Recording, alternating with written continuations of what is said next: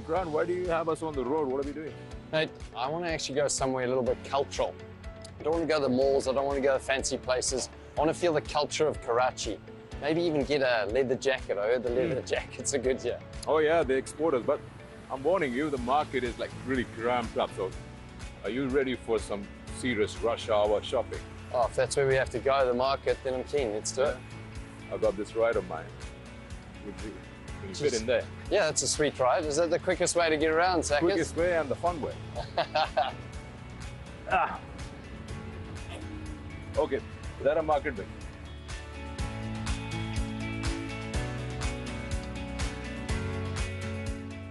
So, yeah, but okay, let's go.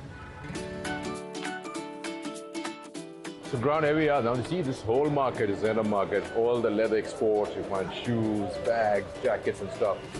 One of the shops, you want to step inside. Let's find out what's You're the expert, brother. You're the expert. Leather expert. Okay, so here we are. I'm all about, Sackers, I'm probably all about gifts for people. What do you want to start? I'm thinking, I want to start with Mark Butcher. Mark Butcher.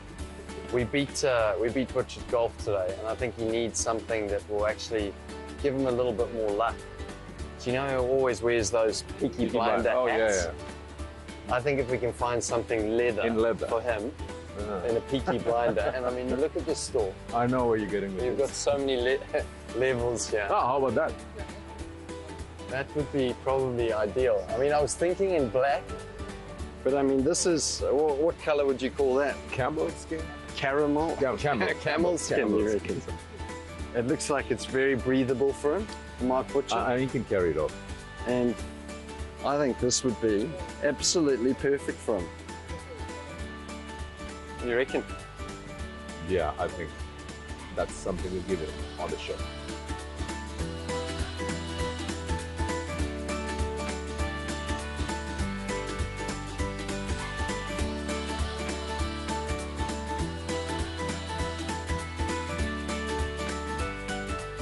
Sackers, thanks so much for the shopping and the retail therapy in the Karachi, the city of lights. You know, it's been awesome. I'm very happy.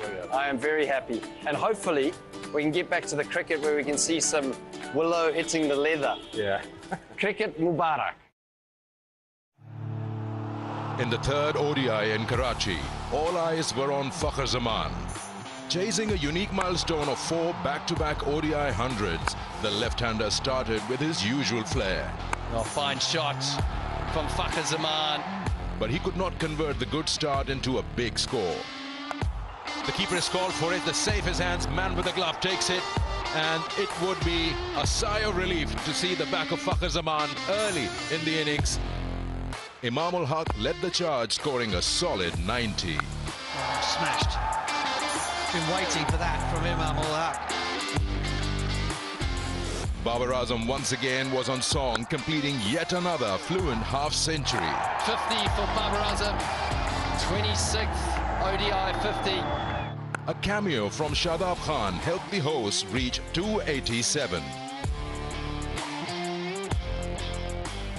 New Zealand were off to a great start thanks to Tom Blundell and Will Young. His first 50 in one-day international cricket. But some electrifying fielding pegged them back. Pakistan's feared pace battery were relentless, hitting the bullseye.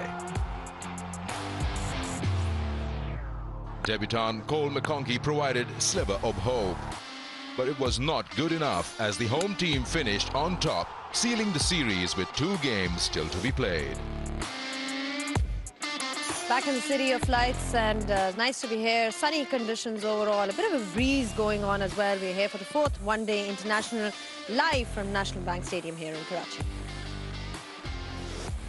Hello and welcome to Inverex Solar Energy Pitch Side Show. Now we're here. Pakistan have won the series. New Zealand have a chance to make some kind of redemption by winning the last 2 one-day internationals. From a Pakistan perspective, a chance to perhaps experiment, or they might just want to eye that 5-0 scoreline, because if they do go on to win, they will be the #1 side in cricket in that rankings area. Now I've been joined by Mr. Grant David Elliott and Arooj Mumtaz Khan. Full names today. The middle name, the full name, the surname, that's what we're going to operate with, because it's just great to have you guys here, and I just like calling you with your full names. No, thanks a lot, Zainab Abbas Mirza. Oh. Really impressive stuff every time you name us something different. I embrace it. But you're right, though, about 5-0. A lot of people said, oh, maybe the series is done, 3-0 up, they're going to rest some players. But they do have a lot to play for. I mean, 5-0 up, going to #1 in ODI rankings leading up to the World Cup would be something special. And I think something special for the new management team of Pakistan.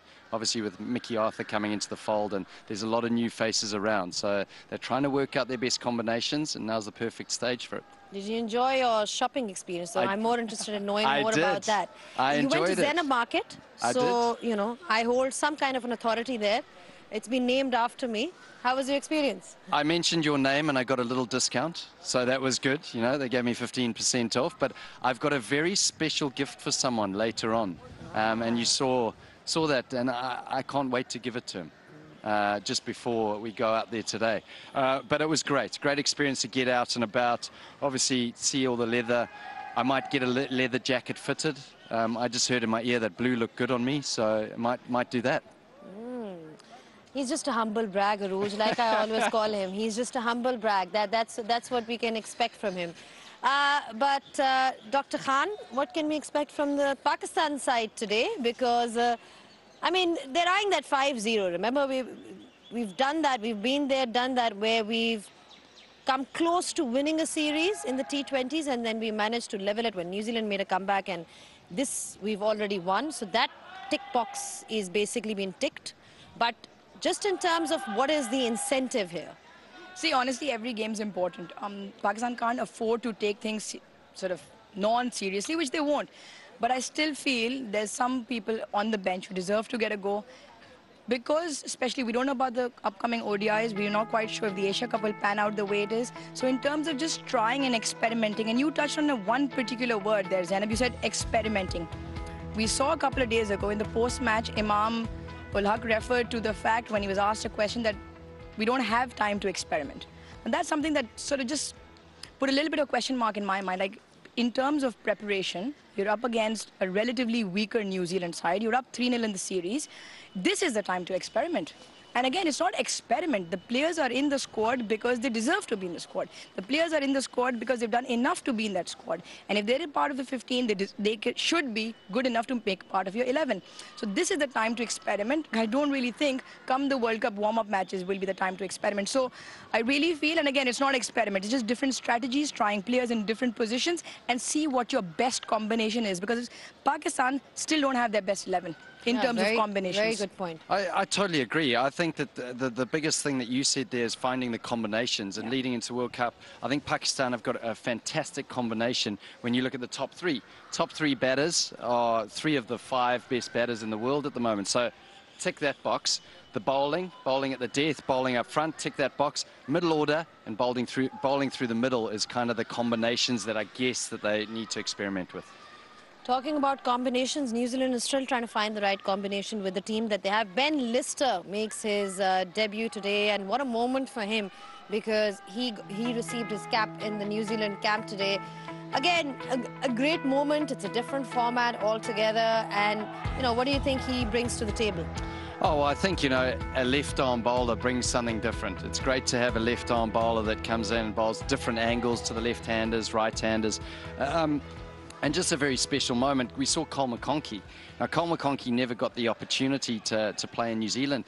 They're not very spinner-friendly pitches. He was in that all-rounder position. You generally look to play a seamer in that sort of position. So got the opportunity and did really well. And I think that New Zealand are grooming these players quite nicely to prepare them for the big stage. So Ben Lister's been on tour, he's played a few T20s, they've sort of brought him through the ranks, and now he gets the opportunity to really stake his claim in one-day cricket. And it's about building breadth of experience and skill in your squad, and I think that that's what Pakistan are doing here, and New Zealand as well, with 9 of their players out.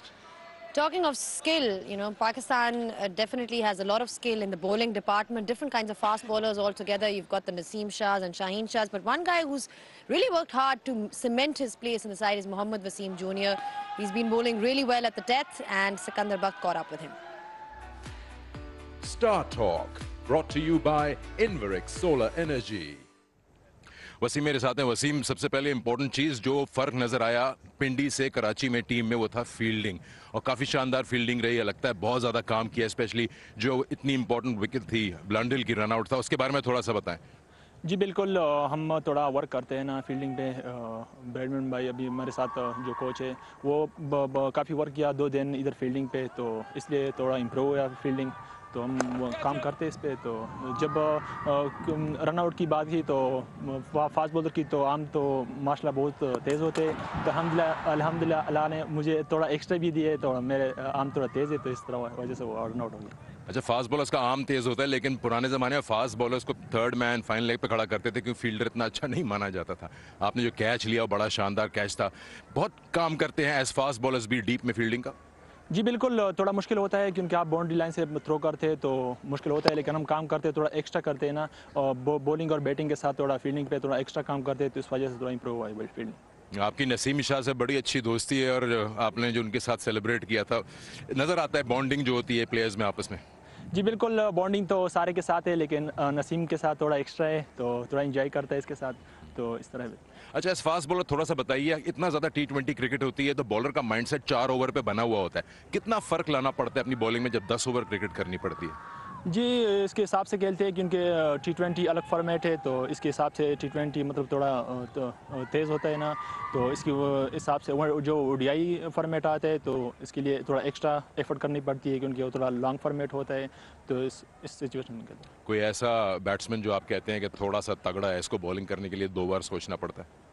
जी बिल्कुल, अभी तक तो सारे तगड़े player हैं, लेकिन Kane Williamson को bowling करना थोड़ा डिफिकल्ट होता है क्योंकि वो थोड़ा। और नेट्स में अपनी टीम में बाबर भाई जो बहुत डिफिकल्ट है, तो उसको बॉलिंग करना बहुत मुश्किल होता है क्योंकि वो बहुत क्लास है। चलिए वसीम, बहुत बहुत मुबारक हो इतनी अच्छी परफॉर्मेंस का पिछले गेम में, and good luck to you. Thank you.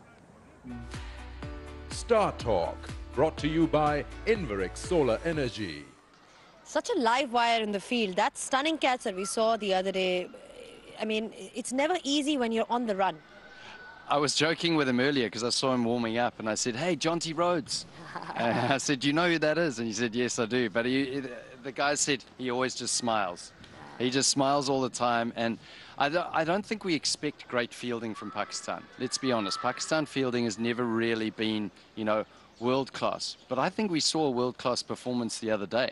The way that they dived around the field, and watching your fast bowlers like Wasim Jr. do what he did, the run out, the catch, and he was even in the ring at one stage, saving one. And it's part of the game. It is part of the game now. You have to be a multifaceted cricketer. You can't just have players in the field that are labouring. Yeah, absolutely. And I think what Grant has mentioned, I really hope that they go back into the dressing room like that and somebody has a word like, guys, we can do it. This is the kind of standard we should set for ourselves and not settle for anything less than that. Because again, it is something which comes from within. You are responsible, you can work on it, you can make it better.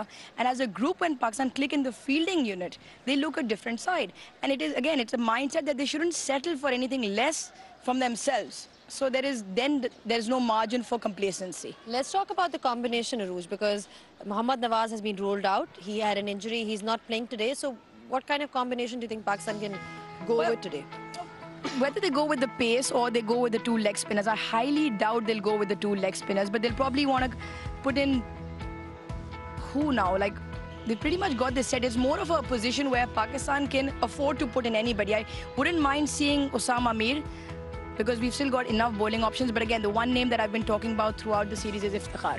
I would love to see Iftikhar make a place in this side. He bats in the number 5-6 position and he bowls at off spin as well. With New Zealand left-handers, that they've got a few of them in that top 5, top 6, the off spin of Iftikhar is a very, very good asset to have within that 11. And the fact that, you talk about his bowling as well, like she said, she mentioned the fact that, they have a few left-handed batsmen, but also his batting on its own. He sort of has, you saw a bit of him. He has managed to create his own space within the side. Well, he's a power hitter, and I think the only other power hitter that Pakistan have really got in the middle is Shadab, but you need 2 players there. But where that position is important is overs 20 to 40. I almost think that those are your power play overs now. Don't wait till the end. Don't wait till over 40. in overs 20 to 40, if you can dominate the spinners, they'll bring the quick bowlers back, which means that then you can get them at the end of the innings. So someone like Iftikhar could be used in a very, very effective way. All right, he can definitely be used in an effective way if he plays today. We'll find that out now, whether he is in the side or not, because we are ready with the toss. It's over to Sikandar Bakht, who's out there with the two captains. Toss and pitch report brought to you by Inverex Solar Energy. Well, it's time for the fourth ODI. We all set. It's a warm afternoon once again, but same thing, a strong breeze blowing across, so it'll be a touch easier for the men out here in the field. We've got our match referee alongside here with us. Chris Bro, thank you for joining us. The two captains, Babar Azam, Tom Latham. Babar, you have the coin? Heads. Heads is the call. It is a head. And it is heads. Your call. What are you going to do? We're going to have a bowl again. Obviously, it looks a very similar surface to what we had the other day. I thought the performance we put on the board, was a much improved performance. So we've got another opportunity to try improve again, I guess. Do you or no do you second time around, but you guys have had a good start, just like in other games in the series. You're looking to just finish the job up in terms of chasing any score down. Yeah, you're right. I think we've been improving from game to game, whether that be with bat or ball. So I think from our point of view is we're always looking to improve, and that's the main thing. And I guess, doing the same thing first up as we did last game, then hopefully we can make those subtle adjustments, and then obviously chasing again, depending on what the score is, hopefully we can make those little adjustments too. Still feel like the other day 280, 290 is still gettable out here? Yeah, I think so. I think if you look at the end result, we were 20-odd runs behind. But I think if we take those partnerships a little bit deeper, then things might have been a little bit different. So we've got the chance to I guess improve on that performance, and hopefully we can do that. How about the changes, if any? So we've got 3 changes. So Jimmy Neesham comes in for Henry Nichols, Henry Shipley misses out for Ben Lister, and Adam Milne for Blair Tickner. Okay, have a good one. Thank you. Good luck, mate. Babar, happy batting first once again? Yes, we will also batting first if we are won the toss. But yes, we have happy. Pitch look like our same, not any difference. But we will try to run on the board and put pressure on them. Strong feeling पिंडी से लेके यहाँ आके fielding पे काफी काम किया team ने, ऐसा लगता है, because जिस तरह run outs हुए, catches हुए. Tell us a bit about that you focus more as a team on fielding. बिल्कुल है, जिस तरह हमने लास्ट 2 जो प्रैक्टिस सेशन थे उसमें काफ़ी हमने फील्डिंग पे काम किया था, और उस पर हमने काफ़ी जो 1 घंटा हमने फील्डिंग पे लगाया, और डिफरेंट ड्रिल्स हमने की, और फील्डिंग पे हमने उसको और मज़ीद अच्छा करने की कोशिश की. और बिल्कुल जब आपका कोई भी स्पोर्ट एक होता है, इसको आप इम्प्रूव करते हैं, तो उसके लिए आपको थोड़ा सा हार्ड वर्क करना पड़ता है. तो वो हमने किया, और रिज़ल्ट आपके सामने. और मेरे ख्याल से किसी भी टाइम पे आप सेटिस्फाई नहीं होते, हर चीज़ में आपको इम्प्रूवमेंट की ज़रूरत होती है. You still happy with 280, 290 is a good score out here?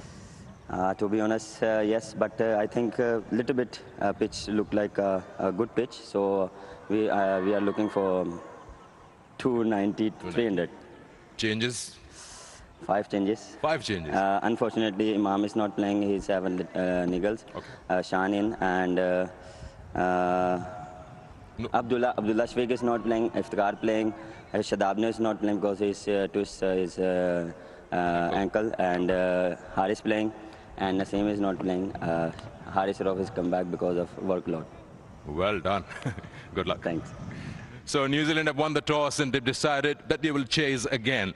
What is it going to be like, and what's a comfortable score? Let's join Butch out here and the surface. What do you make of it? Oh, I'll tell you who was uncomfortable, and that was the skipper there. He was trying to remember all the changes made to the team. Look, the pitch, Sikandar, is very, very similar to the one we saw a couple of days ago. We have, mosaics on the surface, 1 or 2 cracks. They're held together pretty firmly. There's that little bit of straw that's been rolled in that's not going to have a terrific effect. As far as the seam bowlers are concerned, it's going to be bowl length, hit length hard, and try to make sure that you don't give the batters any width. Batting-wise, you're going to have to create a few angles for yourself if the bowlers stick to that method. The interesting thing for me, Sikandar, is that we've got a slightly reverse situation from the other day. The short boundary now is into the wind, over behind or in front of us here, and the long boundary is downwind 80 metres or so, or 80 yards or so in that direction. So that is reversed from the other day. The other thing that interests me is the fact that the ball turned quite as much as it did on Wednesday. So Shadab and of course Ish Sodhi both elicited around about 4.5 centimetres of turn at times, which is the most that we've seen in Pakistan throughout the course of the summer. That is why I'm a little bit surprised that you won the toss and decided to have a bat first in Tom Latham. Well, two reasons, I suppose. One is that it's boiling hot and you'd rather not be bowling in this sort of weather, but also because when it comes to chasing, that turn is going to be difficult when you're chasing a target, provided Pakistan put enough runs on the board. We've got a big breeze coming across the ground again. The breeze kept the dew away, which meant that things didn't get easier to bat second round. So that decision at the toss is an interesting one for me. It'll be interesting. If there's no dew, just like the other day, over 21 to 40 is going to be testing out there for the batters. You would imagine so. I mean, New Zealand fell behind in that period in the run chase the other day. It was interesting to see a little smirk from Babar as well, because I think he thinks that this surface is going to be a bit better. So he was almost being bold enough to say, you know, 300, 300 plus may well be on the cards. And of course, he does not have Shadab now, who we've just heard is injured. So he doesn't have that leg break bowler for the second half. So all in all, good surface, post 300. I reckon you can defend it. There you go. Toss and pitch report brought to you by Inverex Solar Energy. Well, New Zealand have won the toss and they have elected to field, and there's been 5 changes for Pakistan. Don't ask me what those changes are, because it's half the team that's gone. We will be talking about that after this break, but for now, thank you so much for your thoughts, Rooj, or is it your thoughts? I've forgotten who's leaving after the show. I'm leaving. It's one of them. One of them is leaving us and another person is joining us. But yeah, and there's been a few changes for New Zealand as well, but we'll talk about that just on the other side.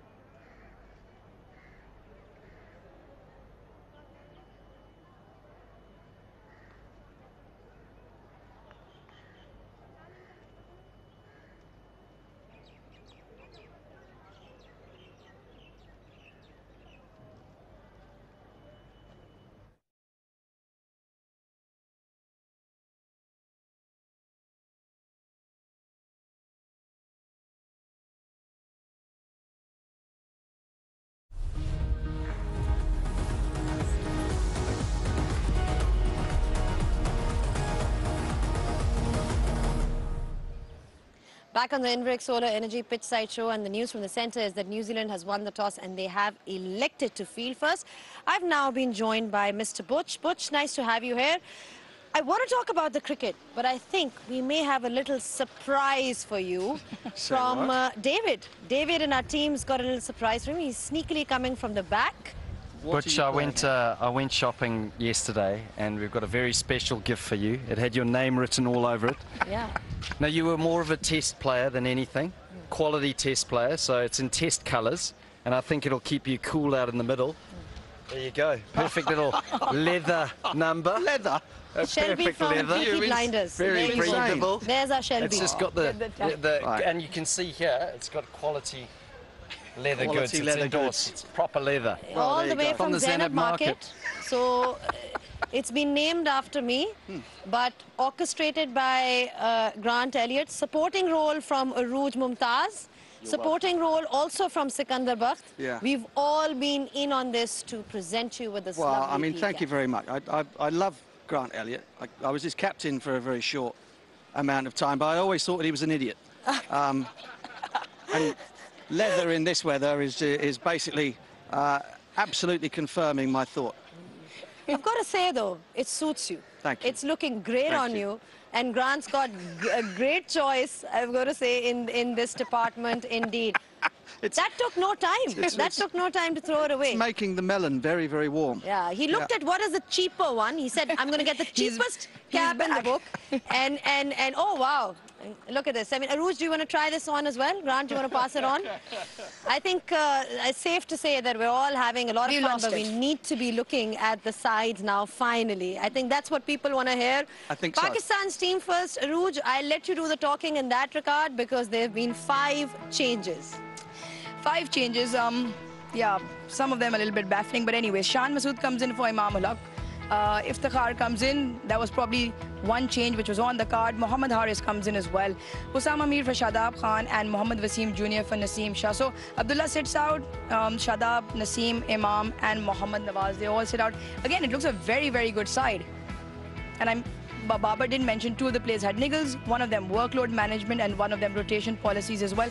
But again, it's good in the sense that they are trying out their bench strength and they've got enough players in terms of replacements if they are required in the future. And if Iftikhar is playing, who you mentioned that you want to see him in the side at least, just to see what he can offer in this particular format. Let's talk about New Zealand. There's been a cap that was presented to Ben Lister earlier on, and you've also got other changes, Tickner coming in. So they've tried to work things around a little bit. Yeah, I mean, they're going to have 1 or 2 niggles as well. They obviously lost the series. A debut for Lister, left-arm quick bowler. He offers them a little bit of something in terms of a change of angle. Jimmy Neesham in the side, I think, is very important because it gives them that little bit of extra power, especially given that they've decided to chase once again. And Blair Tickner, big, tall man.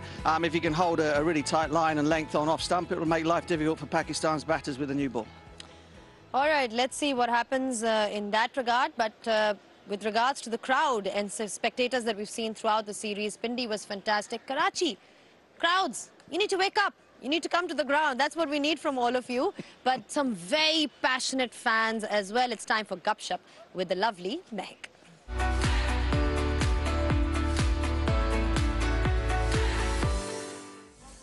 In the largest city of Pakistan, Karachi, where Pakistan has sealed the series by 3-0 after gaining victory in the last ODI. And now we're here today for the 4th ODI, so let's go speak to the fans and ask them their thoughts. आपको cricket का कितना शौक है? Cricket का तो बहुत ही शौक है, बस जब देखने का मज़ा तब आता है जब पाकिस्तान अपनी परफॉर्मेंस दे. जब पाकिस्तान डाउन हो जाता है तो फिर ये होता है बस अब अपनी स्क्रीन्स को ऑफ कर दिया जाए और बस दिल ख़राब हो जाता है. इतनी शौक से अपना टाइम हम लोग निकाल के बैठते हैं कि नहीं मैच देखना है घर के काम काज छोड़ के, तो फिर जब उसकी परफॉर्मेंस डाउन होती है तो दिल दुखता है कि यार मतलब सारे काम छोड़े हम मैच देखने बैठ रहे हैं और फिर वो कभी उनकी वो बैटिंग ना डाउन होती है, कभी बॉलिंग डाउन होती है, किसी ना किसी एक रीज़न की वजह से वो बैक पे आ जाते हैं. अच्छी खासी टीम चल रही होती है, फिर कोई ना कोई या तो बैटिंग डाउन हो जाती है या बॉलिंग डाउन हो जाती है, तो फिर वो सारा मज़ा ख़राब हो जाता है. तो इस सीरीज़ की परफॉर्मेंस, पाकिस्तान की परफॉर्मेंस से तो आप बहुत ही खुश होंगी क्योंकि आप ऐसे लग रहा है कि आप सही डाई हार्ड क्रिकेट फ़ैन हैं. हाँ जी, ये कि हम लोग जब अभी ये जो गया परसों वाला जो इनका था, हम लोगों ने वैसे काफ़ी, जब ना इनकी हम लोगों ने फर्स्ट इनिंग देखी तो था कि नहीं अच्छा है, मतलब अच्छा किया इन लोगों ने, हम लोगों की एक्सपेक्टेशन से ज़्यादा कर दिया। अच्छा, अब बॉलिंग की तरफ चलते हैं। ऑफ कोर्स शाहीन शाह अफरीदी तो हमारे पास है, हमारे पास वर्ल्ड क्लास बॉलर्स हैं, best bowling attack in the world उसको कहा जाता है। तो नसीम शाह की बॉलिंग के बारे में आप इस सीरीज़ में क्या कहेंगे? इस सीरीज़ में नसीम शाह की बॉलिंग के बारे में लास्ट टाइम का अगर मैं डिस्कस करूँ तो मार्क चैपमैन की जो विकेट थी, नसीम शाह ने जो क्लीन बोल्ड किया था वो गेम चेंजिंग विकेट थी। जैसे आपको पता है विकेट मिल नहीं रही थी पाकिस्तान टीम को उस लास्ट मैच में, अच्छी खासी पार्टनरशिप चल रही थी, लेकिन नसीम शाह की वो बॉल मुझे आज तक, मैं खुद उसको कम से कम 3 से 4 बार देख चुका हूँ कि मुझे स्टिल वो मतलब एक सेंस ऑफ जॉय है। आपको लगता है कि पाकिस्तान आज फिर से मैच जीत सकेगा, या फिर आपको लगता है कि न्यूजीलैंड एक नए प्लान के साथ आएगी? नहीं, अकॉर्डिंग टू मी पाकिस्तान को जीतना चाहिए, लेकिन अगर ऑपोजिट साइड देखे जाए तो दोनों टीम्स अपनी जान मारेंगी, क्योंकि अगर तो वाइट वॉश हो गए तो बिल्कुल ही आपको पता है आफ्टर 12 ईयर्स पाकिस्तान जीता है न्यूजीलैंड से ODI सीरीज़। तो अगर तो ये लोग हारते हैं, ठीक है, तो इनके लिए एक बैड मोमेंटम नहीं होगा, क्योंकि ऑलरेडी सीरीज़ तो विन कर चुके हैं। तो उनका ये आई थिंक सो कि अकॉर्डिंग टू मी न्यूजीलैंड का ये माइंडसेट होगा कि यार कम से कम वाइट वॉश ना हो। Well, you heard it here from the public, so let's see if the men in green will be able to continue their winning streak and go for a whitewash, or will the Kiwis be able to stop them from getting to that ICC ODI #1 ranking? Stay tuned to find out.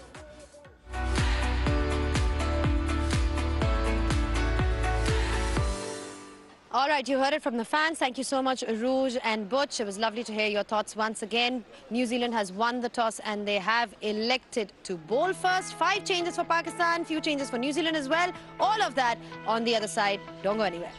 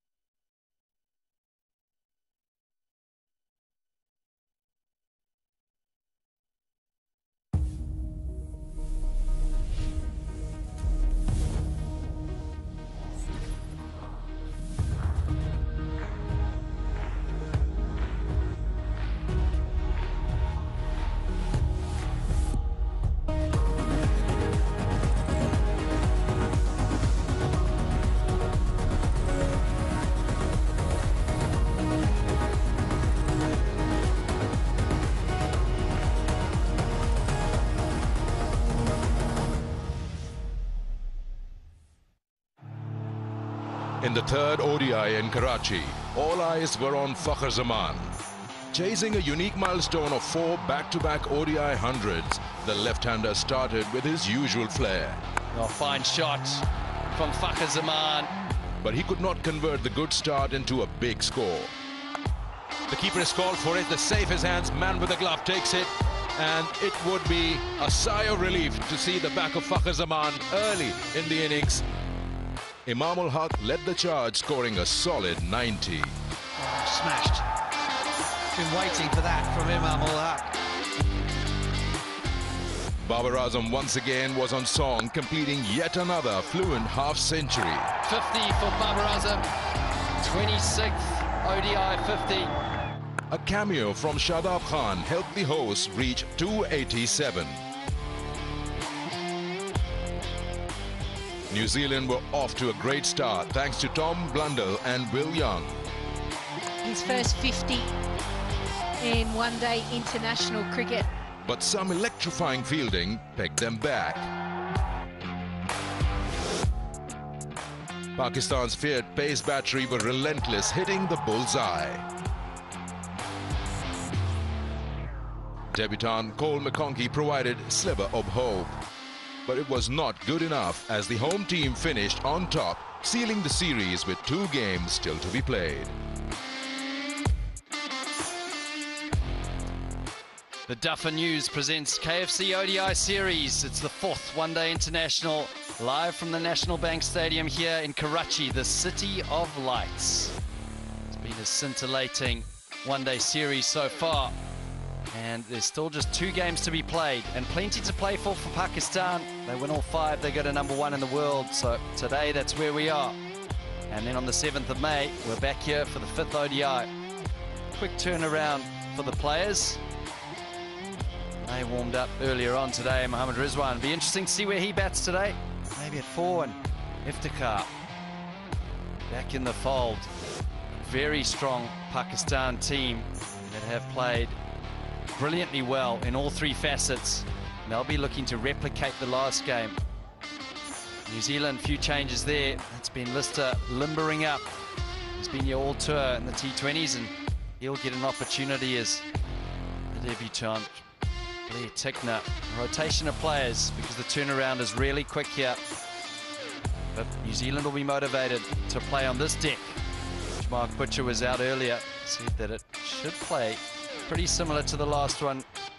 Day international, should be runs. Babar Azam, we can maybe round that 280, 290 mark. The toss, Babar Azam and Tom Latham. Fell correctly once again for Tom Latham, who elected to have a field once again. I'm with Aruj Mumtaz. Aruj, what do you think of this team? Thanks, Grant, and welcome to everyone watching. There's 5 changes, reasons being workload, niggles, rotation policies, and just trying bench strength. Shan Masood makes his way in, Iftikhar, Haris as well. Good to see Iftikhar into the mix. Osam Amir gets a go again, Shadab sitting out for him. And Haris Rauf back in, Naseem Shah gets a bit of a break. Well, earlier on, Grant, you caught up with one of the debutants. Oh, we'll come back to that a little bit later. How about you tell us about the New Zealand side first? Ben Lister comes in and Blair Tickner, Jimmy Neesham. So 3 changes. Adam Milne is out and Henry Shipley, the other one to go out. Well, these players, they're looking strong up top there. Young, Blundell and Mitchell, Latham in the top. Hey, Grant, you caught up with one of the debutants from the previous game for New Zealand. Let's have a listen in. Cole, how good was it, the experience of your first ODI? Yeah, fantastic, Grant. I think, to receive that cap and, don the fern, yeah, real special moment. Everyone talks about your debut going really quickly. Did it just flash by? Yeah, certainly did. I think, it sort of caught me a little bit off guard into the attack a little bit early and looked up at the scoreboard, and I think we were sort of 35, 40 overs in, and yeah, sort of just had to pinch myself and take a little moment there, so it certainly went by very quickly. And when you think back to that special day, are there any moments that will stick out for you? Yeah, I think, receiving that cap, walking out onto the park alongside, you know, some really close friends that have sort of grew up playing cricket with. And then, yeah, just moments within their game, you know, that first wicket, first run, little things like that. So, yeah, pretty special day. And you played a very important part at the end. Couldn't get New Zealand over the line. We obviously lost a few wickets, but the death hitting at the end, that must have been very satisfying.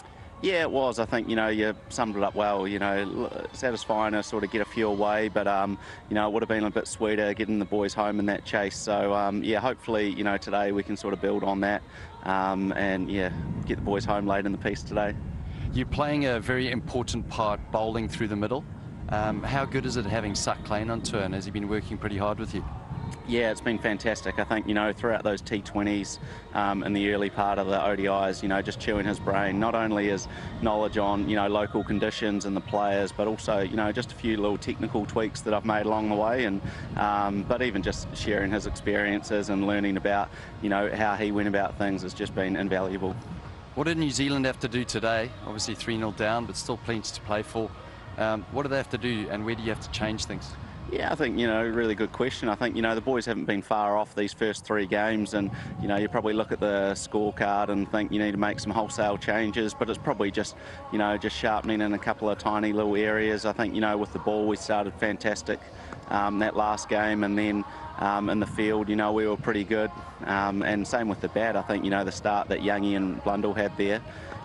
So it's just about sharpening those 3 areas, and, you know, we get that right, we're going to be in a good position today. Well, mate, congratulations on your debut in the last game, and we love watching you play. Cheers. Thanks a lot, Grunter. Cheers. Cheers.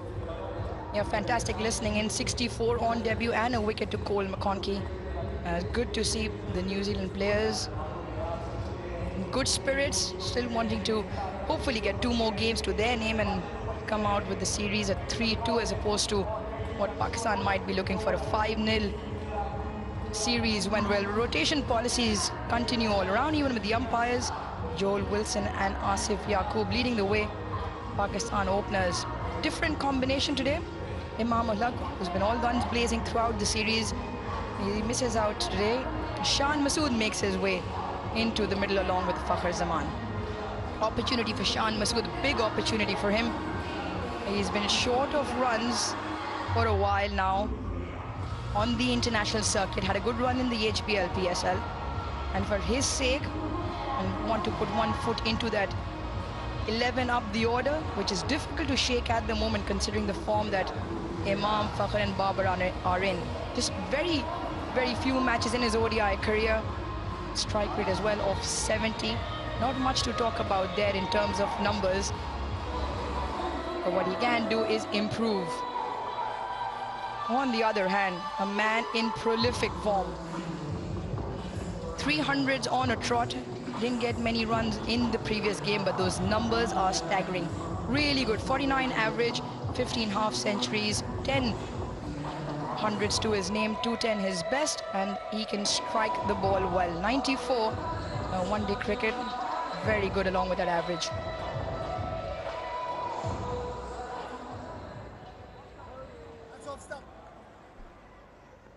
Yeah, formidable opening pair, which has lost Imam Al-Haq, unfortunately. Tight hammy, but that does, you spoke about opportunity, Rouge, and an opportunity for Shan Masood.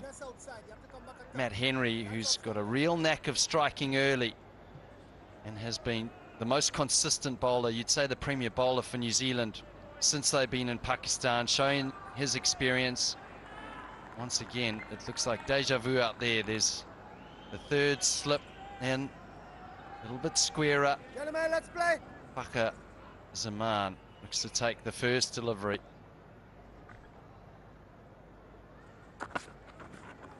Oh, wonderful delivery to start up. Just outside the outside edge of Fakhar Zaman's bat.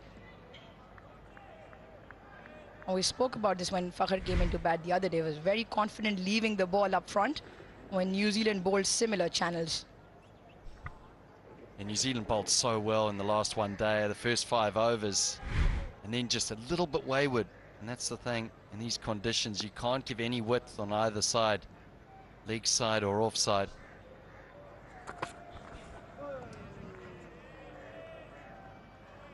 Oh, we keep talking about matchups and stats and numbers and records. Oh, he got him out in the previous game. Matt Henry. Fakhar Zaman had a big swipe across the line. All he managed was vertical distance.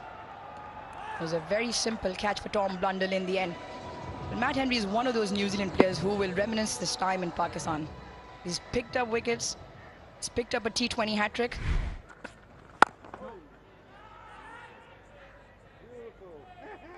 He's been having a lot of fun.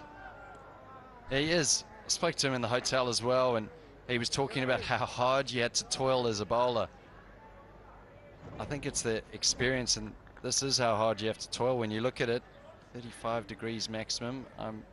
I don't feel that where I am at the moment. Some beautiful aircon and humidity, so it should be a beautiful day for cricket out there. Beautiful day when you're in the air-conditioned commentary box. Grant, I'm not sure the players agree with what you've just said. Well, funnily enough, when the toss went up as well, and Butch made the point, he said, I'm really surprised at that decision. I mean, it is warm here. It must be at least about 20 degrees in the commentary box. But I guess Tom Latham thinks that it's going to dew up again.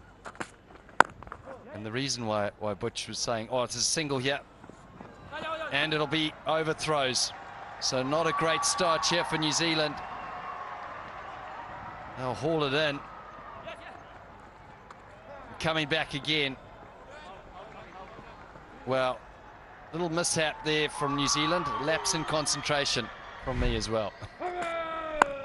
Yeah, quick single. And then the shy at the stumps yielded 3 more runs. So they ran through for 4 eventually. And Pakistan off the mark with 4 singles altogether.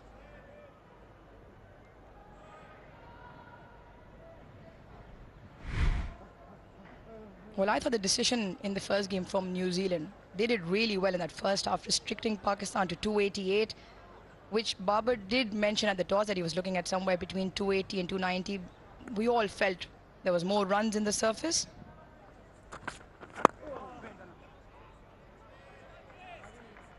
Now we'll come back to that. First over done, Pakistan 4 for no loss.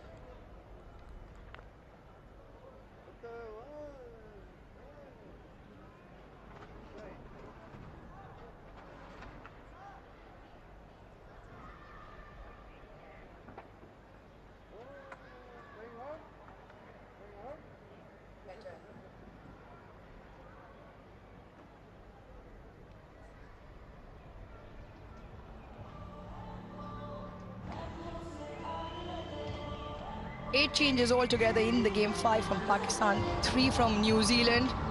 Plenty of players getting an opportunity, and more importantly, Ben Lister making his ODI debut.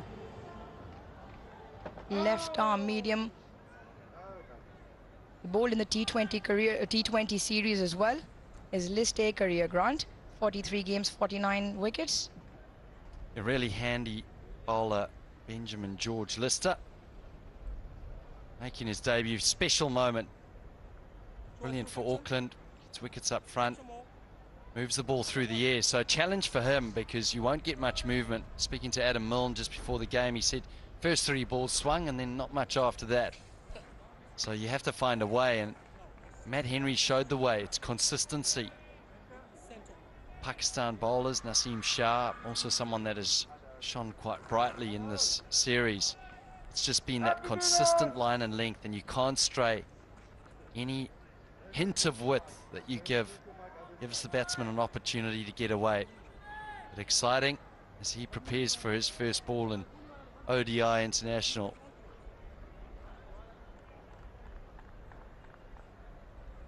Operating with the same feel as they have done earlier on in the piece, New Zealand. And he will have to re-bowl that.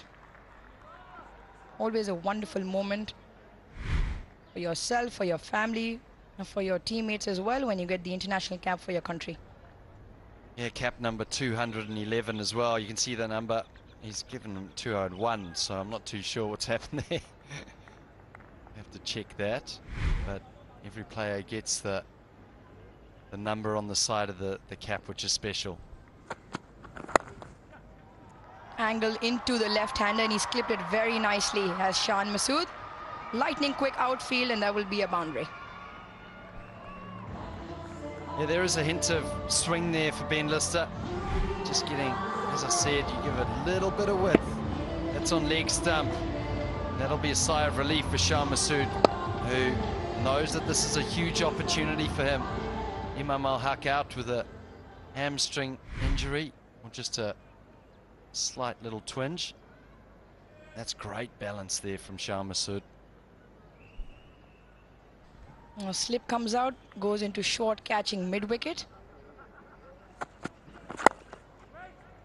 And the ball goes straight to him. Grant, do you remember what ODI cap number you were? Number 150. So, I mean, you know my memory, I'm very forgetful.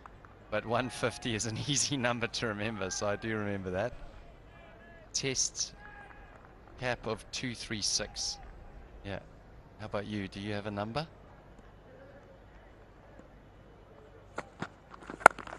Or do you know who 201 is? New Zealand? I'm going to take a guess. And it's only because I may have been told, but Michael Bracewell. That's why I was confused, because it said number 211, and I thought, oh, maybe we've got that wrong. But perhaps they didn't have that cap ready. They didn't think that 211. And I'm sure they could find someone at the Zanab Markets. I know a few people there, the Zanab Markets, to get the embroidery done. Lovely moment. Once again, down the legs, doesn't get bat on that, will run through for a leg by. Well, I do remember my cap numbers, both one day and test. 36 in one day international and 20 in test cricket.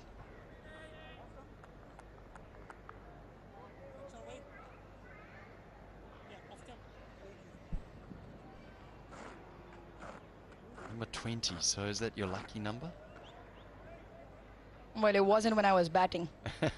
Was in the balcony right here. Did one test, debut right here 2004 against the West Indies. Sat in the gallery for a day and 3/4 of the next.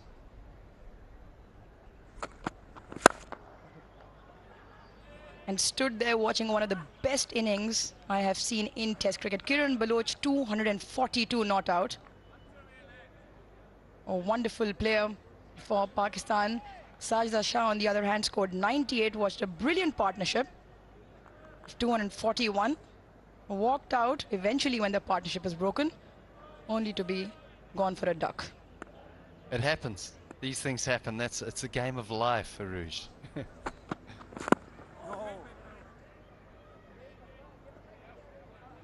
Ben Lister's first over in one-day cricket goes for 6. It's 10 for no loss.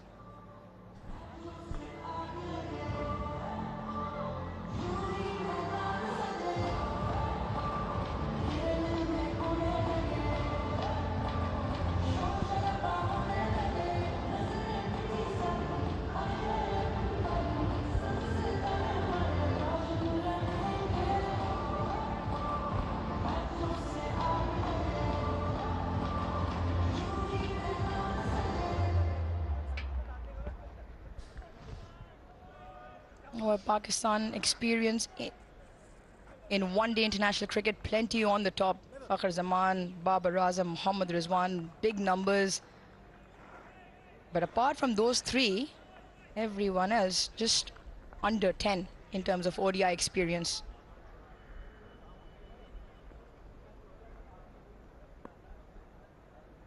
Matt Henry.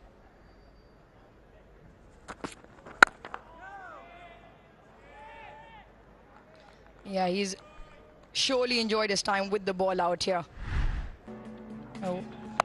Previous match, 3 wickets, 3 important wickets as well. Especially that wicket off Fakhar Zaman. 3 centuries on a trot. Babar Azam chopped it back on. Salman Agha straight, trying to make room over cover. And last 2 years, most wickets in the first power play. behind Mohammad Siraj with 26, Stark with 19, and Henry has 14. Nicely placed. There's a good piece of timing on that once again from Shan Masood, and he will pick up another boundary. He's a nice player when he's going, Shan Masood. Balance, timing, effortless. Watch this. Almost a defensive stroke with a whip of the wrists at the end. Gap to precision. Away it races. 2 boundaries to his name for his 8. As I said before, great opportunity for him with Imam out. Fantastic opportunity maybe he wouldn't have had. So he needs to grab this with both hands. Stake a claim in this team.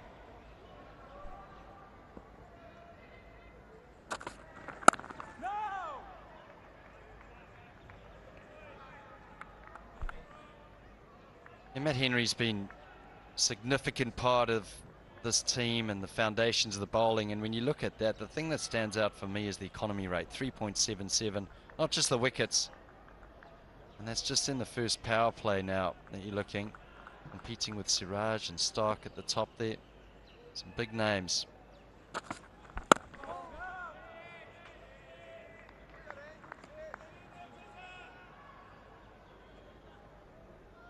He's bowled some really good channels in terms of applying pressure, being consistent, and in amongst that, picking up wickets and not giving too many runs. In the first power play, anything under 4. He's just kept it really simple, hasn't he, Rouge? It's just line and length, and we saw from Naseem Shah, it's just that same area, just hitting that same area time and time again.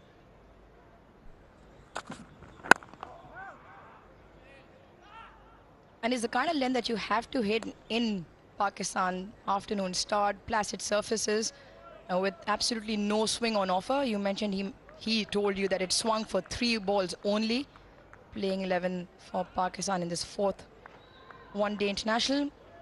Iftikhar comes into the side, Muhammad Haris as well, Osama Mir comes in for Shadab Khan, Haris Rauf. Oh, the outside edge of the bat. The kind of length you have to bowl in Pakistan with no swing on offer, very little lateral movement as well. That's good line again from Matt Henry. 3 done, 15 for no loss.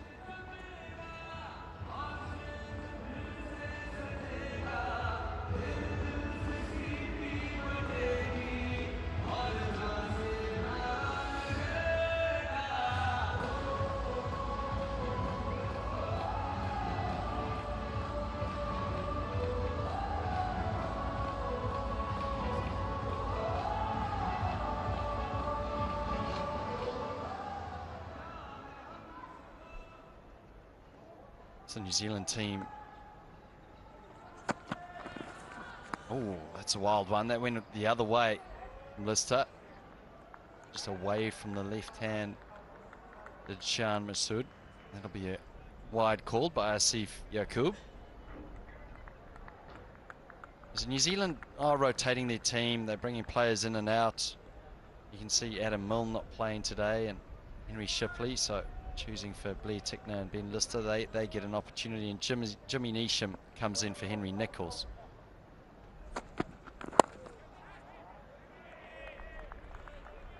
Oh, you were talking about in the previous game when Tom Latham elected to bowl, you thought they should have batted first, but you can almost understand that the fact that they've done it again today after winning the toss. It could be a case of putting Pakistan to bat first, and we know Pakistan sometimes can struggle in putting up a score. I thought they bowled really well to restrict Pakistan to 288 in the first game. Driven through the gap. Timing has been quite impeccable from Shan Masood, and that's his 3rd boundary. Well, he's whipped 2 through mid-wicket, and now through the offside, showing just how classy this player can be. He scores runs, he's just so easy on the eye, effortless the way he plays the strokes. Proper cricket shots. Look at that average this day career. We wouldn't mind that today, but see the best of 182. You're eyeing that up even more. So talking about the fact that New Zealand only fell short by 26. It was a case of them not chasing well enough. It probably could be a similar story, because when Sikandar asked Babar Azam at the toss, because Babar said it looks a better surface, and he said maybe today 290, 300. So again, the range in at least Babar's mind is that much. If New Zealand can repeat what they did with the ball and hope for a better chase, with Jimmy Neesham now in that middle, it's a matter of them getting over the line with whatever they manage to restrict Pakistan to. Yeah, I think it's a good point that you make, and there you go. As you said, 26 runs short. New Zealand did extremely well. I think that was a par score that they limited Pakistan to. If they can do more of the same, but then just get one player, that's all they need, is one player to get in and score 100. You look at the names of Blundell there and Latham, they both got in, got out. One of those players goes on to score 100, probably get over the line there. I also think, Aruj, you have to, as a captain, you always think of the due. And you go, well, if I won the toss and there is due, which, you know, Mark Butcher, who was out there earlier, he said there's a strong breeze, and because there's a breeze, there won't be any dew, and that's generally what happens at this ground when you speak to the local meteorologists. So, you know, maybe he could have batted first, but that dew factor is huge.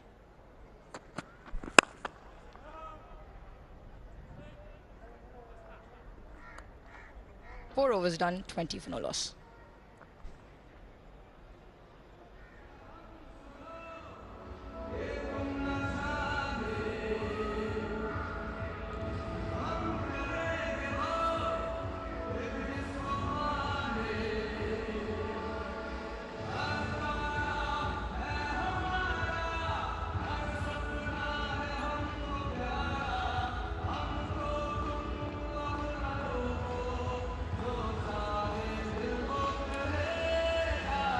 Three boundaries, all courtesy Shan Masood, who makes his way into the 11. Imam Ulaq sitting out with a bit of a niggle.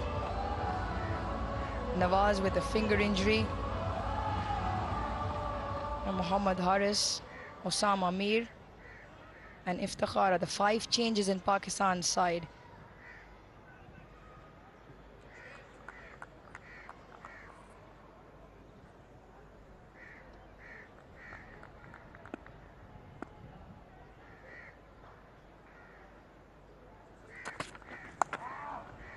With the form that he is in, he will hit that to the boundary any day, any time. Fakhar Zaman. Yeah, very similar to the other day. New Zealand got off to an absolutely beautiful start with the ball, but this time just a little bit leg side there from Matt Henry. Be disappointed, probably wanted to go upstairs to Fakhar Zaman. The sort of form that he's in, if it's just slightly loose, he's generally put it away. New Zealand would love to see the back of Fakhar Zaman early.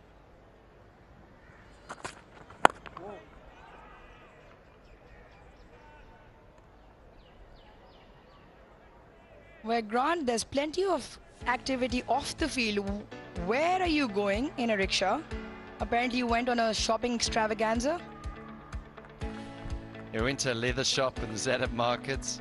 Picked up a beautiful handbag for myself there, you could see that. And picked up a lovely little Peaky Blinders hat for Mark Butcher. So I'll have to find the hat. It's a beautiful leather number, very breathable in this weather.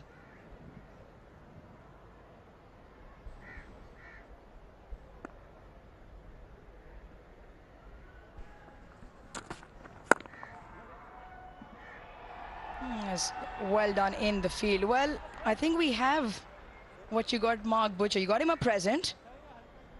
Talk us through this. Well, you can see this little beauty here, this little leather number. Butch loves wearing his Peaky Blinders hat, so I saw it. Me and Sikandar Buck spotted it, and we went, that'd be perfect for Butch. So now he threw it back at me, so maybe I can don this. I don't know. A leather cap in 36 degrees. I don't have my cap number on it, though. That's the only thing. Well, we have cap presentations on the field. We had one off the field in the studio show earlier on. And once Grant David Elliott was asked to leave, he came back with this wonderful present. I reckon he wears it much better than I do. I don't think Mark Butcher was amused, not at all. And he flung it back straight at you. Never look a gift horse in the mouth, they say. And he called you something. I think he may have called me an idiot. He either said Elliot or idiot. You think absolutely right in what he said, while Shan Masood, he continues in talking boundaries. There's 4 to his name now. Shan Masood in great touch out there. Angled in. Not a terrible delivery from Matt Henry. That is precision batting. Balance perfect. A whip of the wrists. Shan Masood is out there for a big one. He's eyeing up a big one.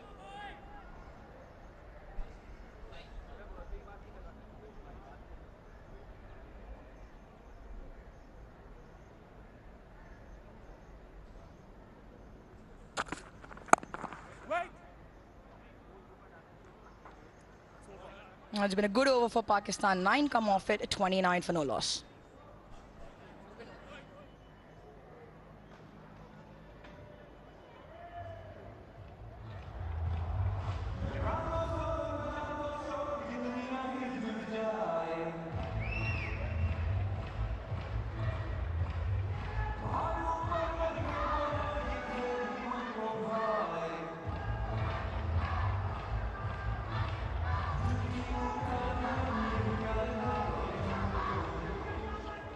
Change is highlighted in white. Shan Masood, Iftikhar Ahmed, Muhammad Haris, Osama Mir and Haris Rao for Pakistan. Jimmy Neesham, Ben Lister and Blair Tickner for New Zealand. So plenty of rotation, niggles, rest, workload. And just to clarify, Babar Azam did mention at the toss that Imam might have a niggle, but that is not the case. He has just been rested as part of the rotation policy. Well, Grant, I don't blame him. When you've got 5 changes, it's difficult for him to remember who's out for what reason. And in terms of remembering names, well, we're glad Babar doesn't have that problem in scoring runs. It's always the most difficult thing as captain. You're out there and you're thinking of the game and you're thinking about batting and what should I do, bat or bowl, and then suddenly they ask you what the changes are and you forget, because we're in the 4th ODI here and there is a quick turnaround for the game, so there's a lot of changes in the teams. Oh, smashed through the covers. And smashed away for 4. This time it's Fakhr.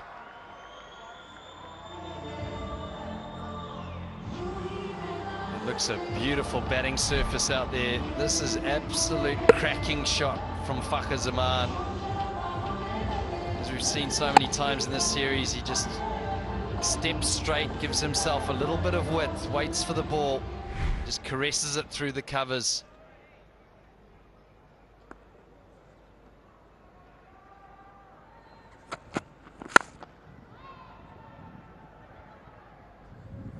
We talk about balance when you're striking the ball and the point of impact. Fakhr Zaman, like you mentioned, doesn't have a big stride forward, doesn't have a stride in the line of the ball. It's just a small step forward to create that strong base, but his head goes in line of the ball, and he's so balanced at the time of contact. Lets the hands through.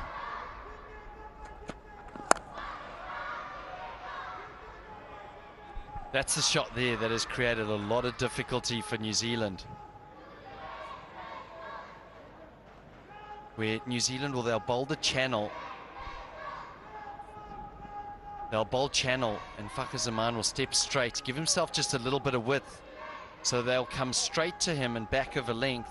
But Fakhr Zaman has got the ability to just almost whip his hands through the line. Have a look at this. That shot there makes it very difficult to bowl to. Nicely played once again from Shan Masood, but there is a fielder. Another couple of runs to his tally. We talk about head position, the heaviest part of your body, so it drives momentum through. And if you've got a stable base, get your head as close to the ball and, more importantly, right on top of the ball. and let the hands through. Very effective.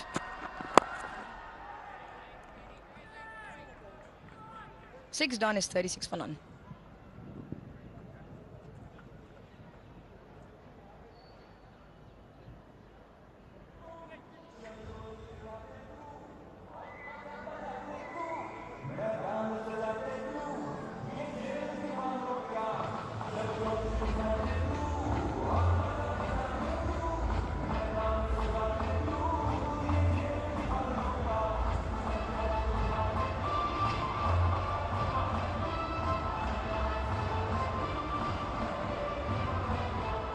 For Pakistan's sake, it's been a good start for New Zealand. No dots yet on those Manhattans.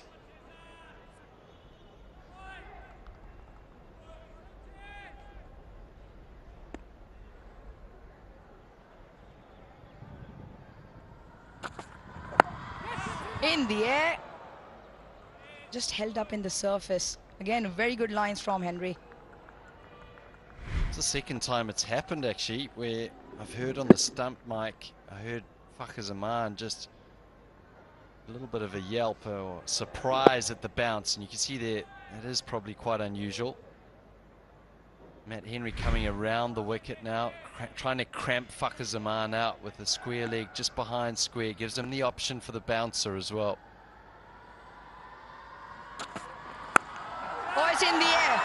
Will this be a similar dismissal? Blundell getting under. Oh, what a take in the end. He almost misjudged that and then put in the full length dive. That is brilliant. Brilliant because it also dismisses Fakhar Zaman. Well, very similar to the last ODI. Cross the line from Fakhar Zaman. It's that shot he plays so well, just back of a length. And Tom Blundell looking up at the spider cam and saying that was a little bit more difficult than it normally was. Excellent catch from him, and New Zealand will be ecstatic to see Fakhar Zaman leave the field for 14. It's 36 for 1.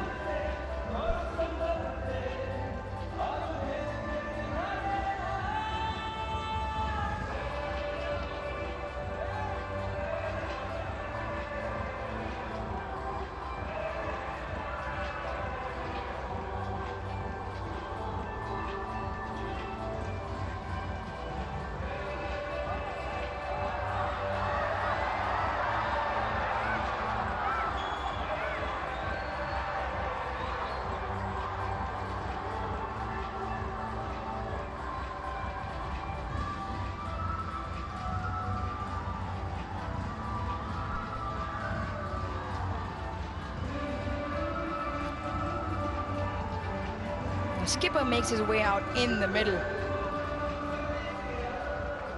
And the skipper, he has plenty of numbers that work for him.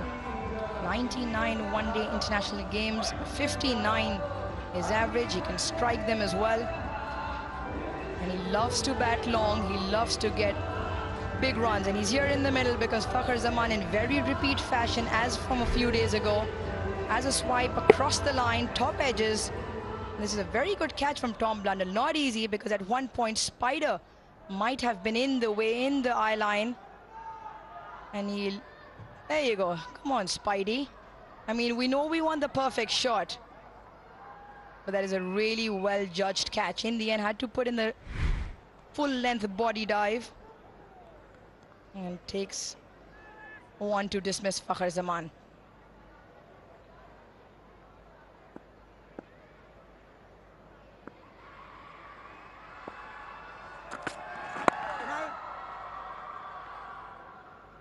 Once again, Matt Henry adds to his tally of wickets in the power play. Well, let's have a look. It went high. Here's Spider just to the top right of your screen. And Tom Blundell. The game's hard enough as it is. Cricketers generally look for a few excuses, but no excuses there because Blundell pouched it safely.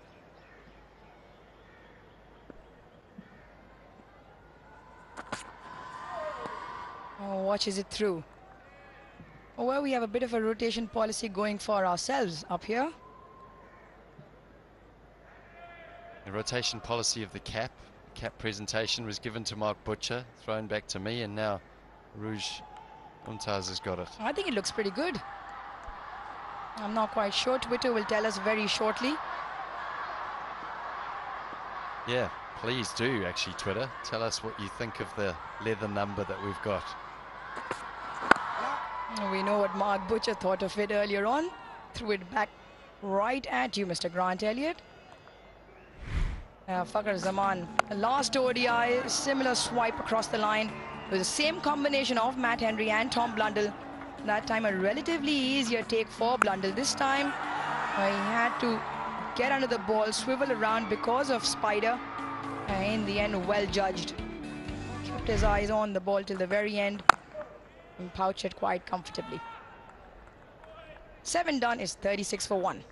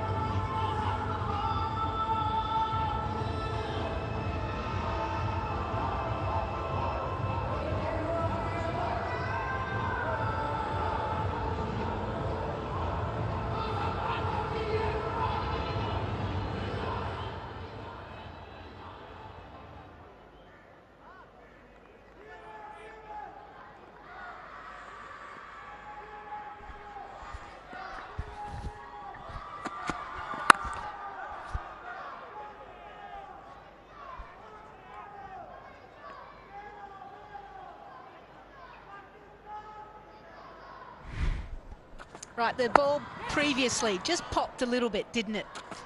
Fakhar Zaman, and he thought, okay, maybe I can go across the line, but we've seen this pitch and even, yes, the previous ODI, some variable bounce. Makes it a little bit hard to play that shot.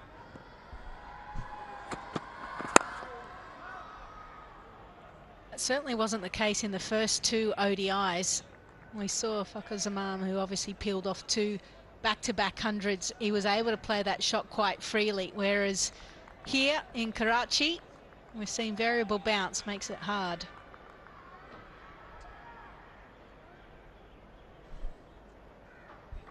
We looked at it just before the start of the game. Not too different from what we saw in the third ODI. Just a bit of bat onto that. I'll go for a boundary. Chance looked good from what we've seen of him in the 23 deliveries he's faced, but just coming back to that dismissal of Fakhar Zaman, that's the boundary there. Just the line was wrong, and it's easy to put it away. Just gets into that release shot so early. He wants to, I don't know, just almost compelled to play that shot when he feels it's in his zone. Identical dismissals. And you're right about that. It's very different from Pindi here.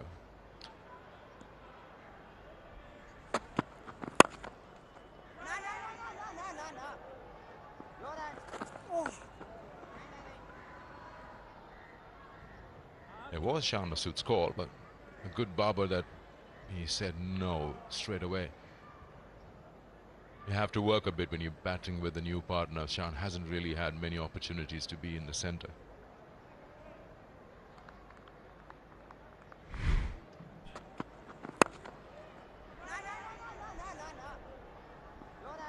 Mentioned it's a good opportunity for him. He's been given a chance in the middle order, but he's a top order batter. We had this conversation, I think, in the first ODI. And because of this series and the fact that Pakistan have already won this ODI series, they have an opportunity just to test players.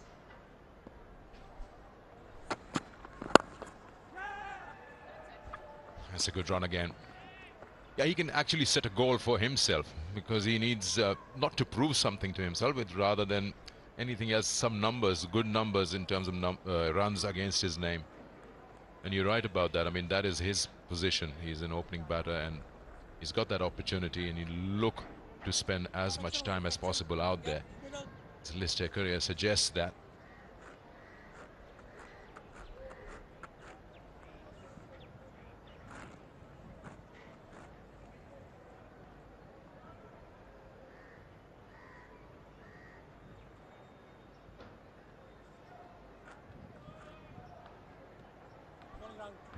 And that's his 8 ODIs that he's played for Pakistan. Yeah, no, not him.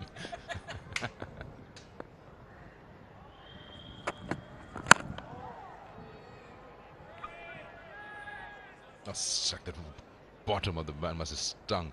41 for 1 after 8.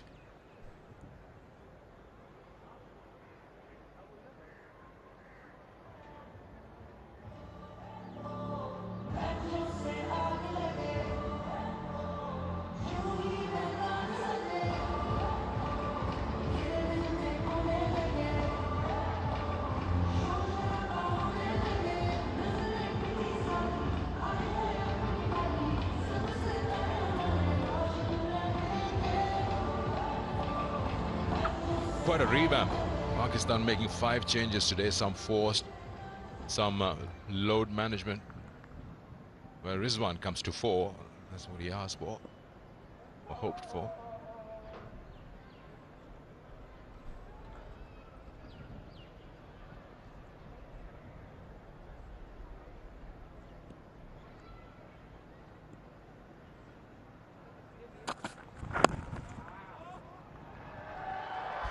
Every time you go leg stump line, you're asking for trouble as a bowler, and it's just been put away. And very rarely you see Matt Henry doing that.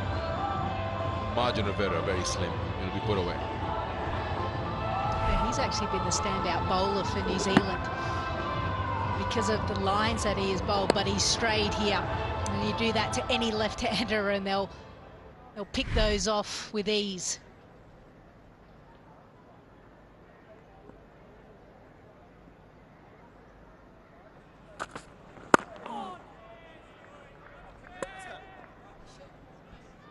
So just to highlight how well Matt Henry has been bowling in this series compared to the other New Zealand fast bowlers is literally his line.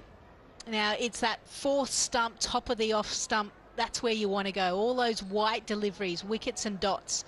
You can see hardly any deliveries on the legs. The last one, you can maybe add that to that pile, but very few.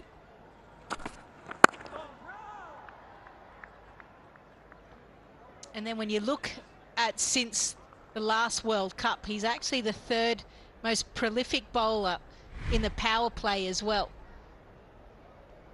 And to show you the other New Zealand fast bowlers, you can see how many dots, not too many. And they've certainly been picked off a lot more. They've bowled a little bit more deliveries on the stumps. And here in the subcontinent, that gets worked to the leg side with ease. That's nicely done. He's a tall man, Shan Masood. Any bit of bounce, he'll play it and right on top of it. Well, he's not helping out our storytelling, is he, at the moment in this over? He's gone for 2 boundaries. It was the length that time. Wasn't short enough, just sat up really. And easy for Shan Masood. 5 wickets so far.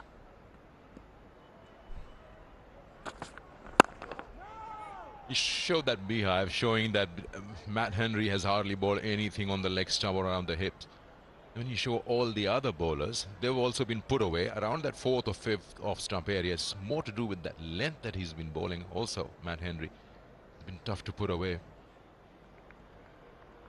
We saw earlier on New Zealand bowled to a certain strategy. First game, they were a little too short.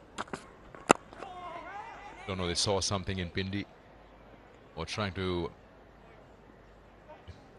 test the Pakistan batters. We'll come back to that. 49 for 1.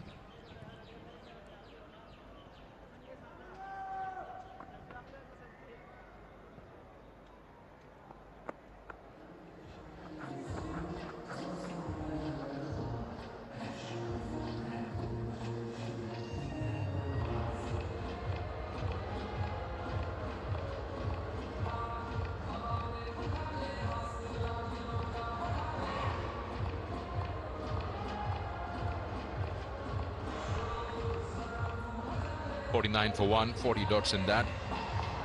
Some boundaries, more on the onside.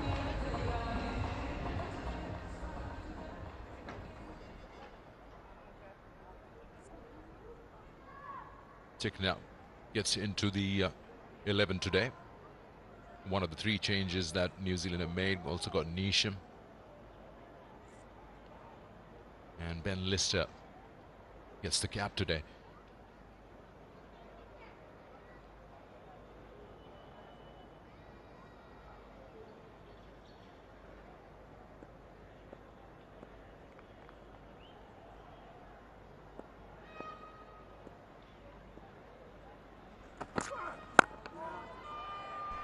You mentioned day before yesterday about how quickly a touring side has to, adapt to the conditions and everything. There are no practice games or 3 or 4 day games, and you just get a sense that New Zealand bowlers, apart from Matt Hamry, were just trying to figure out what lengths should be bowled. Someone we saw in Pindi were just on the shorter side. That's why they were put away.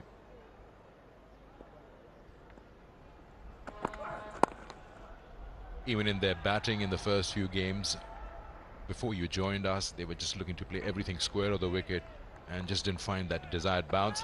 50 up for Pakistan. And I think Chapman was the first one to figure it out.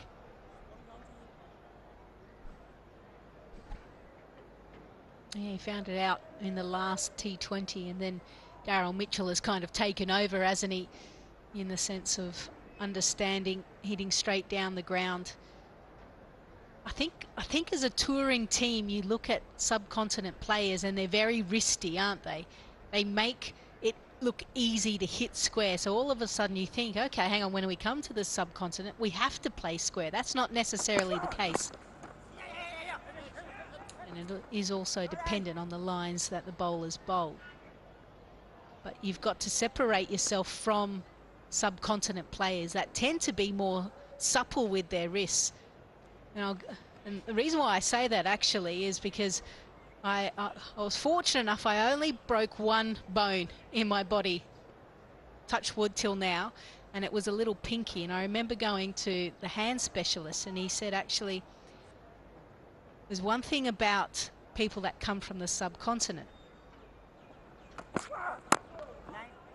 They heal very quickly, but also they're able to have a little bit more flexion in everything that they do.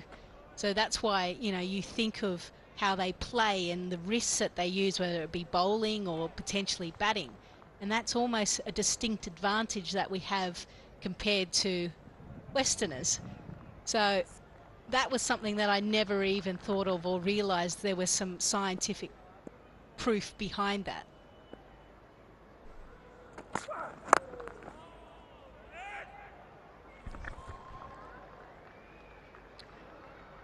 Bit of an opportunity, but couldn't collect it cleanly.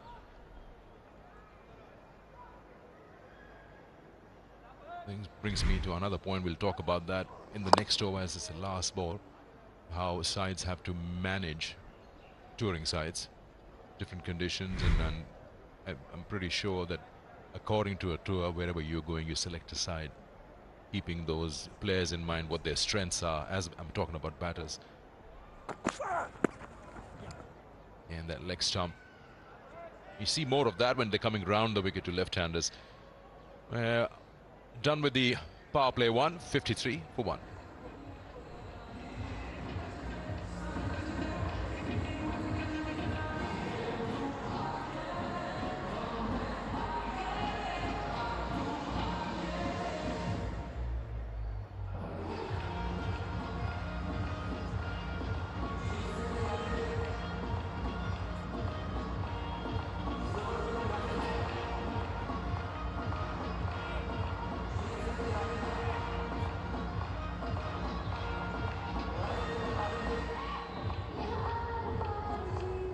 Power play 1 done.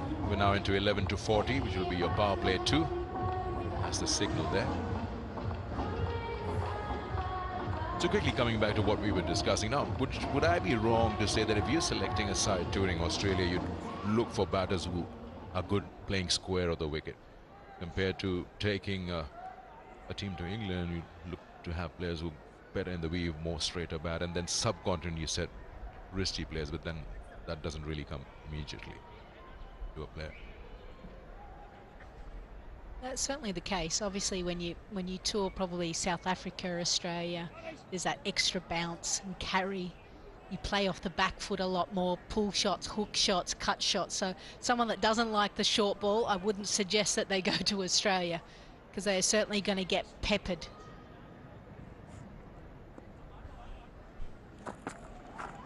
First time we're seeing spin in this fourth ODI.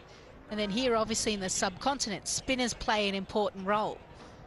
Yet it's quite funny that both New Zealand and Pakistan's spinners have certainly struggled for a period of time. They haven't necessarily been able to pick up as many wickets as they would have liked.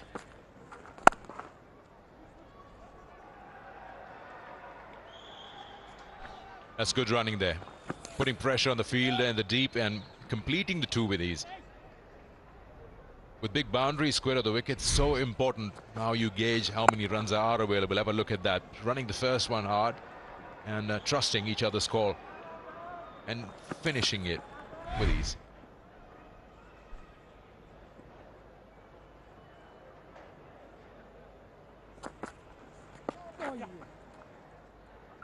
Which is why we've seen Shan Masood do well in South Africa, and relatively better than the others. He's tall, he rides the bounce well, and he can play a square of the wicket. He looked at ease compared to the other batters last time I saw him in South Africa. Got 100 there if I'm not wrong. I'm talking about any format, not just ODIs, could be test matches as well.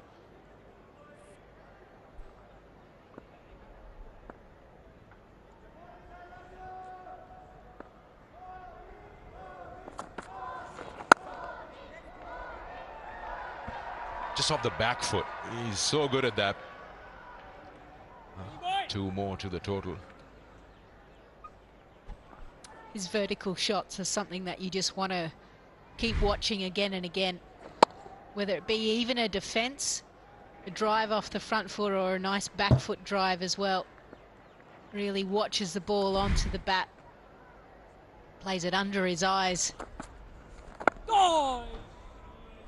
And bat and pad tends to be nice and close together as well.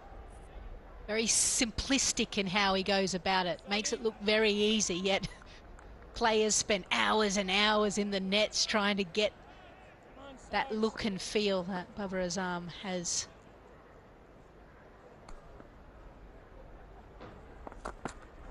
Oh, that's good. 5 of the over. It's 58 for 1.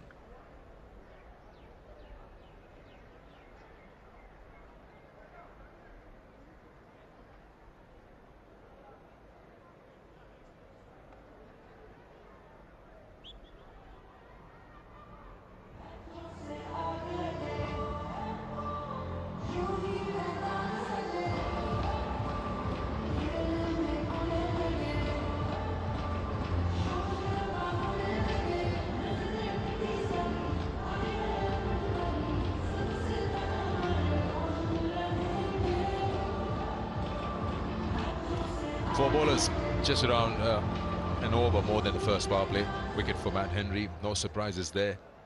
Usually gets that first breakthrough. And Tickner will continue.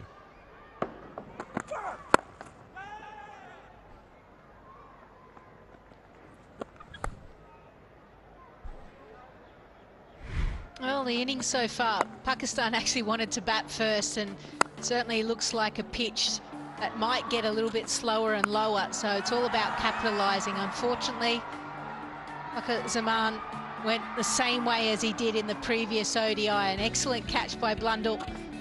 Matt Henry, the one that was able to take down the first wicket. Other than that, it's probably been even Stevens from a batting and a bowling perspective. Partnership's going to be really important in being able to post a decent total.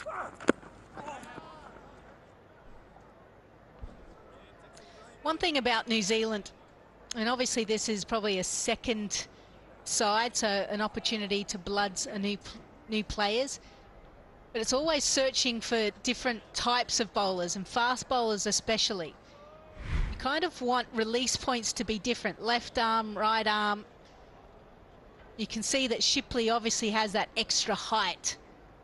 And you can see that Adam Milne actually bowls a little bit further away than the stumps.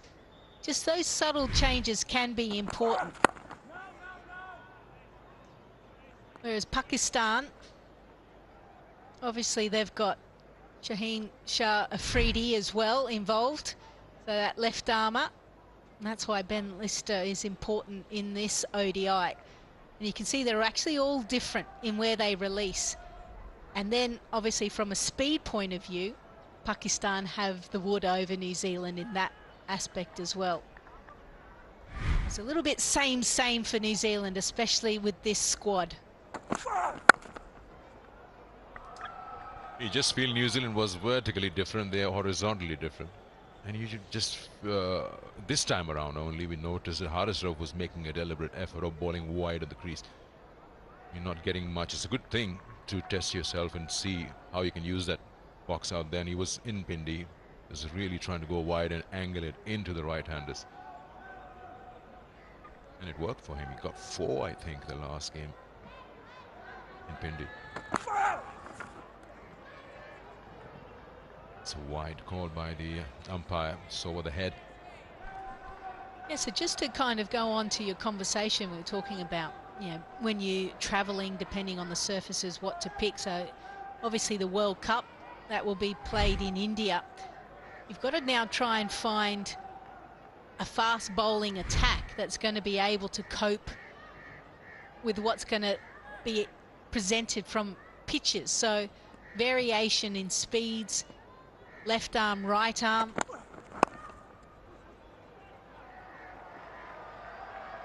Might be important as well.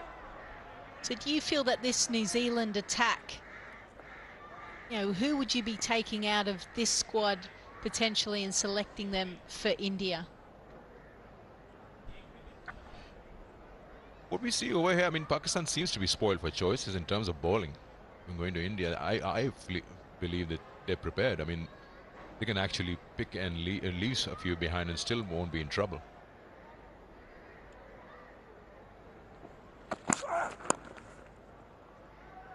Whereas New Zealand will, of course, get their usual suspects back into the side and have to see how many of these guys who have been given the opportunity will make it. We'll come back to that. 64 for 1.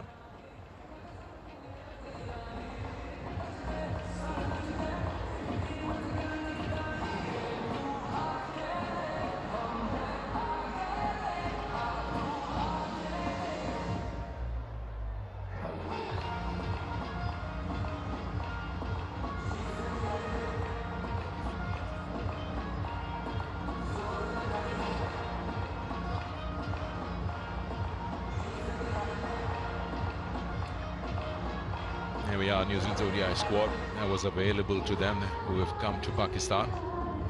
So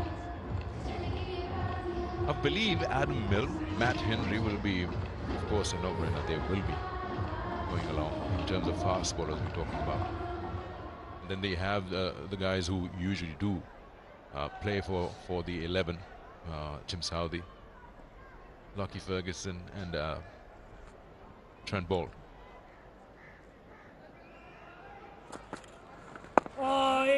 You just can't leave those behind, but then there are a few who have set up a proper case and who've bowled well.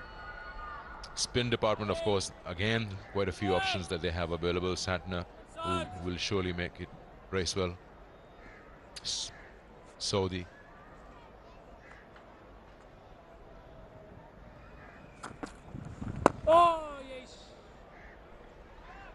Yeah, just on that, I think that's why it's important, the fact that Ben Lister, who gets an opportunity today making his debut, he's actually probably the long-term prospect for them, the left armour, because obviously Trent Boult has given back his national contract, should I say, and so there'll be more opportunities for him to potentially come in and play a lot more bilateral cricket. Oh, that's good. And when you think of what he's been able to do, he's actually got the best economy rate since making his debut in T20 cricket, and that's from a fast bowling perspective in New Zealand at 8.06. So there's a lot to like about him. I think he's certainly being fast-tracked and he may be someone that they bring and take as a backup to Trent Bolt if he gets injured, because otherwise they have too much of the right arm fast bowlers.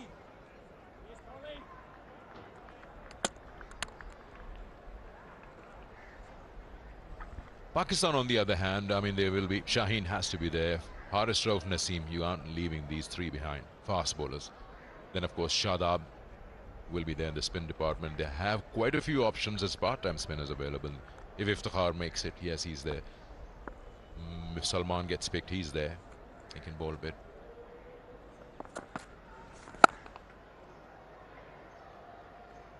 Not really sure if Ehsanullah, though pace does matter wherever you're going in the world. He's very quick.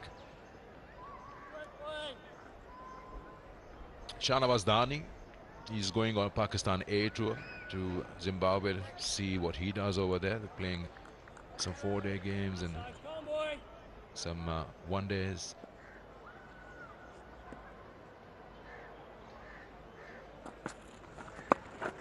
You have Mohammad Wasim Jr., who's waiting. He can bat a bit down the order.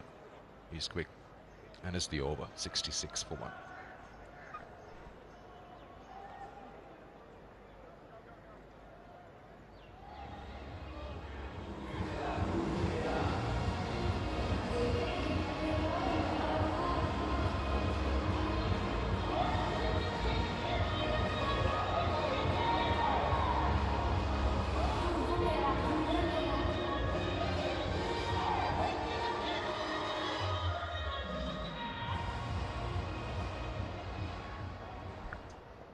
That's the Pakistan squad for this series.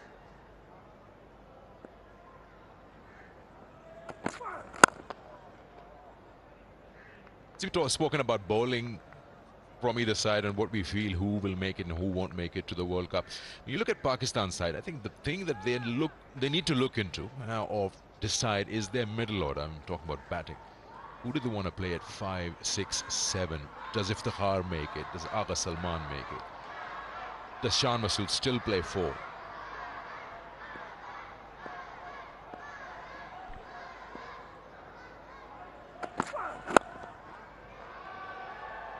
And as you mentioned, you need that finisher, someone who can just get that top gear going in the last 10 overs.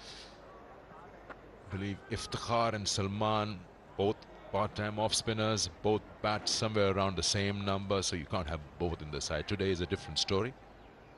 Quite a few injuries that Pakistan are facing. Yeah, and that's why I have no issues with the amount of players that have been brought into this fixture, and no doubt the final ODI as well in a couple of days' time. As both teams are trying to find their best 11, and Arush was talking about that as well in the pre-show. Need to be able to get as much information as you can out of this series. So it's about exposing players into those situations, and you can't necessarily create that in a training environment. There's not the pressure, the fear of getting out. Whereas here, this is where you really put players under pressure. Nicely timed and found the gap perfectly as well. Just lent on it. It's already into the 40s. Shan Masood. Yeah, that's the Shan Masood we know. You can just sense how good he is feeling out there, the ball onto the bat.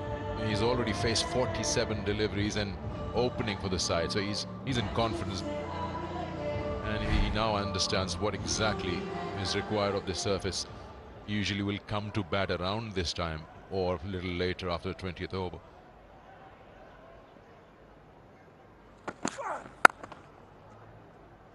Would you want your 5, 6, 7 to be those guys who are a little flexible in terms of holding the bat in their hand? Which is why the conversation comes where Rizwan said, I'm happy at 4. I will bat at 5, that's fine. We've seen Iftikhar batting at 8. I'm talking about a different format, yes. But the flexibility. Umar Akmal used to provide that flexibility. He can bat up top the order. He can be a finisher, whether you're batting first or chasing. I actually think the number where you bat is dependent on how many overs are left. But we'll get back to that The next time you and I are on comms. It's 73 for 1.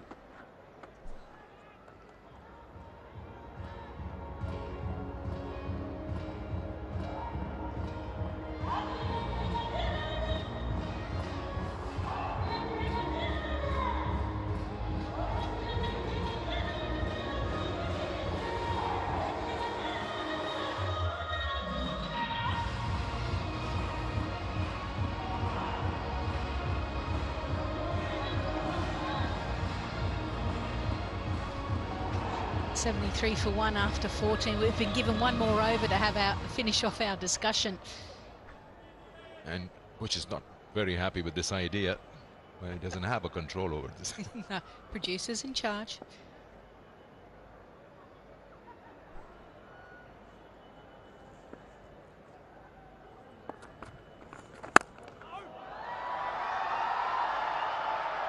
Oh, I think that might have gone all the way.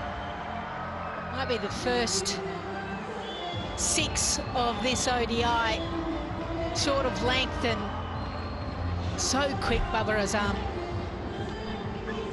He's gone deep in Grayson and against this Ish.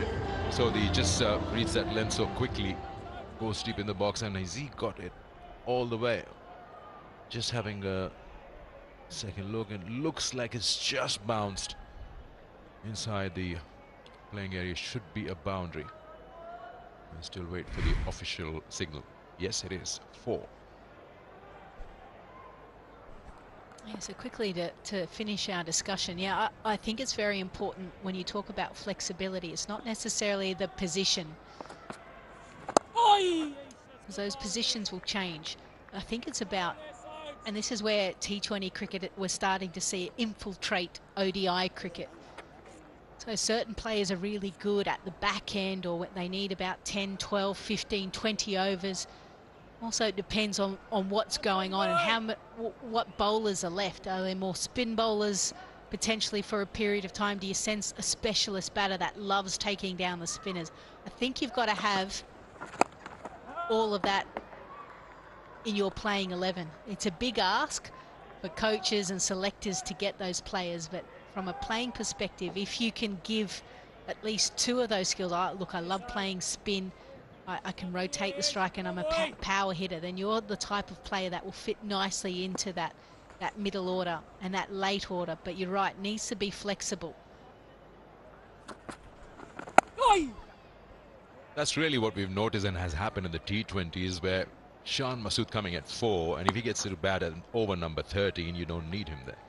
You just skip over him and get to your middle order or the lower middle order who can just smack the ball. But does the captain do that? If he comes out to bat at over number 13, really that his job is already done without him even facing a ball. This time he might get a maximum. No, 1 bounce. Well, he'll take that. Again, slightly short. Again, deep into the box and smashes that one to mid-wicket. Well, this isn't like Ish Sodhi. 10 runs off this over, 2 poor deliveries as well, drag downs, and has cost him dearly. He's disappointed, isn't he? He wanted a 6. Oh, that's good bowling, Ish. 83 for 1.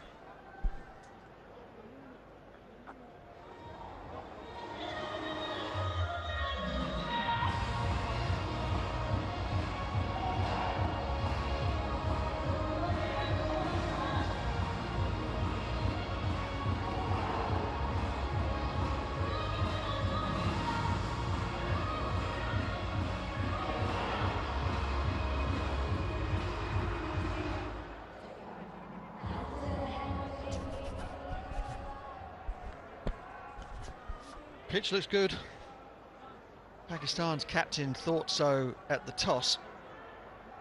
Not prone to making big predictions, Babar Azam. There was a little smirk there. And he even mentioned the magic number 300 when he was talking to Sikandar. Cole McConkie has been given the ball, brought into the action in the 16th over. A really good debut on Wednesday, making a maiden 50. Finishing up with figures of 1 for 46 with the ball. Really tough conditions out there at the moment for the bowlers here in Karachi.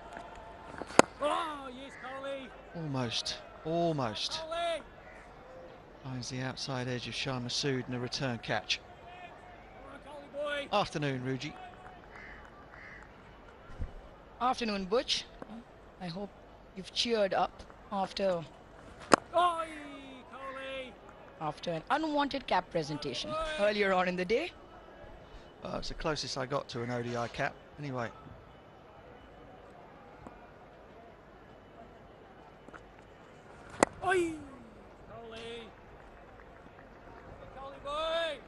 But I think you wear it much better than I do anyway. Yeah, I'm taking this one. Thank you, Grant. Thank you, Butch. And, well, I think I look good. I don't know. Twitter seems to agree. Peaky blinder. Nice. And if anybody asks why, then Gillian Murphy would have said, because we can. Question is, can Babar Azam chalk off another landmark, another milestone in what is already a terrific career?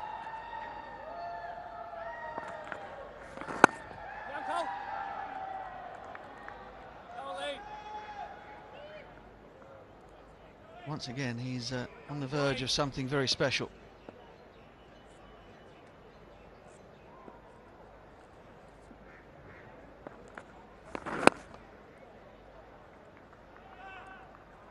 One closer. He'll keep the strike. And we'll let you in on the secret in the following over should he make it. 85 for 1.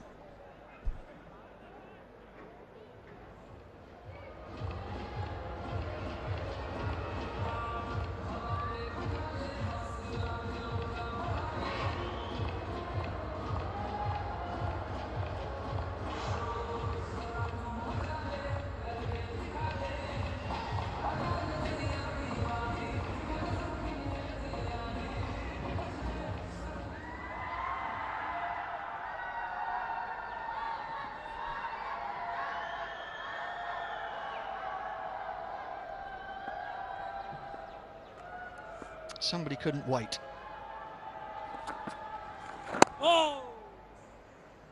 And there we have it.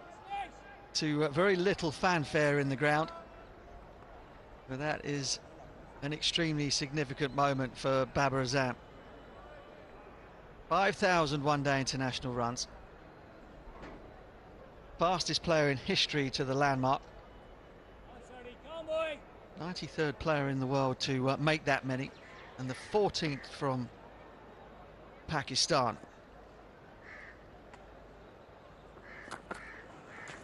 Oh, how's that? How's that?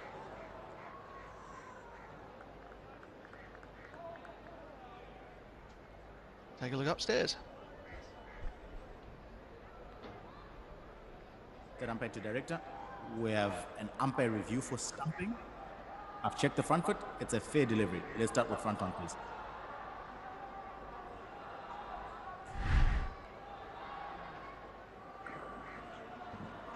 Ball is close to the bat. Let's get Ultra H to confirm if there's any bat involved. Copy. Waiting for Ultra H. Still building.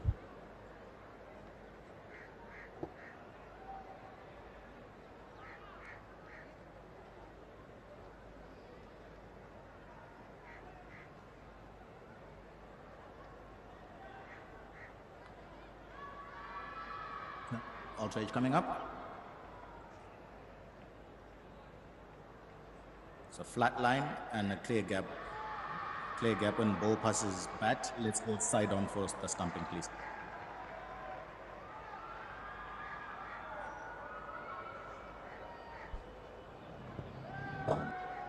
Foot appears to be on the line. They do have the opposite angle. I want to see if that foot's behind the line.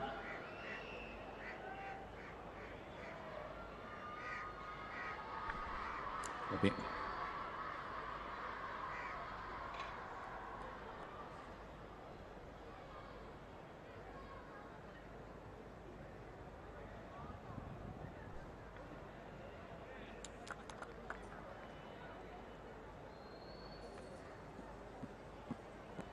Okay, slow it down. I can see the foot's rounded there.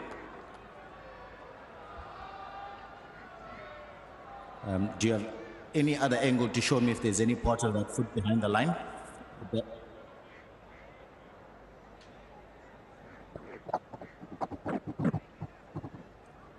From that, I can't tell if the foot is behind the line. Do it. Can we get a zoomed up view, please?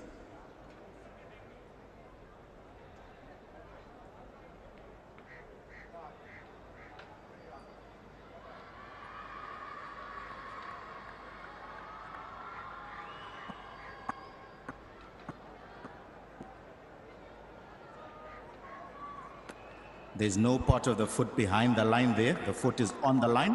I have a decision for the big screen.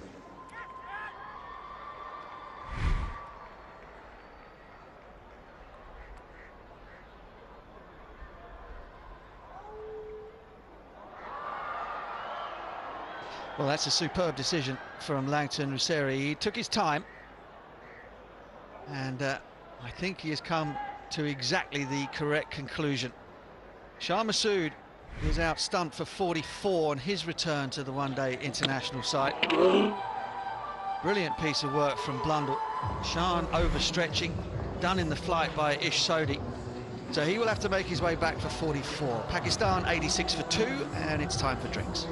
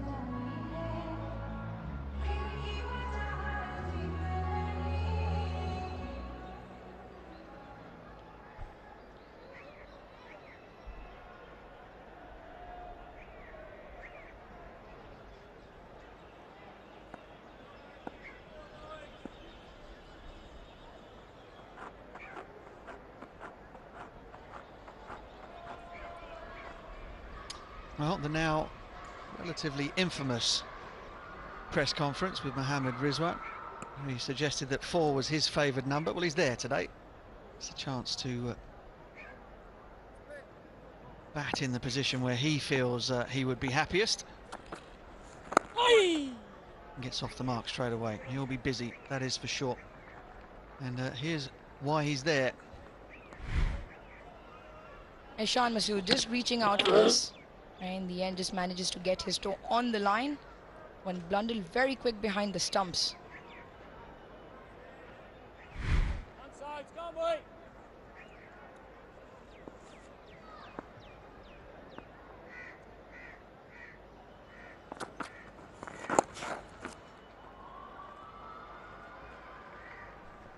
Excellent piece of bowling from Ish Sodhi.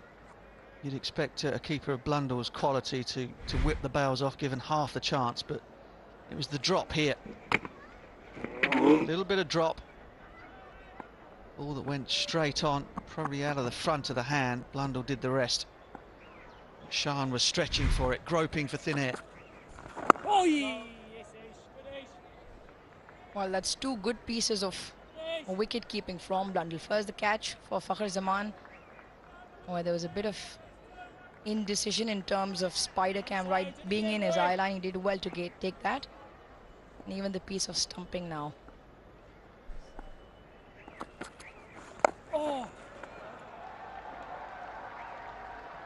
Didn't take long before we saw the Rizwan broom heading towards the short side. And that's the end of a successful over for Ish Sodhi, 89 for 2.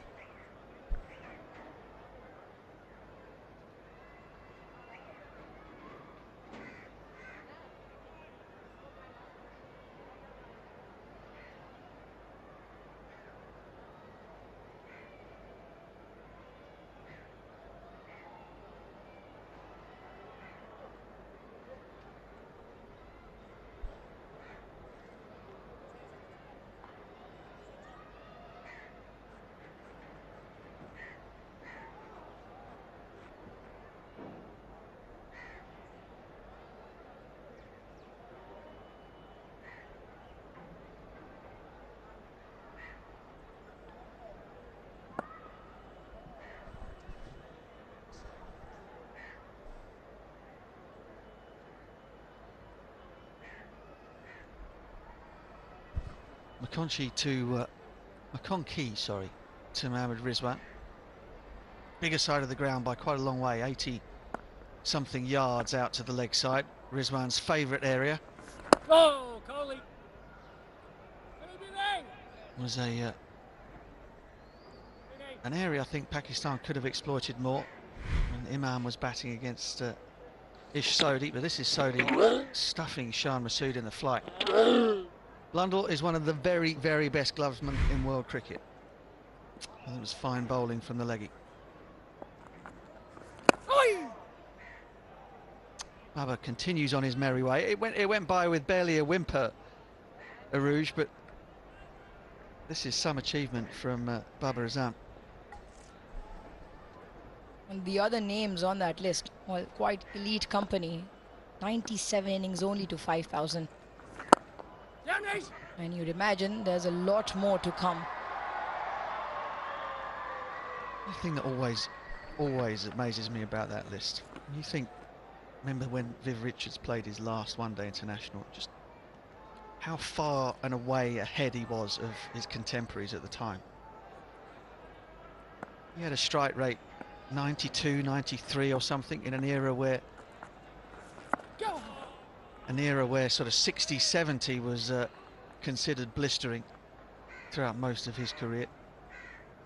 And the fact that he's still right up there with the likes of Kohli and Warner, the modern day greats, is testament to just how destructive a player he was. But Babar Azam, he's the man we're talking about today. 97 innings for 5,000 ODI runs. That is quite magnificent and will take some beating.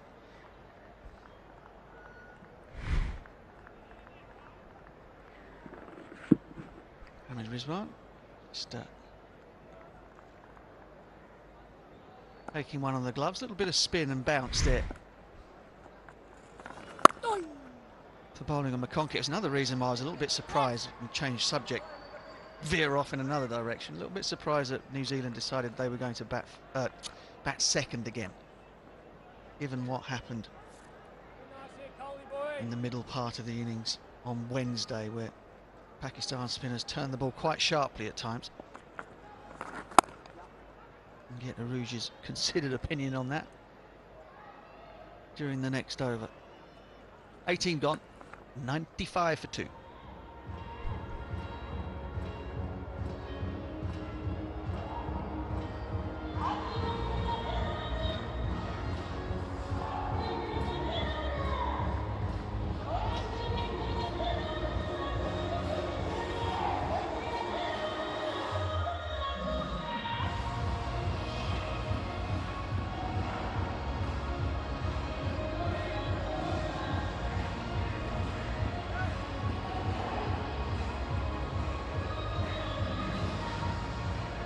Good start for Pakistan.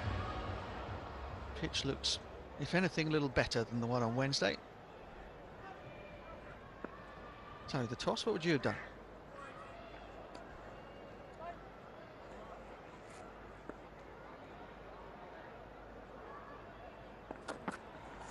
Catch! There's that turn again. Well, I would have batted first, but I wasn't Tom Latham earlier on in the piece. Again, a little bit of turn.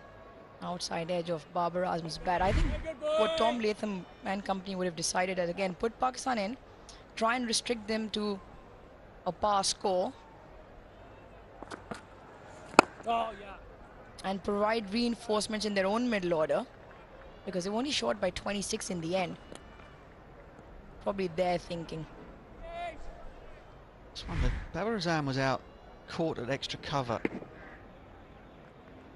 Same sort of delivery. It actually didn't turn that much. He was a googly. I think he picked it, but over-egged the amount of turn that he was expecting. Closed the face too early. He was out like that in the second ODI. I think it was the second. It was definitely in Islamabad anyway. One of the two. And that's one of the issues, I suppose, for Babar, because there's a lot of talk that he doesn't pick the googly. Well, he's picking it now, or at least thinks that he is, but is now overcompensating, closing the face too much on it. Catch it, Ace, catch it! Terrific shot from Babar. Love seeing him look to be dominant against spin when the man is up. Brings up the 100 for Pakistan. He has an area of his game where he has improved a lot in terms of taking the attack on. Doesn't mind playing those big, expensive, aggressive shots. And this one straight through the line of the ball. Yeah, it forces a field change as well. Mid-off has now gone back, and the man on the sweep has come up inside the circle. It's not a shot that Babar plays an enormous amount, the sweep, but he's been tempted because he's looking in that direction. Will he try and peel off a sweep shot now? Oh, that's good, Ace. He does not. Was the second one-day international. It's very similar. Catch! Very similar. Now, once again, like you mentioned, Butch, overcorrecting with the angle of the bat, closing the bat face, trying to play it probably behind square as opposed to dropping it into mid-wicket, probably in front of square. Thing is, I think he thought that was a googly. It was actually a leg break. So there's confusion there a little bit for Babar with the leg spin. 101 for 2.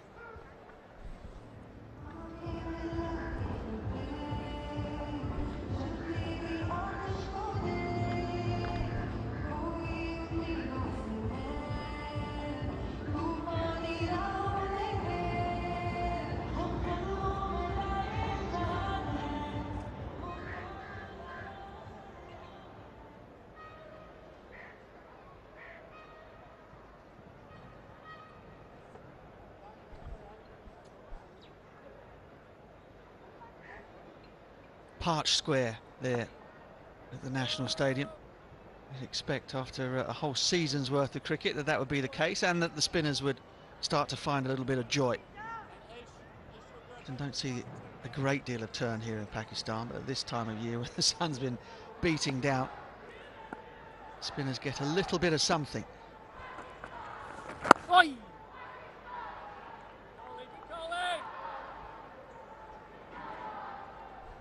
Well, you touched on the fact that behind square, especially playing the sweep shot, is not something that Babar does very often. And it could be when the spinner's timed out around that similar line and length that Sodhi bowled, where he closed the bat face. Because most often now the field set such allows that those big gaps because he doesn't play that sweep. So maybe it's just a case of him dropping it down. Whether he can include the sweep shot in his armory, it could be an option. Googly definitely has troubled him in the recent past. Yeah, imagine how much faster he would have got 5,000 if he swept as well. Just a fabulous player, really is.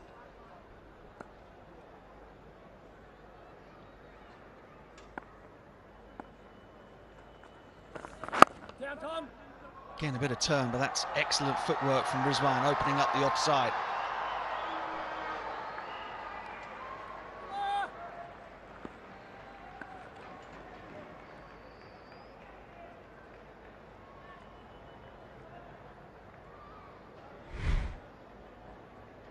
Watch the way he gets back outside leg stump to a ball that would have hit middle.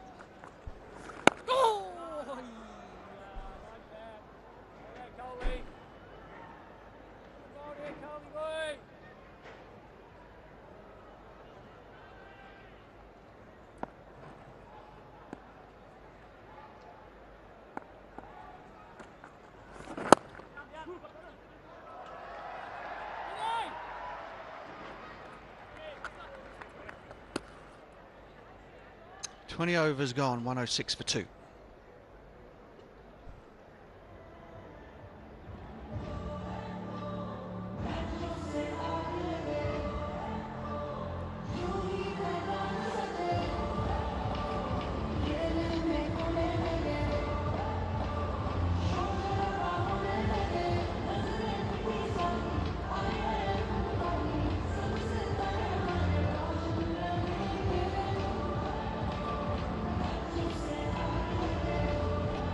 Well, the old firm are together. Partnership of 20 from 22. Things ticking along nicely. It's been a really good start for Pakistan. Tough old time for the Kiwi bowlers out there. Tough time for the spectators as well. The smattering of them that have come into the ground are hiding up in the back of the stands, trying to stay out of the sunlight. Perhaps you ought to send a few leather caps out there for them.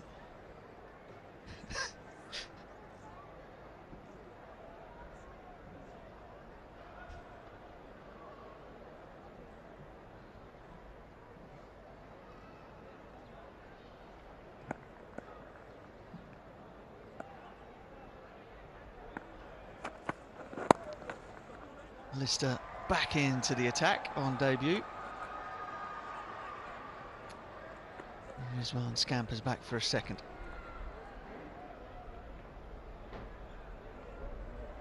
And for Tepal tea, always, no matter how warm it is out there. Yeah, #1 tea here in Pakistan.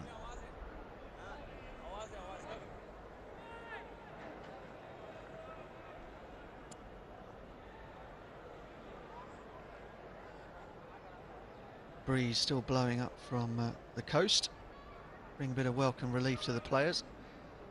Babar's been having one or two bat issues over the course of this series. Rizwan looks as though he might have a loose handle in his as well now. A lot of packages flying backwards and forwards from the UK from Gray Nichols for these two.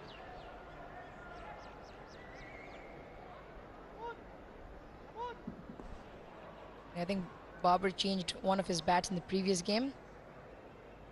Sent one back in. In the meantime, let's revisit a couple of wickets. Fakhar Zaman, similar fashion in the previous game. Excellent take from Blundell. And Matt Henry with his first, and then Ish Sodhi.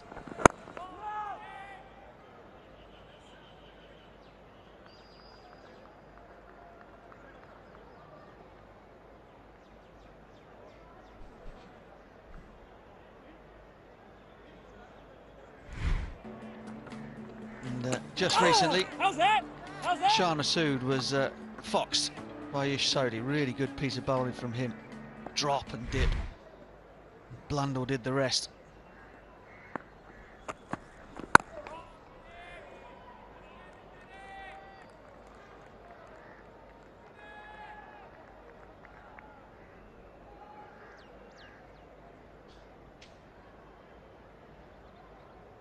Rizwan has decided he can no longer continue with number 1. Is he going to go for the grey handle or the green? He's got a decent choice there.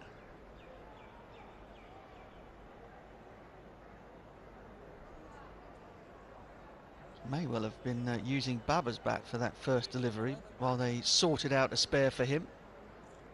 That's brotherly love for you. I think of too many blokes, I'd let use mine. I was just going to ask.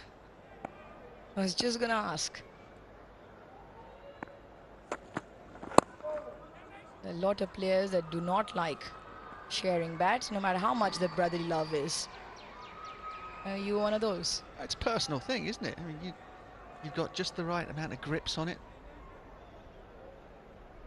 Just the right weight. Yeah, no problem. Baba's in generous mood, and why wouldn't he be? 5,000 ODI runs to his name.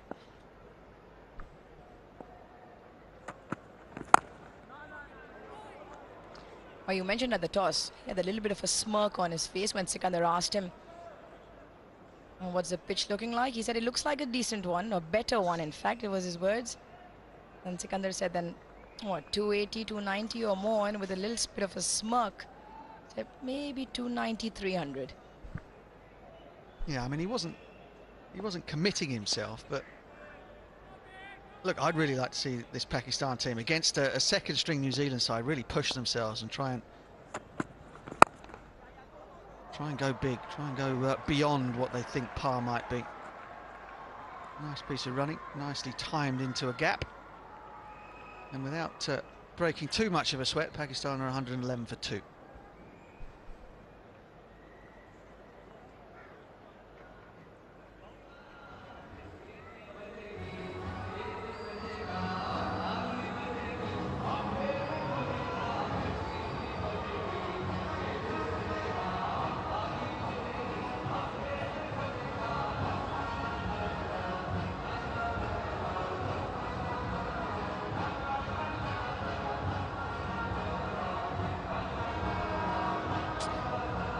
Some steady run scoring the last 5 overs.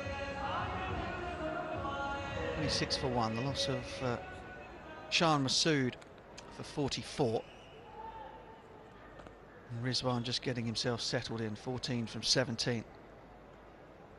It's this period, isn't it? This is the area for Pakistan. This is the area in modern ODI cricket that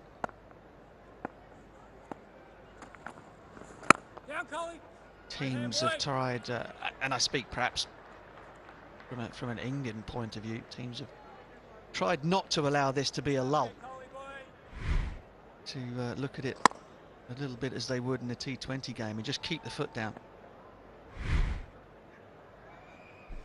Well, they've done better today, Pakistan. Asif Yaqub just having a word with Cole McConkey. I think it's about maybe just going through the protocols of concussion. Looks like he took a knock to his teeth. It's really bothering him. You better get out there. Precisely. I mean, that's my department. Oh, not his teeth. Just under his eye, cheekbone on the right. Asif Yaqub. Well, he just needs to make sure that Cole McConkey goes through the processes of concussion. Make sure he's not conked out. Very good. Well, look, I'm all for looking after player welfare, but he'd have had worse than that when he made his debut the other day, as they were all smacking him in the face and patting him on the head.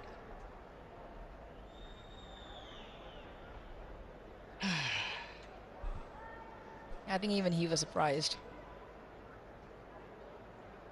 Asif Yaqub just pulled him to the side and said, all right, let's get that checked out. But rules are rules. Oh, we got to play by them. Health and safety, prime concern. Babar Azam, quickest to 5,000 runs in one-day international cricket. Picked up a couple of short deliveries from Ish Sodhi. And smacked them into the leg side boundary. Catch it, Ace, catch it. And this was very nicely hit over. He's in really good form, Babar Azam, and there is just confirmation of that. Fastest to 5,000 international runs in one-day cricket. There's some big names in that list.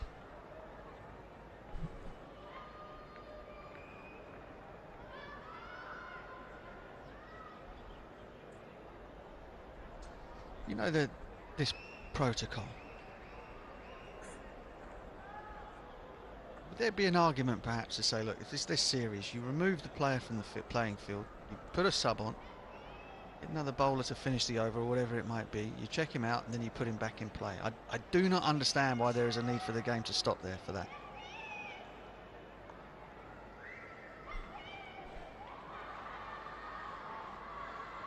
I get your point. When there's a serious injury, and most of the times you'd imagine this being on the batting end of things, the batter getting a knock on his head or on his jawline, and then it's difficult to take that batter out of the equation and then send a sub in. So on the bowling side, it probably doesn't happen that often. So no, you're right. I mean, it's just forever talking about the way that the game kind of meanders along at times. 50 over cricket, test matches, it happens. Even T20s now become arduous concerns at times with the amount of stoppages. Fair enough, there's a protocol to go through. The man's obviously fine. Get on with the game.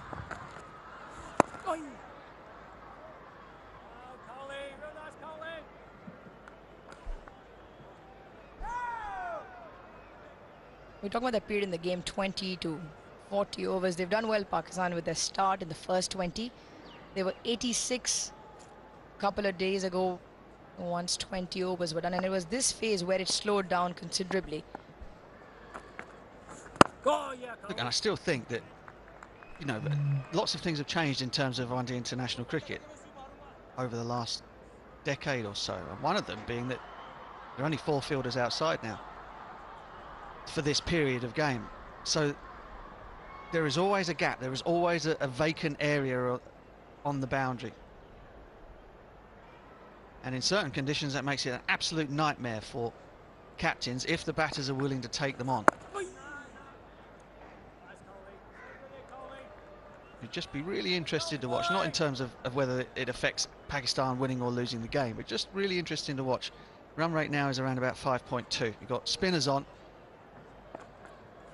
Got 2 very fine players at the crease. Will they let that drop down to 5 or below during this period? 114 for 2.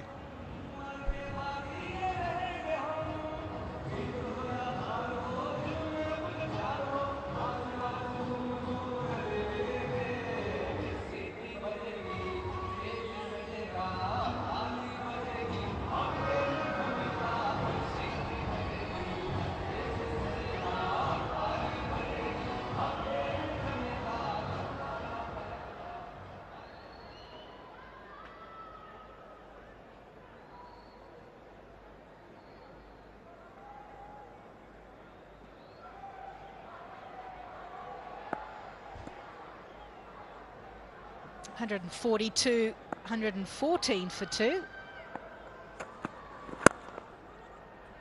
Quick single. And unfortunately, there's Matt Henry there that didn't pick up the ball cleanly. And now all of a sudden, Mohammad Rizwan has to pick himself up.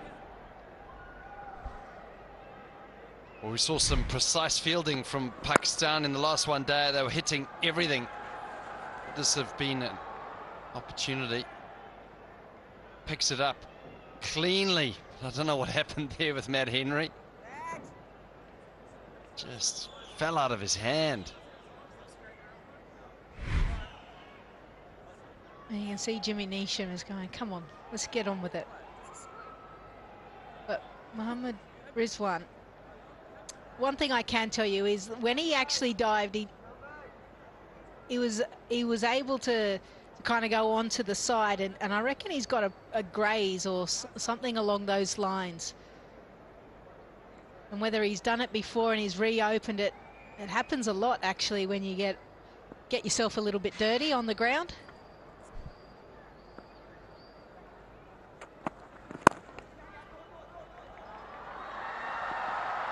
Abrasive surfaces here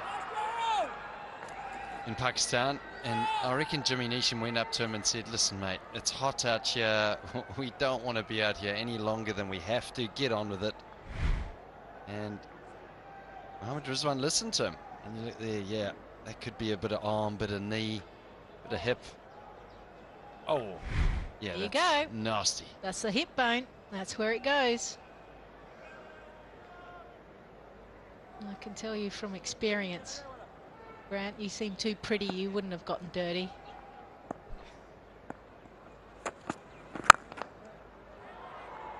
Get another single, quick single. He's busy, he's busy. He's looking for the overthrows as well.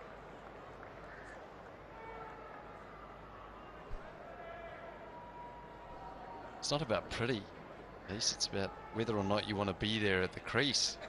That decision where you look at the abrasive surface and you go, do I dive? Do I not want to dive? I guess if you're on over 100, maybe you don't. Done your time out there. And again, another single. Oh, misfield this time. I wouldn't be surprised if they come back for 3, yeah. It's 2 times this over. Matt Henry hasn't been able to pick up the ball cleanly. Lapse of concentration here. Oh, he went with the one hand. He went aggressively. You don't mind that as a captain. You do mind it when it goes past him, but you want to encourage your fielders to be aggressive, take the ball on. It's been a long tour for Matt Henry as well, though. He's put in the overs out there. Be hot for the players. Yeah, one thing I noticed straight away with one of the replays is that he's actually looking at the batter before he's got the ball in the hand. Yeah, this is all good. Good position, but look at the ball first. See, his eyes are up at the stumps. Watch the ball into your hands. Once you have it, then you can release it. I know you pick up a lot of information from your eyes first. Good lines, that over. Unfortunately, good singles taken as well, and a bit of a misfield. 120 for 2.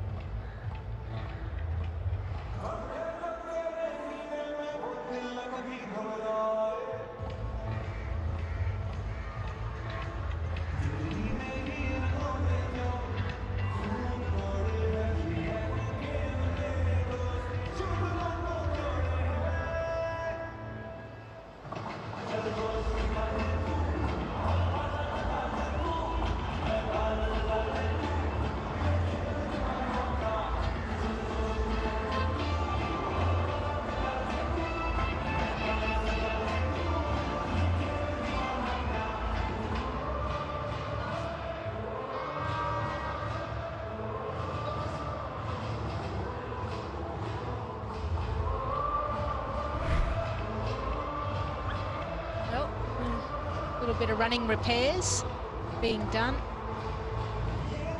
I can tell you it is an uncomfortable position, and he's the type of guy, I think if he bats for a little bit longer, he's going to be diving on that regularly. And once you get one of those grass burns, they just keep opening up. It's like getting what we used to call the bluey on your hand. It's just a little bruise on the knuckle on the inside of the hand, and the ball just keeps getting hit there. It's part of the occupational hazard, I guess. being a cricketer. Happens. He'll just move on with it. McConkey to continue, getting a little bit of turn. And I like the field that they've got here. Cover, mid-wicket, hunting, mid-off, up, asking batters of Babar Azam and Mohammad Rizwan to take a gamble and go over mid-off. And he hangs the ball out there, but these two seem to have a great understanding between each other. Another single taken. Yeah, I thought it was going to be interesting to see how they're playing McConkey today. He went for 46 in his first ODI in the debut. They're rotating the strike. Brilliant communication, as you said, Lisa. I thought that maybe today they'd be a little bit more aggressive with him. Bowling through the middle and going for 46. Say that is an outstanding spell on debut as an off spinner.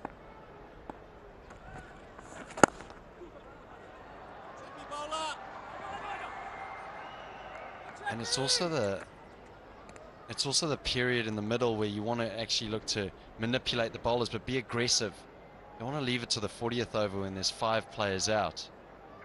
So mid-off is always up for McConkey, and I think that's where the opportunity lies, coming down the wicket and looking to hit up and over that area. Oh, played late. Really clever. But knew Babar Azam where he didn't necessarily get it. Yeah, you're right. In this period of time with only 4 fielders out, try and go where the 5th fielder would normally go. It's an invitation, isn't it? A little bit of extra bounce, nicely played. Because he's only gone for 20 now and he's into his 5th over. And we know that he was bowling a fuller length compared to the other spinners. Really is giving it a little bit of flight, so there's opportunity for Pakistan batters here. Instead, a dot. So another good over by McConkey. 4 runs off it. 124 for 2.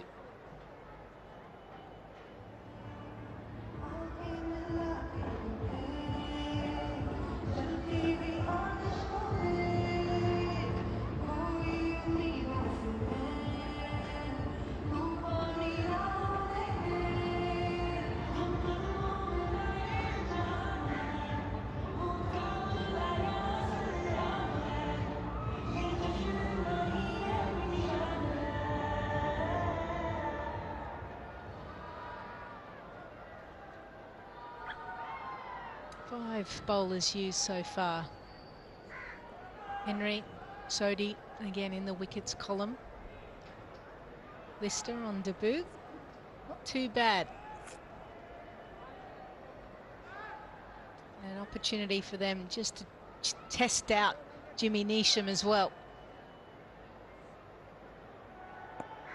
Best bowling, 5 for 27. I'll be looking for him to bowl stump to stump.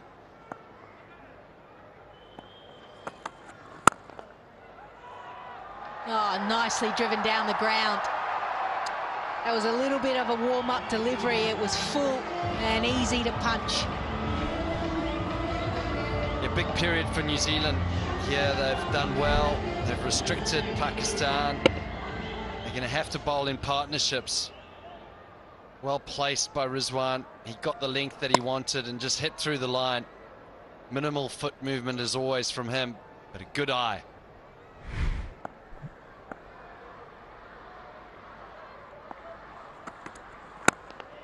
And again, and another quick single. Oh, hit the stumps this time. Matt Henry, who had misfielded the previous time, a couple of times, picks up and throws down the stumps. Third umpire to director. We have an umpire review for run out at the bowler's end. Let's go to side on, please.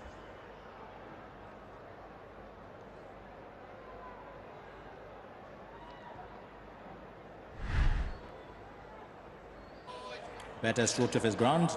I have a decision for the big screen.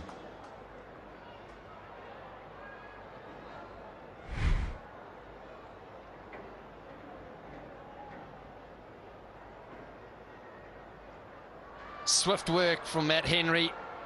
Mohammad Rizwan, big wicket. Saw how well Pakistan fielded the other night. Matt Henry made a few mistakes in the previous over. Makes no mistake now. Precise throw. And a much needed wicket in the middle period. Rizwan goes for 24, 128 for 3.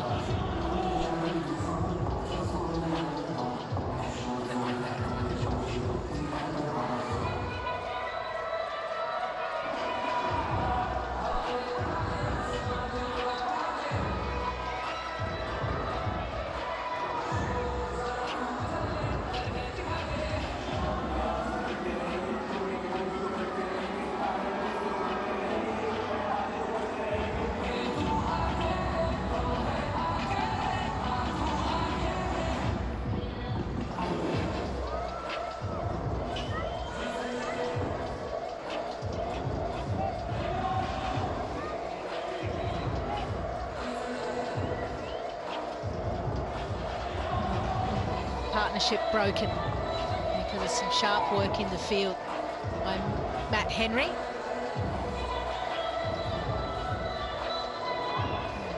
Salman comes in. Spoken about this middle order of Pakistan, and to be fair, New Zealand trying to find some solutions. Salman is there because of Matt Henry. Mohammad Rizwan had been testing out mid-on a number of times, and this time it was his undoing. The dive, unfortunately, couldn't help him, and no doubt he's opened up that graze again. Henry's happy with himself, so is the rest of the team.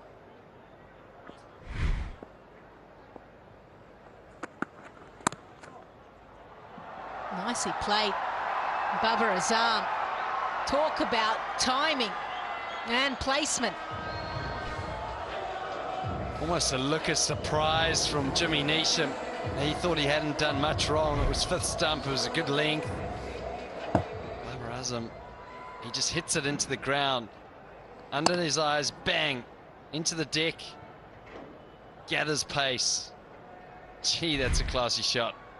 Effortless.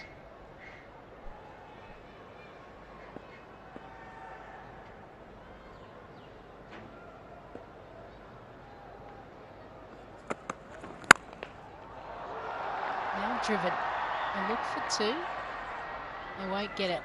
Chapman out there. It's quick to release the ball.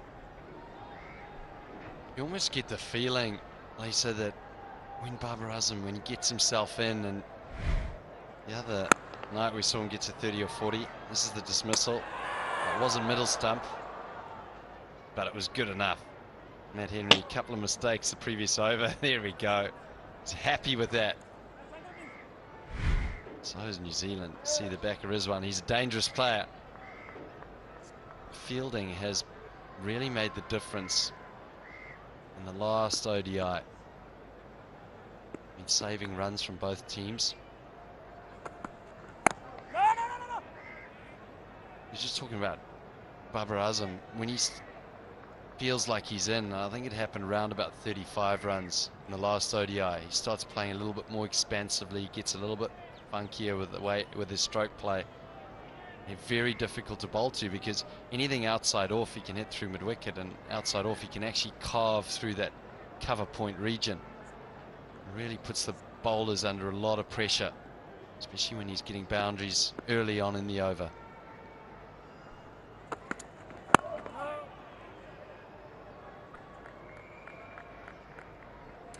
$133 for 3.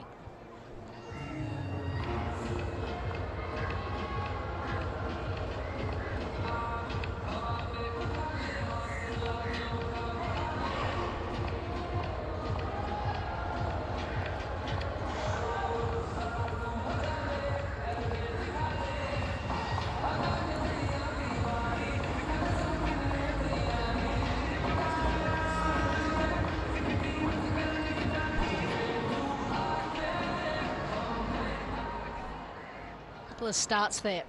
Shah Masood getting an opportunity to open the batting. 44, and then Rizwan, the last man to go. Pakistan, this is an important period of time for them to really ensure that they build a partnership. We got a little bit of an insight at the toss when Babar Azam spoke about potentially 290, 300. Well, if that's the case, these guys have to go big. They've got to stay out there to the 44th, 45th over.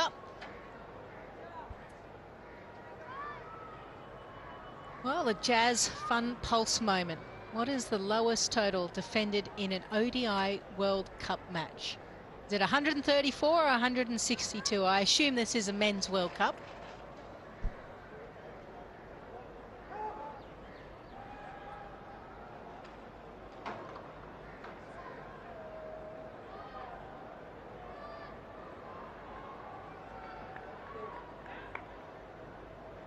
We're talking about an opportunity for the batters to try and dominate McConkey and New Zealand now through this middle period. But now that they've lost a wicket, it means that Babar Azam really has to just be a little bit more circumspect as Salman starts getting himself in, start building a partnership.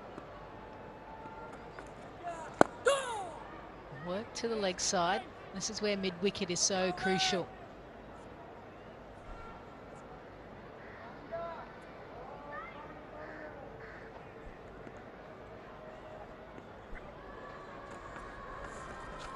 Goes for a little lap, top edge. Not convincing. But you're right. You know, I think you know, when I was playing and you had someone that was making their debut, you wanted to make their life living hell, didn't you? You wanted them to realise, well, hang on, you've just gone up a level. Don't think you can just rock up and just do what you normally do at a domestic level. Whereas McConkey has been allowed to bowl his line and lengths without too much pressure from any of the Pakistan players. He's over halfway through his spell now and 0 for 22. Well, he would have definitely taken that. Turned up today and you said you're going to be 0 for 22 or 5.4. He'd be more than happy with that. Maybe to have a wicket or two, but it's great stuff when you've just got the 4 players out, and that's why we talk about these middle periods. And I think leading into the World Cup, it's going to be the most pivotal moments of teams trying to wrestle back a little bit of authority in the game, whether they send in someone like Iftikhar next or someone to be a little bit more dominant. Short. And it's nicely timed, but some good work out in the deep. Daryl Mitchell out there, 138 for 3.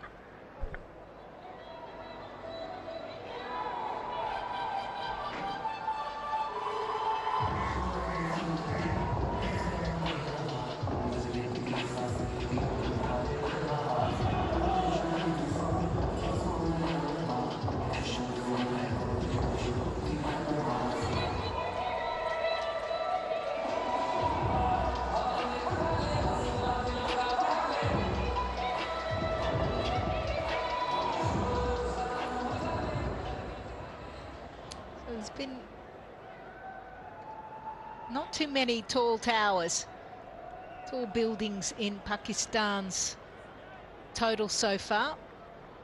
Just 3 overs actually over 7 runs and over. Driven beautifully down the ground. Oh, you cannot bowl that length.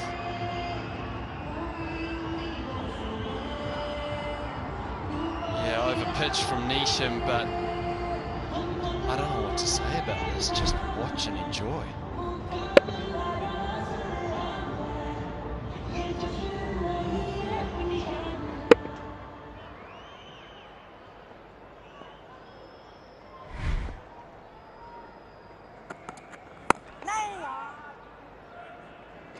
And then isn't it amazing, you know, that line? He can just open the face as well, just looking to try and squirt it to the backward point. Well, Sensodyne sensitivity, free moment, because life's too short for sensitive tea. It's quite warm out there. Those cold drinks will be handy. Looked like he had the 92 World Cup colours on as well, that fella. Not sure he was enjoying his iced mocha that much.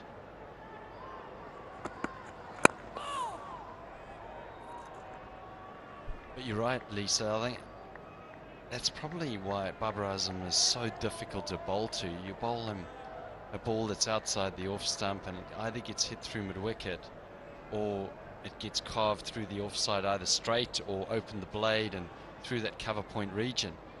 And the way that he manipulates his wrists and his body for the same delivery, he almost gives himself 4 options of where he could hit the same delivery. So as a bowler, you're always on the back foot. Just plays that one a little bit later as well. Crowd is starting to anticipate potentially another half century from their skipper.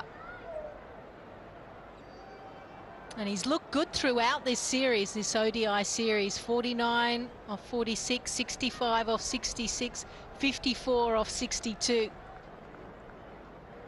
He scored so freely every time he's come out to the middle. But he would be disappointed he hasn't gone on.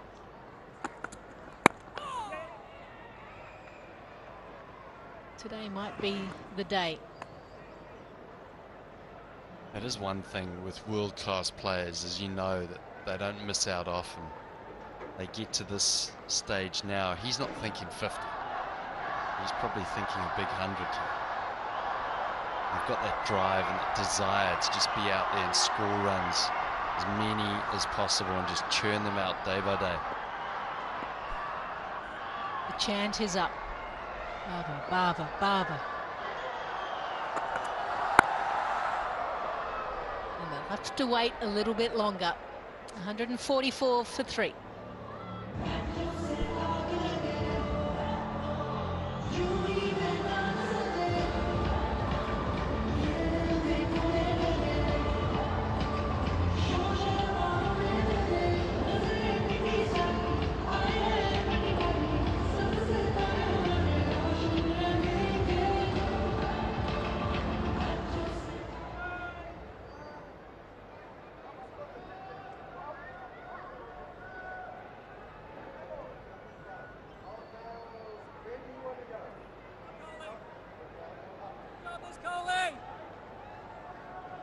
.144 for 3. Just over the halfway mark. Catch it!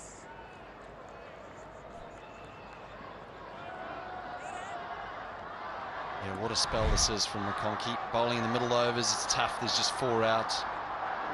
We'll have a look at his bowling length from the 3rd ODI. Needs us to make a mention. Well fielded, that's it. This is where New Zealand have to put some pressure on.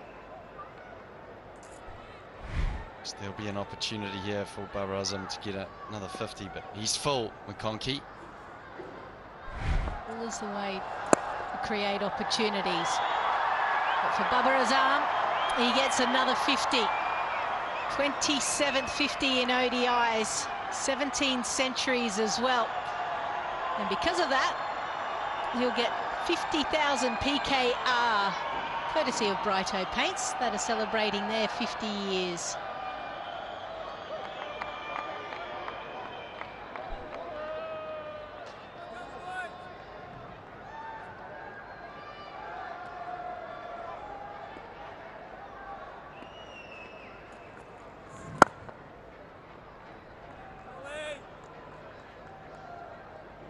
Talking about the desire to score runs, well, in the last 3 years, Babar Azam has batted 25 times in ODIs and 18 times he's gone past 50.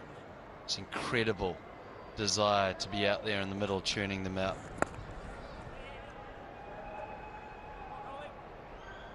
And you get the sense that he's not finished yet.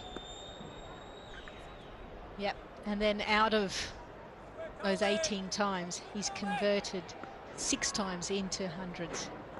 That's pretty good. You'd take that any day of the week. Catch it! Still a very good over by McConkey. Just singles coming from him. 149 for 3.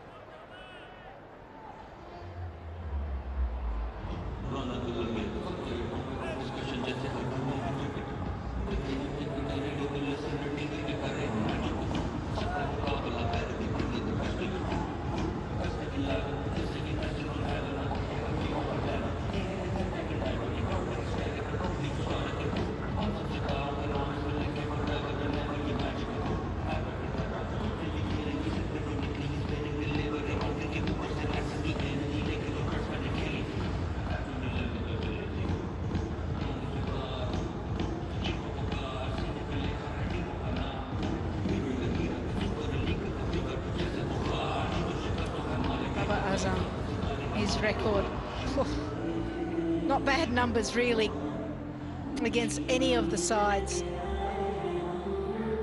India is probably the only one that he would like to improve, just averaging at 31. But the rest, outstanding. Against Australia, 73, West Indies, 79. He has a real appetite for runs. He leads from the front. And no doubt he has inspired so many young cricketers to pick up the bat, especially here in Pakistan, but certainly around the world as well.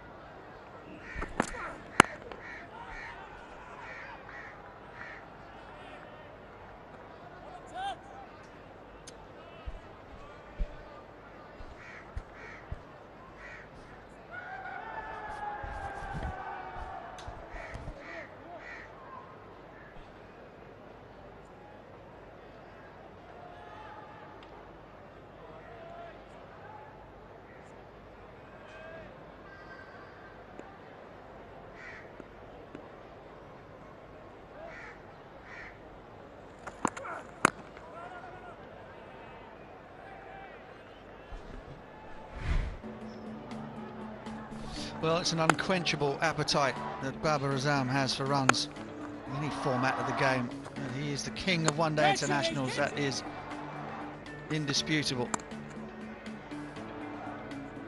Just serenely finding the boundary, ticking the scoreboard over, moving past 5,000 runs in the process, the fastest player in the history of the game to do so.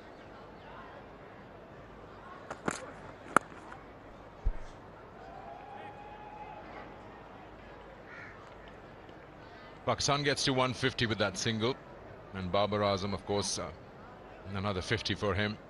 Fastest or quickest to 5,000 runs in ODIs, and at this point, to celebrate 50 years of Brighto Paints, any player who scores a 50 will be awarded 50,000 rupees from Brighto Paints on this occasion.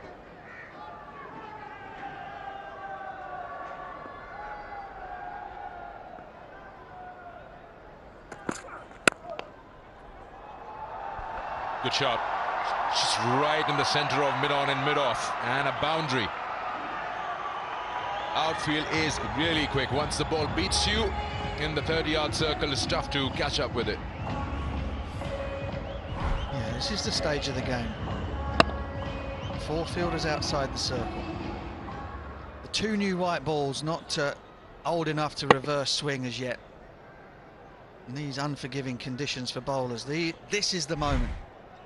Put your foot on the gas.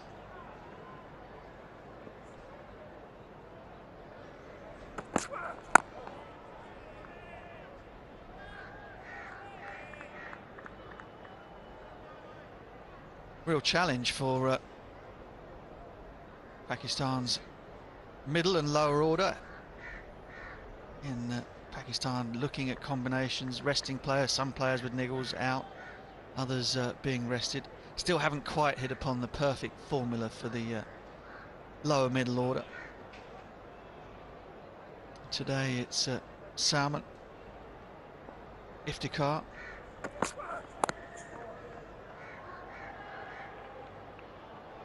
Mohammed Harris will get the chance to show that they are going to be the engine room for Pakistan in the World Cup. 155 for 3.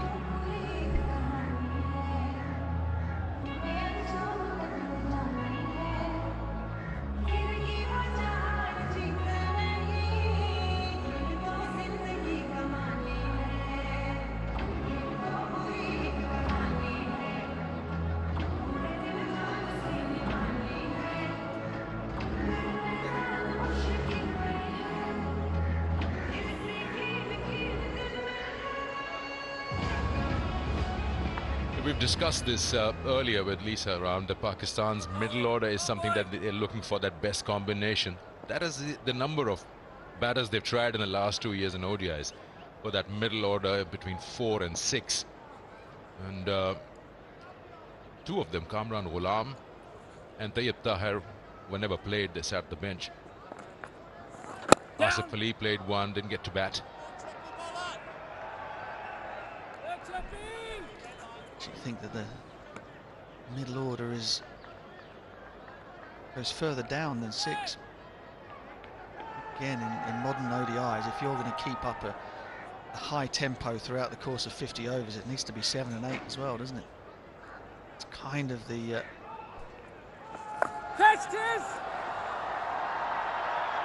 reverse sweep won't go all the way for 4.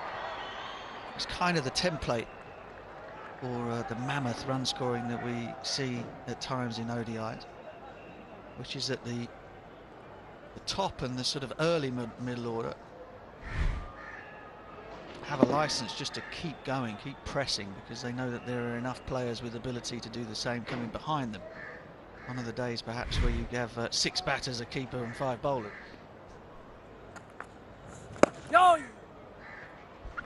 You know, because of that issue of 4 to 6 and so many people tried, other different stats come to life. Talking about Pakistan having a very low average between over number 21 and 40. That's where they can't accelerate. Then you talk about individuals saying, I'm happy here, I'm not happy there. And also the finishing touch, whether you're batting first or chasing. You don't want to be standing there after the match saying, I feel we are 15-20 short. So Pakistan set as far as their bowling goes.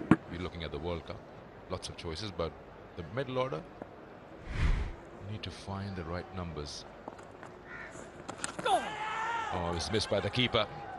For a moment I thought Babar was falling over. Might be an opportunity. Just clipped the pad, didn't it? Just took it away from Blundell. I'd be very surprised if it had been clean through to him that he would have missed it. He misses nothing.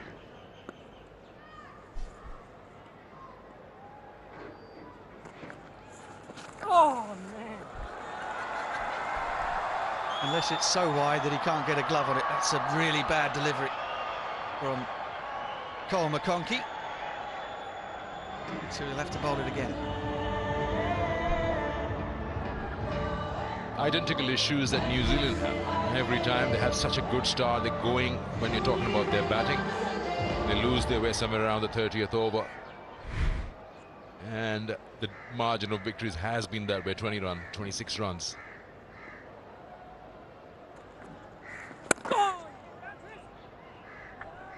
Come back to that, 30 overs have been bowled, 165 for 3.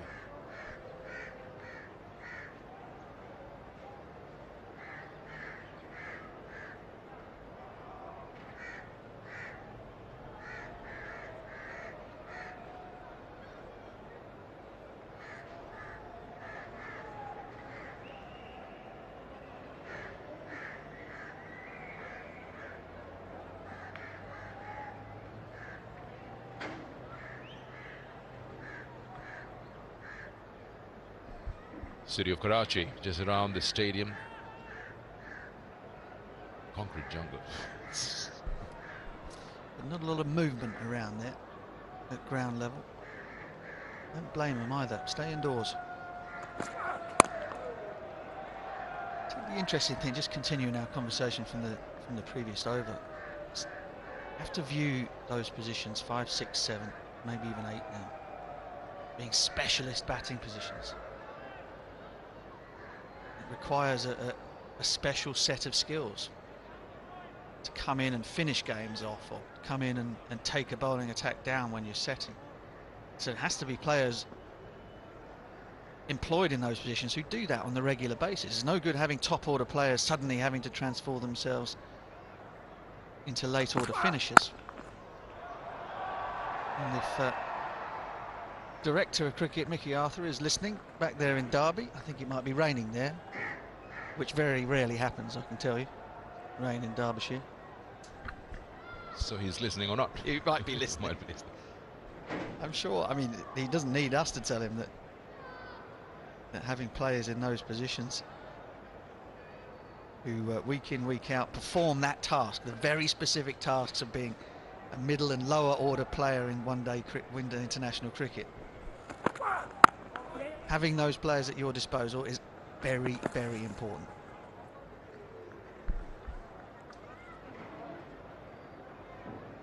You reckon it'll be easier or a little more difficult for him this time around? Because when he was there for quite a while, Shaheen Shafri, the Haris Rauf, all these boys were very new.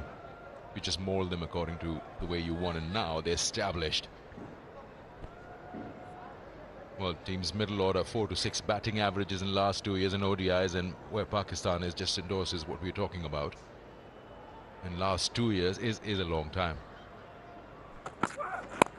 I think Mickey Arthur comes into the job now. The merits of whether or not you want somebody sat thousands of miles away doing the job is for another time, another conversation. I think I can understand or figure out the way that most people would come down on that, but that's by the by.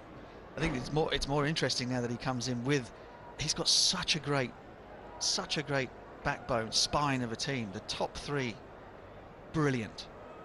Bowling, as good as you're going to get anywhere.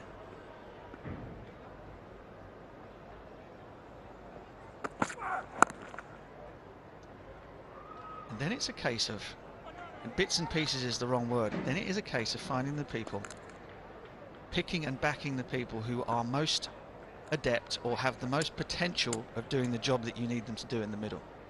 And that means guys that can bowl a little bit, particularly the World Cup being in India. So you've got guys who bowl left arm spin. Pakistan very rarely have to have just 5 bowlers that bowl 10. They've always got other people that can stand in. Can those blokes finish? Can those guys go out there and score 120, 130 strike rate given the need? So he's actually in a terrific position because the top and the bottom of the team are absolutely 100% sorted. Then it's a case of finding the people that can fulfill the role that you need in order to become a very good side, a very strong side in 50 over cricket. 170 for 3.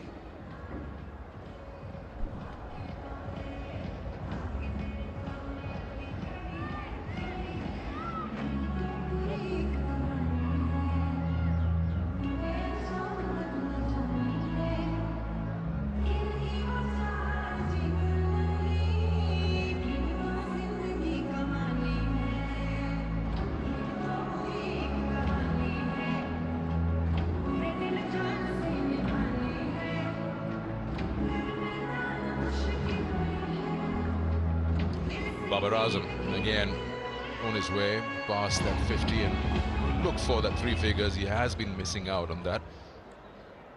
And Rizwan got to bat at number 4 today. Looked good till he was run out.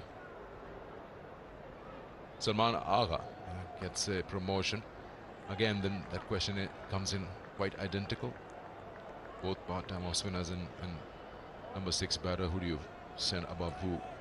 Well, I guess Baba believes that the fact that what you want from your number 6 or 7 is to go out there and attack the bowling, then Iftikhar would be a better option, so hold him back. Oh, that's good. But don't send him at number 8.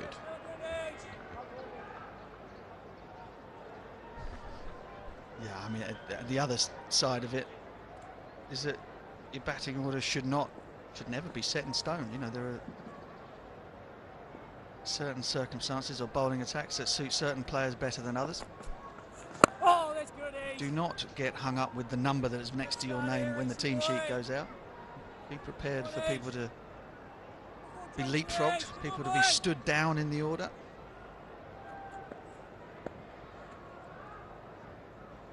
There's a man there who doesn't have a problem batting against leg spin, or didn't.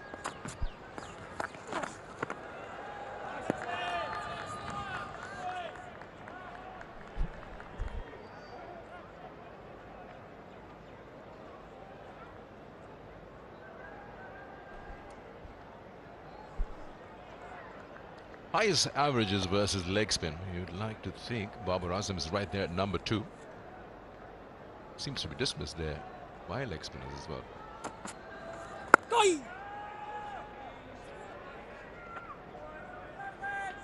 Pakistan seems to be in a little better position than what they were in the 3rd ODI here in Karachi in terms of score. 170, around a 30-31 over mark.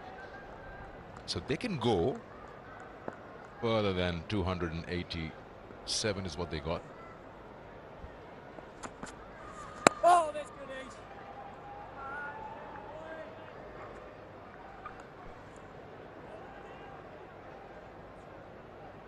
Not sure it was a tactic just to say it at the toss that I wanted to bat first, or is it really that Baba wanted to bat first?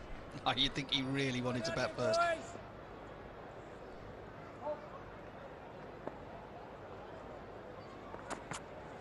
Oh, that's good, Ace. 32 overs have been bowled. Pakistan asked to bat first, 170 for 3, and it's time for drinks.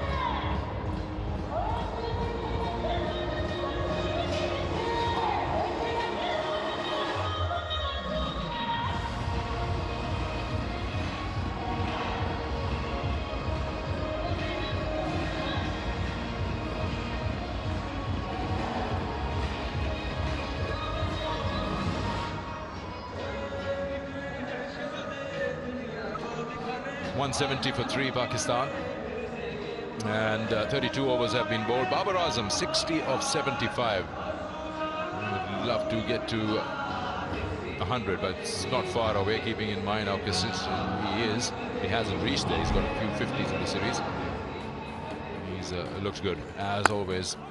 Ishodi was slightly short on 2 occasions to sit away. He's been good in the V, and well, it's a 360 player, really. Straight bat shots, plays to the merit, takes his time. Seems to be enjoying every single moment out there, every time he comes. This is the wagon wheel. Lots of singles pushing around square of the wicket. Boundaries with a straight bat.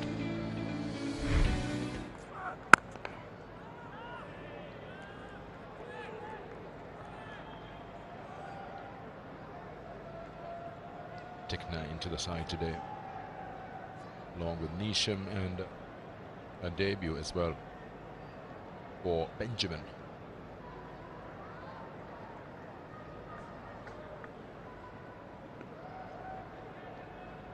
There he is.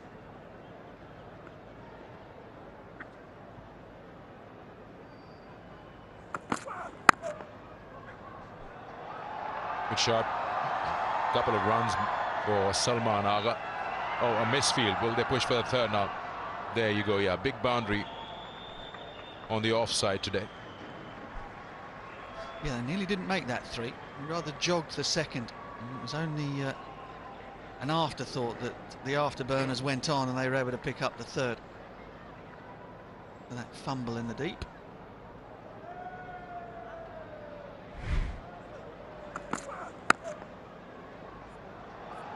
Let's watch him go back for the second here. Not interested, really. Oh, hang on.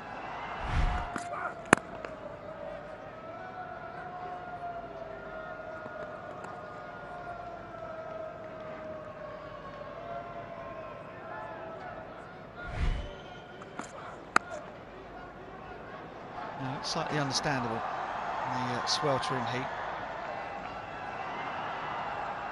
The opportunity may have gone begging had the ball not ricocheted quite so far off the fielder out there.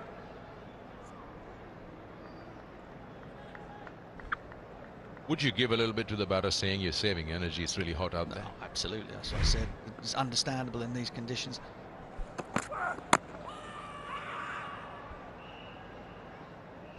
So just coming back to what we were discussing about how teams to be selected for a major world tournament like the World Cup. Another thing that was discussed not so long ago was the venues.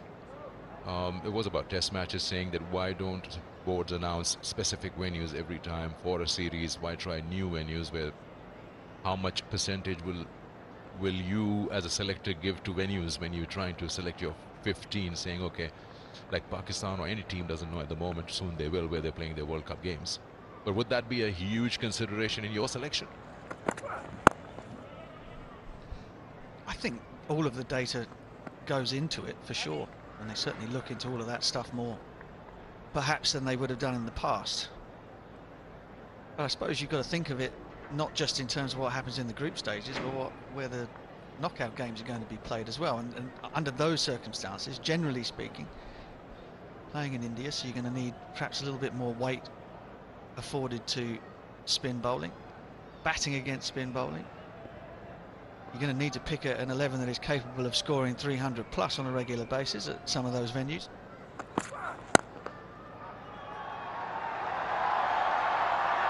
And the style of cricket you want to play, you have to settle on and then pick players who can do that. It's a terrific way to finish the 33rd over.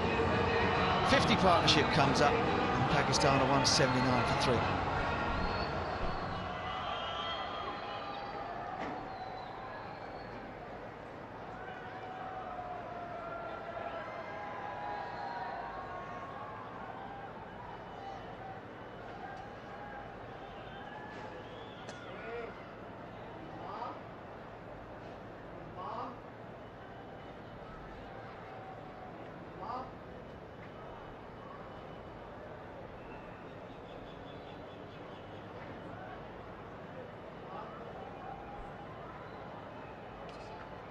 That's how the progression has been. Pakistan, after 33 overs, 179. Just talking more about how the preparations would be for any side which is participating in the ICC Men's 50 Over World Cup in India later in the year. And it's nicely done. It's about the placement. He's one of your best batters against spin, Salman, and he shows that. Yeah, that's a specialist shot for a guy who bats middle order in ODIs. He's going to come in and play against a lot of spin. This is where I talk about the 4 fielders outside the circle to spinners in the middle part of 50 over games nowadays. There's always a gap somewhere. Always a gap somewhere. And if you can sweep, you can make life hell for the opposing captain. Excellent shot from Salman. So already the change is happening. Man has had to go across from the offside. And this is where, of course, those crazy fellas who can play the sweep on both sides of the wicket become a nightmare for the captain. You've now got one less fielder on the offside. So if you can reverse sweep the leg spinner, there are boundaries galore on the offside as well.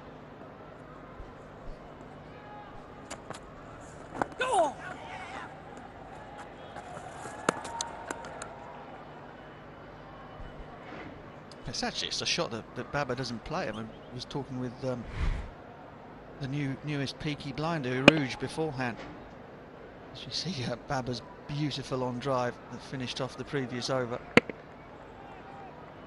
Just imagine how quickly Baba would have got to 5,000 if he swept as well.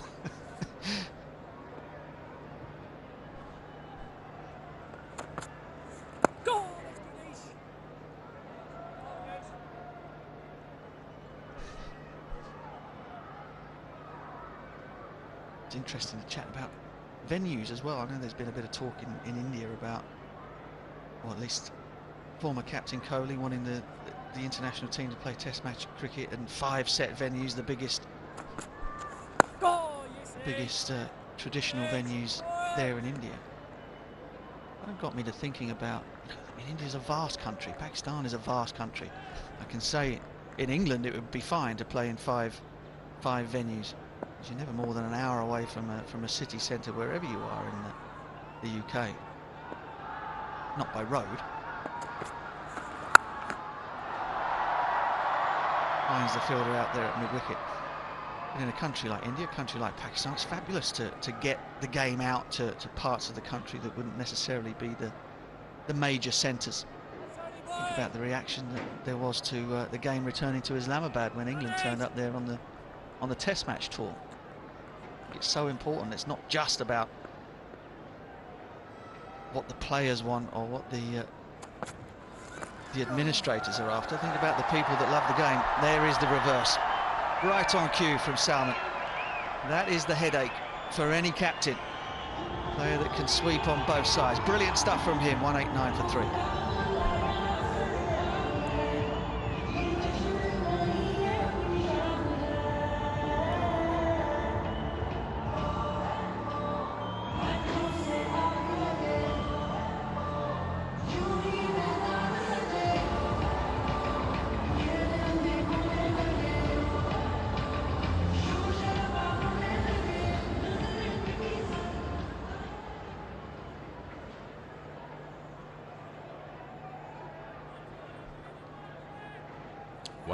For 3, you've seen some great sweep shots, reverse sweep from Salman, as you mentioned, Butch. It just makes the job for Tom Latham a little more hectic.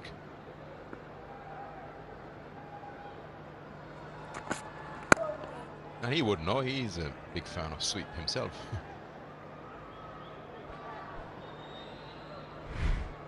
Yeah, top stuff from Salman Agha. A good game in the last ODI as well. 1 for 42. He bowled Mohammad Nawaz's overs. Little cameo of 21 off 10 at the end as well, making a very, very good case for himself to be in the starting 11 come the World Cup.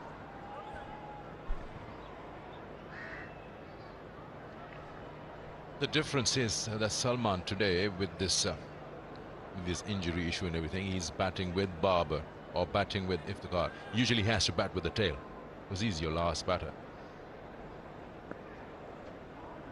And that's a different game altogether, what is needed of you as a batsman.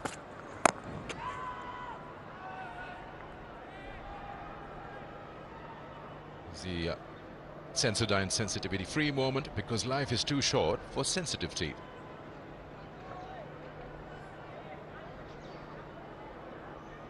So yeah, batters at that number in test matches. So Asad Shafiq played continuously for a decade at that number, and you just get a feeling he missed out on hundreds because he ran out of partners.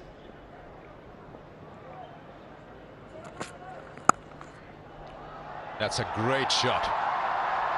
That's such a good shot. It had timing, placement, everything right about that from Babar Azam.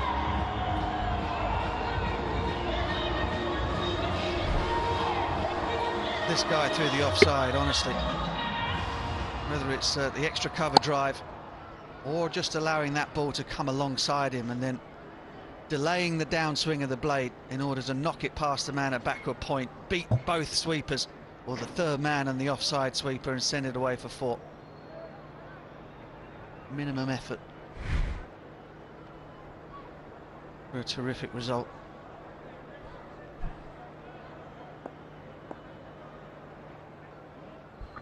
The special thing was there's backward point there, and then there's a wide third man. You beat them both.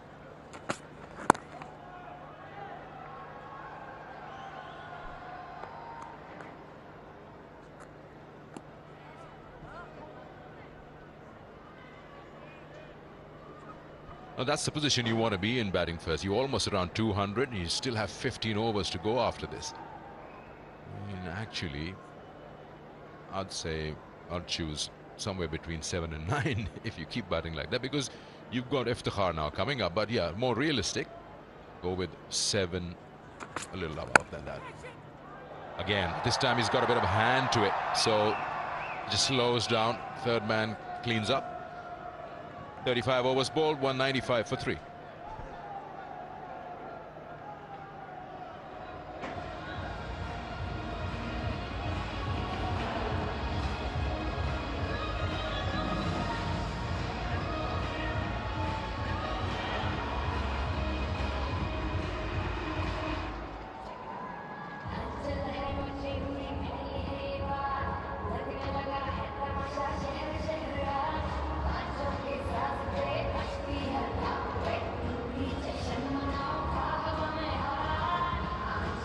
New Zealand bowlers toiling hard.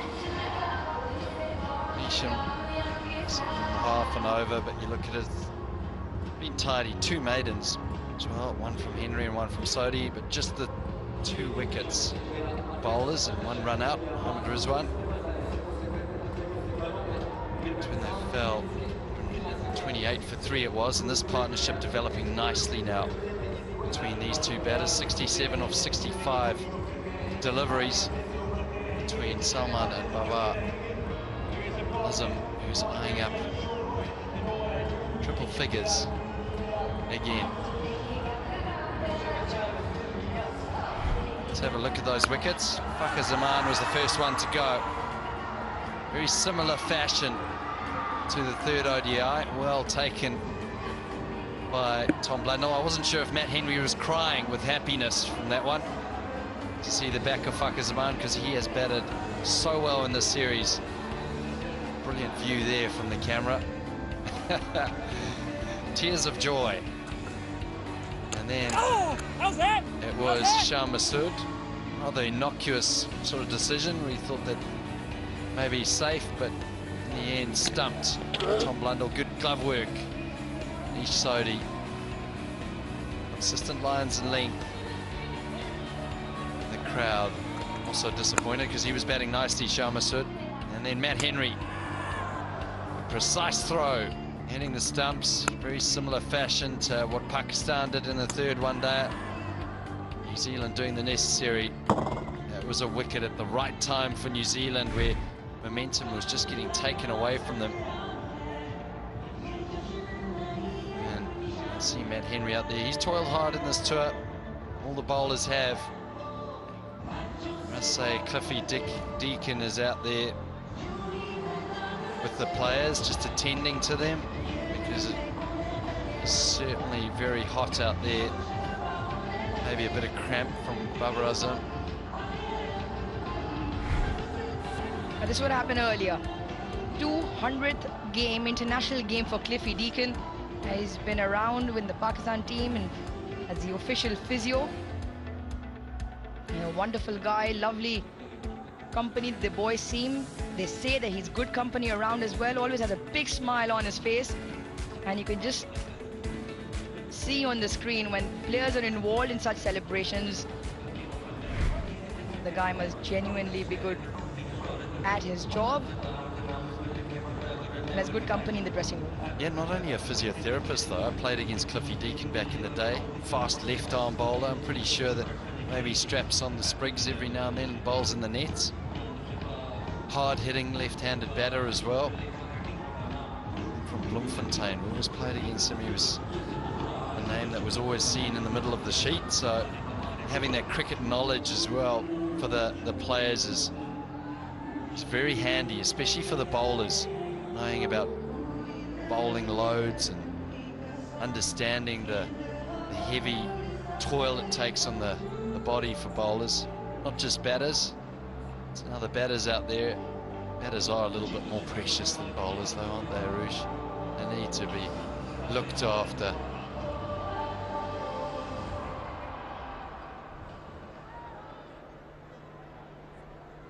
Were you one of those? I was an all-rounder. I was maybe in the middle. So you've just thrown them under the bus by calling them extra sensitive and termed yourself as an all-rounder. Well played. I'm in another group of their own as an all-rounder. Yeah, batters, bowlers, and the all-rounders.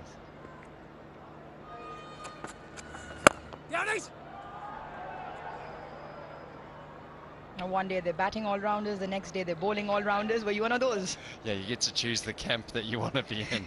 Depending on which way the tide is. Absolutely. Grant David Elliott at his very, very best. Let's talk about the tide out there at the moment, though. You get a real sense here that Pakistan want to push the runs on. They're in an excellent position. Just 3 wickets down. They've set a great foundation. Pulled away. There was an opportunity. It was airborne. And perhaps, I don't even know if New Zealand got a little fingertip to that, but 4 more to Baba.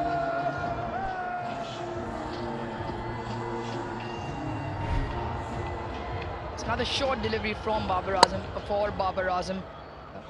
Very close to the fingertips. Jimmy Neesham, who's a gun fielder. Oh, that's good, Ace. We have seen Jimmy Neesham take a couple of those catches. Big man, but can throw himself around the field athletically, and you can see there the momentum. Fourth 50, just taking 41 balls.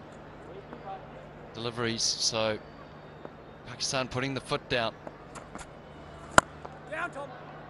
Yeah, talk about the middle period of the game, and it's been Salman Agha who's come out, who's looked to take the initiative, playing with a bit of positive intent. Saw him sweep and then reverse sweep, so looking to create his own angles rather than flowing with the tide that is currently the tempo of the game. So an important little innings here from Salman Agha. Likes to play a spin, and Babar Azam, as he does, on his merry way, holding on to the other end. Reverse, gets enough bat on it. All this run away. It's hauled in by Chad Bowes, who's on the field at the moment.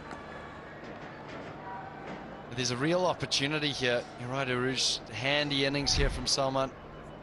Swaps the hands around. We see Tom Latham playing that shot a bit. He's got a backwards square, behind square, and one in front. Those are the 2 on the leg side, and cover in mid-off. So the opportunity's over mid-on, mid-wicket area. Oh, Ace. Inside edge, just for 1. It'll finish East Sodi over. Went for 9, 204 for 3.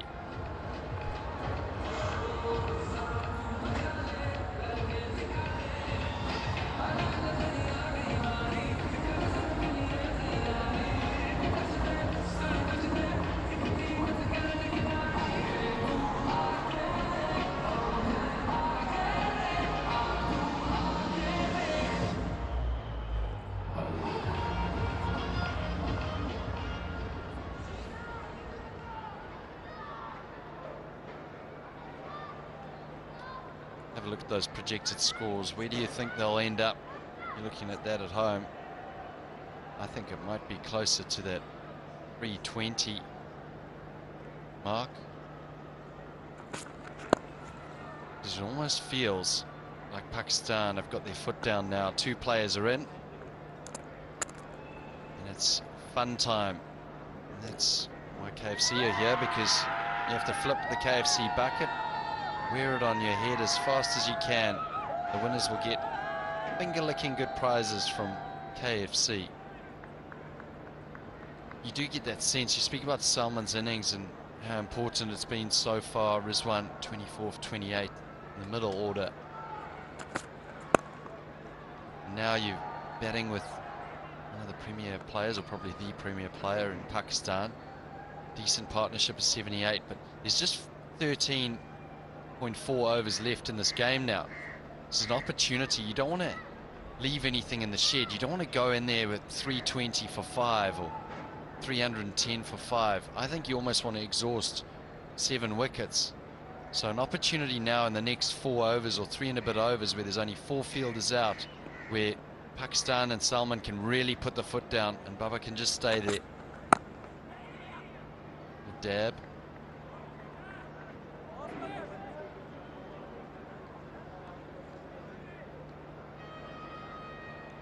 Babar Azam, he's been a star performer for Pakistan.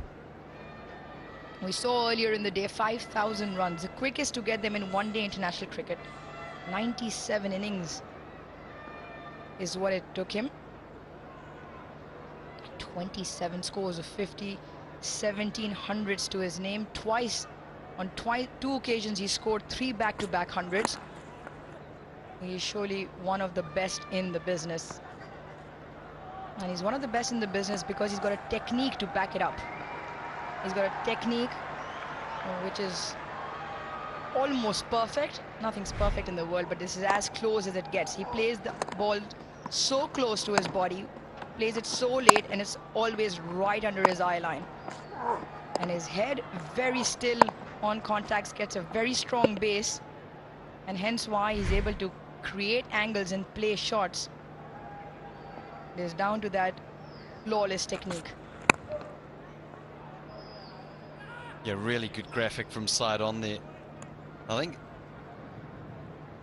one of the reasons why he is world class is that he can hit that same ball that we showed there through the leg side, and then he's just, the contact point is just in front of him a little bit more, where he can then manipulate the ball through the leg side. He can hit the same ball in almost 4 to 6 regions, and that's why his average there 60.24. Just there, a lot of players will try and hit that through the offside. Babar Azam with his wrists got the ability to just manipulate the bowler. 6 off that over, 210 for 3.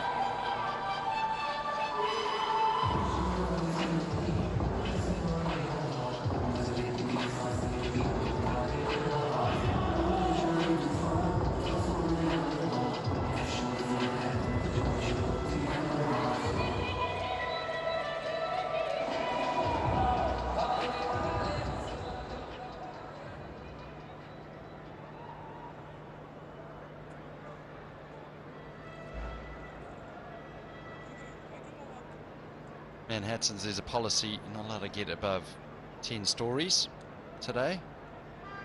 I think we might see that after over 40. Might see a few big overs. It's the only thing that this innings is missing. Got a player in Pakistan, Babar Azam, edging closer and closer to 100. Paul McConkey coming back into the attack. You feel that they've played him in a real circumspect way. He's bowled well, he's been consistent, he's put a lot of work on the ball. Bowled full just like that. You're looking at the middle order, Rouge. You must be happy though seeing someone like Salman come in and strike where he's striking it at now, 110. So you've got someone like Babar Azam who generally he will go to run a ball when he scores big. But Pakistan are searching for that middle order. It's the only keys they need to unlock for this World Cup squad. And why we've been harping on about that is because of these games. 5 opportunities here to get that combination right in the middle. Down the wicket. Slap past McConkey with a lot of force. Well, that might be the sign from Salman that he's prepared to open the shoulders now. On the full.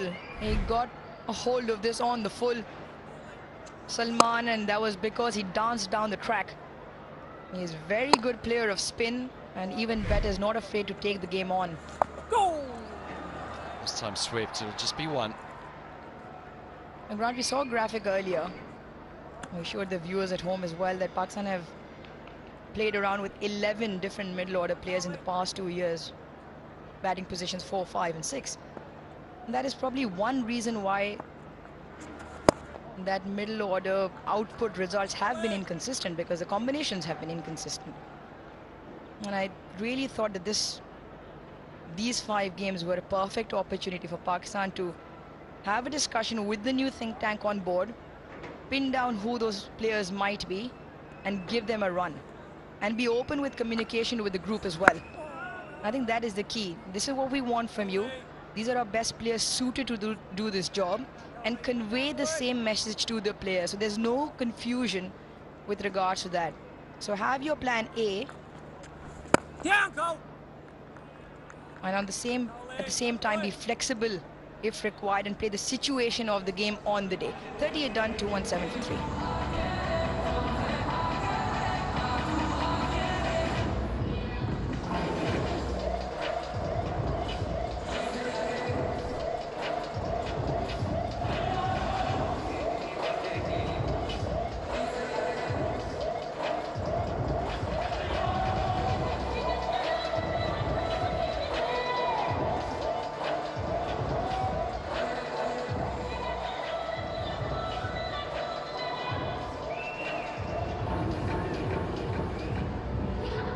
Projected scores, everyone taking their guesses here in the comm box. It's 12 overs to go, so it's a great foundation. They have been set. World-class player in there in Babar Azam. Salman getting into his work now. He's at 3 boundaries. Great opportunity with this partnership at 89 for both players to almost have a go. But you feel that Babar Azam is the one to go through and bat past 45, 46 overs. Ben Lister, a little bit of a shout, bat on it.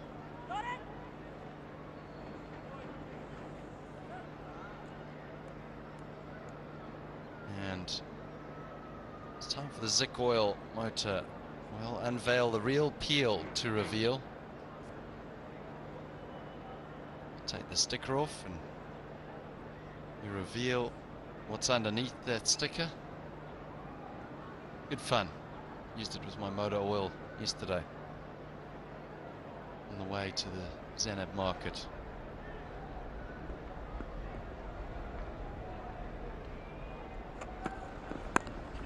Rolling his finger over it. You get the sense from New Zealand cricketers now that they're changing things up. McConkey's come round the wicket to the right-hander. Ben Lister's come on, he's rolling his fingers over. They can almost sense that something is brewing here.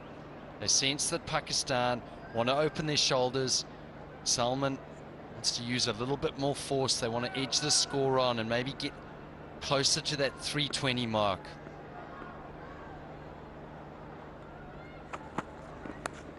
Edged. Wasn't going to carry anyway. Fortunate runs. That won't worry Salman. He goes to 42. 4 more for Pakistan. Well, he wouldn't mind this, nor would Pakistan. 94, this partnership now a genuine outside edge. And more importantly, goes to the fence.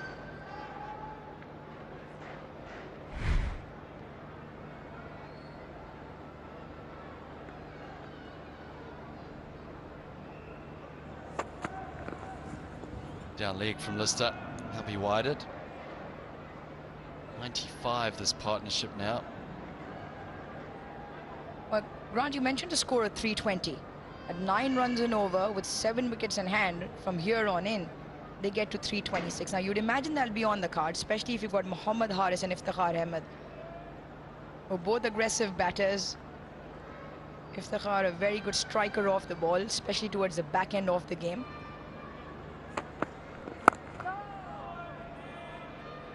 And especially with 7 wickets in hand. Salman today has been the real intent factor in that middle order. 42, he's taken the game on. He's come out looking to play his stroke and he hasn't shied away from them. He hasn't gone back into his shell. And that is what has helped Pakistan in that middle period of the game.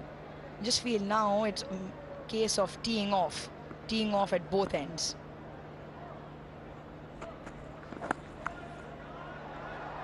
Just tickled away. Bit of work to be done there by Sodhi. 2.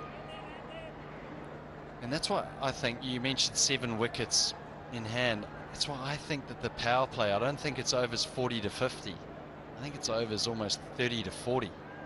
Especially when you've got someone in. Pakistan would normally have Shadab Khan. playing, who's out with a sore ankle, rolled his ankle in the third ODI, so just a precautionary thing there. But he can be attacking, but could you send someone like that in earlier just to be attacking, push the score on, because you don't want to end up being 3 down at the 40 over mark. 2-2-5 for 3.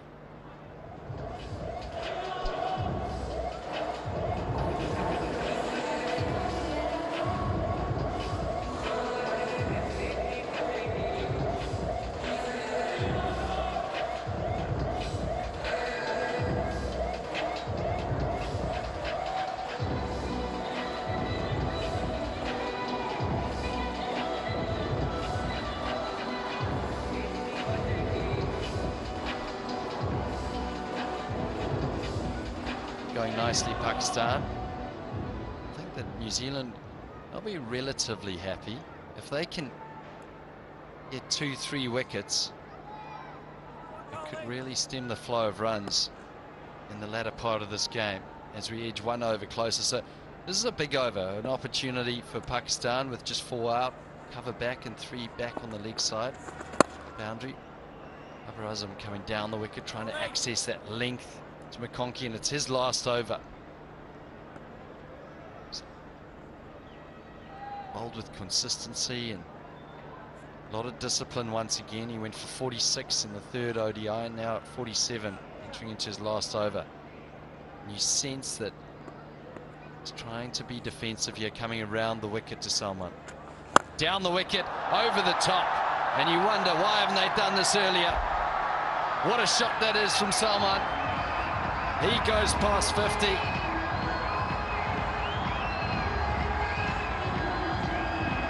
What a stroke that was to get the milestone, his second 50 in ODIs. And he will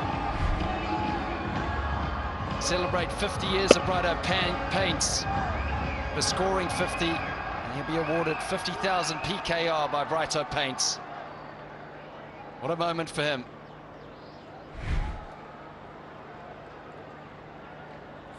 It's been a great knock in the context of the game. Striking at 125, taken the game on.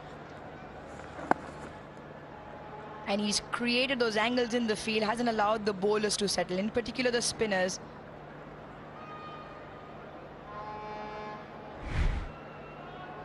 That's one way to do it, in some style and in some flair. Once again, dancing shoes on. Bring up your half century, your second half century, with a big hit. Yeah, it was a great shot. Round the wicket from McConkey, just gave himself a little bit of room. Sometimes players give themselves too much room. It's just a subtle change, just outside leg, a little shimmy. As you mentioned, Aruj, the dancing shoes came out, looking to dominate that length. It's a shot of real class from Salman. Again, down the wicket, this time straight as you like, and another maximum for Salman. Brilliant batsmanship from him. Well, you might have just jinxed old McConkey's figures. His last over, 5 deliveries so far have gone for 15. That is some ball striking. Brilliant use of the feet, comes down leg side off the ball, so he gets that free swing through the line. 40 done, 240 for 3.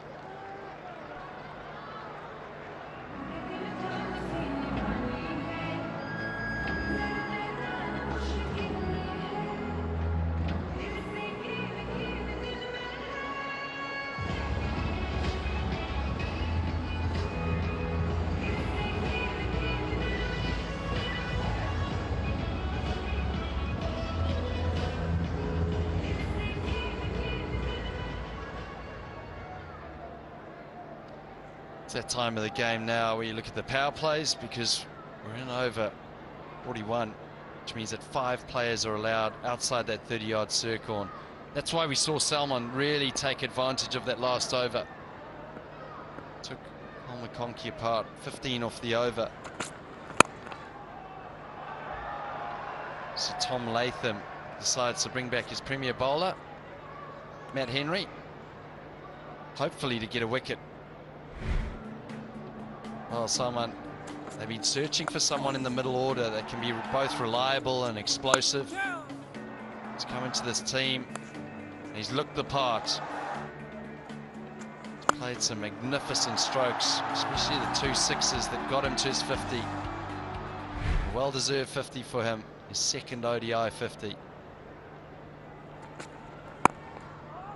The opportunity for New Zealand here is if they can get 2 wickets, hopefully these two new batters in, gives them an opportunity in this last 10 to maybe look at a score at under 300. They have to keep pushing for that with Tom Latham.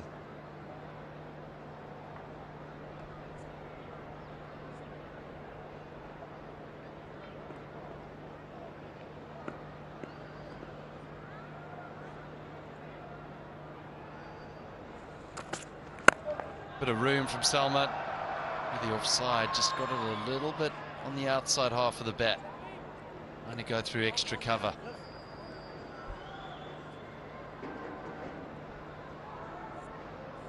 Now playing spin, an art in its own. And there's young boys and girls watching out there. There's a couple of ways to do it. Either you play the ball after it is spun, or you get your dancing shoes out like Salman's been doing and get to the pitch of the ball. Or down the wicket. Fortune for Henry. Oh, I wonder what's happened here.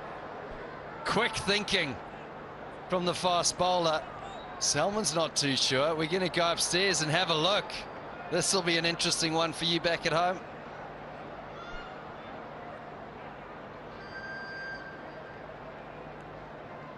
That umpire to director. We have an umpire review for run out at the bowler's end. Let's go to side on, please.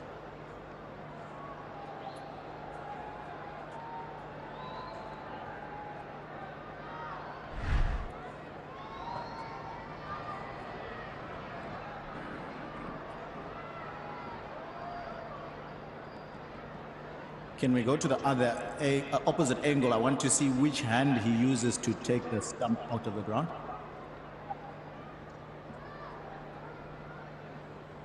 I can see he's got the ball there.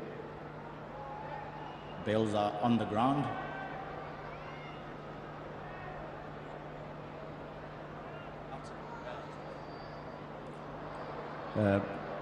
Take that back for me. I want to see.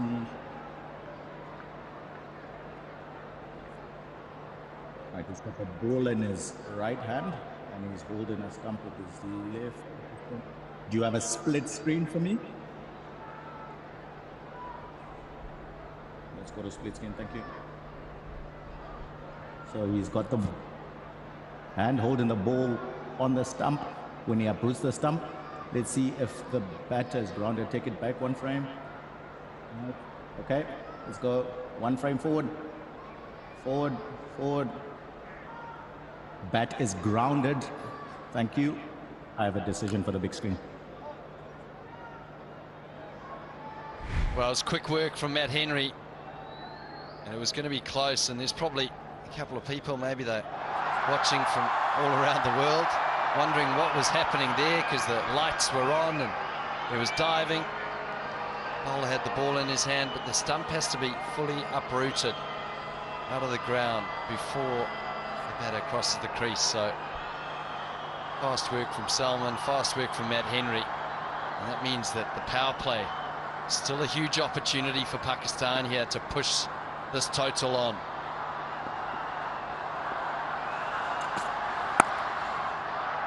Just sliced away by Babar Azam.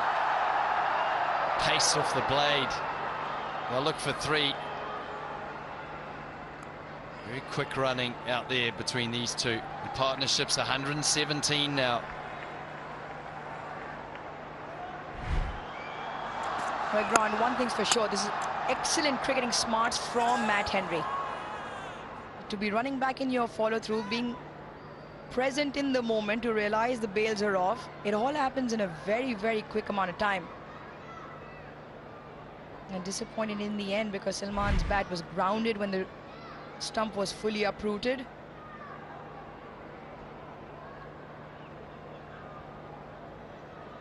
And the field set for Babar Azam at the moment, I'm not quite sure is the one to go to. There was one fielder sweeper on the offside boundary, everyone else inside, and the technique and the class that Babar Azam possesses, he's very much capable of creating those angles and playing through the offside. Not quite sure if Henry and Tom Latham will continue with that field when he comes back on strike. Now, we've seen in this series so far, when Babar Azam wants to go for those big shots, he does give himself room on the offside, able to hit that horizontal shot for 6 back over the bowler's head as well, and play everything else through the offside. So when he does come back on strike, well, we'll have a look. 117 between the two of them in good time. Oh, that's brilliant from Matt Henry. Wow. We might have to go and have a look at this. It was a slower ball, 126 k's an hour, high up on the batter, Salman. New Zealand needed something brilliant, and it came in the form of Matt Henry with a Superman cape on. That is absolutely brilliant. He has plucked it out of nowhere. It is truly a wow moment. Have a look at this, eyes on the ball. You see that every time. Look at that, eyes on the ball, outstretched right hand and millimeters off the grass carpet. Moment of brilliance in the field by Matt Henry. The receiving end was Salman Agha, who scored an excellent 58 in a good amount of time. 46 deliveries, 41 done to 45 for 4.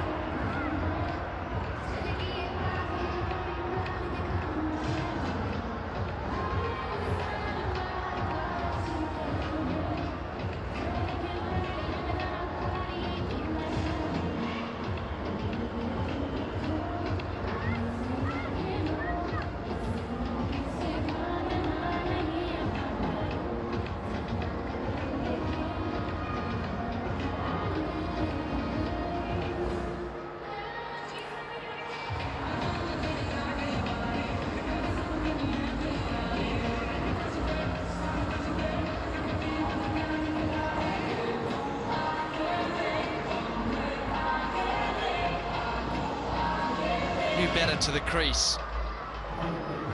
If you've just joined us, you probably want to see the catch of Matt Henry to bring Iftikhar Ahmed to the crease, age 32. Just the 11 matches. We know he's a better player than those numbers suggest. We saw him in the T20s and how destructive he can be. That's exactly why he's in the team. So perfect timing for Iftikhar Ahmed to come to the crease. Show exactly what he can do. Look at that, high up on the bat, off cutter, full stretch dive, and the celebration. Gee, that's great camera work and great work from Matt Henry.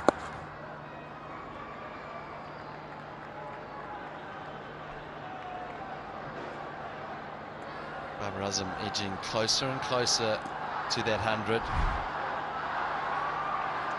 Oh, we can watch this again and again. An absolute stunner. A quick bowler in his follow-through. You weren't convinced, were you? I sort of thought it was a catch. Looked really excited. Were you convinced, or did you think it had bounced?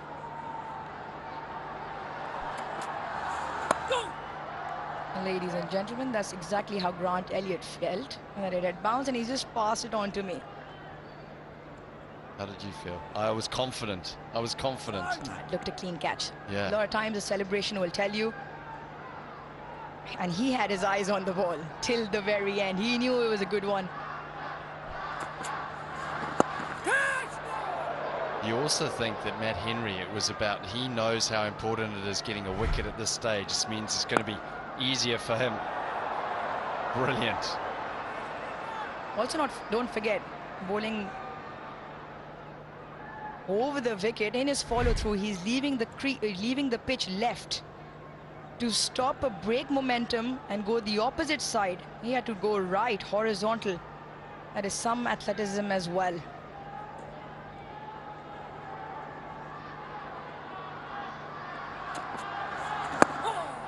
What it does now is it does this. We're in the 40th over. 3 dot balls now. You've got a player on 89 on the other side who's walking down now. He's telling Iftikhar Ahmed, just take your time. But you don't want him to get a little bit frustrated on that end.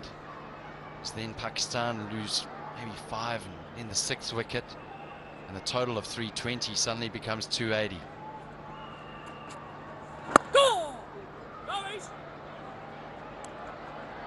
Discipline from Sodi and well run from Pakistan. 2 for Iftikhar Ahmed.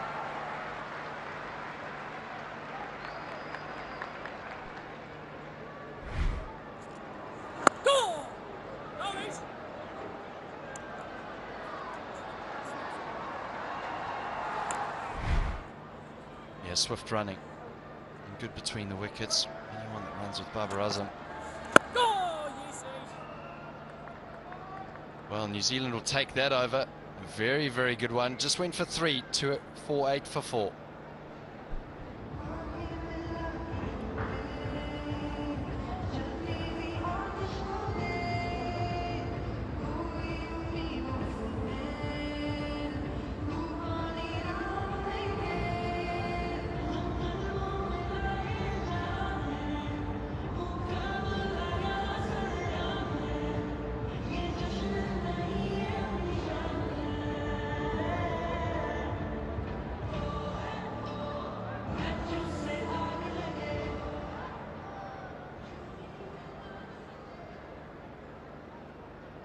New partnership developing here. Babar Azam edging just a little bit closer. 89, just 11 more for him. Iftikhar Ahmed, we want to see some fireworks from him, and so do the crowd in Karachi, the city of lights. See him light it up. Just pushed through the gap nicely from Babar Azam.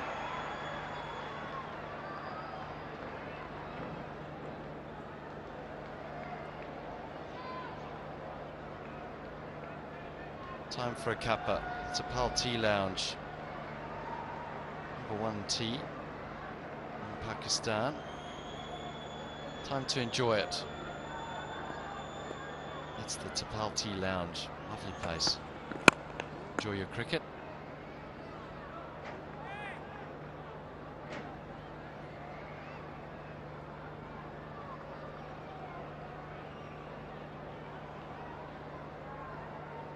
Well, have a look at this.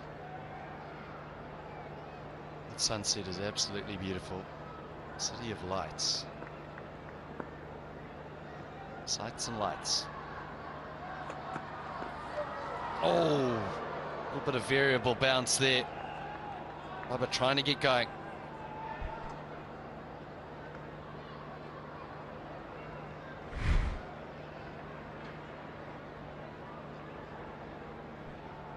Matt Henry, Rouge Mumtaz mentioned his follow-through and how difficult it was with that catch. Of how he needs to change direction. You can see there, that's his usual run up and follow through. Before this ball, you could try and see what Babar Azam was doing. The way the field is set, deep backward square and long on the boundary. Nobody else on the boundary. A huge vacant space. Deep mid wicket now is falling back for Iftikhar. And Babar Azam, just a little bit of more intent, came down the track. He's on 92 from 105. Iftikhar has just come in. 7.2 overs left to go. And projected score just taking a little bit of a dip.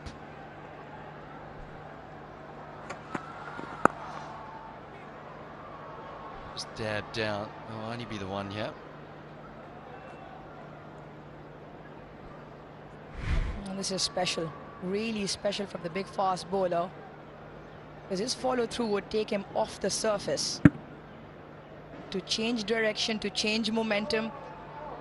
He even lost his footing on the surface there. You can see in spite of all of that, he's managed to pluck this. Brilliant. Well, Baba's running between the wickets. He's been very efficient. Trying to push things on here, Pakistan. 253 for 4.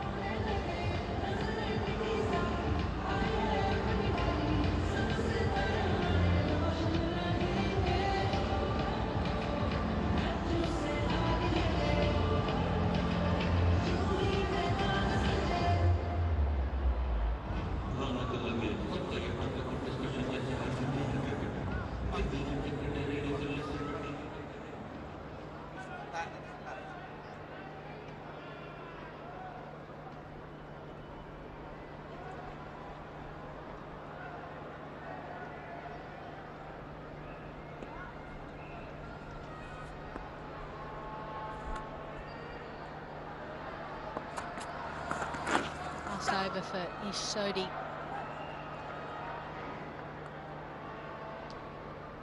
And Pakistan are in a really good position at the moment, despite having just lost a wicket. It was a great innings by Salman Agha. A little unfortunate. Down to the brilliance of Matt Henry, the perseverance of Matt Henry. Oh, beautiful.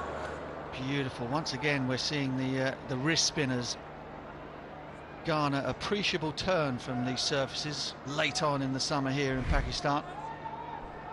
Yeah, and I think it might have been a missed opportunity potentially for a stumping. It did drag Babar Azam out. Sorry, Iftikhar. Oh, yeah. Tommy! Oh boy, that could have been tight as well. Babar reacted immediately, thankfully for him. Iftikhar comes in.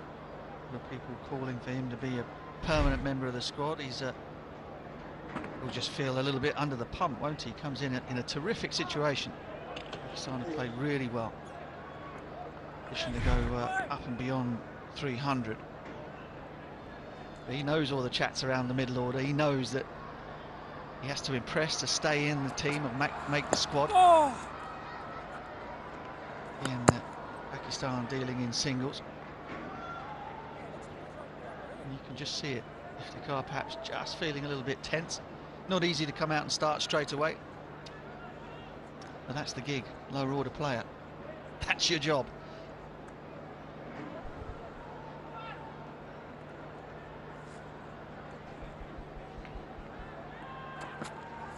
Oh, yes, yes. And the other thing is, Salman, when he came in, he got it moving along really quickly. When you look at his innings, 58 off 46, 2 sixes, 4 fours, strike rate of 126. That's exactly what you want in that position. At number 5. Yeah, he did it brilliantly, didn't he? Might be getting a ticket to the World Cup, Salman Agha. 44 gone, 257 for 4.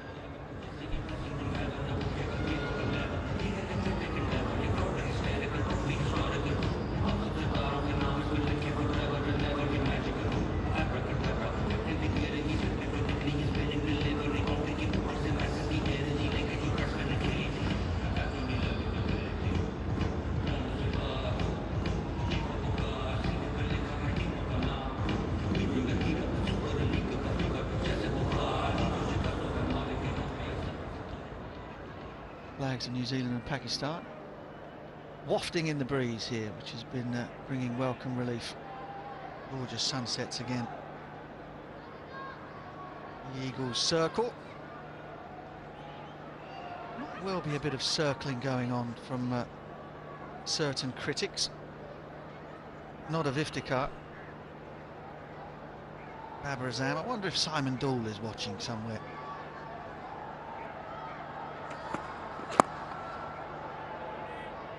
It's 22 balls since Babar hit a boundary, as he's closed in on yet another century. 18th.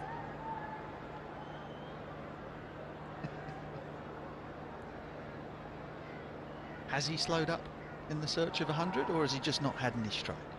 What do you think out there in the cricket watching world? Well, he's not getting away with that one. Been a pretty good debut from Lister so far.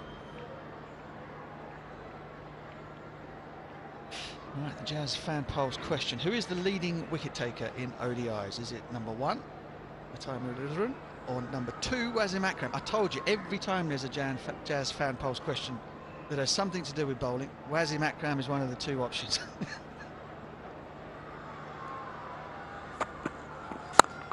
Almost as though he's some sort of a legend in these parts. Just a little one, right? Didn't do much in his playing career. He's literally inspired everyone, hasn't he? Yep. And I'm sure every ground in Pakistan has some little corner that's dedicated to him. Well, there's a little corner in a certain ground in Australia that has a part dedicated to him.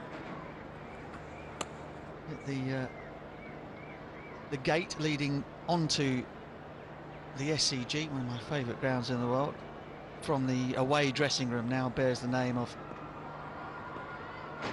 Oh, hang on, no, it doesn't. It was Tendulkar and Lara, wasn't it? Waz just got an award, didn't he? Honorary membership of the SCG. Thank you, Lisa Sthalekar. Knew there was something back in your home country. Yeah, that's all right. I should know, it's my home ground. But the SCG has been wonderful in recognising former players, both male and female. Actually, beginning of this year, unveiled the first female bronze statue in the world, cricketer Belinda Clark.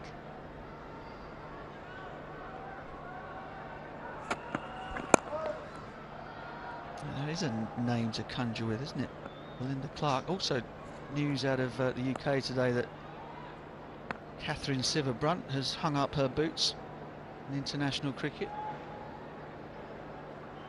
Congratulations to her on what has been a wonderful career. Come back after all forms of adversity, injury, keep going and be one of the scourges of female batters through the ages. 19 years. Oh, Iftikhar opens his shoulders. Oh, yes. He's away. Absolutely nailed that one wide of mid-off, and he'll feel a lot better for it. End of the 45th, 264 for 4.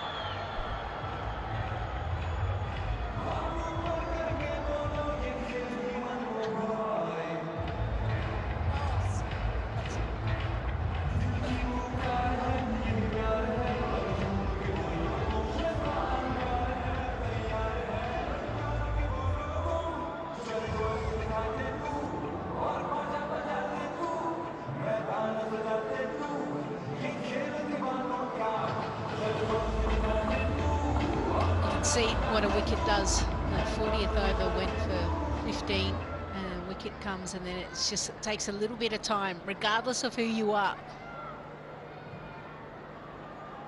This man on screen, he can hit a ball and he can hit it powerfully, shown by the last delivery. Clear the front leg and smash it through the covers. Pace off. There's enough there.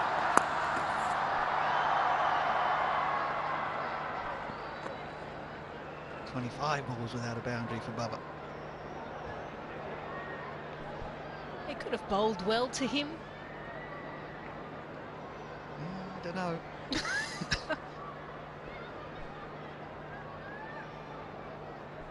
What were you like when you got close into the 90s? It didn't happen very often. Tried to get there as fast as I could. That's what some of these players do nowadays, isn't it?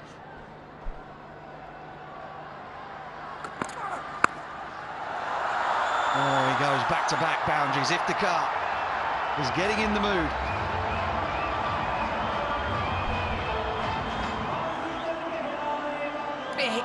Difference between the two shots.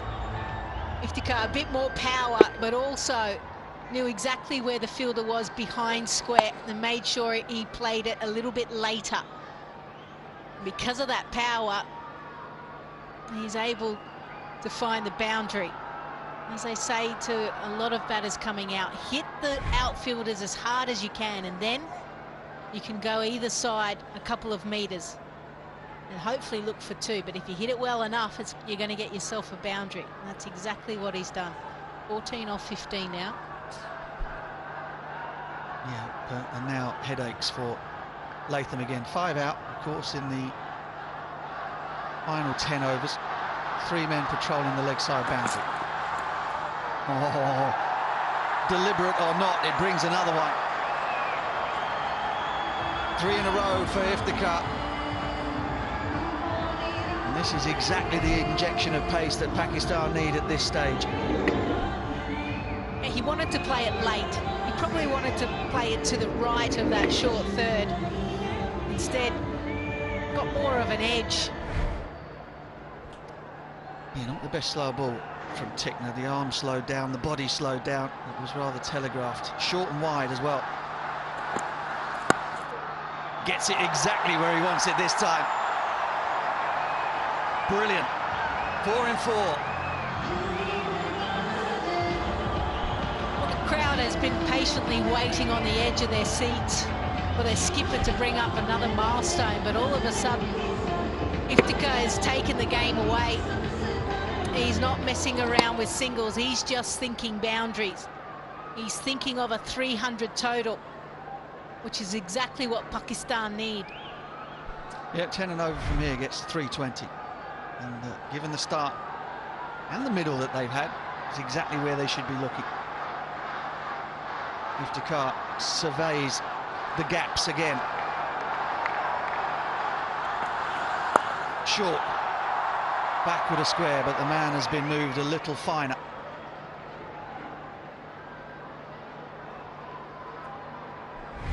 Yeah, the boundaries, 4 of them in a row. First one, bludgeoned down the ground, short of a length. He still waits on it perfectly. Wide, slower delivery. Didn't necessarily want it to go there, but he absolutely perfected the late cut there. Yep, tension has gone from Iftikhar's face.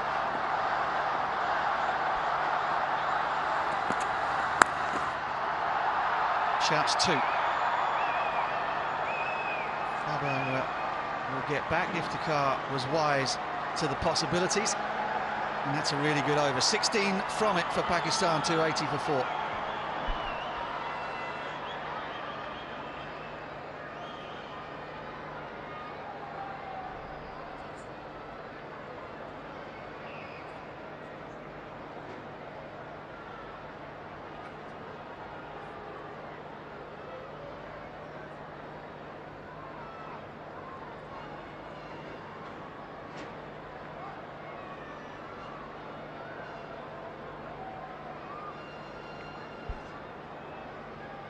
Oh, there we go. The biggest over of the innings so far.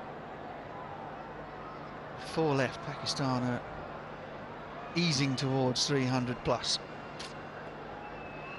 It's exactly what fans of Pakistan cricket, exactly what we've been calling for in terms of the lower middle order.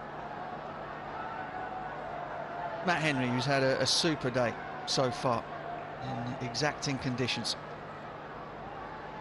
Picked up a couple of wickets, effected a run out. It's been a bundle of energy out there for New Zealand.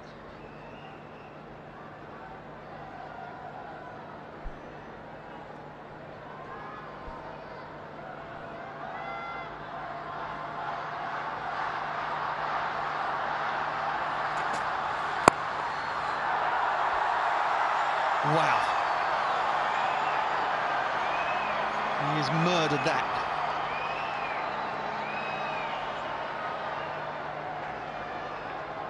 This is what Pakistan have been missing in ODIs. You can see the intent, can't you? Yeah, slower delivery, he picked it up, he waited. Bat at the top of his swing, and he was able to really generate power through the shot over cover as well. He's looking just for boundaries. Hit hard. Little fumble, but Babar is low on energy. He's also on 99. Zik Motor Oil, unveil the real peel to reveal.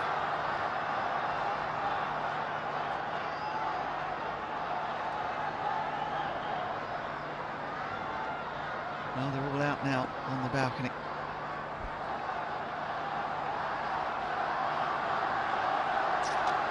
Ground may not be full, but the volume has gone up tenfold.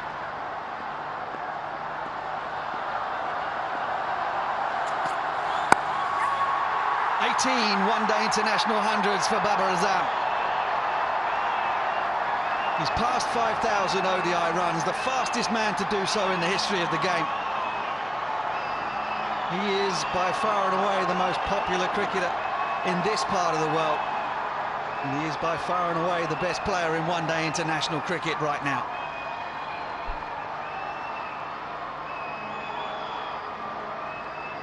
There was relief and a squeal, wasn't it, when he hit through the offside to bring up another 100.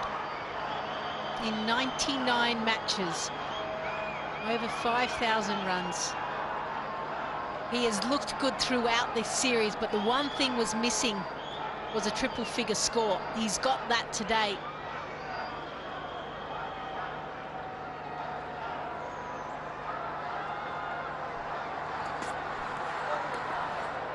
Oh, that's good from Henry. Really good from Matt Henry. Be interesting to see how high the backlift is from Baba now that he's made it past 100.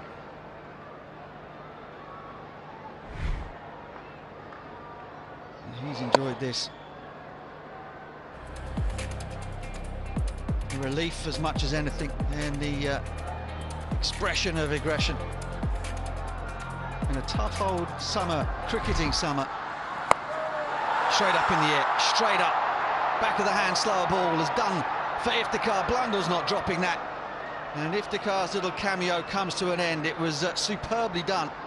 Just the sort of impetus and aggression that was needed at the back end, but he's fallen. And once again, it's Matt Henry who's having a super day for New Zealand, who picks up the wicket. Yeah, really clever bowling.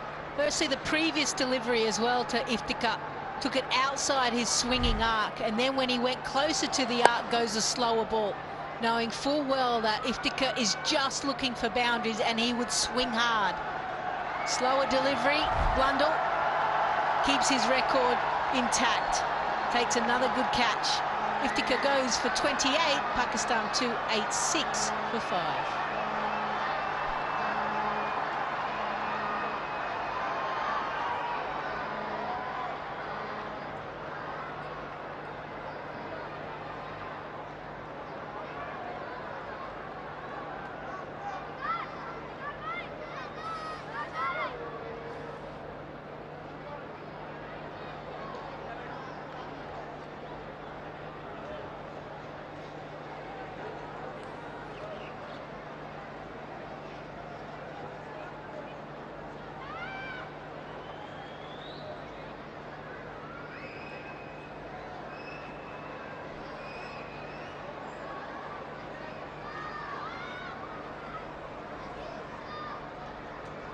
Howard Harris is the new man. Only the 5 ODIs. Will open in T20 cricket in the PSL, but is a natural middle order player in List A cricket.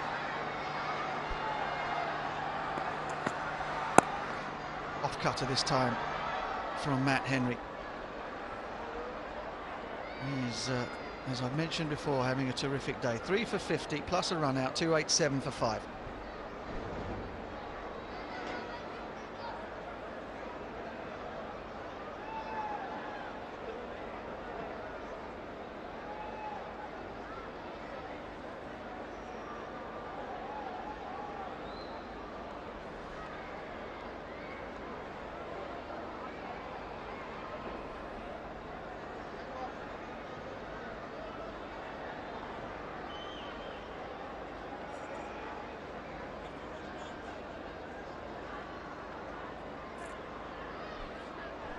From 113 for Baba.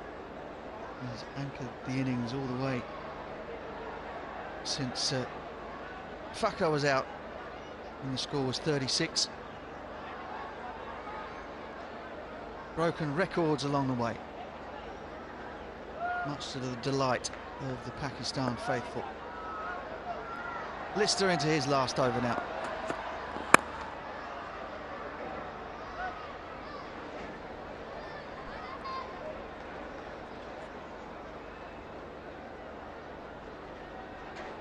Matt Henry has 1 over to go. Superbly executed. Back of the hand slower ball. Does exactly what it's intended to do. It's to start the batter's downswing early, to trick him into starting that downswing too soon. Baba should pick up 2 and does.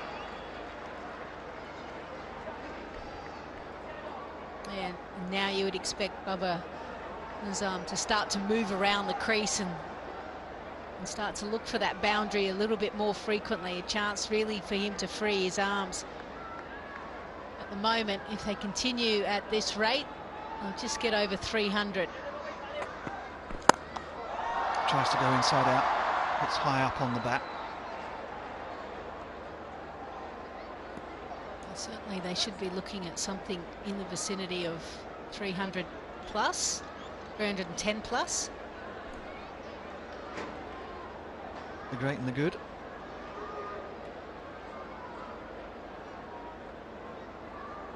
There is another triumvirate we could have used, but it would have been a little unkind. I think Clint Eastwood movies. I mean, Pakistan, from where they were, 40 over stage, 320, absolutely nailed on, 320, except nothing less.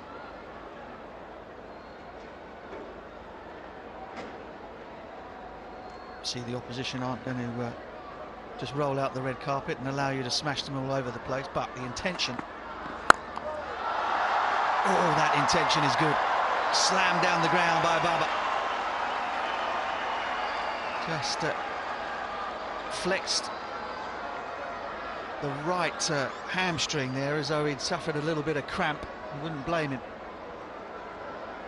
That's exactly what Pakistan are after. Yeah, starting to understand that New Zealanders are taking pace off.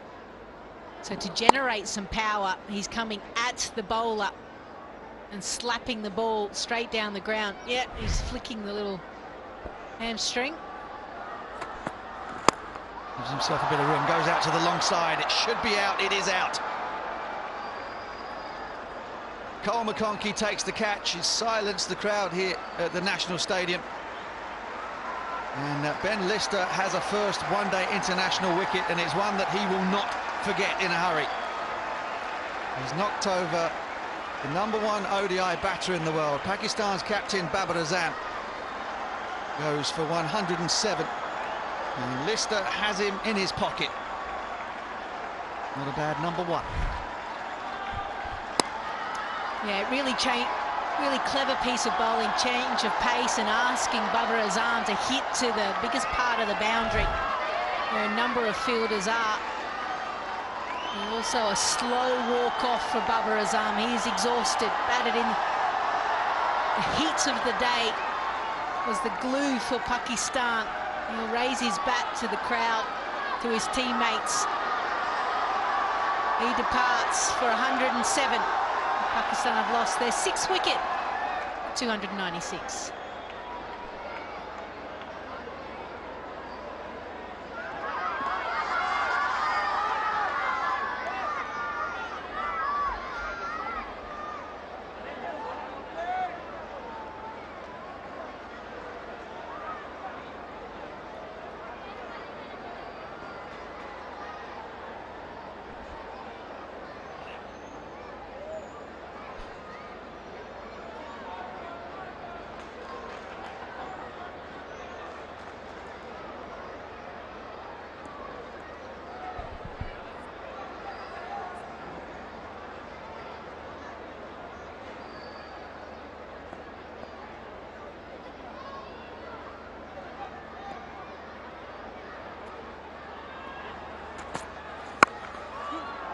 Smeared into the leg side to the shout.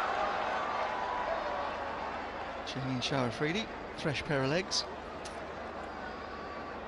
It's back to the non-striker's end. Deep in the crease. Lister followed him. And McConkey did the rest. Congratulations all round. Another splendid innings from Pakistan's captain. What a player.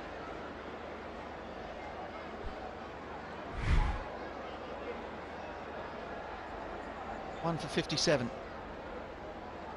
for Lister on debut. I'm pretty proud of his work. Short and wide and slammed downwind. Oh, it's all the way and caught by the ball boy. What a shot. What a piece of cricket.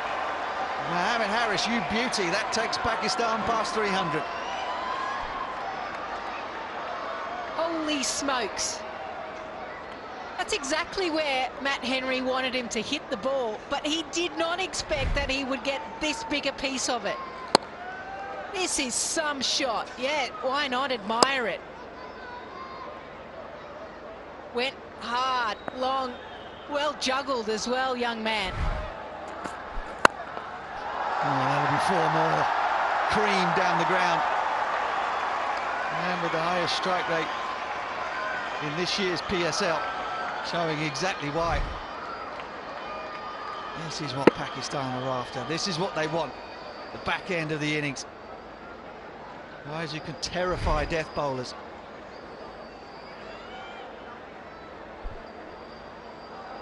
It's been missing, hasn't it, for them?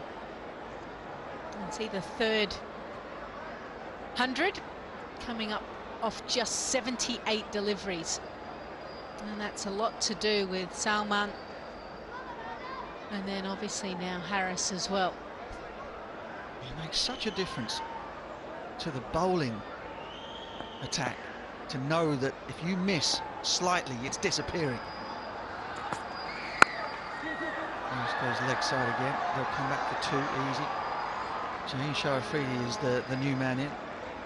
Made 1 or 2 interesting cameos up the order for his team, Lahore Qalandars, the eventual champions of the PSL. Came out and batted number 6 on the odd occasion. Smoked a few as well.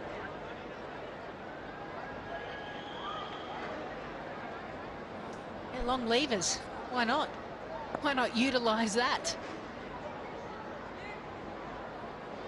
At the moment, he's just running. Good partnership, 14 off 4. He hasn't faced any deliveries. Oh, nice try. Man was up on fine leg inside the circle. But Henry equal to it. The last couple of deliveries have rather ruined Matt Henry's figures. Still think with 1 ball to go that he has had a really good day. The type where the statistics don't tell the full story. Don't tell you just how flat this surface is, just how burning hot it was earlier on in the day, just how well he has done.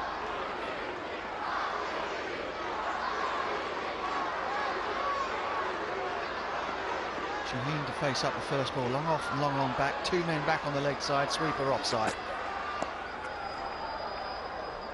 New Zealand will be happy with that. Shaheen will keep the strike. Mohammed Harris will be away from it, and Pakistan are 3-12 for 6 with 1 to go.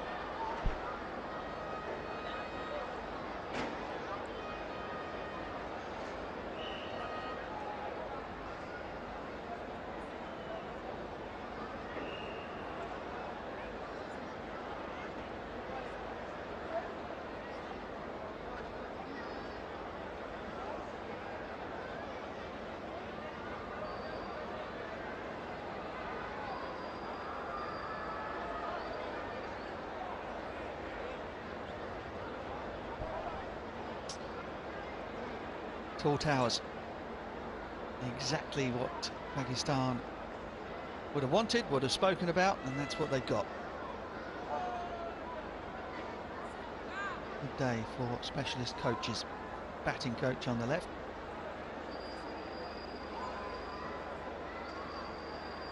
batting coach on the right. It's my mum, you know, she never understood left and right. Andrew Patik, the batting coach of Pakistan, will be delighted the way they've gone about the last third of this innings. Swing and a miss. Good from Tickner. Well, as it so often is, the day so far has been about Babar Azam. Some of these shots are just glorious, straight down the ground. And plays them late as well. And when Ish Sodhi certainly missed his length, he capitalised. Relief for Babar Azam, another 100 to his name. Shaheen goes long, oh, it's all the way. This is what he can do. Not only is he one of the most devastating new and old ball bowlers in the world, he can also hit a long ball as well. Yeah, this is where you absolutely cash in. as a side, you've put New Zealand, or New Zealand should I say, put themselves out in the field and decided to chase the leather, and now they're fatiguing a little bit. It's a chance for a lower order to absolutely cash in on anything loose. Oh, that'll be 4 as well, finds the gap. Tickner missing the Yorker and being punished for it. There seems to be some energy as soon as these two have come out to the middle. Backlift is up, clearing the front leg. It's almost T20 cricket style now, isn't it? It kind of is, isn't it? Anyway, one of the arguments for picking guys out of T20 cricket who play in this sort of role, they generally come in with less than 20 overs to go. Oh, good Lord. That's the best of the lot. He's dumped it over long on. 6 for 6 to Shaheen. And this is pain for New Zealand. Yeah, and 320 was the number we were talking about. They're long gone past that. 328, 2 balls to go. And Tickner is not hitting his length. And remember, with such a long arc to his swing, anytime he misses his Yorker or short of a length, it's still hittable for Shaheen Shah Afridi. Yeah, anytime you see a guy come out with the big tall fella, long levers, long handle on the bat, I'm always thinking as a captain, go at his head. Keep it away from the hitting zone. Keep it away from the arc. Swing and a miss.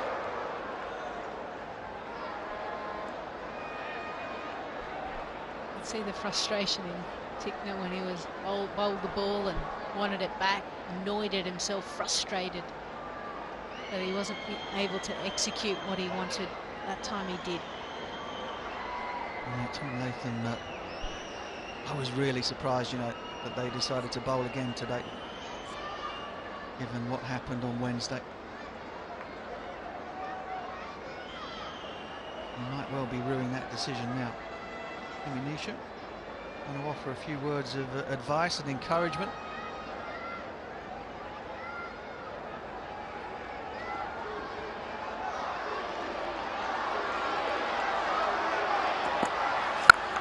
Oh, that's gone. That's out of here. That was not away from the hitting zone, and that is going out of the ground. Absolute carnage here at the back end of the innings from Shaheen Shah Afridi. Pakistan post 334 for 6. And that is exactly the sort of flourish, the big finish that they've been missing, the big finish they've been talking about, and the big finish that they have got. 38 runs in the last 2. When you think of these two coming together, just 2 overs to go. 38 runs between them. 4 sixes, 2 4s. That the best of them as well. The sound off the bat was absolutely perfect. Music to everyone's ears, except if you're New Zealand bowlers. New Zealand team Pakistan team extremely happy with what they were able to actually produce at the back end, built by the foundations of Babar Azam as well, getting to his 5,000 ODI runs as well in that time. Tom Latham won the toss and put Pakistan in, and at a certain point they would have been happy, but all of a sudden Pakistan have just been able to get away. But today and tonight is all about Babar Azam, the skipper. 107 off 117 deliveries. Salman, excellent partnership between those two, 58 off 46, and that's really when Pakistan's innings started to motor in the right direction. Iftikhar given an opportunity, 28 off 22. Harris and Shaheen Shah Afridi at the end were able to really put some big blows into New Zealand's figures. Well, Sikandar has one of the batters down on the ground. Yeah, thanks, Lisa. I've got Salman alongside me. Firstly, 335. That's a bit more than you would have thought at the start of the game. Yeah, we were not thinking about 335 until 35 over. We were thinking around 300. But the way Harris and Shaheen and obviously Iftikhar are batted, that made us like 335 now. Good outing there. Usually you get to bat with the tail enders, and since you had a proper batter next to you, allowed you to, you know, play freely. Yeah, obviously, when you are batting with obviously a batsman, you have a different mindset, and you can take more risk and play your game, obviously, which is my to go after spinners. So that's what I did today. Yeah, you're known to be very good against spin bowling, and those reverse sweeps and sweeps were deliberate effort just to work around the way you wanted the field to be. Yeah, obviously, I didn't want them to bowl at me, and I wanted obviously to be a bit more aggressive against them and use my reverse sweep and sweep so they can give me a bad balls as well. Number 6 position, just happy with that? You're feeling that you're now blending into that position, knowing what your role is? To be honest, I don't mind it's 5 or 6. I just want to play for Pakistan and do well. And at the moment, I'm just enjoying it. So it doesn't matter to me if it's a 5 or 6. I just want to contribute as much as I can. Well, that was a valuable innings, 40 plus. Enjoy the rest of the game. Thank you very much. Yeah, he batted beautifully. That partnership with Babar Azam, you could see 117 off 102, and then 41 off 36, and then right at the end 38 off 12. For the bowlers, it was a little bit hard going, especially right at the end. But Lister picking up his first wicket in one-day international. Matt Henry really the standout, 3 for 65. Well, the day started in the heat of the sun, and certainly Pakistan would have wanted to get off to a good start, but unfortunately Fakhar Zaman going the same way as he did in the previous ODI. Matt Henry just going short of a length. Shah Masood got an opportunity to open the batting, and he looked comfortable until his back foot just slightly moved. Langton Russeri giving him out, third umpire. Babar Azam was strong straight down the ground, playing some wonderful drives. Mohammad Rizwan, he put pressure on the fielders, but unfortunately that time it didn't work for him. He was run out. Probably the shot for Babar Azam. And then it was all about just going through the gears. He was getting close to that mark. Salman showed what he certainly can do, bringing up a half century, hitting straight down the ground, putting some pressure on Cole McConkey. But what a wonderful piece of fielding off his own bowling, Matt Henry, to dismiss him. Came out of nowhere. And that was the moment. Babar Azam racked up another 100. His record is outstanding in one-day international cricket. Boundaries were being searched for at the end, so you would expect wickets to fall like this. Babar trying to be a little bit more expansive. And Lister picking up his first one-day international wicket. What a moment for him. And then Harris came in, and so did Shaheen Afridi, and they were only looking for boundaries. Cleared the front leg, and the overs right at the end. 38 runs off the last 2 were hit off these 2 men. That got Pakistan into a very strong position. Smiles on their faces. So now New Zealand, they have to score 335. It should be an entertaining chase, and we'll be back soon to see if they can get it.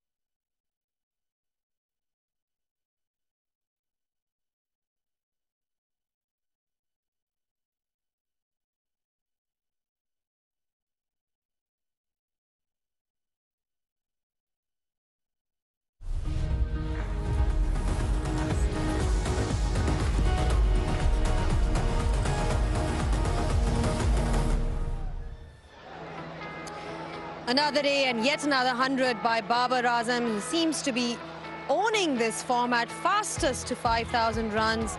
He's a crowd pleaser really in a league of his own. Hello and welcome to Inverex Solar Energy Pitch Side Show. When Pakistan, you saw that middle overs period where you thought that perhaps they could have really sort of got on that accelerator and scored a few runs at a better strike rate. But in the end, a couple of cameos by Haris and Shaheen, and this now is looking like a very, very competitive total.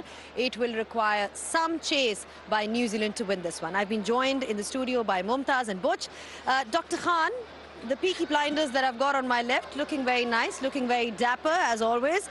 Arooj, another 100 by Babar. It seems like, you know, we've almost become immune to his hundreds, him scoring hundreds in this particular format.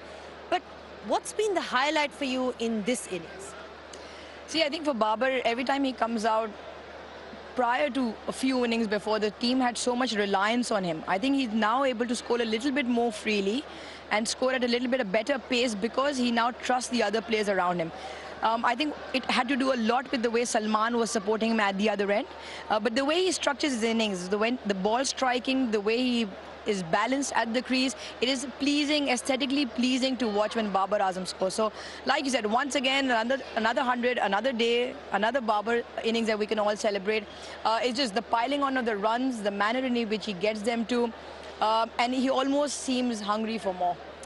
I mean, to be doing that on a very, very consistent basis, Butch, and to be doing that with that kind of control over his game, it really speaks volumes of the kind of batter that he is. You know, it's one thing to be out there scoring runs, but to be able to drive and control as per your will.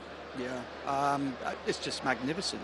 The names that he shares that list with, some of the finest batters of the modern era, plus Sir Vivian Richards, who was such an outlier back in his day that it's not even funny. But look, it just comes as no surprise that he makes the runs, and he does. The only time he looks in any sort of strife whatsoever or any type of confusion is against the leg spinner. Leg spinner didn't get him out today. But that's what, 5 or 6 deliveries over the course of his innings of 117 balls or something like that. The rest of the time, he is 100% in control of everything that he does. He's just a wonderful, wonderful player. And he absolutely loves this format of the game. There we are again, fewest innings to 5,000 runs. Jumps over Hashim Amla, who was out there, way out in front of the next best, who is Sir Vivian Richards, who shares that spot with Virat Kohli. Again, talk about Sir Viv. He would have played his last one-day international 30 years ago. So he was so far ahead of the game back then, it's untrue. But Babar now stands out in front as the best of all time. The best of all time there. You heard it from Mark Butcher, but we spoke about it with Arooj and Butch, why they think what makes Babar so special. Let's find out from Grant Elliott, who's down there with Sikandar Bakht, what makes Babar Azam so special. Ground Zero, brought to you by Inverex Solar Energy. Thank you, Zainab. Now we're here at Ground Zero, the place where Babar scored yet another 100, place where he celebrated that 100, and he's just almost making a habit of it. We've got Grant Elliott alongside me, and he'll tell us what he feels, what are the subtle changes that he's brought in. He got to a couple of 50s earlier, but today he planned it that he wants to play a long knock. Oh, you know, Sikandar, watching him play, and I heard Mark Butcher say it's an absolute pleasure watching him play.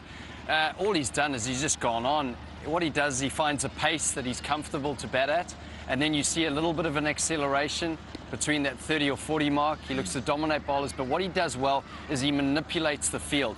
He manipulates the field so that he can get singles and boundaries in the areas that he wants, that he feels comfortable. So I think if you see the graphic where it's side on, where we watch how late he plays the ball, he plays the ball so late, Babar Azam. He plays it underneath his eyes. And you watch him, whether he's cutting it, whether he's playing it through the covers, playing it down the ground, a hallmark, or even a little dab down to third man. The hallmark of a great player is playing the ball late because the ball's moved, the ball's seamed. Whether it's a slow ball, you're in control. So right underneath the eyes, and he's got the ability, and all those strokes were through the offside, okay? So the cuts off the right hip, playing it really late. He can decide to play it even later and just dab it down to third man. So the way he manipulates that area, magnificent. Now, if he wants to play that ball through the leg side, all he's going to do is his access point is going to be a little bit further ahead of himself, and then he starts accessing the onside. So the same delivery that Babar Azam, or the same line that he's playing, he can manipulate that ball in 4 different areas. So if we play the next graphic, having a look at this, he can play down the ground, he can play to square leg, he can dab it down to third man, and he can even manipulate his body and try and get his body around or towards leg side to try and slice it through the offside. So that same line, this is the line you want to bowl. You want to bowl top of off, in and around that 4th stump, off stump region. And all Babar Azam is doing is bang down to third man. He's down the ground. He can even get that same delivery and just work it through square leg. So as a bowler, you just can't settle in on a length. He's in total control, and at worst, he's getting 1 a ball. Also, if you notice against spin, back in the start of the year, he was stumped thrice trying to attack the spinner. What did you notice about how he's handling Ish Sodhi today? Yeah, interesting. I think the first ODI, I think Ish Sodhi almost had his number. He came on, he was bowling aggressive. But now what I've noticed is he's playing really late. He's getting deep in the crease, and he's using the crease. So the ability to move around the crease and then to be able to work the ball, allow it to turn, take your time. He hasn't used his feet that many times. He's more comfortable getting deep, and exactly the same thing, manipulating the bowler down the ground, either mid-off, mid-on, or just working it through the covers or getting out to it and hitting it through the covers for that 1. Well, Grant perfectly explained. So that's yet another Babar Azam's spectacular 100, this time here in Karachi, and that's all from Ground Zero. Ground Zero, brought to you by Inveric Solar Energy. Thanks, guys. Just such a hard batsman to bowl at, Butch. I mean, you look at him and you think about how many areas of weakness does he has as a batsman, and you can't pinpoint many, but if you were to analyze his game, is there anything that bowlers need to be looking at? Look, it feels as though I've been here for the entirety of the Cricket League summer, right? So I've seen a lot of Babar Azam batting. And the only time I can ever really feel that he was very, very uncomfortable indeed was Mark Wood bowling at him in the T20 series right the way back in September. So you've got slightly slow wickets where the bounce isn't particularly high, and you've got somebody bowling express pace. All England did with Mark Wood when Babar, as soon as he walked out to the crease and took guard, they threw Mark Wood the ball and said, right, bowl at his head. Bowl as fast as you possibly can, try and shake him up. And Babar, being the player that he is, would prefer to stay slightly leg side of the ball. He's not going to take it on the hook shot because it's too pacey, and he doesn't, not quite sure how high it's going to bounce. So then he's looking to go over third man. England have third man back, pop, straight down into his hands down the bottom here. And that's the only time I can remember discomfort throughout the course of the last, 6 months or so of watching him play. So, you know, if you have express pace, not everybody has it, but there is the area. You try and go wide on the crease at him, you angle the ball back in underneath the chin and say, right, now what are you going to do? Try and dab that down to third man along the ground. But other than that, he's just wonderful. He is absolutely wonderful, and as Butch pointed out, it's also the execution that matters, not just having that ability, but the execution under pressure in different situations, easier said than done, as they say. On that note, we'll take a short breather and we'll be back with more, so don't go anywhere.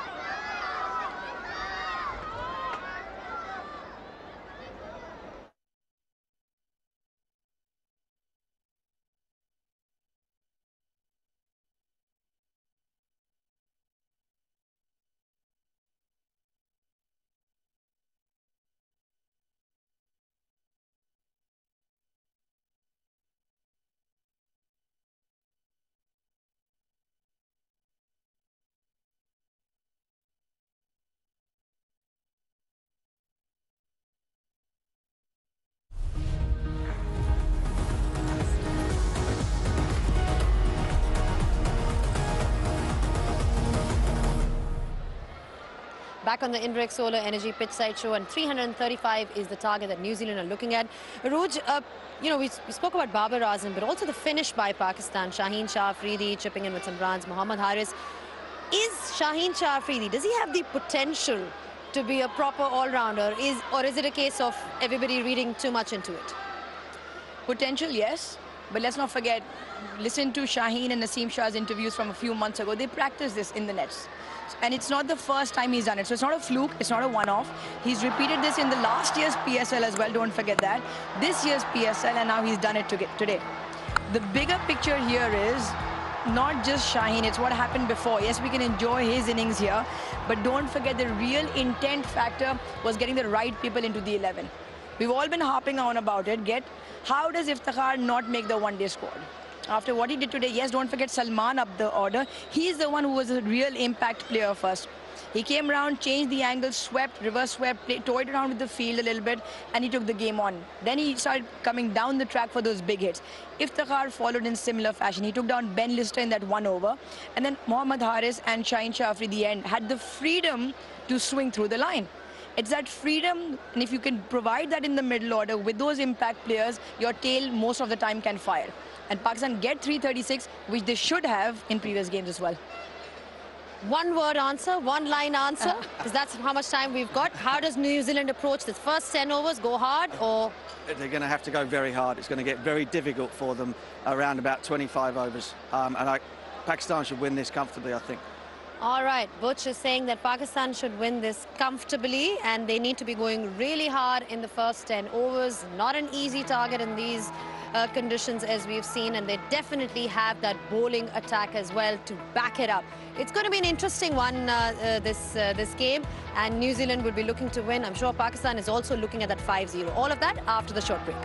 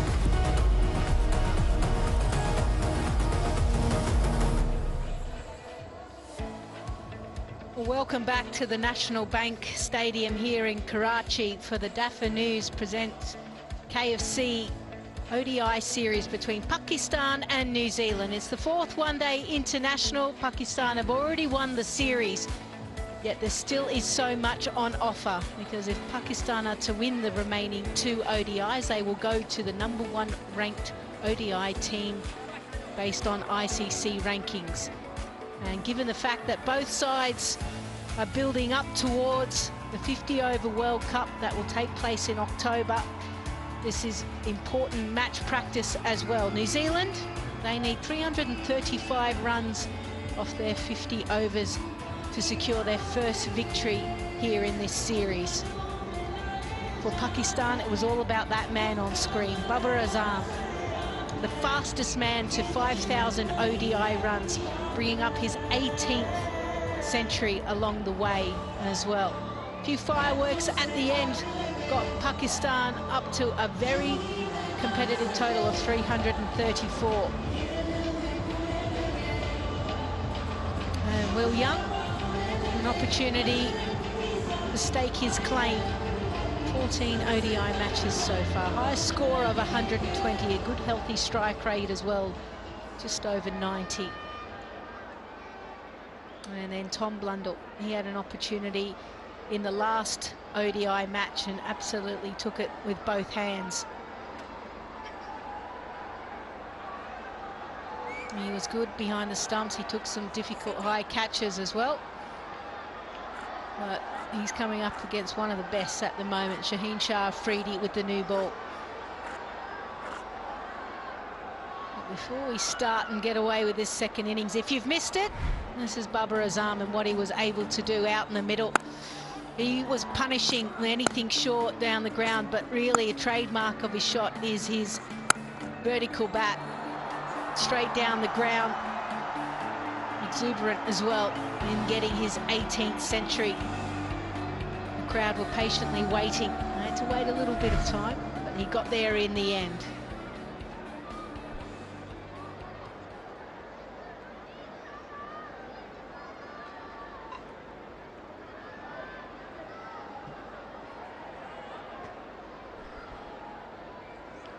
Shaheen Shah Afridi,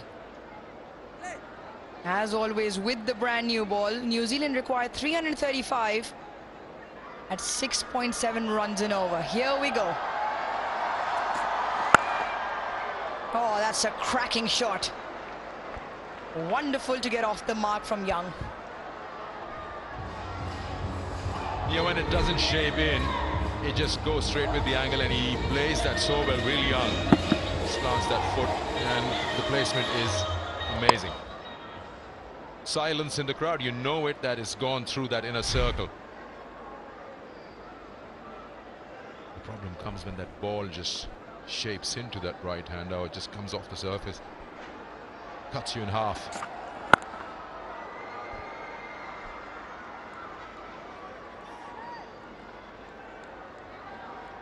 Will Young, well, he got runs in the second one-day international and holds the pose for the cameraman as well. A good feeling always when you get off the mark with a well-timed shot. His top score in the series, 86.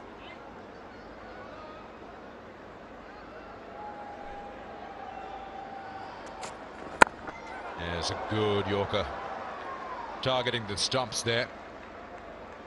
Always be ready for something like that first up as a batter. That's the drive, the boundary of the very first ball.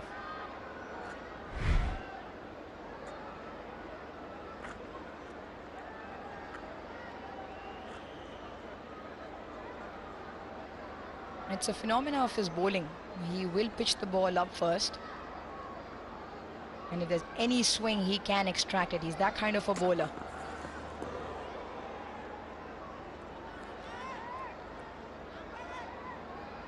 Follow-up delivery is always important, and always important to bounce back. Perfect Yorker, not allowing any space, any room for the arms to take a free swing. Well, New Zealand, their work's cut out. They've got a mountain to climb. They have put in Jimmy Neesham as reinforcements in that middle order, but they need their top order to make use of this power play.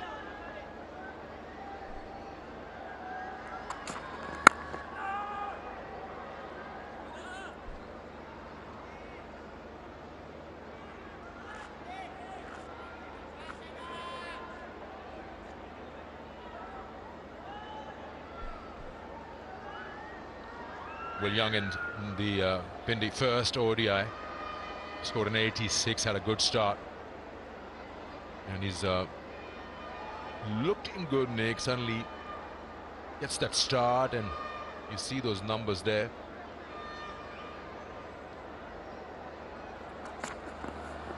Oh, that just moves away slightly from that bat. First over gone, 4 for no loss.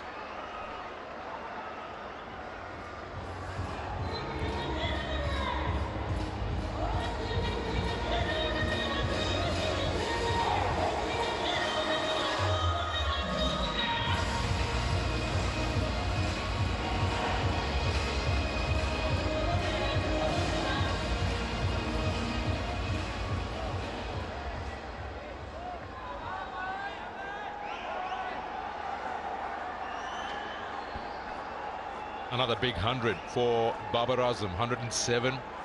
Salman Agha was very good for his 58 or 46. Iftikhar, a cameo of 28, helped Pakistan to a score probably they didn't have in mind when they came out with that toss.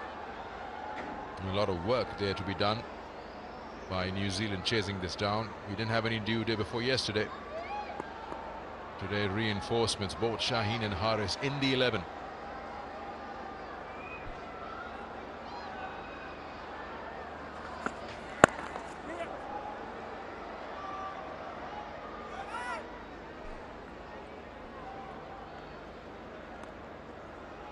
Sikandar, you, myself, and plenty of others, we've been all talking about, analyzing, trying to shape up what that Pakistan middle order looks like. We all have our own opinion. Iftikhar today gets the first game, wasn't part of the squad to begin with, and his inclusion with immediate effect. Also, don't forget Salman Ali Agha before him. The scores that you just read out was the change. He's the one who really came on, provided support on the other end to Babar Azam in terms of scoring quick runs. He plays spin well, he put his shots, played his shot, the sweep, reverse sweep, and then was very happy stepping down the track as well, hitting huge sixes straight down the ground. It was his innings which provided that impetus in the middle order, and then laid the platform as well for the tail to do what they did. Iftikhar in there played a key role.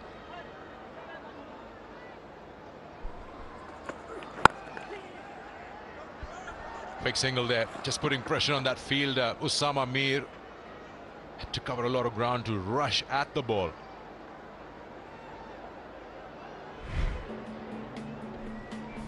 Salman Ali Agha did a real good knock in the context of the situation Pakistan were in. In the middle period of the game where Pakistan at times meander along, he took the game on. He's the one who changed the momentum and the tempo of the game, and Iftikhar, Haris and Shaheen followed. It's almost about that middle order when they do what they, for instance, what Salman and Iftikhar can do, and once that platform is laid towards the back end, Pakistan scored 70 in the last 5. They scored 38 in the last 2. It's almost a free license to swing. Shaheen Shah Afridi, it's not a fluke, it's not a one-off. He's done that repeatedly on a few occasions in the PSL. Even the 2022 PSL, there was a game where he scored 40-odd runs in no time. So, but it's about that middle period. And I definitely feel Iftikhar slots in.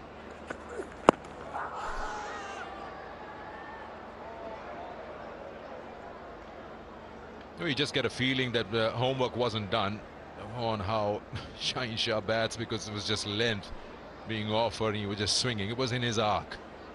And you target mid-wicket, long on, and that's where he got the scores. Yeah, that single, not looking. Can't blame the bowler. He's asking for a decision from the umpire.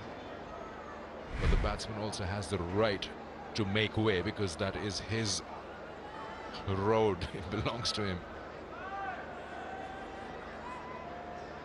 Yeah, you're talking about Salman. See, he batted at number 5 today instead of 6. So it just allowed him to bat along with a batter. Someone who's allowed him that space to breathe.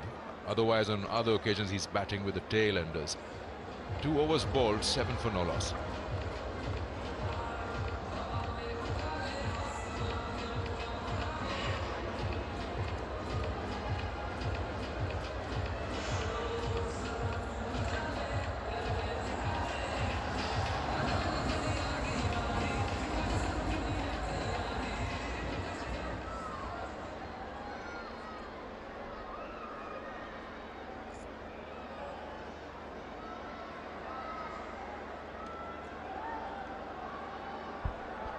Lots of opportunities for some youngsters to be a part of that New Zealand squad in the absence of the usual members.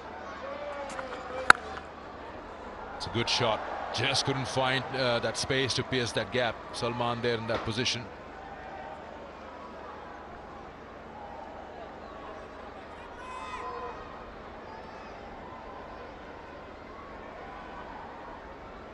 We all know his ability with the ball. Shaheen Shah Afridi on so many occasions provides Pakistan that breakthrough up front.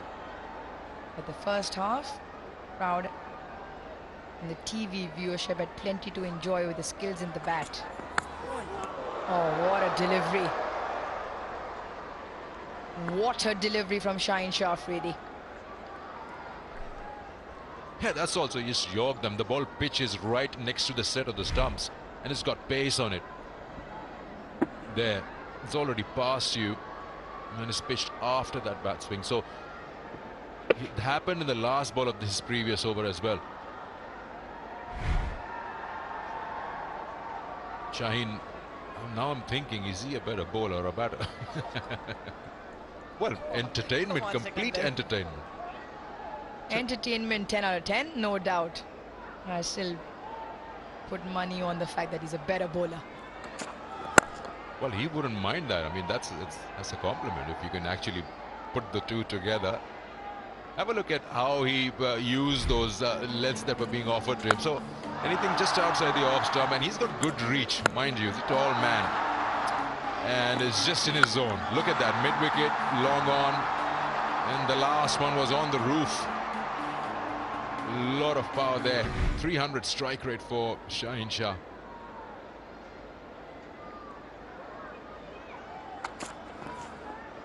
And there Blundell sees that width and has a go at it.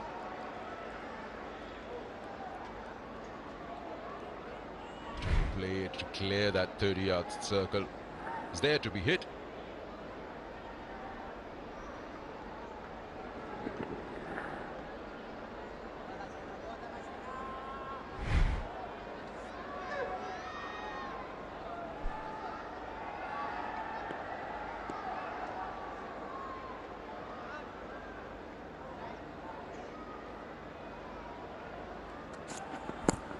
Again, the same thing. This is just too full, it's too quick.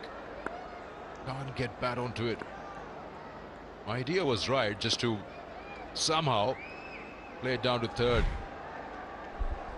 Yeah, both those deliveries. Excellent line. Just the shape on. Normally with Shaheen Shah Afridi, you get that swing back into the right-hander and that would have knocked the poles out. Haven't seen any swing as such yet. So just continuing on with the angle, holding the line. Oh, excellent over from yet a young run to be given in this one. And it stays that way. Maiden over from Shaheen Shah Afridi, New Zealand 7 for no loss.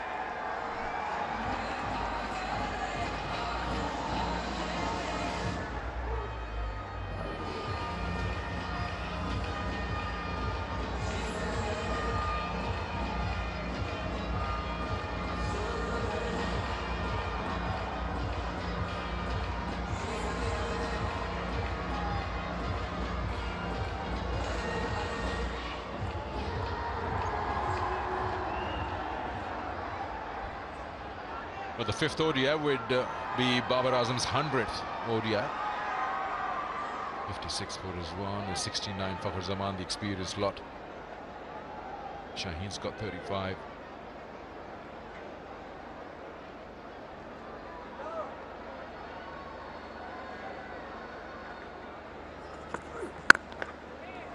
You play it straight. We've seen it all day long that you will be rewarded. And that's a good shot. Just play it down the line, back at the bowler.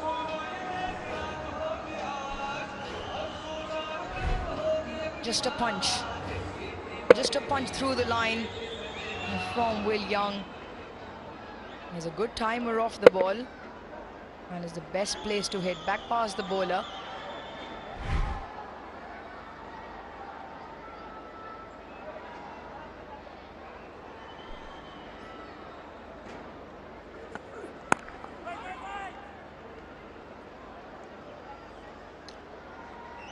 Winning opportunities during the ODI series as well.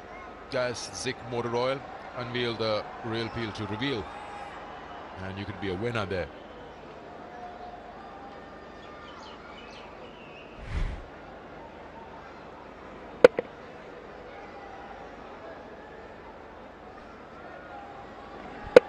Still a very good surface to bat on. Reflection of that from that straight drive from Will Young.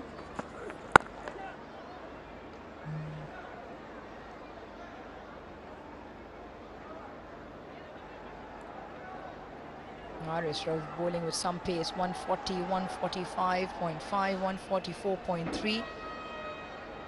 He's the kind of bowler who just starts around 145 normally and just keeps going up with pace on. And no sighters, no breathers. And Pakistan have quite a few who can bowl consistently around that 140k mark.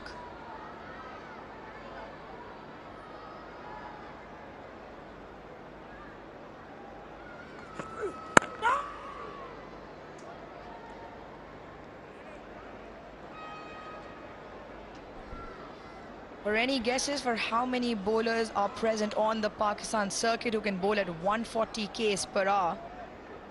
That is over 15 if my counting is correct. That is 16 of them.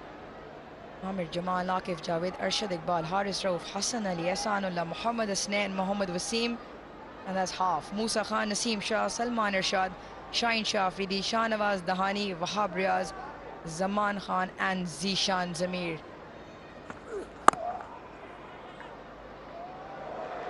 140k plus, and some of them can touch the 150k, including Haris Rauf and Ehsanullah.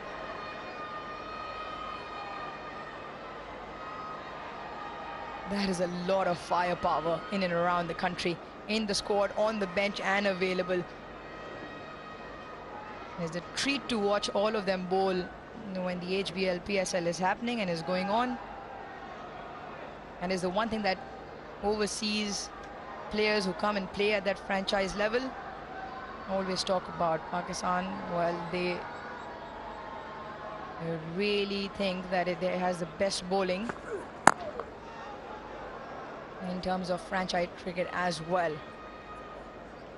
Overdone, 13 for no loss.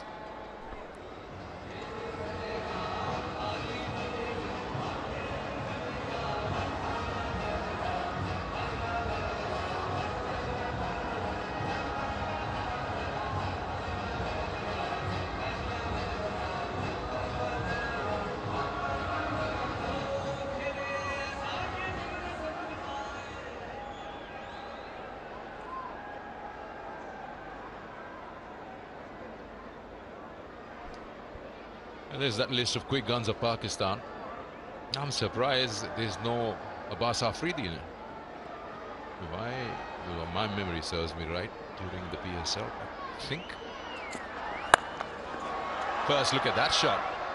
You probably feel that he didn't quite get hold of it as he would have liked, but enough when you clear the 30-yard circle in power play 1. Good shot from London. And that's the advantage of the power play. And it's called power play for a reason, with 2 fielders just outside. He knew it came off the toe end, but he'd done enough to get it over the infield with this outfield, which is very quick. Anything half-timed as well travels to the boundary. And because of that, a field change, the slip comes out. A short man catching deep at mid-wicket. But if anything goes past in the air in that region.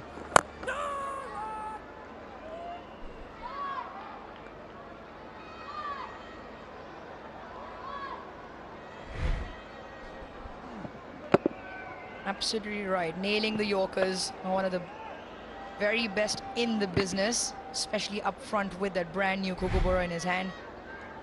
And he's even more deadly if he can get the ball to swing back in. Even with the fact that players know what's coming at them, he is a lot of times quite unplayable. Good shot on the onside. Is that attacking mode Blundell was in? Got to keep that in mind. You're chasing 330 something. You've got to make sure of the make good use of the power play there. He's in form. Got 65 in the first game.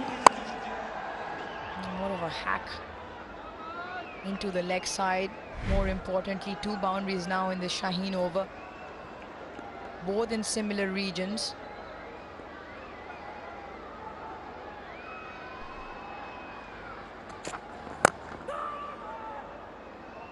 Just quickly coming back to that quick gun, so I'm surprised the highest wicket take in the PSL, not that being the reason, but I clearly remember he bowled 140 plus. I think Omar Gul's nephew, he could tell us if he feels that he is 140 plus. Sameen Gul is another name that comes to my mind, could be. But are you saying consistently 140? Then maybe not. But if he can bowl more than 140, then maybe yes. Few more names. Again, the shorter length this time. Just working it around behind the square. Good running. As a good call from Blundell. Wants to strike back. He ran through that second one and pulled his partner out to complete that second. He's a really good fielder. Don't forget, a couple of days ago, he effected a run out from a similar position. With his really good running, the intent was always to run for 2. Blundell always knew he was going to come back to the danger end. And good cricket all around. He's got a very strong arm, Mohammad Wasim Jr. on the bounce, right on top of the stumps.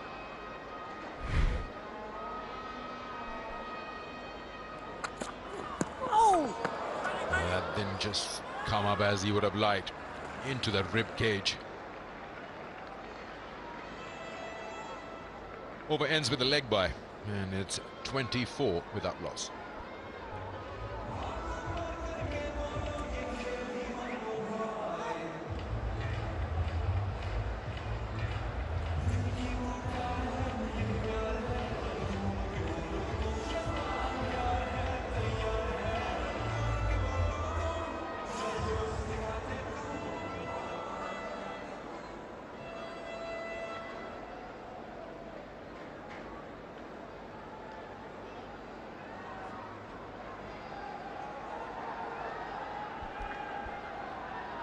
New Zealand will have to really pace their chase out here. We've seen them starting so well.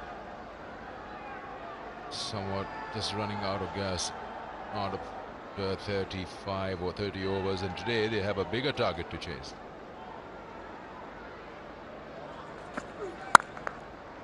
Good shot again, just past point. That'll earn him a boundary. That would work for that momentum that New Zealand is looking for, and Blundell has taken the lead.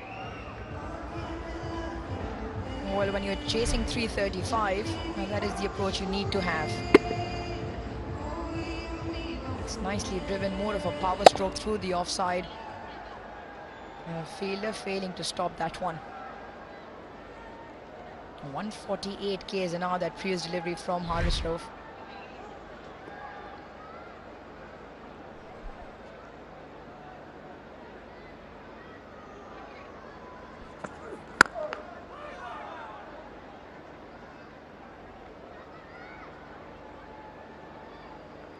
If they can provide that platform somewhere up to the 35th over and have Cole McConkey come in and do what he did day before yesterday.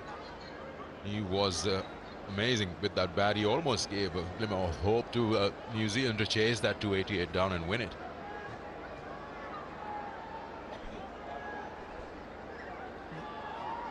Don't forget Daryl Mitchell in 3 as well.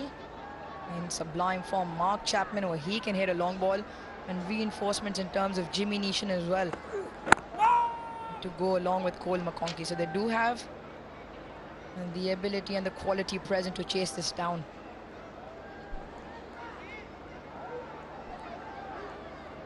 Actually work this thing out.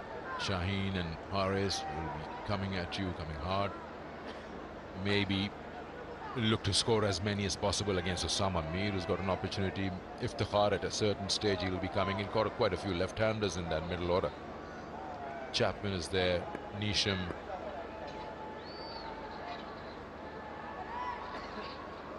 Tom Latham himself.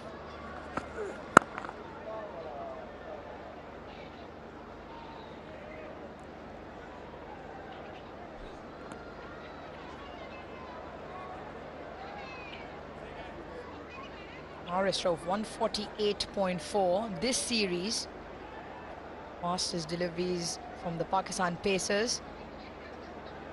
148.2 from Ehsanullah, 147.2 from Naseem Shah. By far the 3 quickest men that Pakistan have. Wasim Jr., Shaheen Shah Afridi, and plenty more.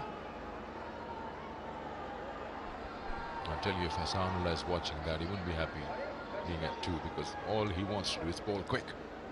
He was very quick. 154, I've seen that. Not this series, of course.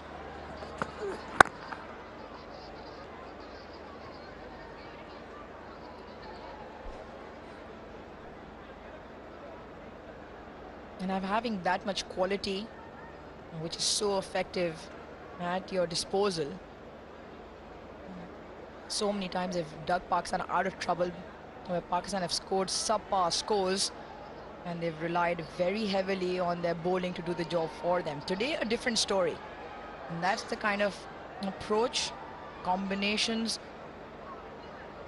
that work for Pakistan. Get that big score, and then rely on that deadly attack.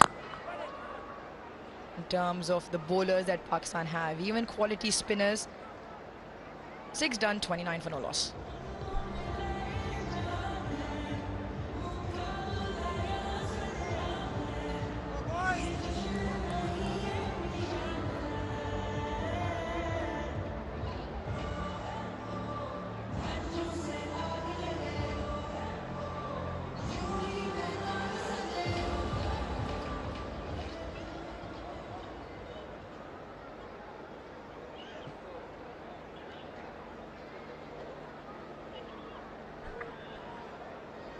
New Zealand, the mammoth total to chase, will be looking to get a good first 10 overs. That's power play 1. The way Blundell has been approaching and trying to attract the Premier fast bowler, it's a good thing, taking the fight back. There.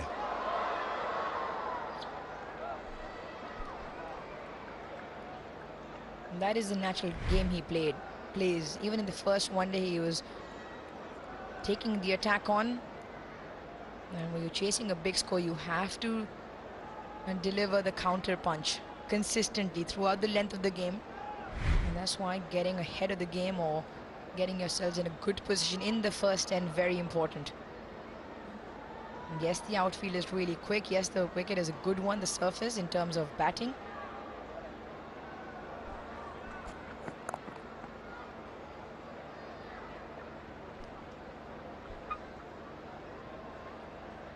Cooler evenings in Karachi, always. You get that breeze blowing, and you can enjoy your favorite Tapal tea at the Tapal Tea Lounge. Enjoy the 4th ODI. You hope that New Zealand puts up a fight here. We get a close finish. 3 down in the series. You just have that nothing to lose mindset, and you want to take a few wins back home. Played brilliantly, came back in the T20s.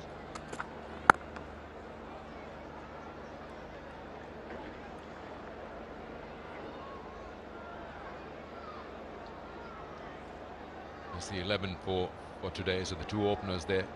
And then you have in-form Daryl Mitchell at 3. Captain's been good, he can play the anchor. Chapman hasn't really arrived in the ODIs. Nisham can provide the firepower, and McConkey, we know what he can do at 7. Then you have the bowlers.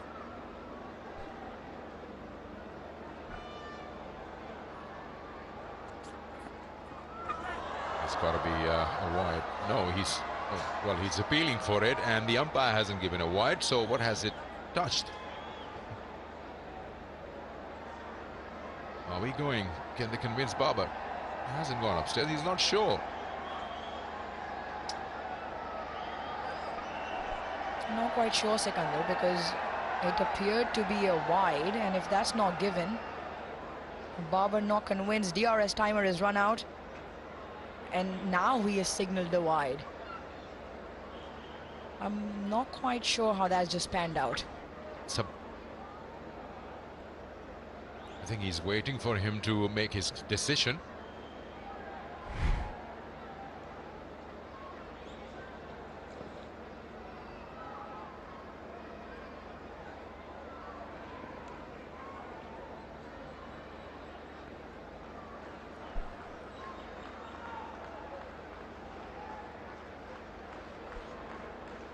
Well, technology has confirmed that it didn't touch any part of the glove or bat for Will Young. This time it has, and this time it does trickle down to the fence for a 4.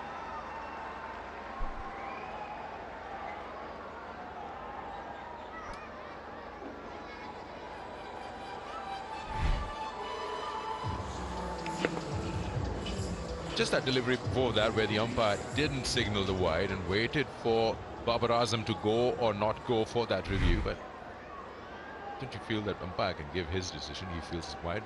If you are sure enough that the batter has nicked it, go on with the review.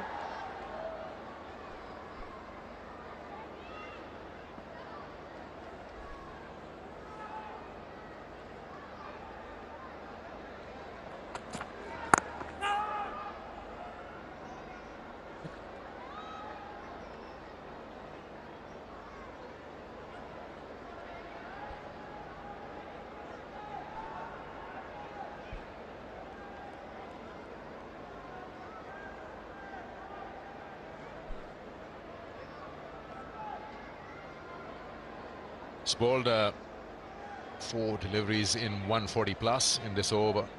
It's just gaining pace. Shaheen Shah into his 4th over at the moment.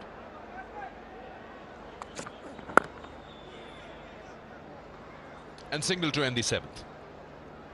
It's 36 for no loss, New Zealand.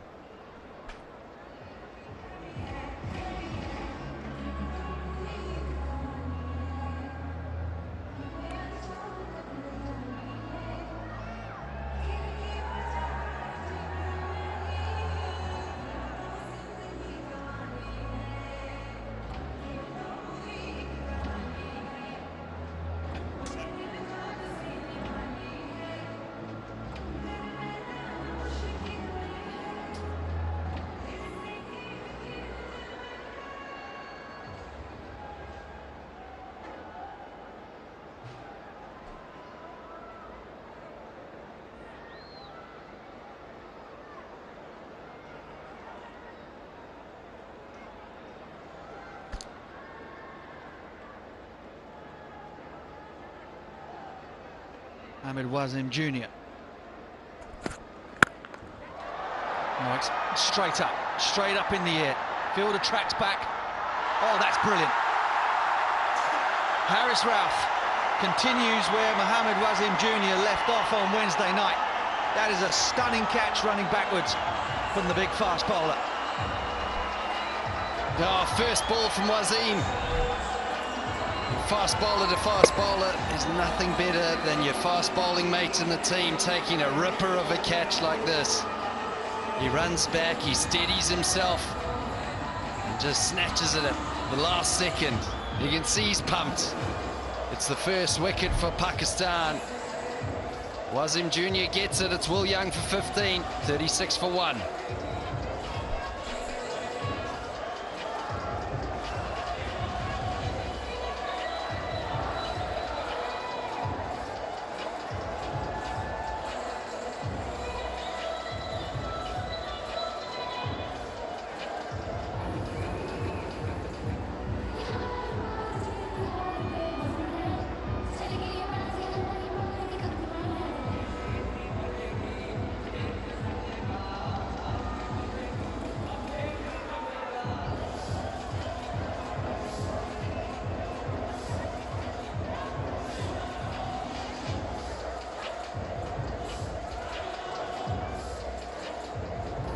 Daryl Mitchell is the new man.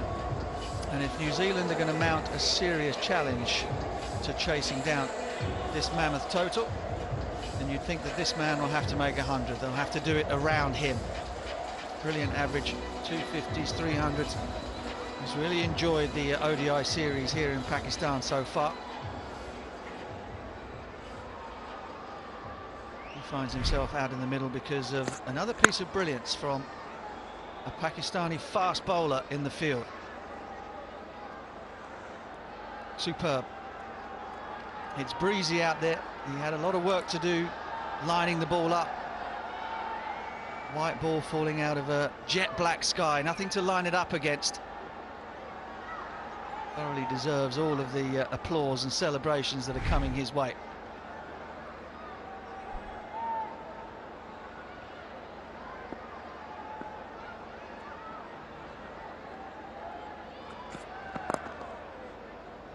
Mitchell's off the mark with a couple.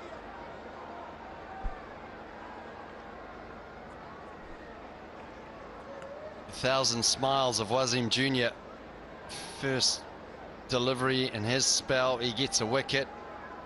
We saw his pearly whites the other night. It wasn't because he was getting wickets, it's because he was running around like Jonty Rhodes in the outfield.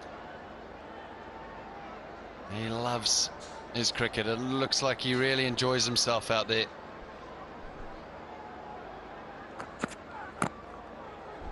What a good delivery. Angle, wide angle on the crease from Wasim Jr. onto off stump, but here's what Grant Elliott's talking about. Haris Rauf has just taken a screamer. He did exactly the same thing in support of Naseem Shah the other night. The Pakistani quicks leading the way in the field. Excellent.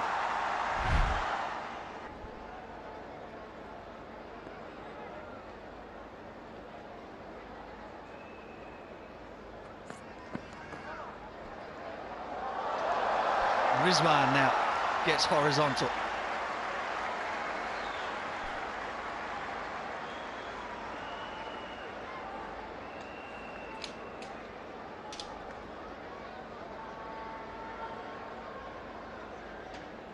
Yeah, we've seen time and time again with the bowlers, they start well, generally around halfway through the power play we just see a few slide down the leg side. It's because on this wicket you want to be bowling straight, you want to be bowling wicket to wicket.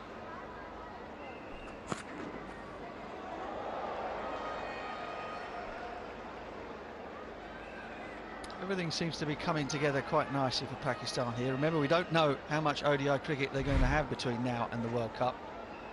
And one of the great things about it is they've got brilliant fast bowling resources. And they're a real club out there. Doesn't matter which combination of quicks are out there, they enjoy each other's company and success.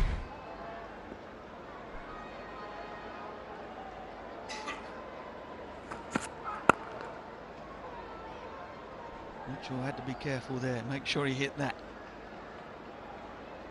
End of a successful over for Mohammad Wasim Jr., 41 for 1.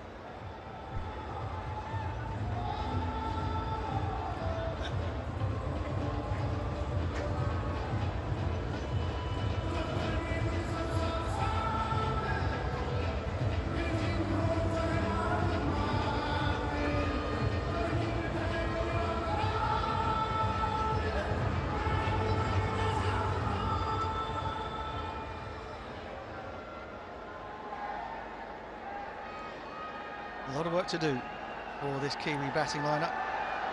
Jimmy Neesham back into the side once again. Paul McConkey down there at number 7. Chapman as well. So there's 3 there in the middle. Can offer some real acceleration for the Black Caps. First and foremost, this man, I feel he's got to get in. Got to get in. Play the sort of knock that Babar Azam did. If New Zealand are going to get anywhere near.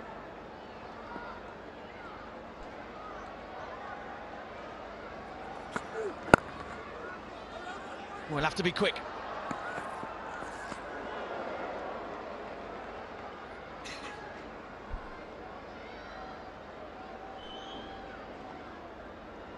Rewarding times for everyone, even for the fans. This car will be awarded by PCB to the winner of Jazz recharge activity in the series. Stay tuned to find out who's the lucky winner. It's not bad, is it? Top your phone up, land yourself a car. I remember the days when the players used to get it, Butch, and then drive it around the field. Don't know if it ever made its way back to the country of the recipient, but it was always good fun driving around the field. I can remember Joffer Archer winning player of the match. I can't remember exactly where, but he was given a push bike and Joff just hopped on it and was just belting around the outfield on this bike. Getting a few donuts. I won a trouser press once. Difficult to ride, I've got to tell you.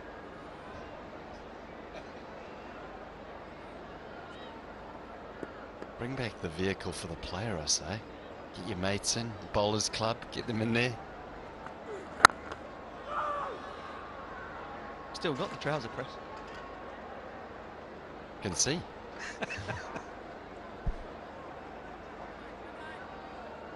Yeah, you mentioned that Mitchell's the one to get 100, but I think he scored 280 the other night. I think maybe you can afford for one player to get 100.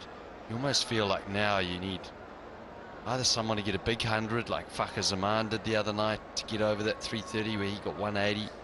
We need two players to actually get in and go big. It's going to be tough for New Zealand. Tough score to chase down. Blundell really quick onto that. That's a fabulous stroke. And these pitches where the ball comes at you rather than bounces, you've got to try and hit that pull shot in front of square, and Blundell did that brilliantly.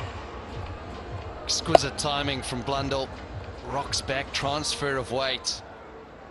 But it was contact point, hitting it in front of square. Means he's seeing it early. He's getting a lot of it on the blade. Shot of dominance early on, telling the bowler, well, I'm not going to let you bowl short today.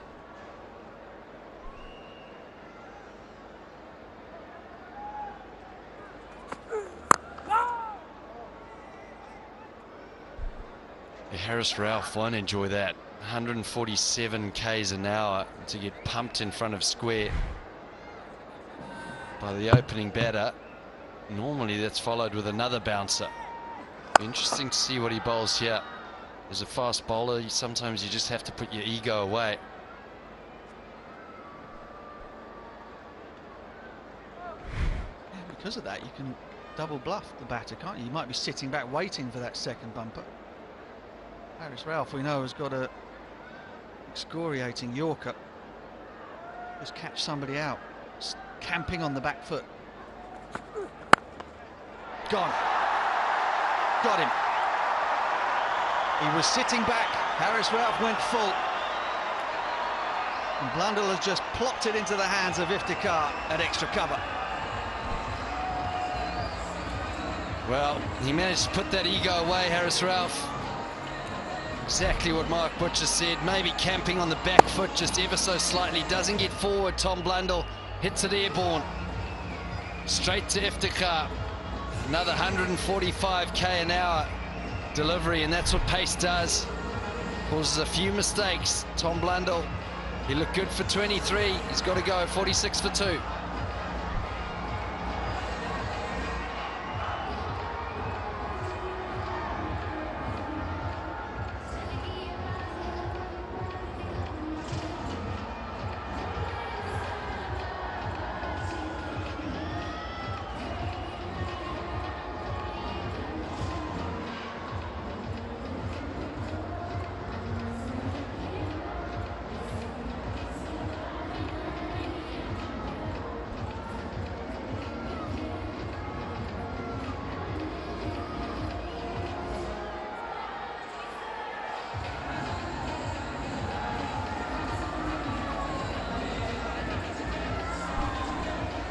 The skipper comes out, whirling the arms. Today, Ian Botham. He's got a big job to do. Remember, of course, he won the toss 4.5, 5 hours or so ago and decided that they would chase again. I was a little surprised by that. Now he's got to come out and justify that and take this one close. Here's the end of Tom Blundell. Simplest of catches for Iftikhar. Harris Ralph will say, well, I'll take 4 in front of square on the pull shot as I get the final word.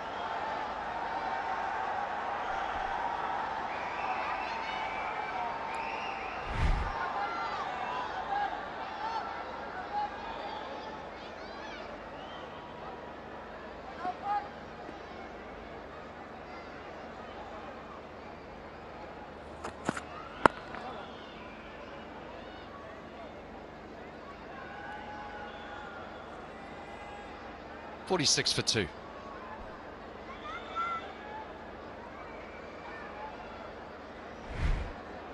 Having a look at Tom Blundell, and you see the head position there. We spoke about at the break, Babar Azam, how late he hits the ball, and you can see his weight was up. His head was behind the delivery at contact point. Contact point was in front of him. He's looking to hit it airborne. Yeah, but I don't know whether that was intentional. I think in the end he had to try and hit it airborne because his weight was back. Tom Blundell, as many of the modern day players are, and many players batting here in the subcontinent, will try and make a first move forward. So even though it looks as though he's trying to get onto the front foot, it's the position of the head.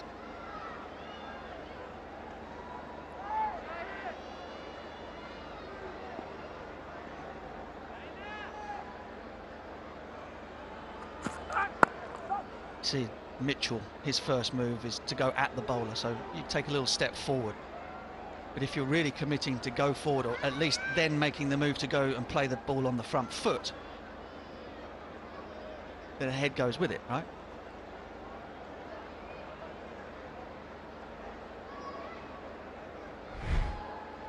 See, a little press forward, but then head is right back over the back knee. Meant that he was perhaps thinking in the back of his mind it's going to be short. And once that happens, once the head stays back, then you see the ball up there, then you have to throw the hands forward, which is where the contact comes right out in front of you and you've got no control over it. And the cue that you got from that was because he crunched it in front of square off the back foot, 147 k's an hour, and you go, well, that doesn't normally happen. So maybe he's more expecting it to be short and waiting for that. Showed, let's have a look at the contact point there. Just in front of the head, you're right, Mike Butcher. Maybe just slightly on the back foot, had to go airborne.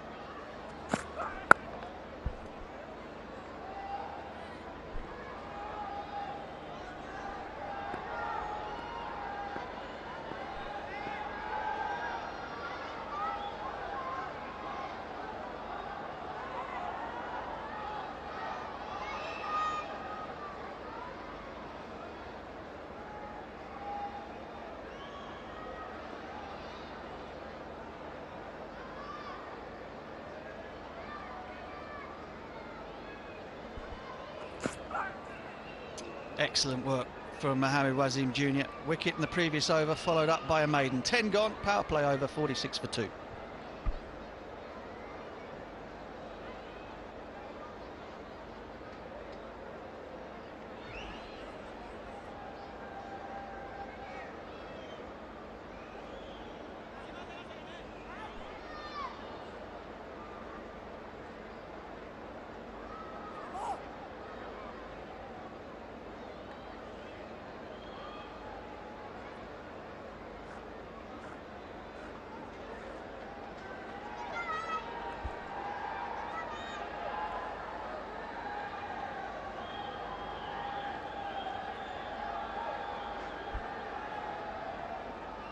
Asif Yaqub signals the end of the power play. And it's been one that has belonged to Pakistan. 2 wickets picked up, one by Harris Ralph, one by Mohammad Wasim Jr.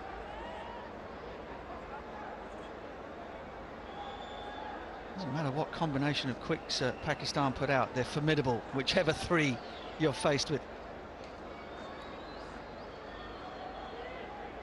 Doesn't matter because they've got so many bowlers that bowl 140k plus. I look in New Zealand and you start thinking about, you know, the real genuine pace bowlers. You think Adam Milne and Lockie Ferguson. There's maybe Ben Sears in Wellington.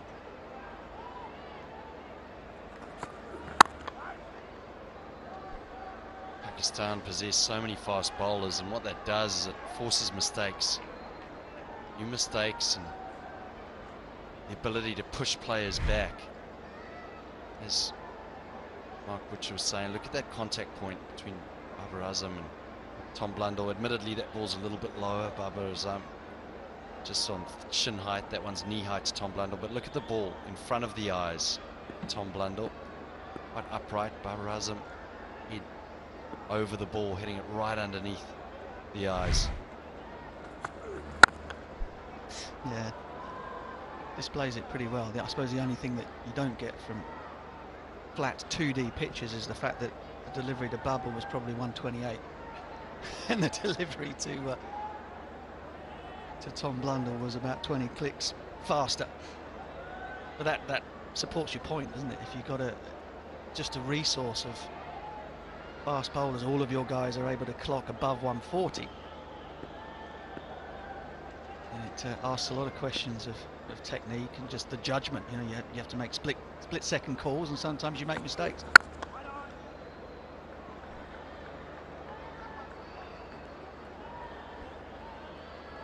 Jazz fan pulse. Which Pakistani opener has the most not-out scores in ODIs against New Zealand? Now there's a niche one. 1, Ramiz Raja. 2, Syed Anwar.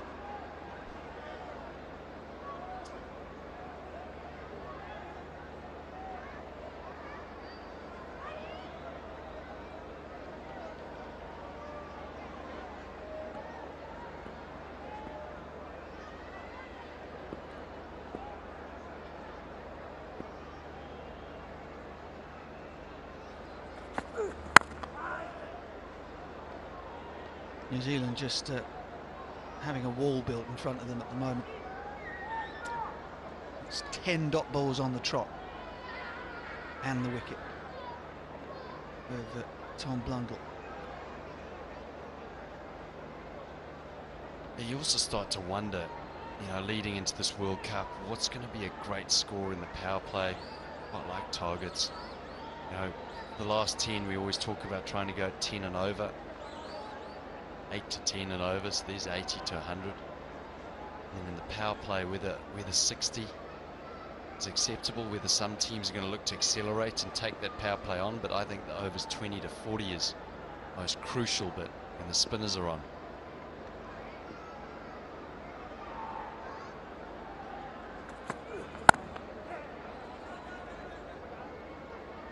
Now 12 dots on the trot it was, including the wicket. Has been broken by a single. Wonder what was going on here. Show Afridi perhaps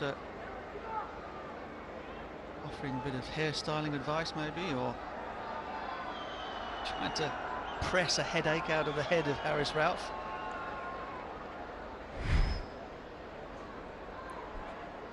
I actually have no idea what he's doing there. I was trying to think of something. The only thing I can think of is maybe a little migraine. The harder you press, the better it'll get. Hell no. Either that or Haris Rauf's head had swelled a bit because of the brilliance of the catch and he was just trying to squeeze it back into place. Don't get a big head.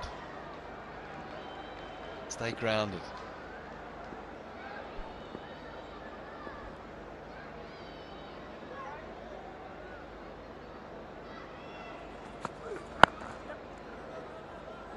Another single.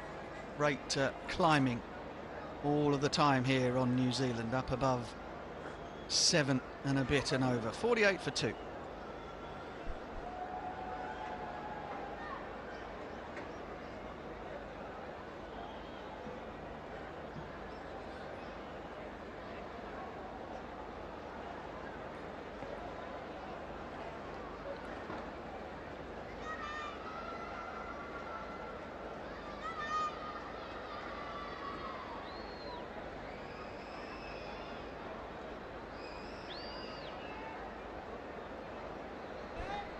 As though Haris Rauf is going to leave the field. I think we get fingers around the back of the neck like that. There's perhaps a bit of tension, a bit of a headache has crept in there somewhere.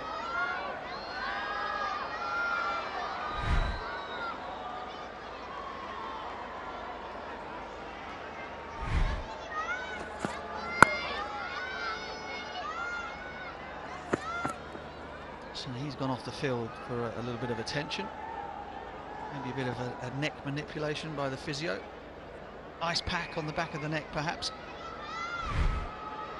And Shane Shafridi's work didn't help him out, even though Cliffy Deacon's done his 200th game. Shane Shafridi thought he'd take over, offering some advice. I don't know if that's going to help. Almost looked like he wanted to choke him out. Hopefully Harris Ralph's all right. Abdullah Shafiq sits this one out, but he finds himself in the thick of the action nonetheless as 12th man.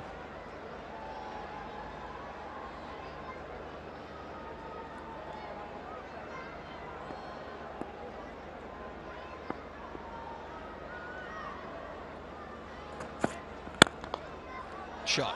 Oh, that's terrific. Very good from Tom Latham. Brings up the 50 for New Zealand. Fantastic test player and one-day player. Play all three formats, and it's his alignment. Head right behind the ball, balanced, waits for it. That is as good as a coach would want to see from any player. For a young player, and they say play in the V, that's it.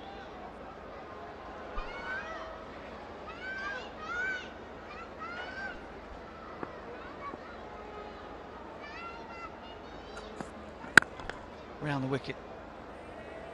Crisp drive once again, but this time straight to Bubba, mid-off.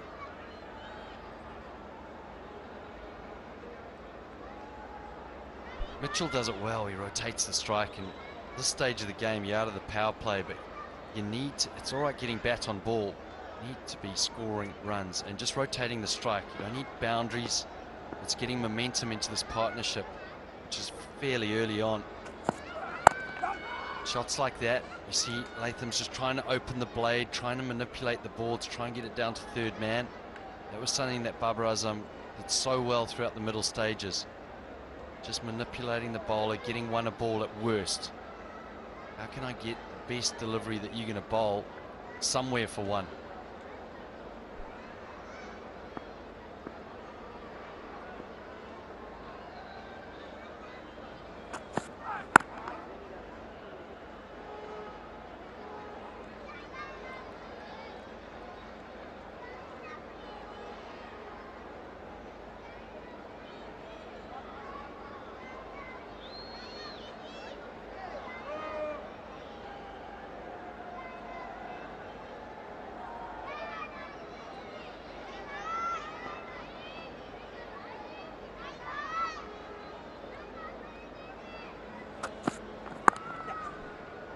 Gets that one through.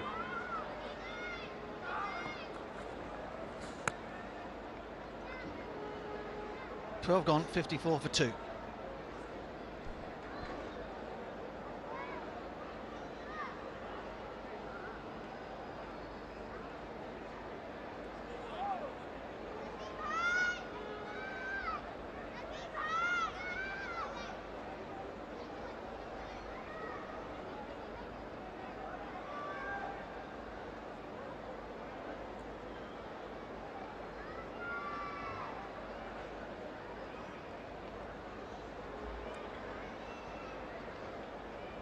Tough going so far for New Zealand. It was tough going for them in the field, and they have their captain to thank for that. He put Pakistan in again in the heat of the day, and they felt the heat from the blade of Babar. Pakistan finished very, very strongly as well with the bat, which will please their coaching staff no end. Iftikhar, Sam Shaheen and Mohammed Harris elevating Pakistan to 334 for 6.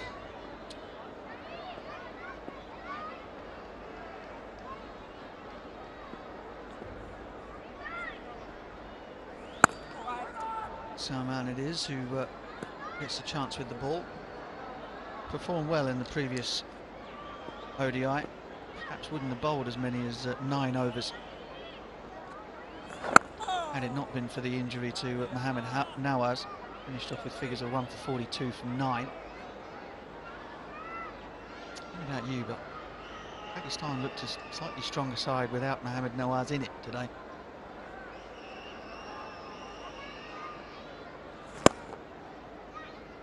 Yeah, well, I think that's just been the one question mark, is that the middle order. How can they find someone in that middle order, or a few players that actually take the game away from the opposition? They found that with Iftikhar and Salman, batted brilliantly through the middle. That's what New Zealand need to do now. New Zealand need to actually take on the spinners here through the middle. They need to be a little bit aggressive when they feel the time is right with this partnership.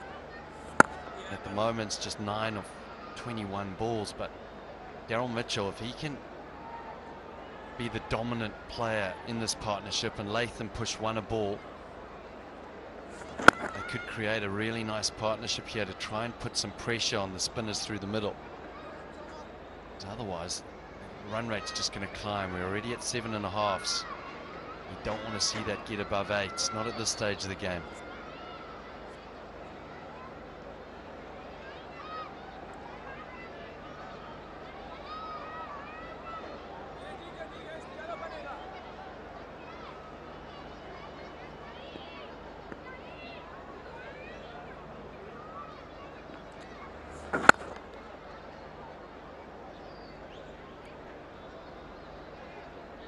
Single starting to come in a trickle, not hurting Pakistan at this moment in time. 57 for 2.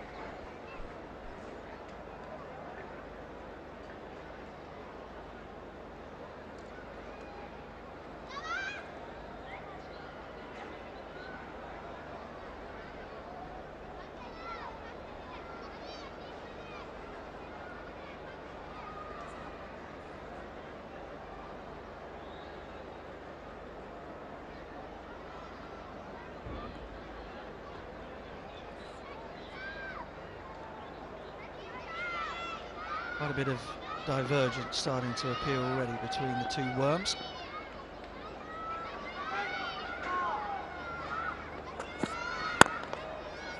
Nicely timed. Good work from Sama Mir. Do you think, Butch, that Pakistan, they're so dominant at the death that when you construct an innings against them, you could look at the power play, but once again, they've got a new ball. They've got Shane Shah Afridi and they've got Harris Ralph. Naseem Shah, if he's playing, or even Mohamed Wasim Jr. But it's the opportunity not through the middle. This is where you really have to try and hurt them. Overs 10 through to 40. Shot. A long-awaited boundary has arrived off the blade of Daryl Mitchell. Yeah, he's strong here. Short. Pakistan trying something different. It's around chest height. Daryl Mitchell just helps that on its way. He's a powerful player. Hopefully we're going to see that power tonight, because when he gets going, he can hit it all over the park.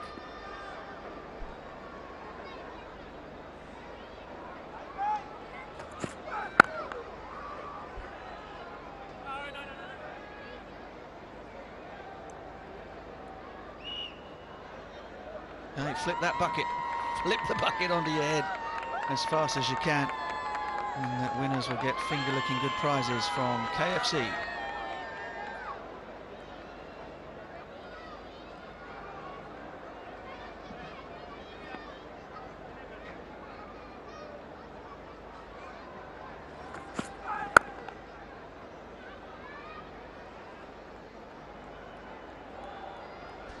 Going back to your question, I completely agree with you. Completely agree with you. Without Mohamed Nawaz in the 11, Pakistan have only got 4 specialist bowlers, although Salman is more than decent with his off-spin, and Iftikhar can also chip in. Sama Mir is the very beginning of his one-day international career. You've got to put somebody under some pressure in the bowling lineup, because if you leave it to the last 10, you might well fall very far short against Pakistan at the death. And you think that in the team talk, you don't know who's going to play. Obviously, there's been 5 changes in their team, but Salman Mir could be the one that you go, right, Salman and him, you can try and dominate him. He's just played 5 games, 4 wickets. Try and put him under pressure early so they can bring the fasties back, which means you get more opportunity at the back end. Yeah, I mean, the average is a small sample size, but you've got, what, 50, 70 and 40 for the spin bowler, 64 for 2.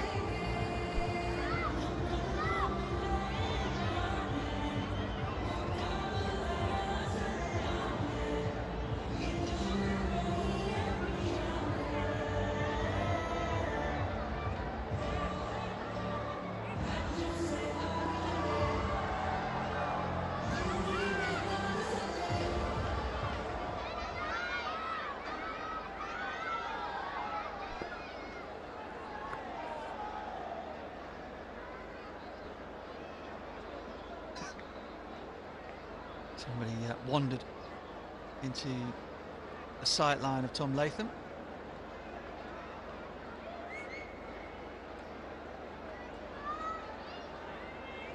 I think it might be you, the fluorescent pink.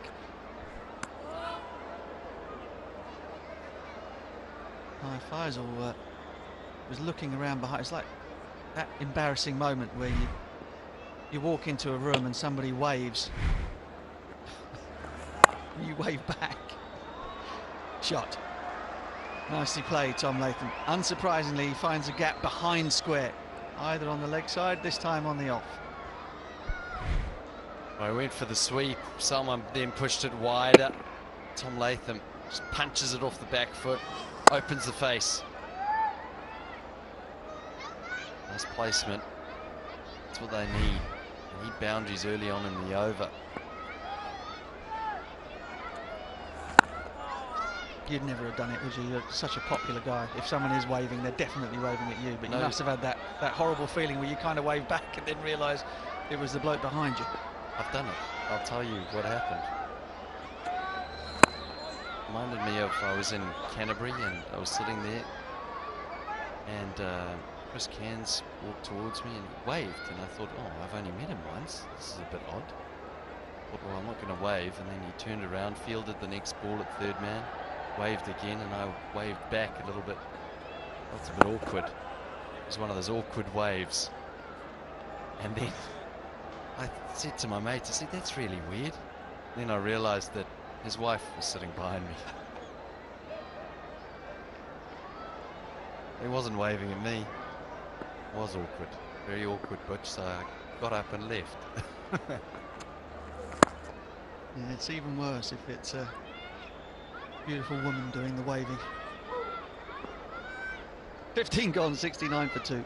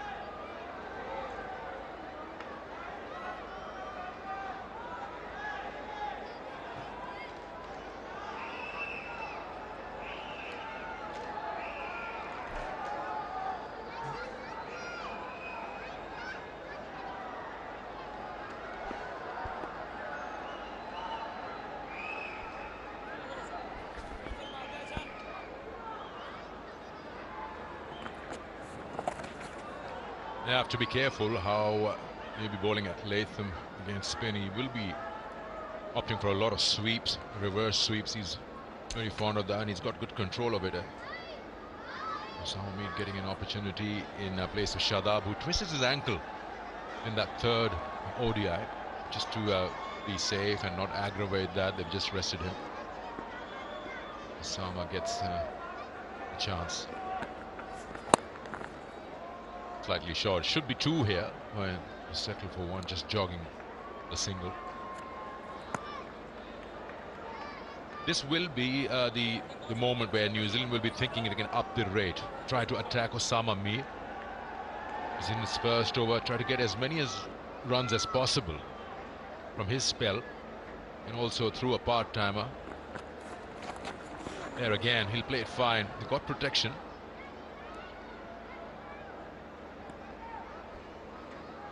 Salman Agha or Iftikhar or Osama Mir, they all are in operation. Those are the overs where you'd like to get more runs going, to just stay in the chase. At the moment it's just 7.6 runs an over that's required.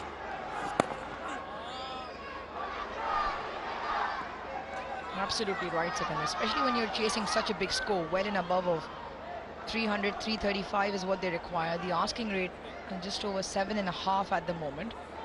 And they've lost 2 wickets along the way, but have experienced 2 in the middle in terms of skipper Tom Latham and Mitchell.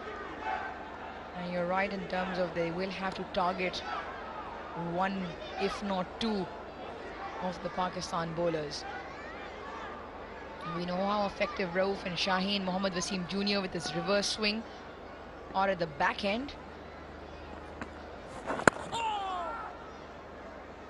So this period of play very important. 16 overs done, 73 for 2, as we just take a short break for drinks.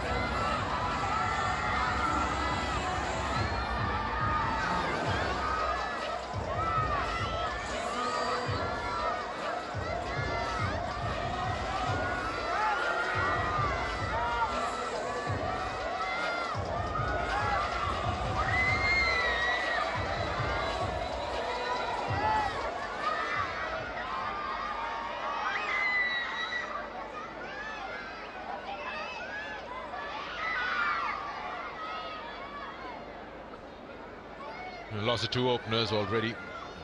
It's a rebuilding process at the moment between captain and informed Darryl Mitchell. Salman is now the choice for Babar. It's bowled well in the third ODI. Conditions were suiting him, and he was smart with his length.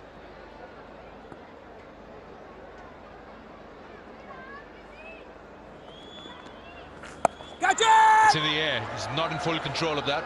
Just on a bounce down to Shan Masood at deep square.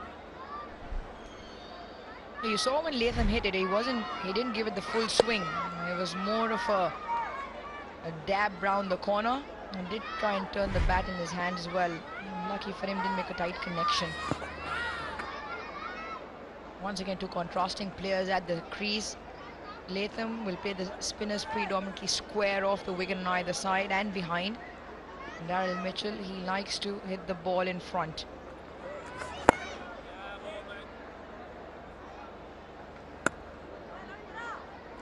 Now the other thing you get with Salman is he bowls his overs very quickly, and suddenly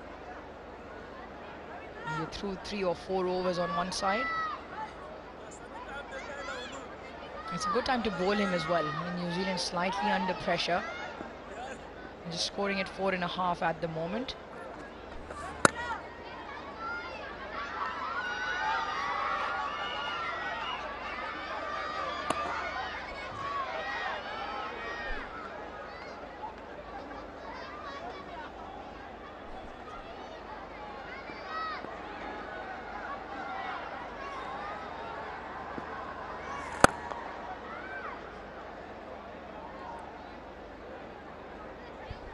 Seventeen gone, 77 for 2.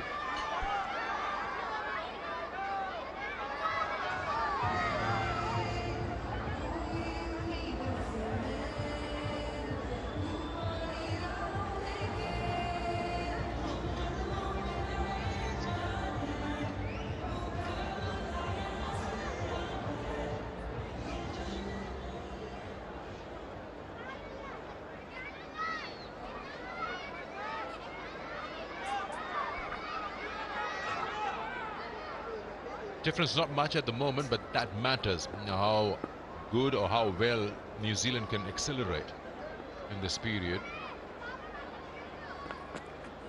Oh, that second power play. That's a big one in terms of overs, goes up to 40.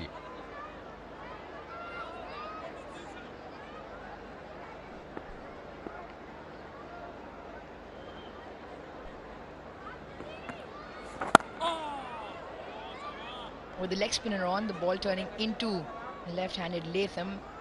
The big hit is on his leg side and it is with the wind. Yes, today one side, the opposite side as opposed to a couple of days ago longer. It is to the leg side of Latham at the moment. Nice bat. Looks like there's bat. More glove. He's way in front of his body when he's trying to attempt that sweep. Babar will take a lot of convincing to go for that review. Osama is saying yeah.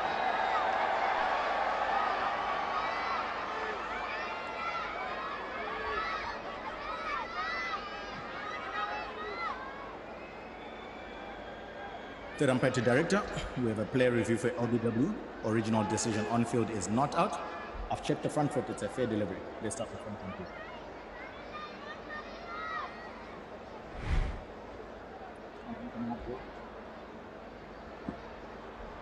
Can't tell if there's any bat involved there. Let's go to outer edge.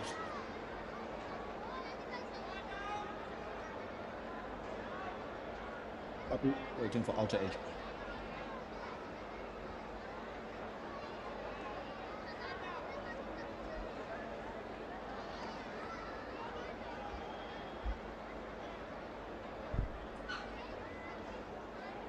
Waiting for outer edge, Joe. Outer edge coming up.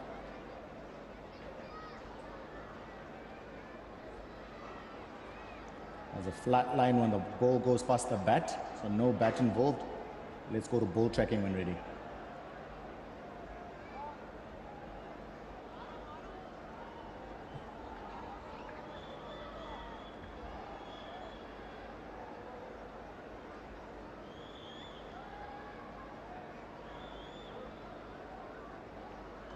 Ball tracking coming up. Original decision is not out. Pitching in line. Impact outside or stump. Stay with the original decision. Stand by. Your on-screen signal now. Yeah, the minute I saw the first replay, everyone went back to their fielding positions because it hit the back legs just somewhere around the pocket area, but impact is way outside off. Very reluctantly, Babar went for that.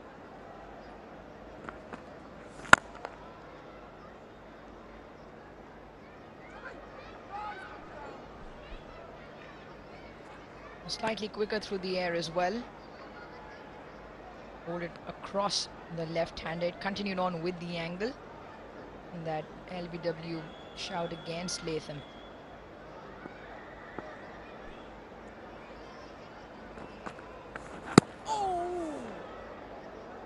The appeals are almost like a reflex, even if it's the keeper. But when you actually deciding on a review, the keeper has a big say because the ball is way outside off when the impact happened. That's the last ball, just kept a touch low. Bat on ball, but they know how Latham operates. They've got a protection there. Single to end the over. It's 80 for 2 after 18.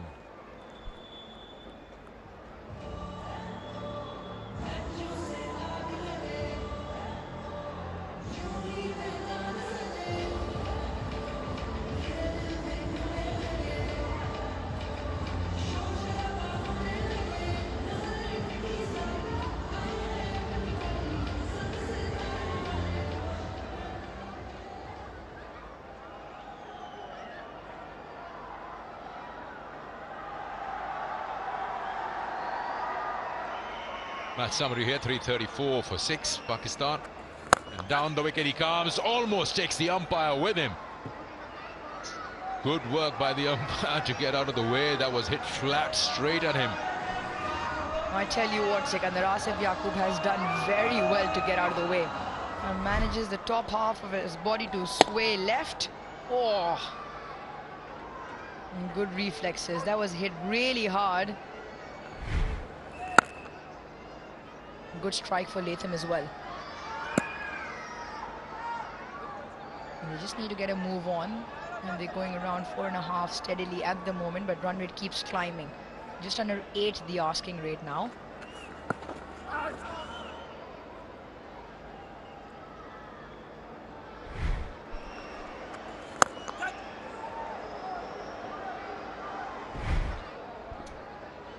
It's almost like a batter getting out of the way of a short delivery.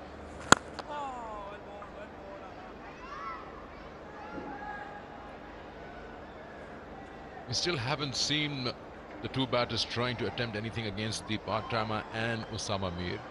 You've got to give it to them. They've been pretty accurate, stump to stump. But this phase is the important one for New Zealand to keep up that run rate, to get to that 300 plus.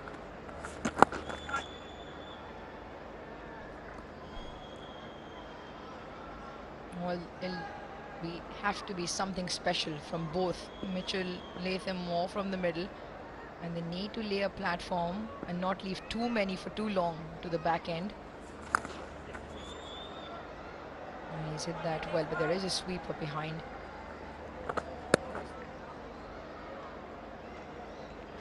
"19 overs done, and New Zealand 86 for 2.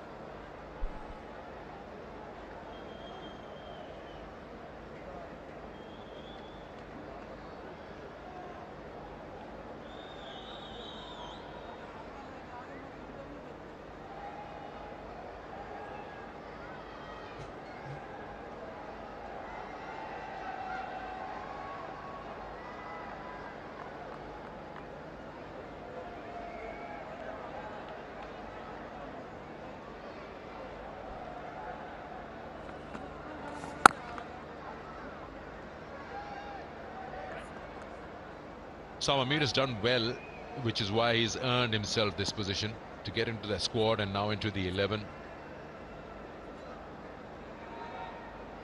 And this is what is required and needed by New Zealand. 8 runs and over.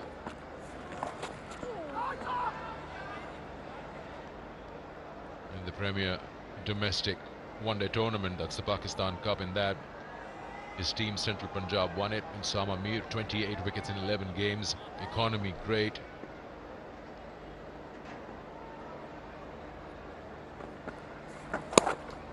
Got into the test side as a wide, and got that all-important wicket. You remember in January he got the wicket of Kane Williamson, and that gave him so much confidence.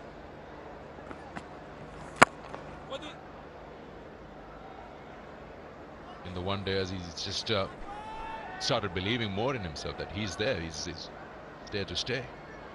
Then a good PSL for Multan Sultan. Oh, just he probably lost it in that helmet that he's wearing, the visor. The movement and the anticipation was correct from Mohammad Rizwan. Yeah, he's done well, and because he's anticipated the sweep, Latham's gone early. He gives him the cue, but it gets the top edge of the bat, because of which it goes over Rizwan. Osama Mir, big smile on his face, a half opportunity, maybe even not.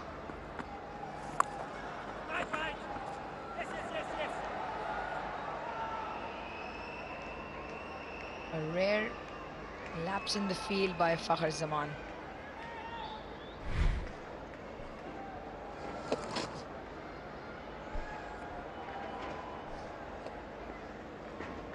And just goes over in the end.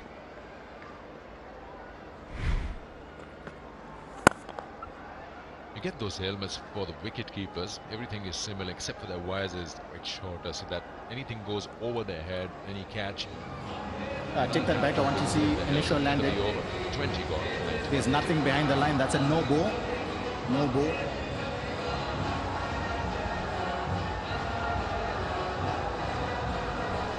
He's overstepped Osama Mir. And TV umpire and team very quick to jump onto that. And he'll have to come back and re-bowl. And there is the confirmation. Just overstepping, you need something behind the line. Line belongs to the umpire.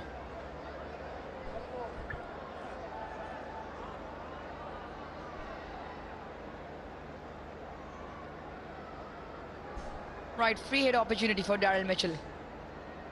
Long on, long off. On the fence, deep mid-wicket, also moving closer in to plug that gap. He likes to go over that area from mid-wicket to long off. Use his feet and goes down the track. Ah, yes, he does. Doesn't get the distance. It's a free hit. The crowd does not know that. So it'll just be the single. Over then eventually comes to an end, 93 for 2.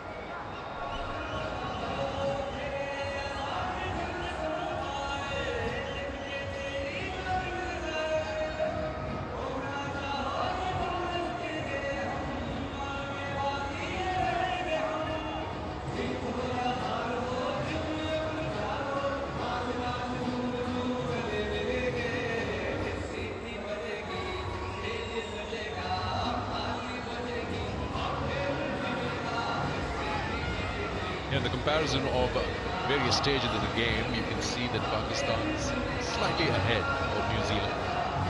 Now you're left with 3 sets of 10 overs to accelerate somewhere.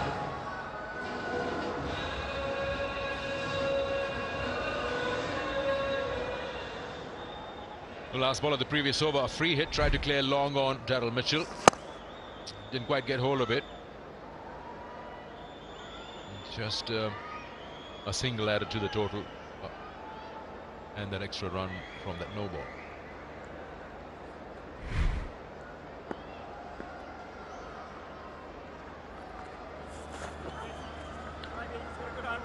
Should be at least, well, just one. Wasim is quick to cover ground there in the deep.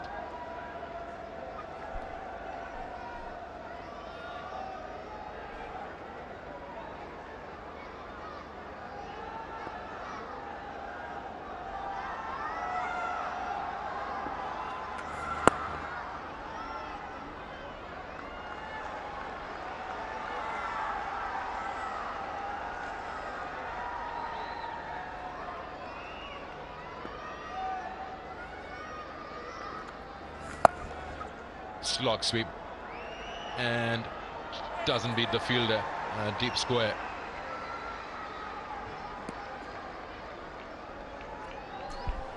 Placement very good on that occasion. Hitting in front of square, Shan Masood had to make a lot of ground to cut off that boundary. That also brings up the 50 partnership. It's come in 71 deliveries. And this time goes for the reverse from the front of the bat. It's not the first time he's played it. He's well in control when he plays that. Practices is a lot as well.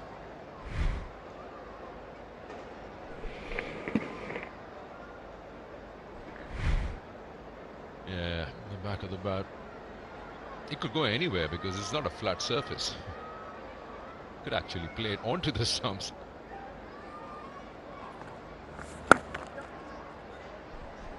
Lisa Stilaker in the back of the commentary box giving me stick for calling it the front of the bat. You guys know what I meant the back of the bat. Said the front of the back. Part of the bat. Anything. It all counts as runs. As long as it was the bat. Another single. 99 for 2.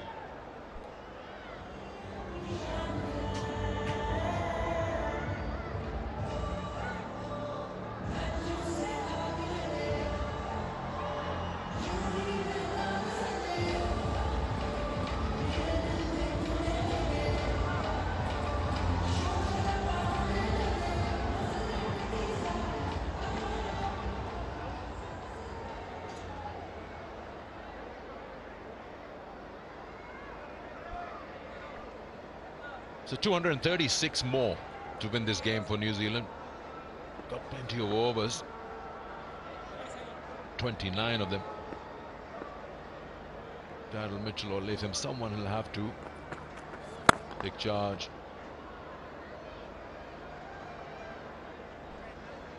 From Babar Azam's point of view, he still hasn't bowled Iftikhar because Osama Mir, Salman Agha doing a very good job bowling in tandem. And they haven't given away a lot of runs. Salman 5 overs, just 24. Whether he bowls Iftikhar to one of the left-handers later on, there's also an option. So plenty of bowling options for Pakistan.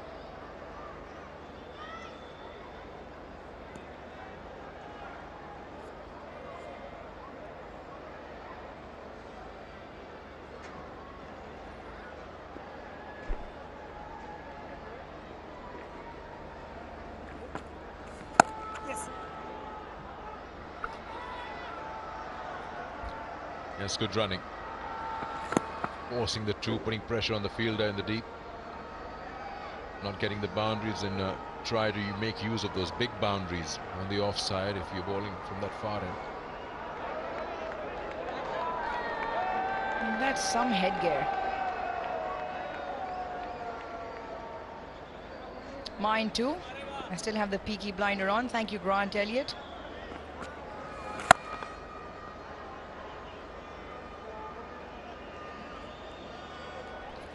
And you took Grant Elliott out on a shopping spree. From what we heard, he bought a lot of things, but only came back with a peaky blinder for Mark Butcher. Nothing for anybody else. What happened there, Sikandar? It was so expensive, this. We'll just empty pocket. Couldn't afford anything else. The one what you're wearing right now, I mean, it's a limited edition. Well, you went to Zena Market, right?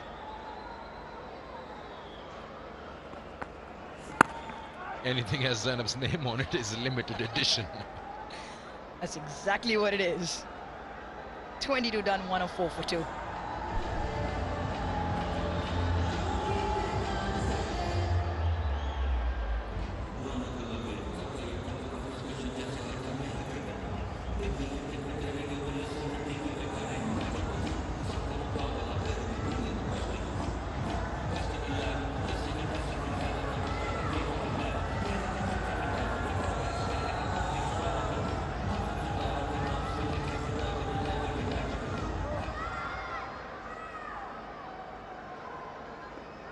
Ask, really tough ask for New Zealand. Oh, it should have been even tougher.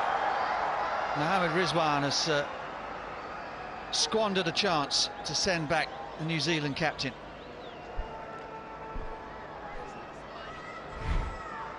Yeah, well-flighted delivery.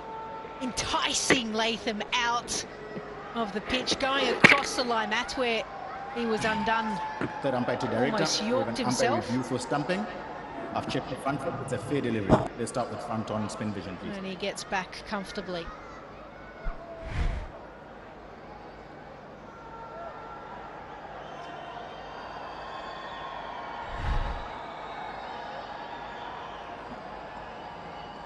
Ball passes close to the bat. Let's get Ultra H to confirm.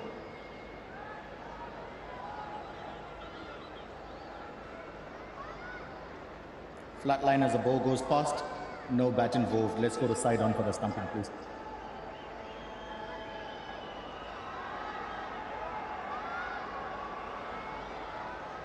That's grounded behind the line. I have a decision for the big screen.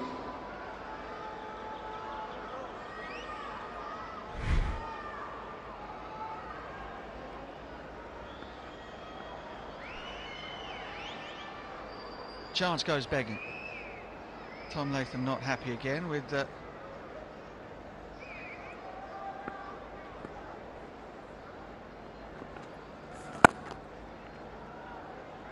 tough one for the keeper, simply because the batter's body probably obscured his view.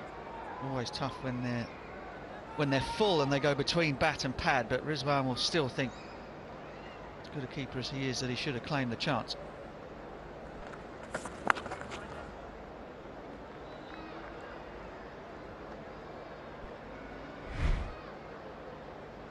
Yeah, as Latham steps out. Yeah, in fact, he probably had a better view of it than... Right, it's a shocker. Long and short. You're being very kind, Butch. Problem is that there are times when the keeper just rises a little bit much. That's where he goes up.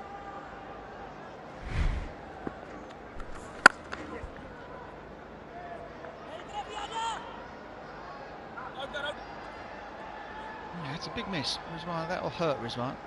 Professional that he is. Also tough on Salman Aga, who's having a terrific night. One of the two sort of part-time spinners, although I think he's a little bit better than that. He's doing a really good job here in the middle overs, outside of the power play. Keeping a lid on things for Pakistan, 108 for 2.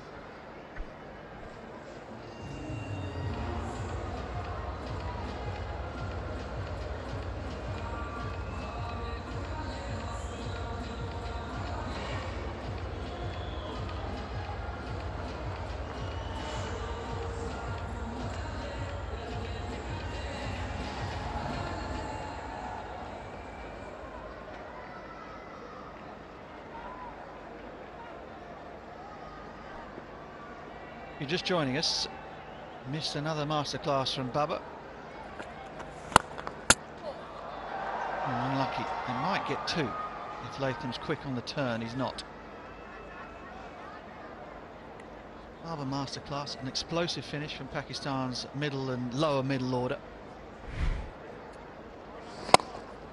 And the Kiwis struggling to keep a pace with the ever-climbing scoring rate. And the stumps haven't helped them out a great deal there. Yeah, we've got to remember that New Zealand won the toss and elected to bowl first, so one thing that hasn't happened for New Zealand. No dew, which was very similar to the last ODI. Yeah, that's why I was surprised they decided to bowl first again in the heat. Conditions were almost identical to those on Wednesday. You needed any confirmation that it's dry as a bone out there. The rubber was not glistening.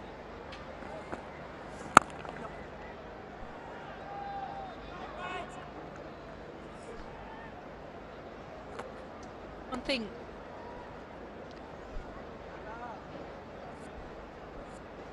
that I did before coming for this ODI series was to do a little bit more research into some of the Pakistan players. Shot. That's magnificent from Latham. Straight down the ground. Nothing Osama Mir could do about it. I actually prefer it when Latham is going straight down the ground. I know he's got all the funky shots square, but a player that is good against spin can punish spinners straight down the ground and behind square, whether it be on the off or onside. He's looking a little bit more busy at the crease at the moment. But yeah, did a little bit of research on some of these players and how they started cricket, because I get fascinated with how people decide to pick up the bat and ball. Osama has an interesting story. You know, was kind of scolded for playing cricket, actually, was told to get back into school. And they didn't obviously have a backyard, but they had a garage. Oh, dropped. Babar Azam. Quite extraordinary. That's 2 chances in consecutive overs. The Rizwan one was simple enough. This was an absolute dolly. 117 for 2.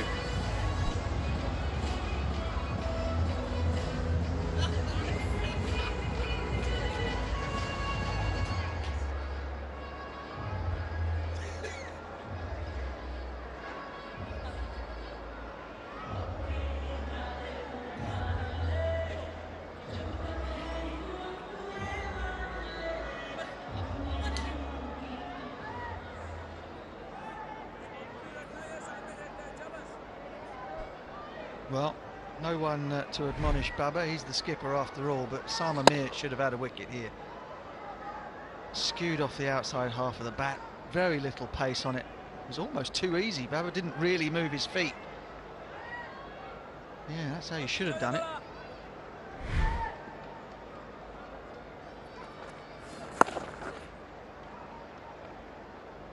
Anyway, garage. Oh yes, with all of that action that was happening in the previous over.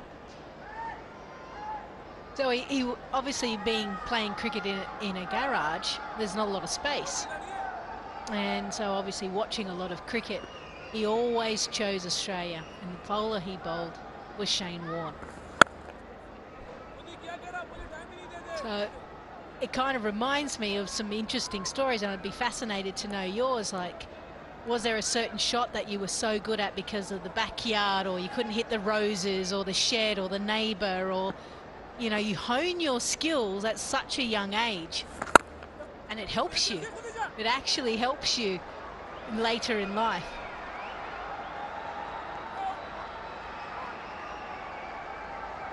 But, I mean, yeah, I suppose depending on which way you look at it, it could have really hindered me. I mean, being a left-hander in our back garden, we had a pond in the sort of the bottom corner, and all the windows are at the other. So just where I had to then take strike meant that there was more space on the offside, so I was an offsided player. Leg side was no good. You'd end up with the ball in the pond or through a window, which I still managed. But yeah, I think you're absolutely right. The conditions or the environment in which you learn the game can sometimes really have a bearing on how things turn out for you later in life. Viv Richards told me a great story. I had the great honour of having to go over to Antigua, terrible trip, to go and interview Sir Viv for a documentary back home, and he took me to the schoolyard where he practiced, and again, leg side was the place to hit it. Think of Viv and him stepping across and belting everything through mid-wicket and over square leg. That was honed in the schoolyard near his house in Antigua. Halfway then, 1, 2, 3 for 2.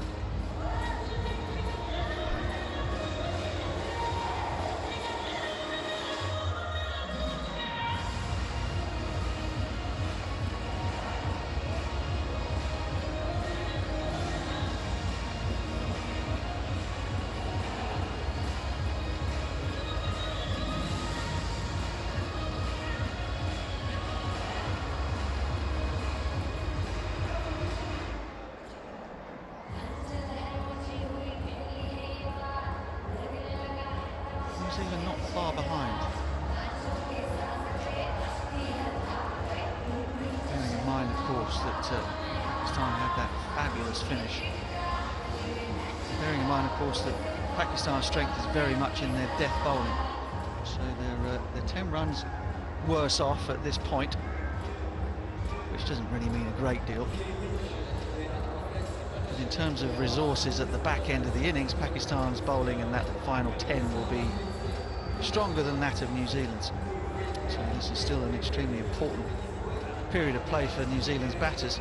Run rate is below 5 at the moment. The rate required is almost 8.5, and they're in danger of letting the whole thing spiral out of control. Yeah, and the other thing that I'm conscious of, just having a look at these guys, is every time Daryl Mitchell faces up, beads of sweat come pouring off his helmet.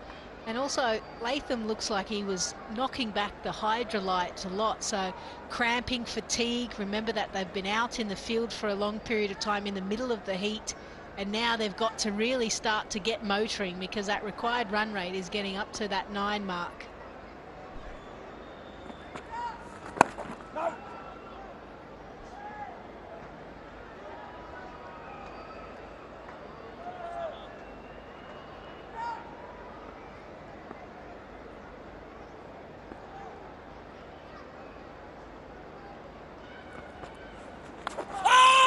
Goes for the favoured sweep. I think it might have come off the pad or perhaps a bottom edge.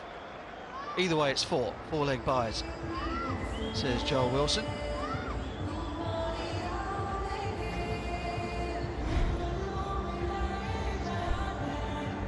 And back leg outside the line of off stump. Let's see the ability just to lap. Reverse sweep and traditional sweep, and then go down the ground and expose the fact that mid-off is up.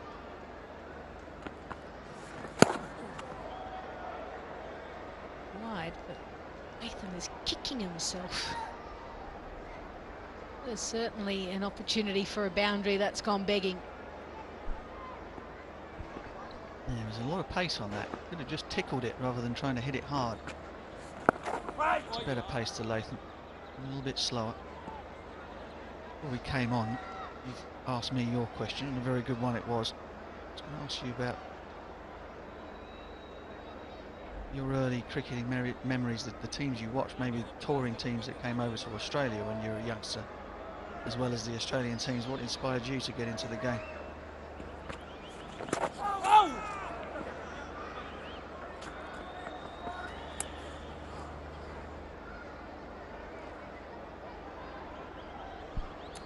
Yeah, for me, I guess the 1992 World Cup.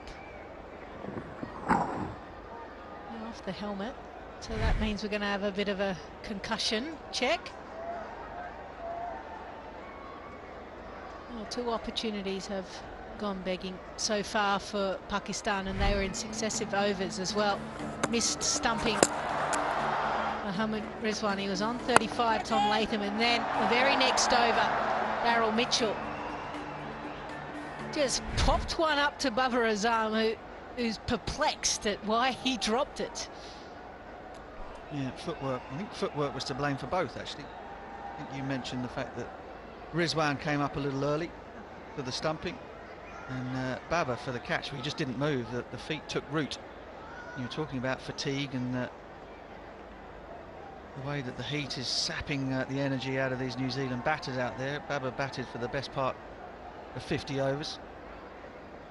Wouldn't be surprised if his mind and body were not perhaps in the full flush right now.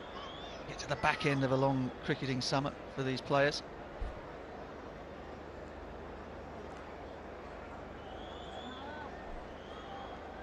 Well, Salman certainly had a wonderful time with the bat in hand, and what was effective for him was his ability to play spin, whether it be reverse or traditional, but his use of feet, impact of point was out in front. It's a 92 World Cup, you say.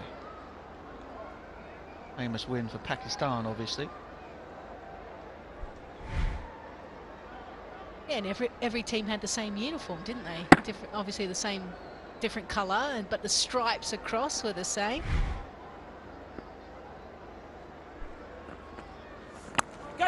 Skewed in the air. Must be. Is. The pressure was building. The chances were coming, and finally one has been snaffled. Shaheen Shah Afridi picks up the catch. Osama Mir with the wicket. Osama Mir has been bowling exceptionally well. He could have had a wicket in his previous over, but finally the partnership has been broken between Daryl Mitchell and Tom Latham. It was building nicely, 83 runs, but you felt that scoreboard pressure was just starting to get both of these players. Daryl Mitchell, he goes for 34. New Zealand now have lost their third wicket for 129.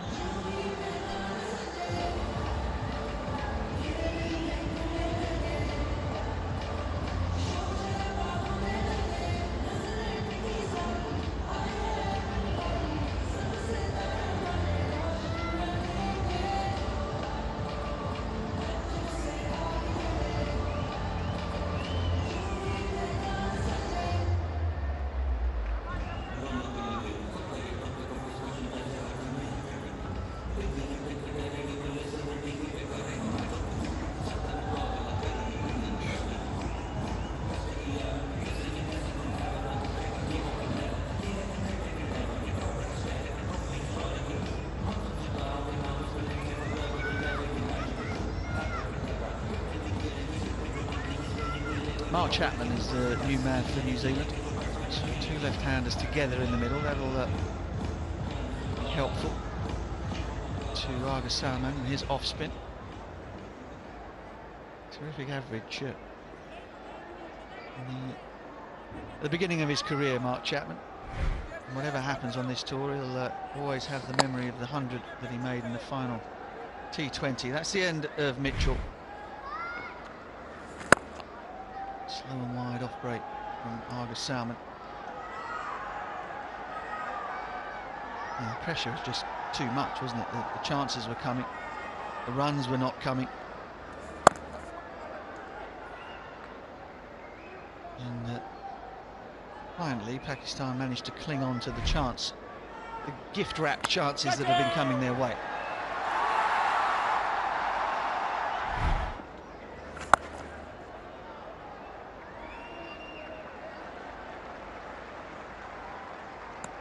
So Imran Khan's finest moment as a player, 92 World Cup. Australia didn't have a great time of it, I seem to remember. Alan Border was captain then. Yeah, but it didn't matter. It was almost like everyone was, it was a celebration. Those type of, you know, the World Cup events is an event in itself. It brings so many people to our shores and everyone's talking about cricket. And how old were you then, if you don't mind me asking?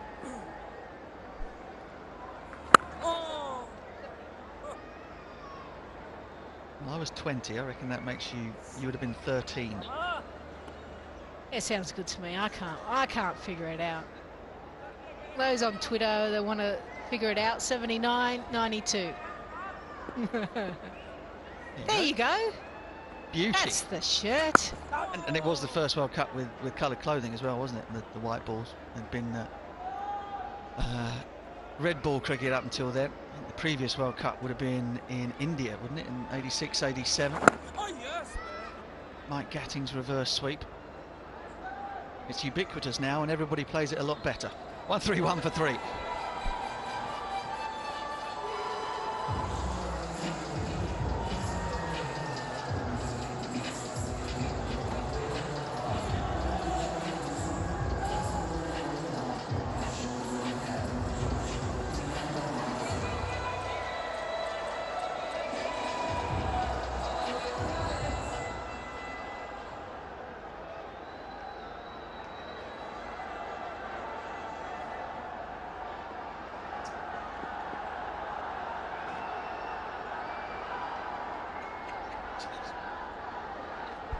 Iftikhar Ahmed into the attack. And this is absolutely perfect for Pakistan. Got part-time bowler, needs to get through some overs. Two left-handers in, and Pakistan are able to bowl two left-handers with a huge leg side boundary. Almost tailor-made for the Pakistani team. Yeah, it's the first time that Required run rate has just clicked up to 9 as well. The pressure is building. Not easy for Mark Chapman, who's just walked out. Butch, what was your first memory?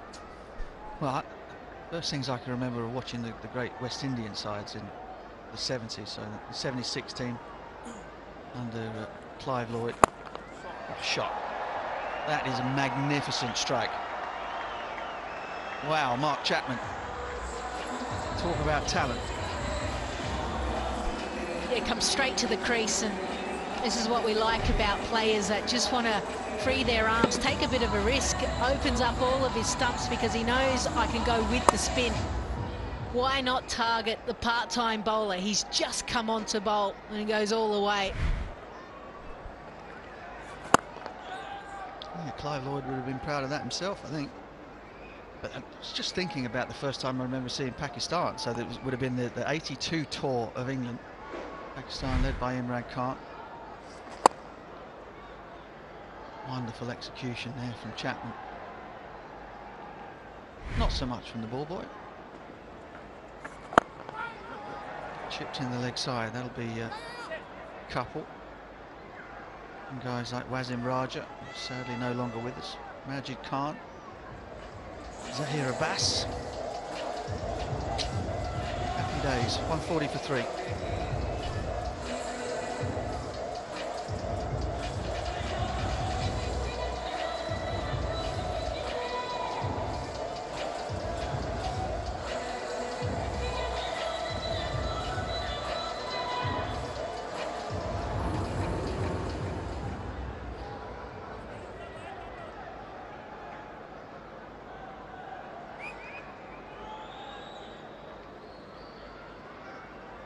.195 off 132 required.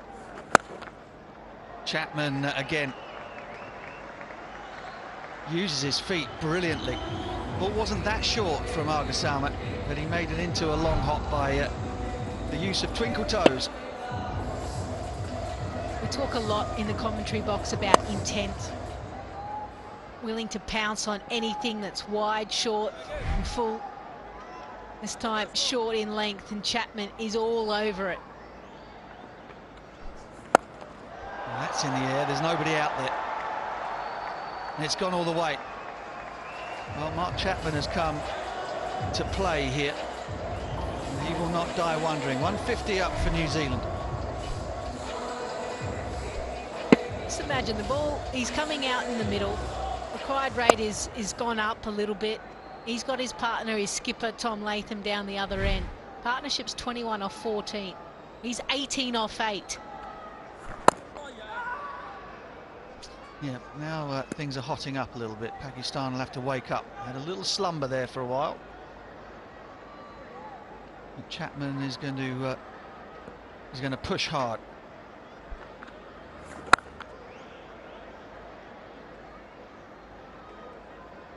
Other names from that 1982 tour, Lisa.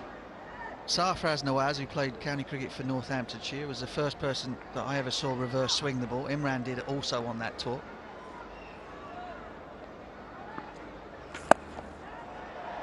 Into the gap, and that'll be 50 for Tom Latham. His 20th in one-day internationals. Go along with 700s. Captain is hanging in there.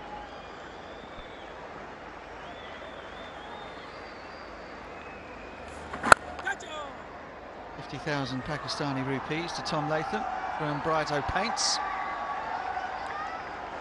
50 years in the business for them. More business to be done by New Zealand. 153 for 3.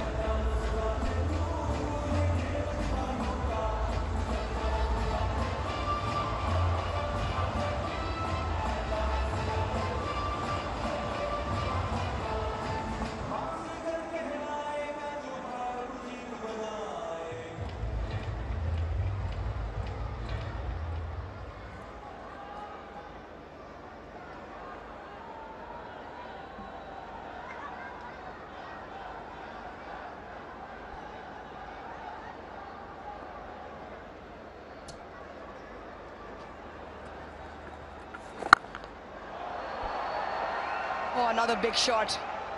Another one that goes all the distance, and it once again Chapman.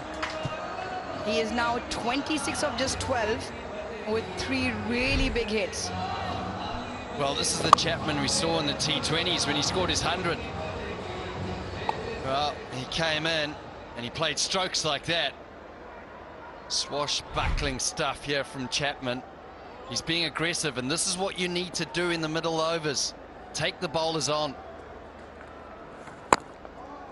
And he's doing just that. He's attacking Iftikhar, who gets a first game today. That's a nice strike. Off air, Grant, you were mentioning that, and we've spoken about this on air as well. This time straight to the field. The middle phase of the game, between 20 and 40 overs, especially when you're chasing a high score, you can't leave too many runs at the back end, no matter who you have at 5, 6 or 7. And that's why Chapman here playing a really handy knock.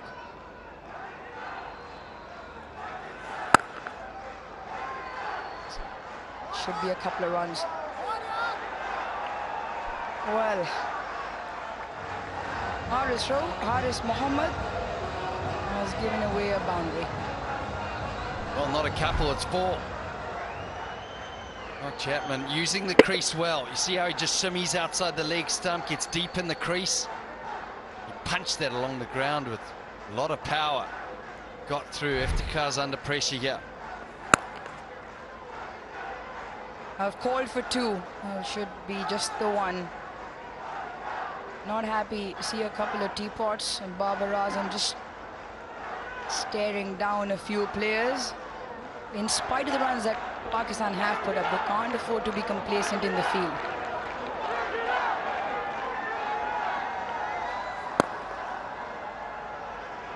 It's an excellent over for New Zealand. 12 of Iftikhar's second over, 165 for 3.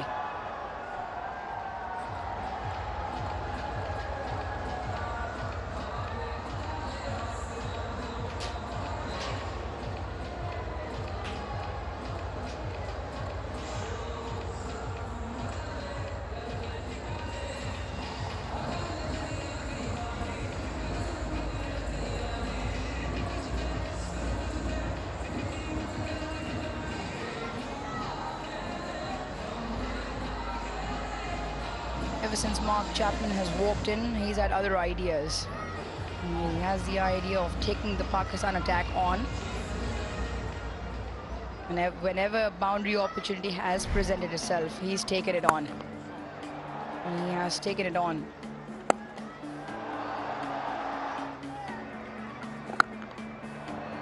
And you can enjoy the shot. 3 big hits to go along with a couple of boundaries, and it's the impact that he's having on the game. 31 of 16, partnership 36 of 24. And the asking rate at 8.5 runs and over. Mohammad Wasim now with the ball.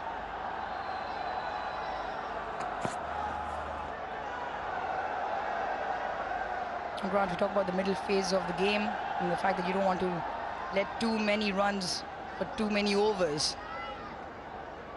And it's the kind of intent that you talk about that Chapman is now showing. Yeah, well, what Chapman's done now is he's had 2 big overs. He's on 31 of 16. He's brought back the fast bowlers. So now Babar Azam is going to bring back Shane Shafridi, Haris Rauf, and Wasim Jr. And what that does, though, is it allows New Zealand to then, Babar Azam has to bowl different bowlers, potentially Osama, Iftikhar and Salman, in overs 40 to 50, which means then you can try and dominate those latter parts of the game. So you have to take it on, you have to be aggressive and try and change Babar Azam's blueprint of rotating his bowlers, and instead of him dominating the game through the middle, then all of a sudden the pressure goes on the captain and the bowling changes and the bowler coming into bowl.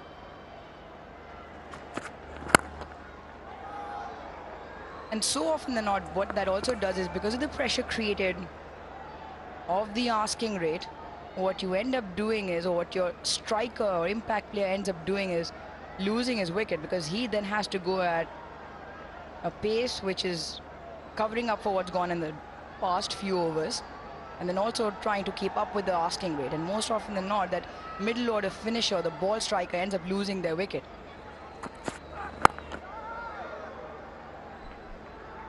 Yeah, so when you look at this game now and you assess it and you mark Chapman and Tom Latham, you say to yourself, right, well, we're prepared to try and go 10 and over for the last 10 overs. So there's 100 runs. So at the moment then, what do we need in the next 10 overs? So you need 68 in 10 overs, so that's possible. Almost just to run a ball.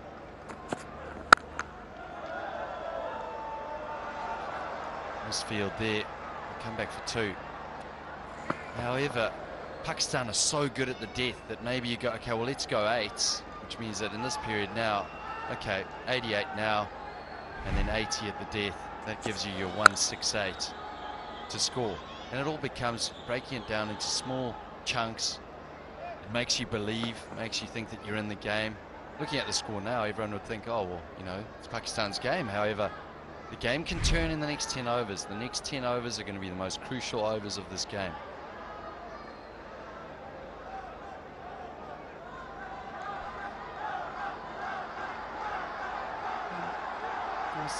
Sensitivity-free moment, because life is too short for sensitive teeth. The crowd enjoying themselves as well.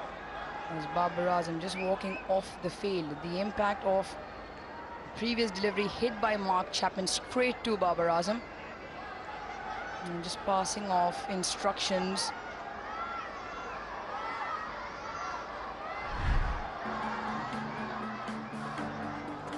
Well, Tom Latham, 50, another one from the captain.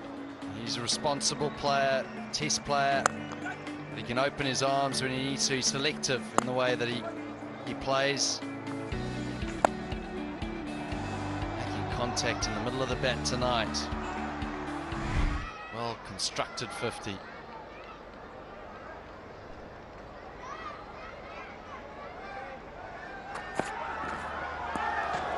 A rare swing and a miss from Chapman.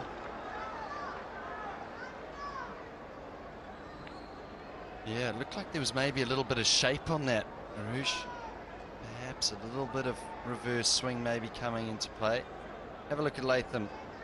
Well, we've seen players that are successful. Daryl Mitchell played really straight when he scored his 100, and there you go, 56% straight. 26% behind the wicket. Not too much on the offside through the cover region. It's relatively strong there as well. Captain's hat now on Mohammad Rizwan, as Babar Azam has just gone off the field. 31 down to 169 for 3.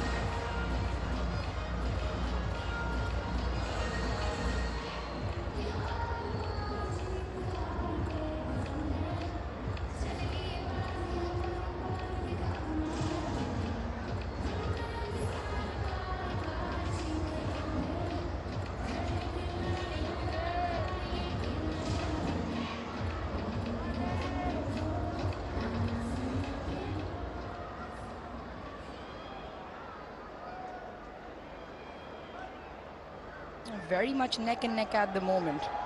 It's the 1 run, the difference in between, but it was what Pakistan did at the back end. And in this period on, when Salman Ali Agha came in, followed by Iftikhar Shaheen Shah Afridi with his fireworks with the bat. Muhammad Haris as well, and they ended up getting 70 in the last 5, 38 in the last 2. Grant Elliott, what you said has transpired. Shaheen Shah Afridi now. Oh, it's a nice pickup shot. That is a really nice pickup shot from Latham. Yeah, this is brilliant batting. Absolutely brilliant. Because your premier fast bowler comes back. He's coming back to push that run rate up and get wickets. However, the first delivery, Tom Latham dispatches him over the big boundary square leg. That immediately puts pressure on Shaheen Shah Afridi now. First ball boundary. You get 5 singles around it, you've got your 9 for the over.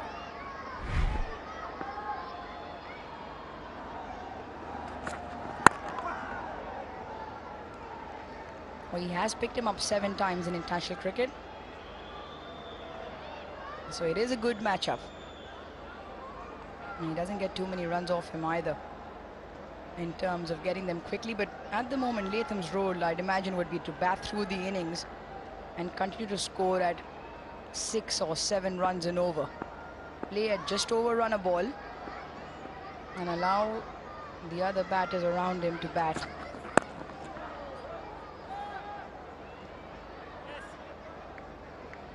Once again, plugged into the gap for a couple of runs.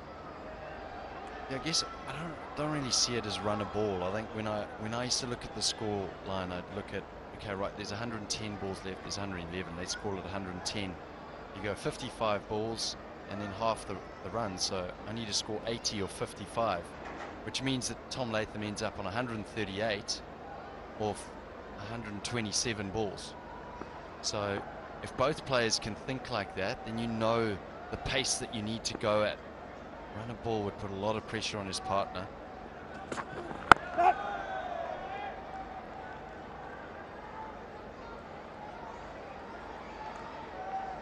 Well, the crowd have certainly enjoyed themselves in the Tapal Tea Lounge. Every now and then, time to enjoy Pakistan's finest.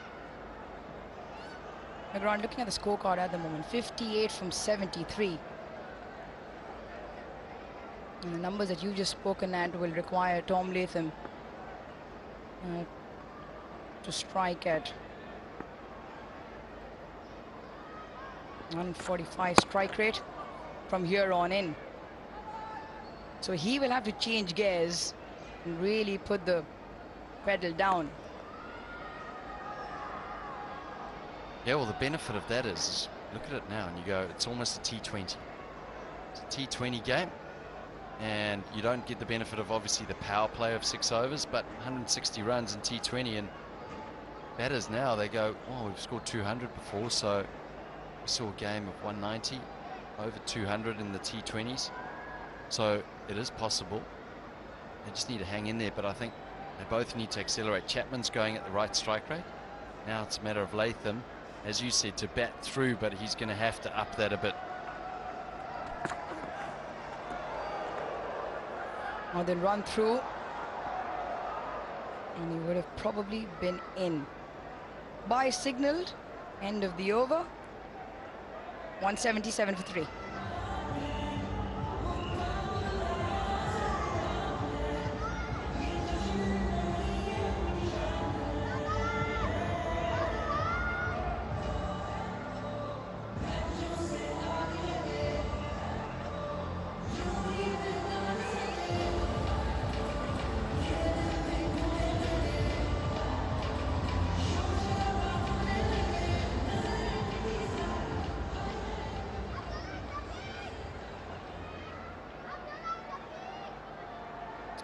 The last and final one again from Karachi, the 7th of May, Sunday. We will be here live at 3:20 p.m.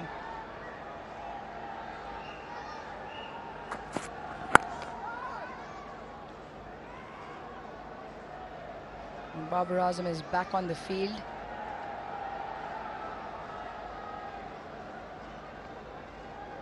Just a reminder for that final game, it is a Sunday, so please make your way down to the stadium, pcb.bookme.pk. You can grab your tickets for the final international game of the season in Pakistan. And watch Pakistan, because they are well and truly on their way to that #1 spot. Oh, smack. That is a smack and a half from Mark Chapman.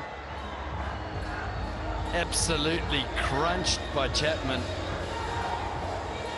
This is what set him on fire when he scored his T20 100. He was shimmying down the wicket, getting to the length of the ball, and it didn't matter where it was, hitting it through the offside, particularly through that extra cover mid-off region. Is this Chapman's day today?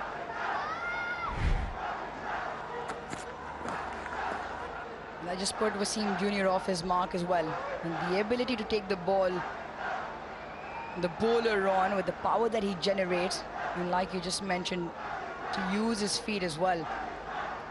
And we saw what he can do in the T20 series. made in T20 century from him, and that came back from a long way. New Zealand were almost down and out when him and Jimmy Neesham put up quite a show.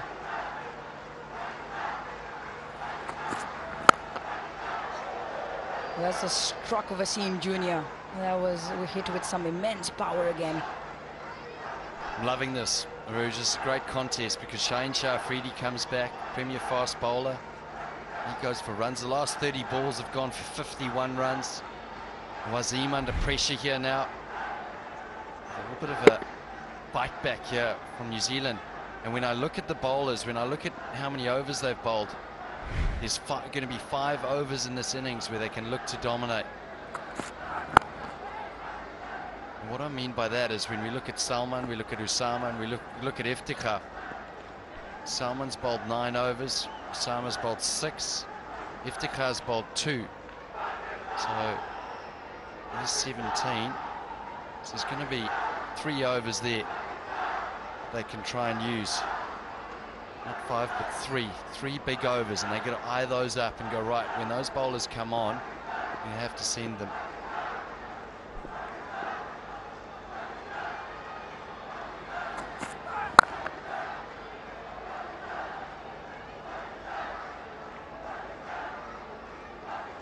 The fans have been kept engaged throughout this series, and you can keep your eye on the lucky winner because PCB will be awarding this card to the winner of Jazz Recharge activity during this Pakistan-New Zealand series. We spoke about this earlier, Grant, how that middle order counter-attack can just shake up Pakistan's bowling and then forcing Babar Azam to shift from the plan that normally works or is normally scripted. And if teams can attack them in the middle phases, their spinners in particular, like you say now, a couple of overs that he'll have to think about. 33 done, 184 for 3.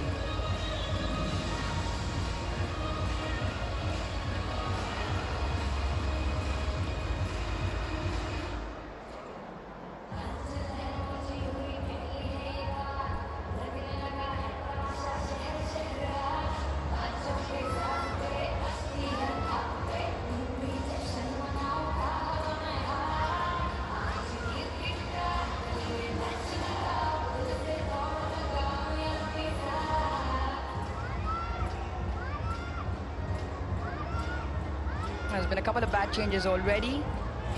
Mohammad Rizwan wasn't happy earlier on in the piece. Very important, that bottom third on your screen. At the end of 33 overs, New Zealand 5 runs ahead. And it's courtesy the intent from Chapman. 38 from 27 in a 55-run partnership, which has come off 44 deliveries. And Latham on the other end, 60 now of 75.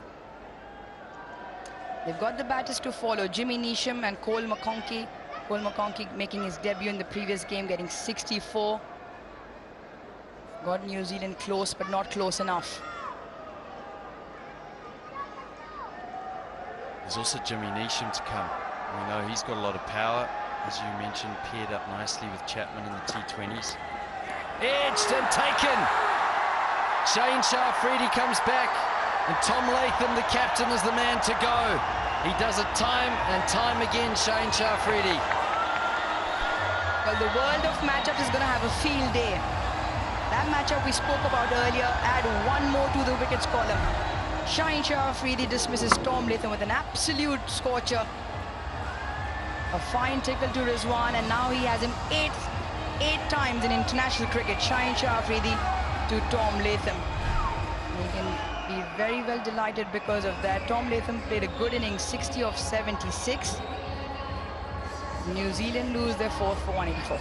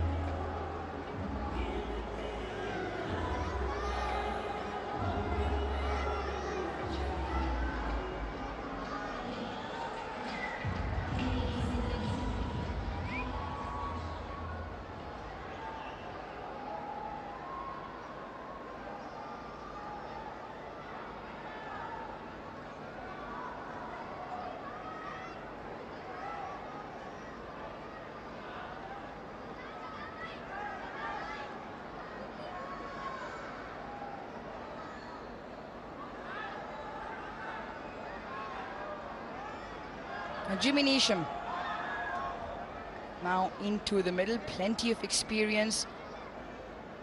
97 is best, and I reckon him and Chapman will have to repeat the dose from the last T20 in the series. Put on plenty of runs between the two of them.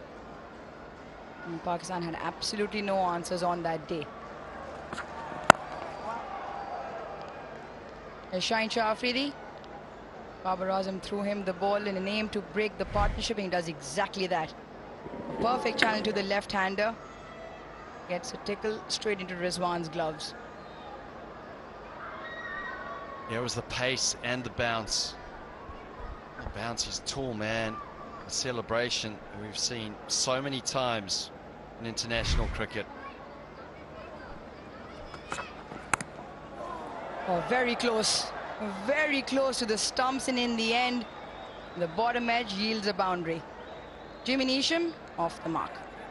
What a shot. That is a great shot. You don't mind that. Aim for cover. Gets a little bit of the bat. And you get 4 and you're off the mark. Who cares? It's 4 runs. I wonder if he can repeat it. Let's wait and see. This will be good.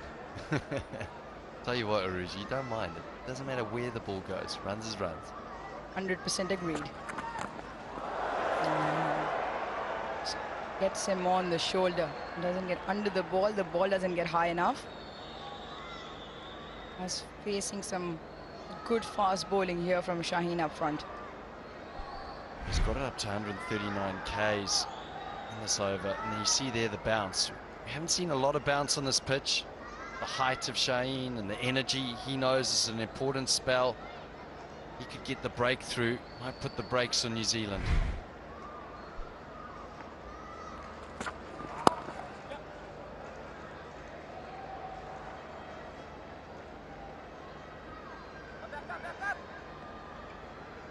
Dafa News cricketing fact: Shaheen Shah Afridi has taken the wicket of Tom Latham 8 times. The most he has dismissed any batter in international cricket. Once again tonight, that was the 8th time.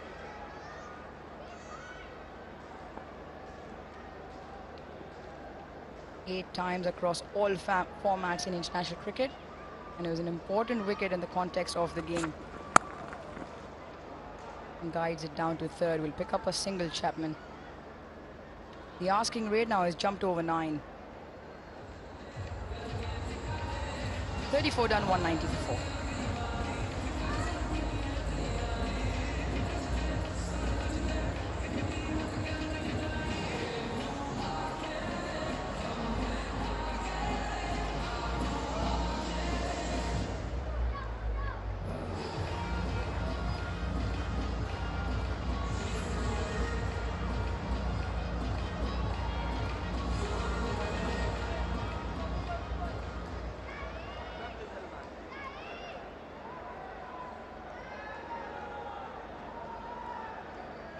Starts all the way through the top 3 until Latham got 60. Now responsibility lies on the shoulders of Mark Chapman, who's come out all guns blazing, and he'll have to face up Haris Rauf, who's got 5. Shaheen Shah Afridi's got 4. Mohammad Wasim Jr. has 4. Somewhere Babar Azam will have to bowl his spinners.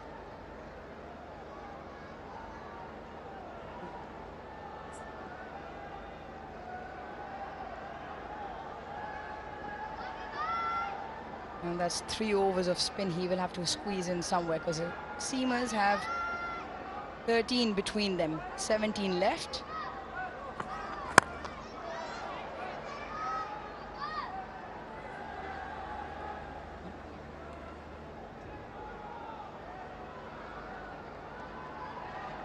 Yeah, I'll do the maths. 16 left, and they're going to have 3 overs. So between Salman, Usama and Iftikhar, they'll have 3 overs to make up the 20 between those 3 bowlers. And then you've got 10 from Shaheen, Rauf and Wasim, who Babar Azam's bringing them back now. Shaheen Shah Afridi's done his bit. They might bowl for another 2-3 each. There will be those 3 overs at some stage that New Zealand have to pounce on. You think that Osama Mir, maybe someone spinning into the left-handers, that'll be a little bit easier than off spin of someone in Iftikhar.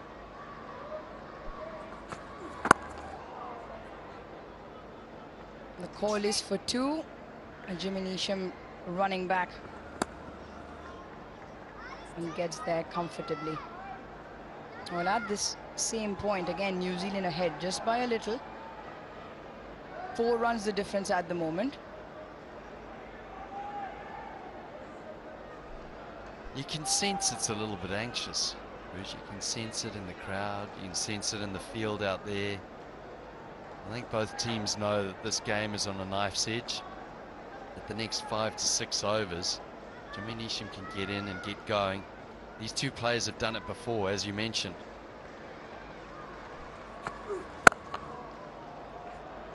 Crunched again, and this time straight to the sweeper. Just the one. Still just the one. Mohammad Rizwan had to cater to a wild throw from the deep from Wasim Jr. He's got a rocket arm. I've been calling him Jonty Rhodes. I walked up to him today and I said, hello, Jonty. He had a big smile on his face, but that throw was a little bit wayward. He's been excellent in the field, though, running around, good energy. Looks like he really enjoys his cricket, Wasim Jr.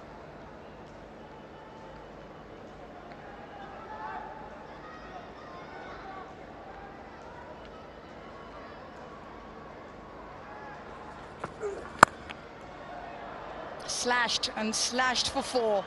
This time to the right of Wasim Jr. That's a really good angle Mark Chapman has exploited. Well, when you've got pace on the ball, you can generate pace off it. That's what Chapman's done. Almost like Fakhar Zaman, just getting that front foot out of the way. Any width means that he can just slash it through that offside area and generate pace off the blade.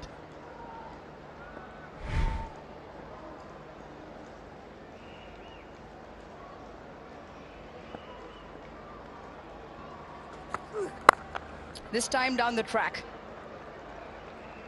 He had to hit it just a few yards either side of that man.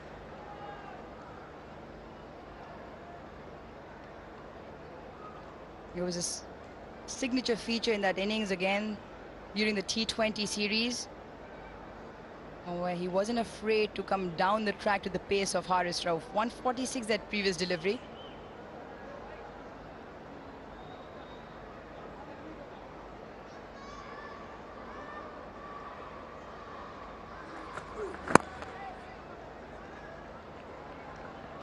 Should be a couple of runs. So good over for New Zealand. 10 of the over, 200 up as well. 35 done, it's 4 wickets down.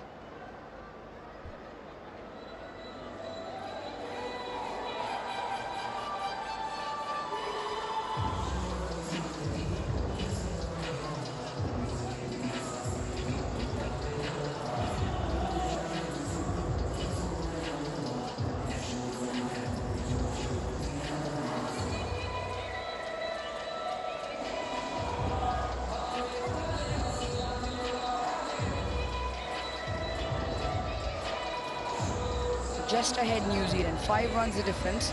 There's been a constant difference past few overs. Jimmy Neesham and Mark Chapman, well, they had a really good time in that last T20. 121 runs between the two of them of 58 deliveries. Mark Chapman got 100. Jimmy Neesham was 45 not out.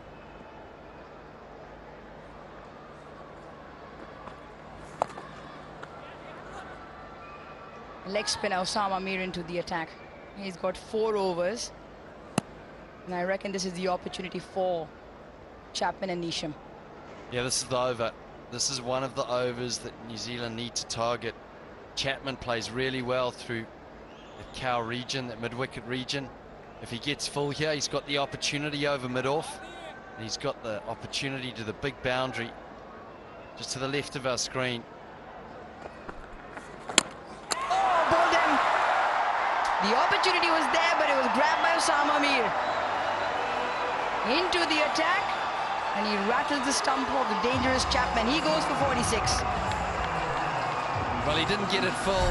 He got it short. Chapman rocked back and almost skidded on. Hurried on a little bit for Chapman. That's great under pressure from Osama Mir. It was going to be a big over. It skidded on. The dangerous Chapman goes for a very well compiled 46 to a 1 for 5.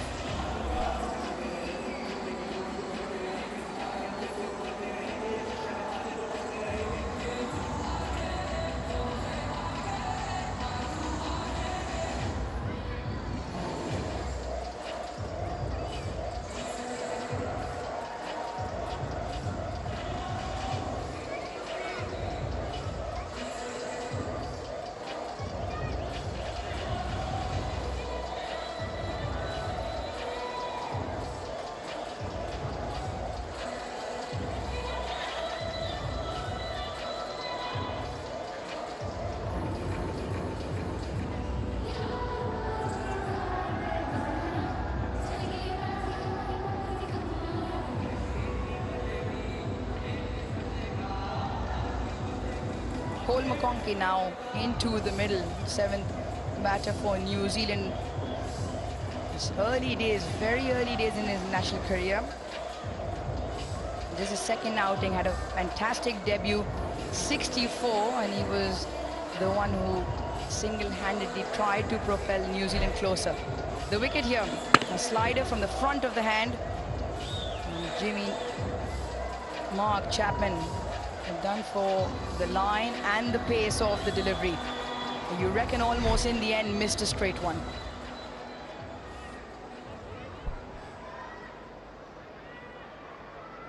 Yeah, I think he just misjudged the length just slightly, but it was the pace. 92 k's an hour. He was quite quick, Osama Mir. Skidded on. McConkey, well, he isn't a stranger. They're batting here in Karachi on debut just the other day. Ended up with 60 odd not out.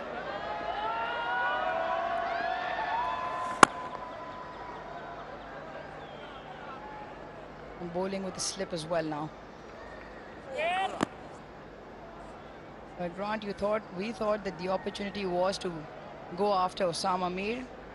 Hasn't been the case. He's come out and picked up the much needed wicket of Mark Chapman. And still Pakistan cannot relax. They still have Jimmy Neesham and Cole McConkey.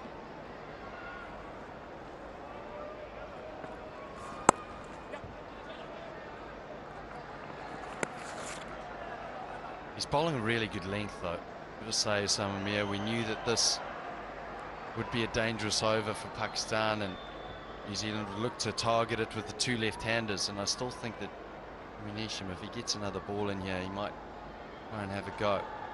Rather try and have a go at the spinners, but what he's done is he's bowled a little bit shorter, he's bowled quick into the deck, hasn't allowed them to get underneath it and just step and hit.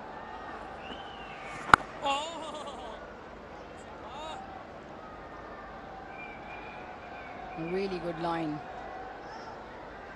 Commentary behind the stumps from Mohammad Rizwan as well.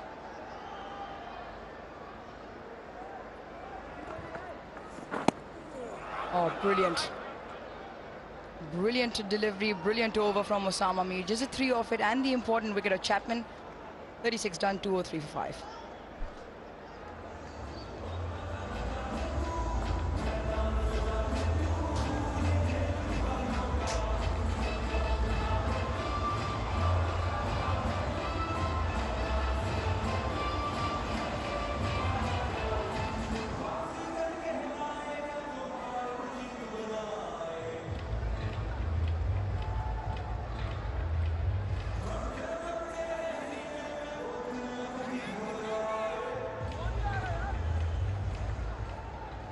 .203 for 5. Yeah, 14 more overs to go. This is just getting steep and steeper for New Zealand. That's his knock from the previous game. Just came out there and showed everyone what he's made of. Just completely different from all the other teammates. It was a want to win this match. It was a little too late, but everyone enjoyed his clean hitting. It just shows what he can offer down the order with the bat.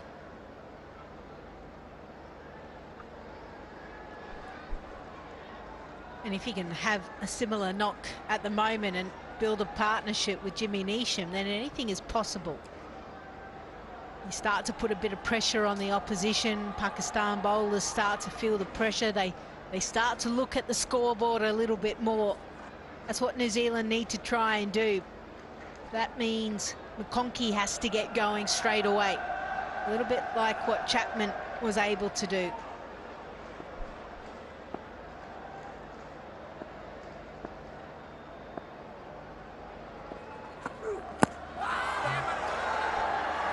That's probably missing.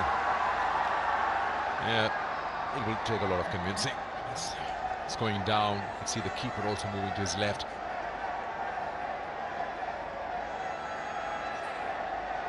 Keeper is not looking at Baba. He's just doesn't want to believe Haris Rauf.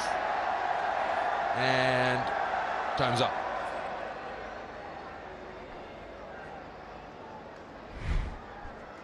There's a little bit of confusion. Was their bat also going down as well? Potentially, I agree with you, Sikandar. See, Mohammad Rizwan in the back isn't going up. It's only Haris Rauf.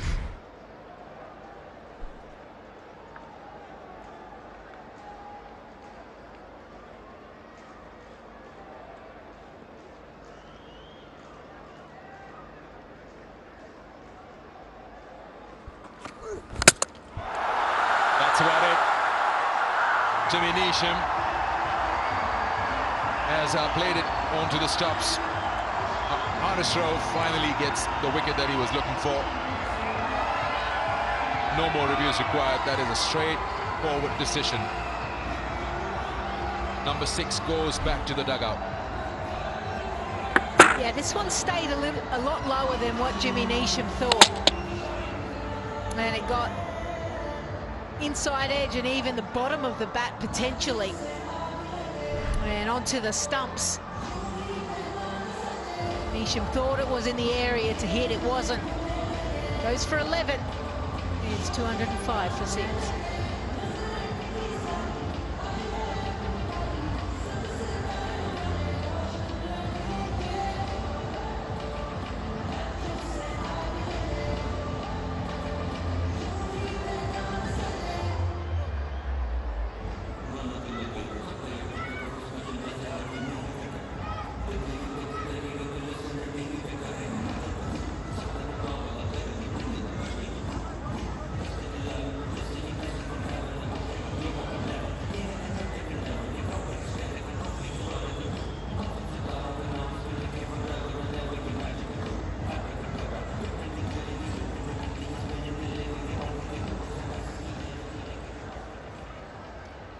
So the new batter in, number 8.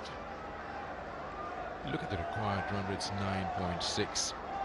His best is 25. We are not going to look at that.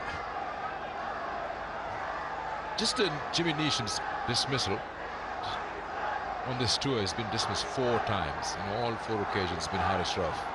There's a matchup.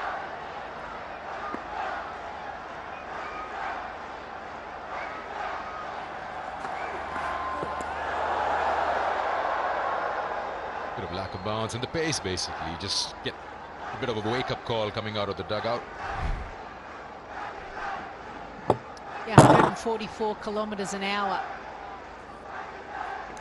And the one thing that Haris Rauf does very well, whether it be to the right or left-handers, is he changes his point of release.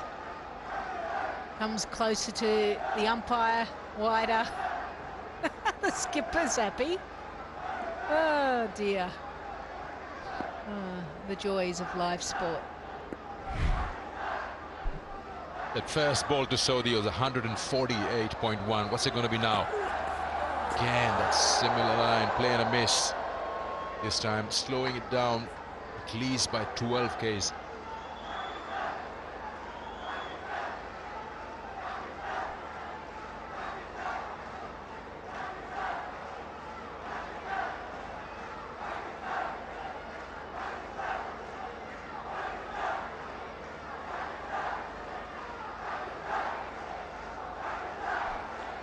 Pakistan can top the ODI rankings if they finish 5-0. They sense they have 4-0 in the bag already.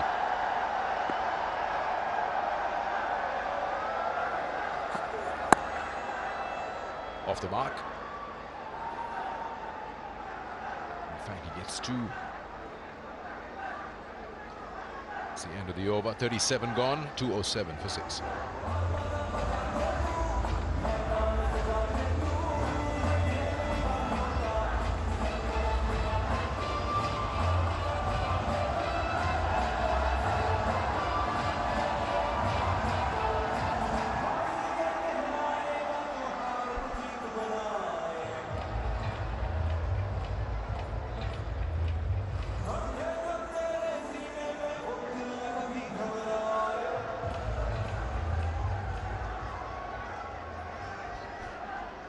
Partnership there, Latham Chapman just was almost laying that foundation for Neesham and McConkey. Just got a feeling Latham never got going, couldn't get to that runner ball even.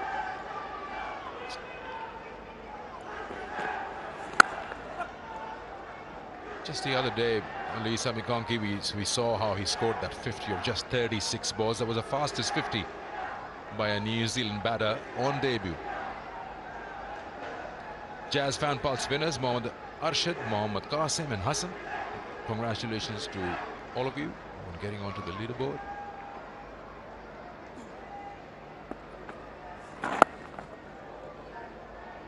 That's one way to announce yourself. Fastest 50 by a debutant, New Zealand. Yeah, in conditions that were really tricky.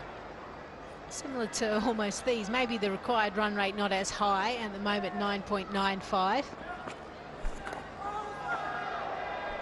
The ball was turning, but he looked busy. He was looking to score runs, and because of that he got himself into some really good positions, and he almost counter-punched what was happening. He put it back onto Pakistan bowlers, put them under a bit of pressure. And he was absolutely able to capitalise.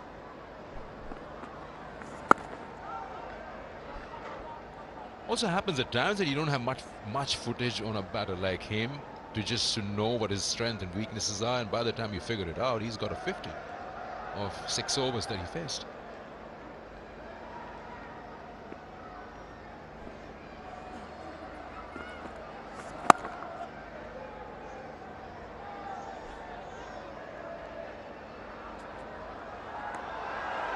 Would have been very interesting.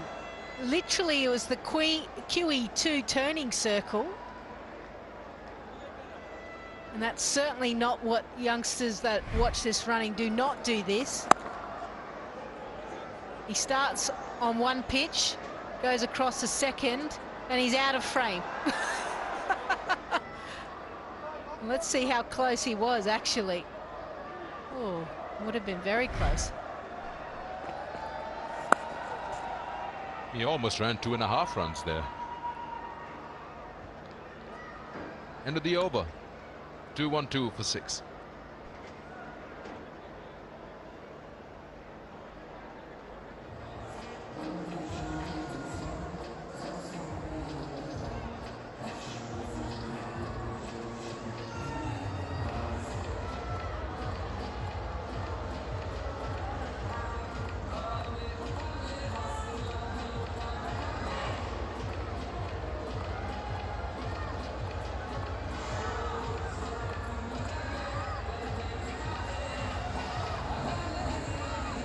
Talking about fastest 50s on debut.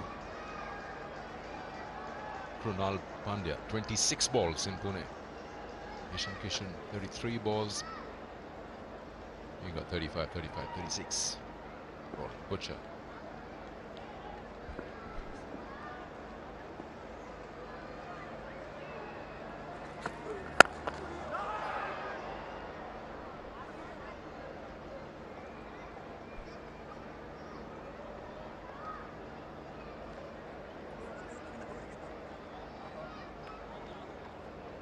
It's interesting to note, as I was looking down, I was like, I don't know Butcher and Morris, obviously 1980 and 1990, but literally in the last few years, we're seeing 3 out of the top 5.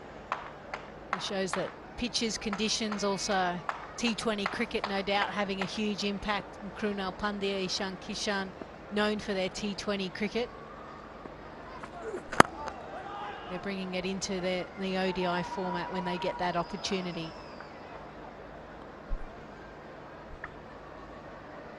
I'm thinking the guy who scored it in 1980 would be a superhero. 35 ball 50 would be unheard of.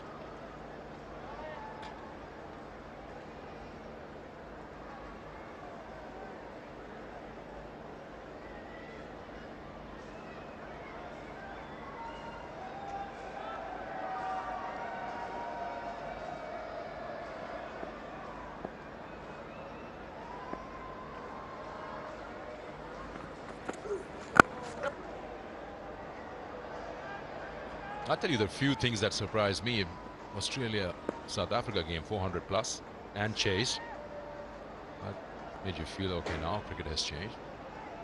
And to a certain extent, the 1996 37 ball 100.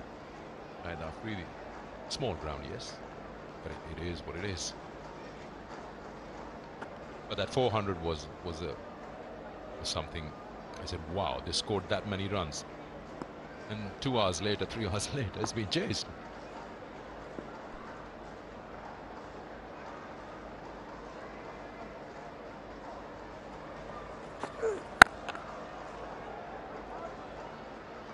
Well, the Wanderers in South Africa, a ground that's known because of its elevation as well, and the balls do fly and carry a little bit more.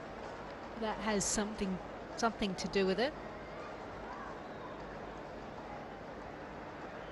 And even Afridi's 100 off 37 deliveries was a higher elevation as well. So, from a batting perspective, have more grounds in the mountains, I say.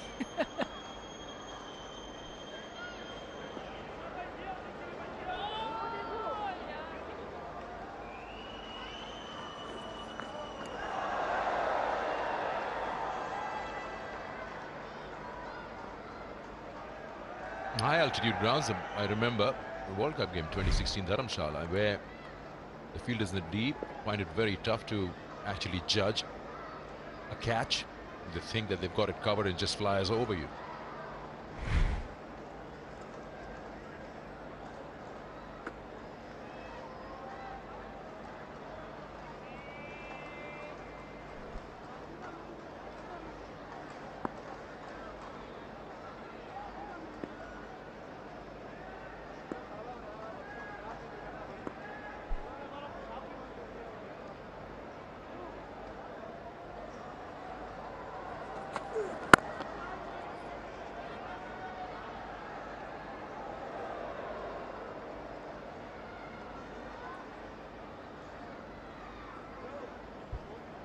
.39 gone, it's at 214 for 6.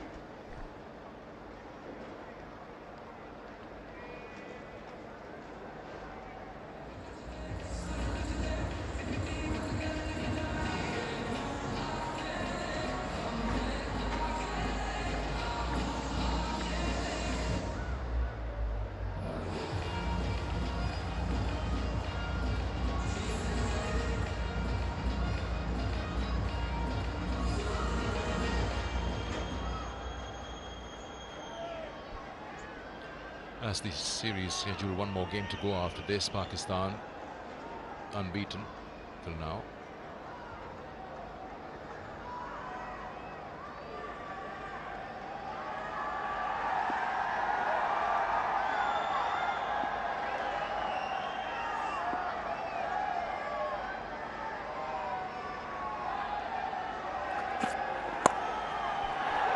Big outside edge.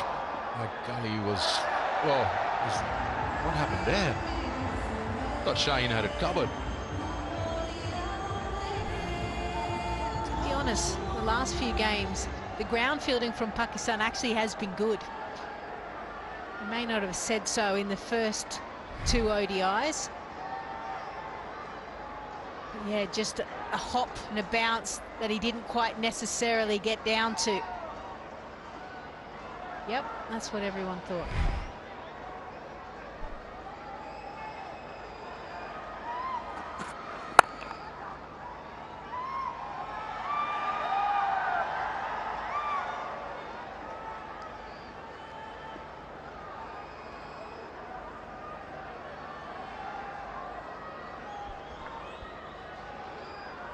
One more game to go after this, and that's where you can get your tickets for that 5th and final ODI, pcb.bookme.pk.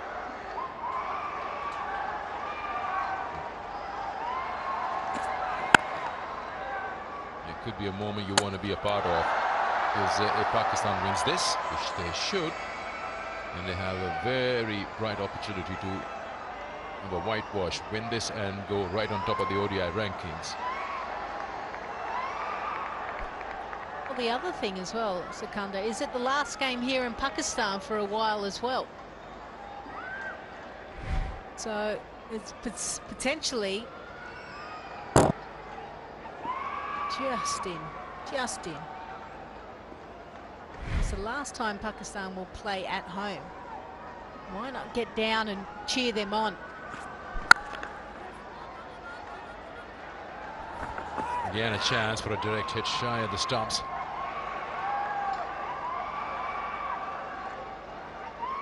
Yeah, apparently there is no cricket at least Jan 2024 unless Asia Cup. It's a green light. Yeah, that would have been out. I mean, he's just given up, Saudi.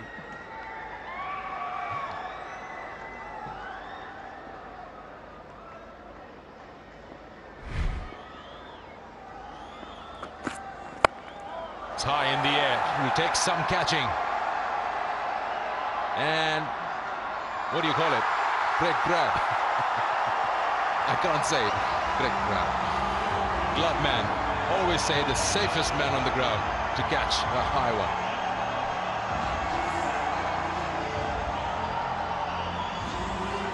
Yeah, it went high, didn't it? Pace on. Wasn't necessarily there, the length, and McConkey was trying to go straight down the ground. All he did was elevate it nice and high outside the inner circle. Mohammad Rizwan, eyes on the prize, focused. Mohammad Wasim picks up a wicket. Cole McConkey, he goes for 8. It's 219 for 7.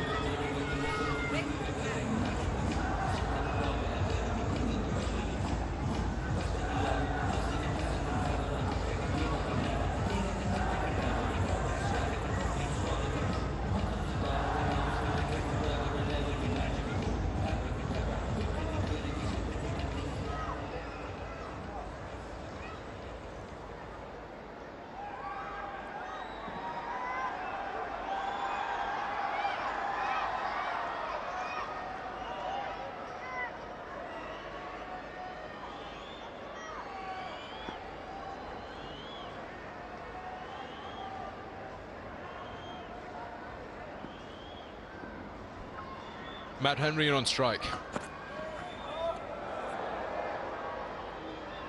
Play and a miss. End of the over. 40 overs bowled. End of the second power play. It's 219 for 7.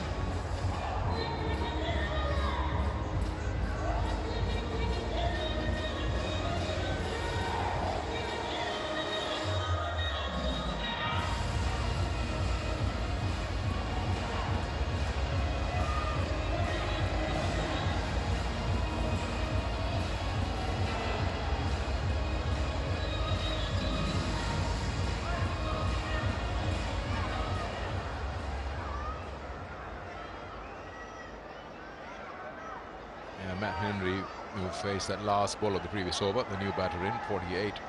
Not out his best. 116 of the last 10 overs.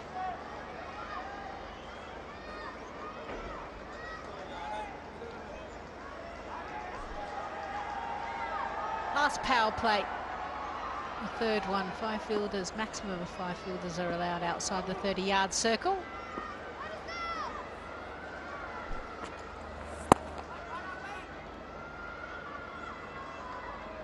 Whilst it's 115 runs required off 59 balls with just 3 wickets left. Batters that have come in because of Cole McConkey and a number of other players trying to find the boundary, they need to do that as well. Pakistan sense another victory, but New Zealand need to show a little bit of fight here. They need to be able to show that the tail can wag. It's so important for them to show that fight. Catch it!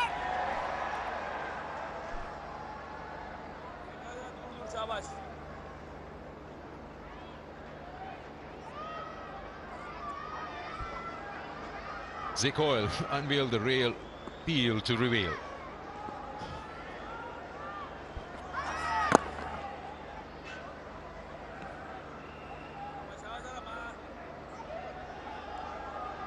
I'm going to put you in a spot for the next game. You've got to give me the 15 that you feel will go from each side for the World Cup.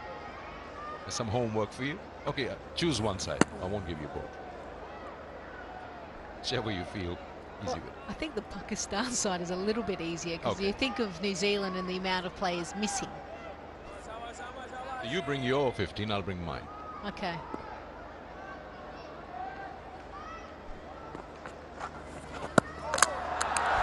That's that for Saudi. Down the wicket, and this time Rizwan doesn't miss. Third wicket for Osama Mir.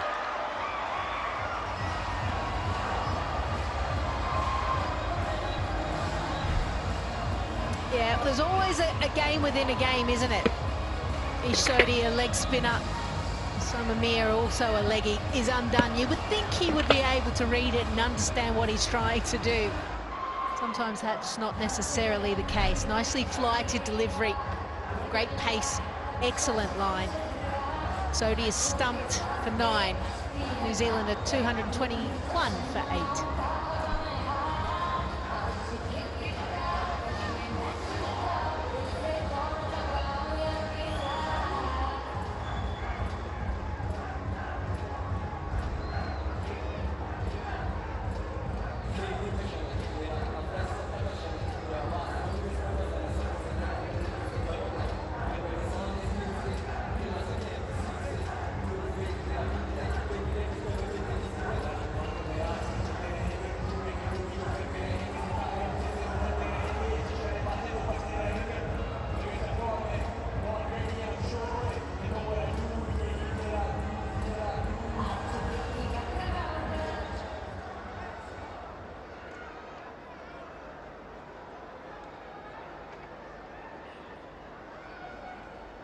.221 for 8 now.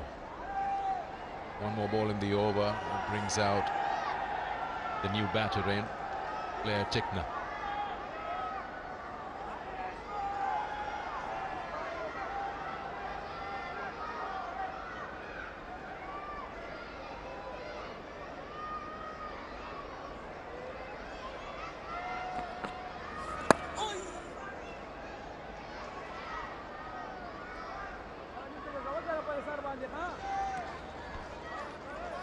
.222 for 8.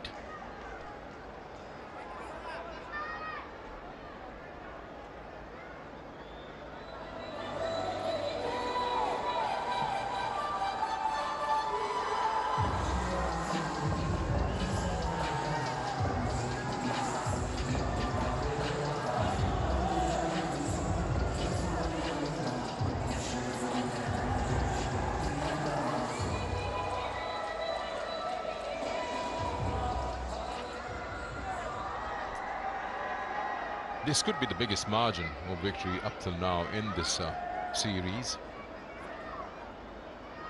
2 more wickets to get. 113 is what they need.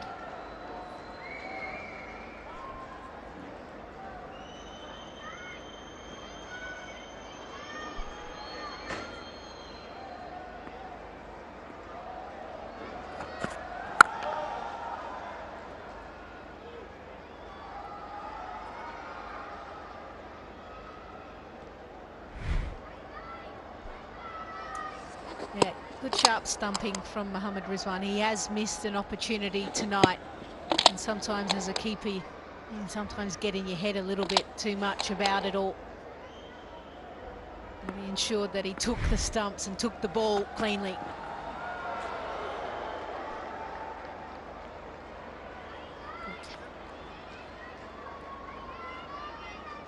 Ah, some fans.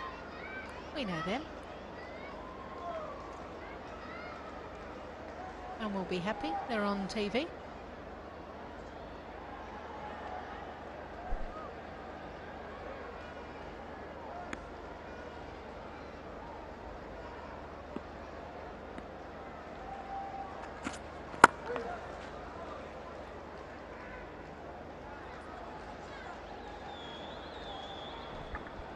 Sensodyne sensitivity-free moment, because life is too short for sensitive teeth.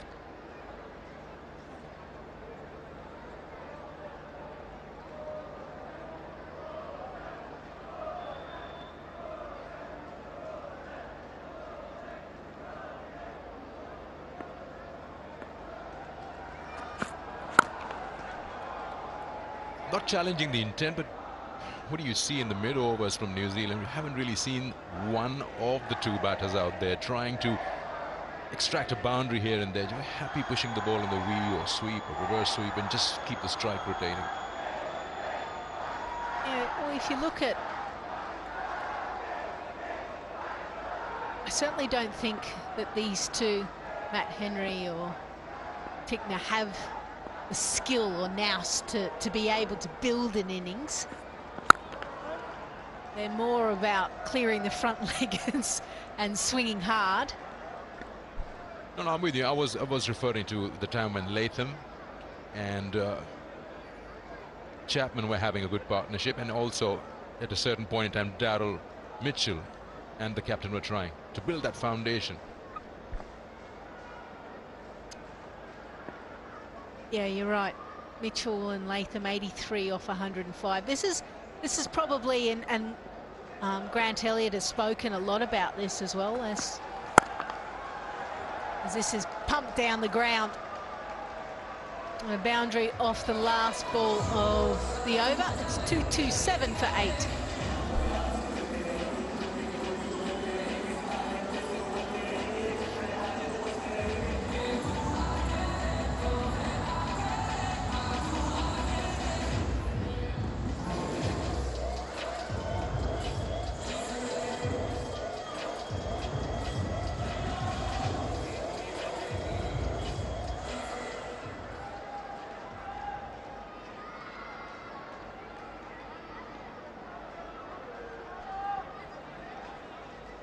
There's a fall of wickets there for you. So first two fell a bit early. There was Blundell was trying to use that power play. And then a partnership, 129. They lost their third. Partnership again, 184 for the fourth. And after that, it's just been very frequent fall of wickets. Catch it! Yeah, just to elaborate on the question that you asked me, I really do feel that it's up to ensuring that you actually get some players in there that are willing to take a few more risks. Remember, the maximum only 4 fielders are outside the inner circle. This was a boundary last ball on the last over. Probably a typical boundary from a tail ender. Oh, that looks pretty close. Did it pitch outside leg? That's the only thing.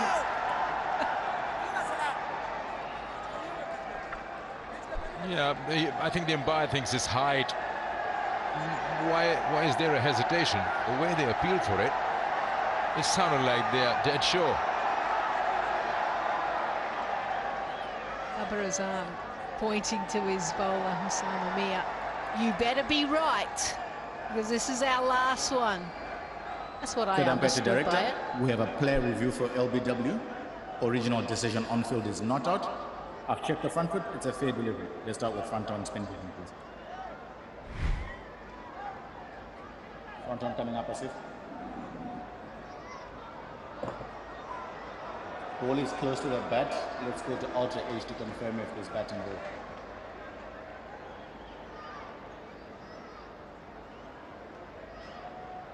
Ultra H coming up. Take that back a little. Take that back 2 frames. Okay, let's go. Flat line as the ball goes past the bat. Let's go to ball tracking maneuver. Ball tracking is on the screen now. Pitching outside leg stump. Stay with your original decision of not out. Stand by. Your on-screen signal now. Good call, umpire. Good call, Lisa. Osama doesn't want to look at Bob right now.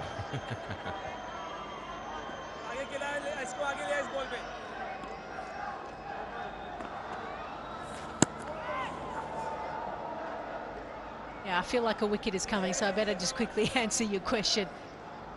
Those batters, New Zealand middle order, almost wants that second power play from that 20 to 30 over mark. That's where they need to find more boundaries. Take a few more risks. Try and get over a runner ball, especially from a partnership. And I actually think the same can be said for Pakistan as well. There you go, you better be right. All right, we've just blown our last one. It's high in the air. Catch it is the call, and long on takes it. Haris Rauf takes the catch. And the 9th wicket goes down. And Osama has his 4th. Matt Henry is the wicket. Yeah, clever bowling, because the pace was taken off. 77 kilometres an hour, the slowest ball of that over. And what that means is that the ball is up above the batter's eye line, inviting him to go down ground. How strong are you? Remember that he is extracting a bit of turn out of this pitch as well. So Henry doesn't get it out of the middle. He goes for 5. New Zealand have lost their 9th wicket for 230.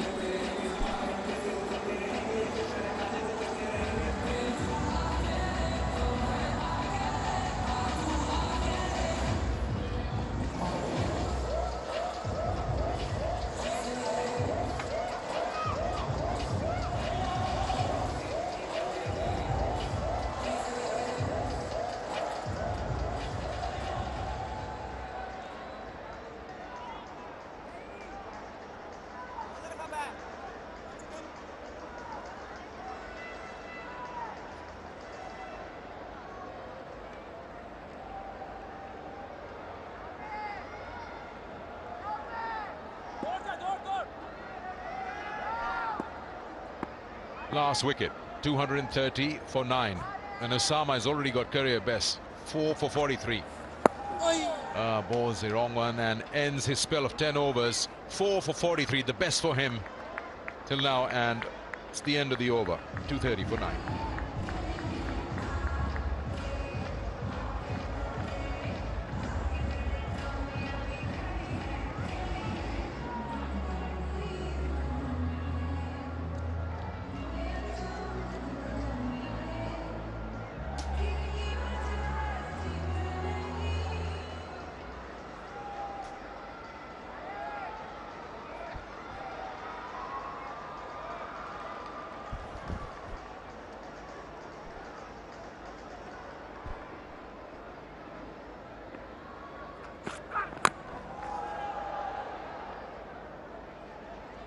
Well, it's been very clinical from Pakistan.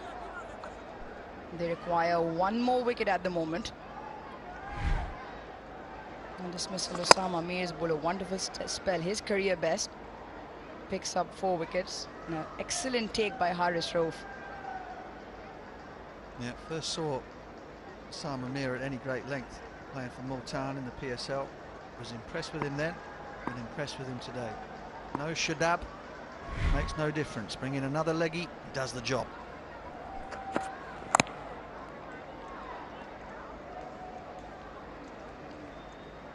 Lots to be cheerful about in this performance from Pakistan today.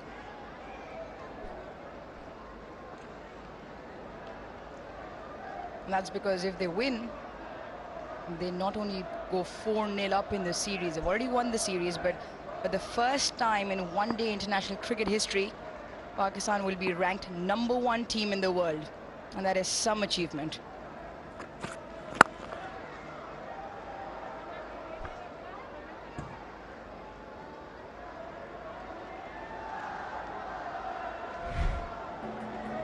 His 4 wickets, he's bowled well, he's bowled good lengths, and he's given the ball air, and this one quicker through the air. Brilliant stumping. And a brilliant take as well. With all courtesy, some good bowling, good leg spin bowling, bounce and turn. I wasn't afraid to give the ball air above the batter's eye line. That's it. game's done. Mohammad Wasim Jr. cleans stumps and Pakistan go #1 in the world in one-day international cricket ratings. Yep, unprecedented, never happened before. Pakistan up there at the very top of the tree. And that was a performance of a team who are going places in this format. You'd expect hundreds from Babar. He has 18 of them. He's the fastest man ever to 5,000 runs. All of that is expected. Questions around the middle order. Can they accelerate? Can they put big totals on the board? That was answered to an extent today. Bowling, well, it's spectacular. It really is. And they've found another leg spinner in Osama Mir. The fast bowling, doesn't matter which combination of three you put out there on the park, they are lethal. And if the Pakistan team can put runs on the board in excess of par, then they are going to be a team that is very, very difficult to beat indeed. New Zealand, for their part, well, they're a second 11, it has to be said. A little surprised that Tom Latham invited Pakistan to put total on the board for the second time here in Karachi. But having done so, Pakistan did everything right from first ball to last. And Babar Azam and his men, they can be very proud of what they have achieved. They've beaten New Zealand in a series after 12 years. Babar Azam, records galore, runs galore. Let's not forget Fakhar Zaman. 2 centuries in the series, followed up by the one earlier on against New Zealand. So there was 3 on a trot from him. Osama Mir, Mohammad Wasim Jr. with the final touches. Full and straight, a reverse back in, and that is the way to do the job. And it's been a very well done job indeed. Yeah, if there's a sight that sums up Pakistan cricket, it's fast bowlers knocking stumps over at the end of innings. By and large, the fielding was good again tonight. Outfield catching, particularly from the fast bowlers, was superb. The series played in a great spirit, as they tend to be nowadays, with all of these players knowing each other so well from tournaments around the world. But here it is in confirmation. Pakistan go above Australia. They need to win on Sunday to maintain that position. But for now, for 48 hours at least, they are on top of the tree for the very first time. Yep, Pakistan just fractionally ahead on points, and hence why, with the same numbers, they are still a few inches ahead. And this is how they did it in the end. Cleaned up New Zealand for 232. Their captain was their top scorer. It was a breezy, quick innings from Mark Chapman for 46, but nothing really much to take home. It was excellent clinical performance by the Pakistan bowlers. Partnerships, they needed some big ones and in quick time. It wasn't the case. The biggest between Mitchell and Latham, 83 from 105. Chapman and Latham, 55 from 45. And that was pretty much it. What you mentioned, Pakistan combinations, doesn't matter which set of quicks you play, they are always in the game, they are always in amongst the wickets, and they don't give away too many runs. Again was the case, 1, 2 and 3 to Shaheen, Rauf and Wasim respectively. But the star with the ball was a leg spinner, Osama Mir. 4 wickets, his career best.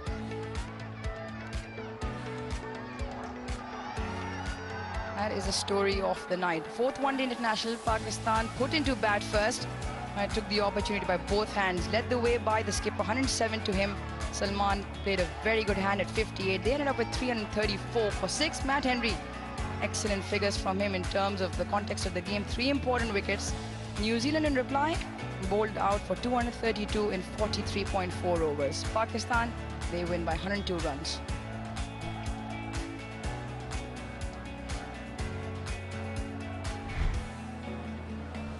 Well, punch of the gloves. They had a mountain to climb right from the off. Will Young peeled off 1 or 2 pleasing strokes down the ground.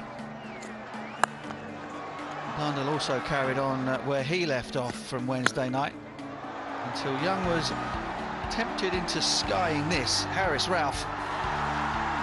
Brilliant. Mohamed Wasim Jr. making the opening breakthrough. Then pace from Harris Ralph had Blundell on the back foot a little, spooned a drive into extra cover, and that was the end of him. Latham took a while to get going. There was a spell of 12 dot balls on the trot after the wicket of Blundell. And the pressure told in the end. Darryl Mitchell, who's had a terrific trip so far in the ODI series, was unable to get Osama Mir away. Latham continued on the sweep. And brought up yet another one-day international 50. Mark Chapman came in and was breezy. It was exactly what New Zealand needed. That wasn't. Shaheen Shah Afridi brought back into the attack to that express purpose, to remove the captain. Then Osama Mir snuck one through Chapman, who had played quite beautifully up until that point. The change of pace from Mir knocked him over, and then it was the death rattle. All flying up into the night sky. Mohammad Rizwan making this one look easy. Wasim Jr. saluting his crowd. Sodhi danced past one, Rizwan did the rest. Osama Mir tempted Matt Henry into a huge hoik at the back end, and that was again well taken by Harris Ralph. Mohamed Wasim Jr. applied the coup de grace, and that was the end of the fourth one-day international. Baba supreme once again, and Pakistan top of the charts in ODI cricket. So we've had 4 of the 5 one-day internationals. Pakistan have won them all. 5 wickets, 7 wickets, 26 runs.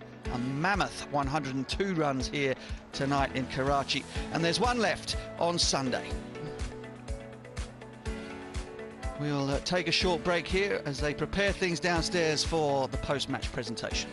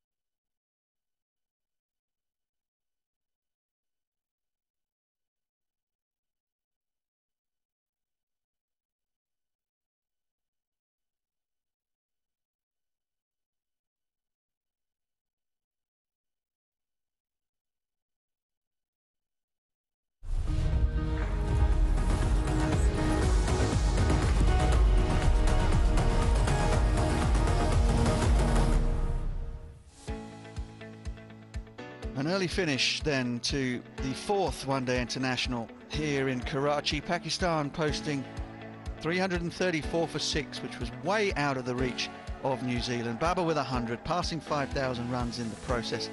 New Zealand 232 all out, 4 wickets, career best for Osama Mir, 4 for 43, and Wasim Jr. wrapped things up. Pakistan winning by 102 runs and going top of the ICC ODI rankings.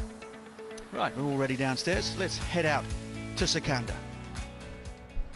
Thanks, Butch, and welcome to the post-match presentation of the 4th ODI between Pakistan and New Zealand. And what a win. Clinical, and 102 was the margin by which Pakistan won this match and goes 4-0 in the series. And also, as you mentioned a while ago, it is Pakistan's first time ever to top the ODI rankings. Pakistan becomes the #1 ODI team in the world. Now, before we give away the awards, we'll now introduce you to our presentation party, Mr. Mohammad Ejaz. He's joined us. He's General Manager, Public Relations, KFC. We have Mr. Ali Fahad, Head of Marketing, Jazz. Mr. Mohib Hassan Khan, Group Head, Information and Technologies, Bank Al Falah. And Ms. Mehreen Adil, Senior Brand Manager, Sensodyne. Starting off with the awards, I'll request Mr. Ali Fahad to please present the Jazz Super All-Rounder of the match as an award of 100,000 rupees, and goes to Shaheen Shah Afridi for his 23 runs of just 7 balls, 3 sixes in that, and also with the bowling, 1 for 34. Brilliant performance from Shaheen. Next award, I'll request Ms. Mehreen Adil to please present the Sensodyne Complete Performer of the match, and that's an award of 200,000 rupees, and that goes to Osama Mir for his career best, 4 for 43 in 10 overs. Got his opportunity today and got his career best numbers, 4 for 43. I will now request Mr. Mohib Hassan Khan to please present the Bank Al Falah Outstanding Performance of the match. 100,000 rupees goes to Matt Henry, 3 for 65 in his quota of 10 overs and a run out. And he's been amazing with the ball throughout the ODI series for New Zealand. Now, before we go with the player of the match, I'll request Tom Latham to please come and have a few words with us.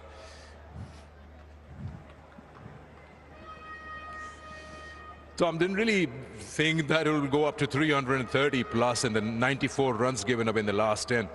Yeah, obviously, I think they played really well. I think from the platform that they were able to set, only being 3 down, sort of allowed them to have that death phase for a long period of time. And credit to the way they played. I think the way they paced the innings, obviously Bubba played fantastic, and guys played around him really well. So, yeah, I think full credit to the way they played in that first innings.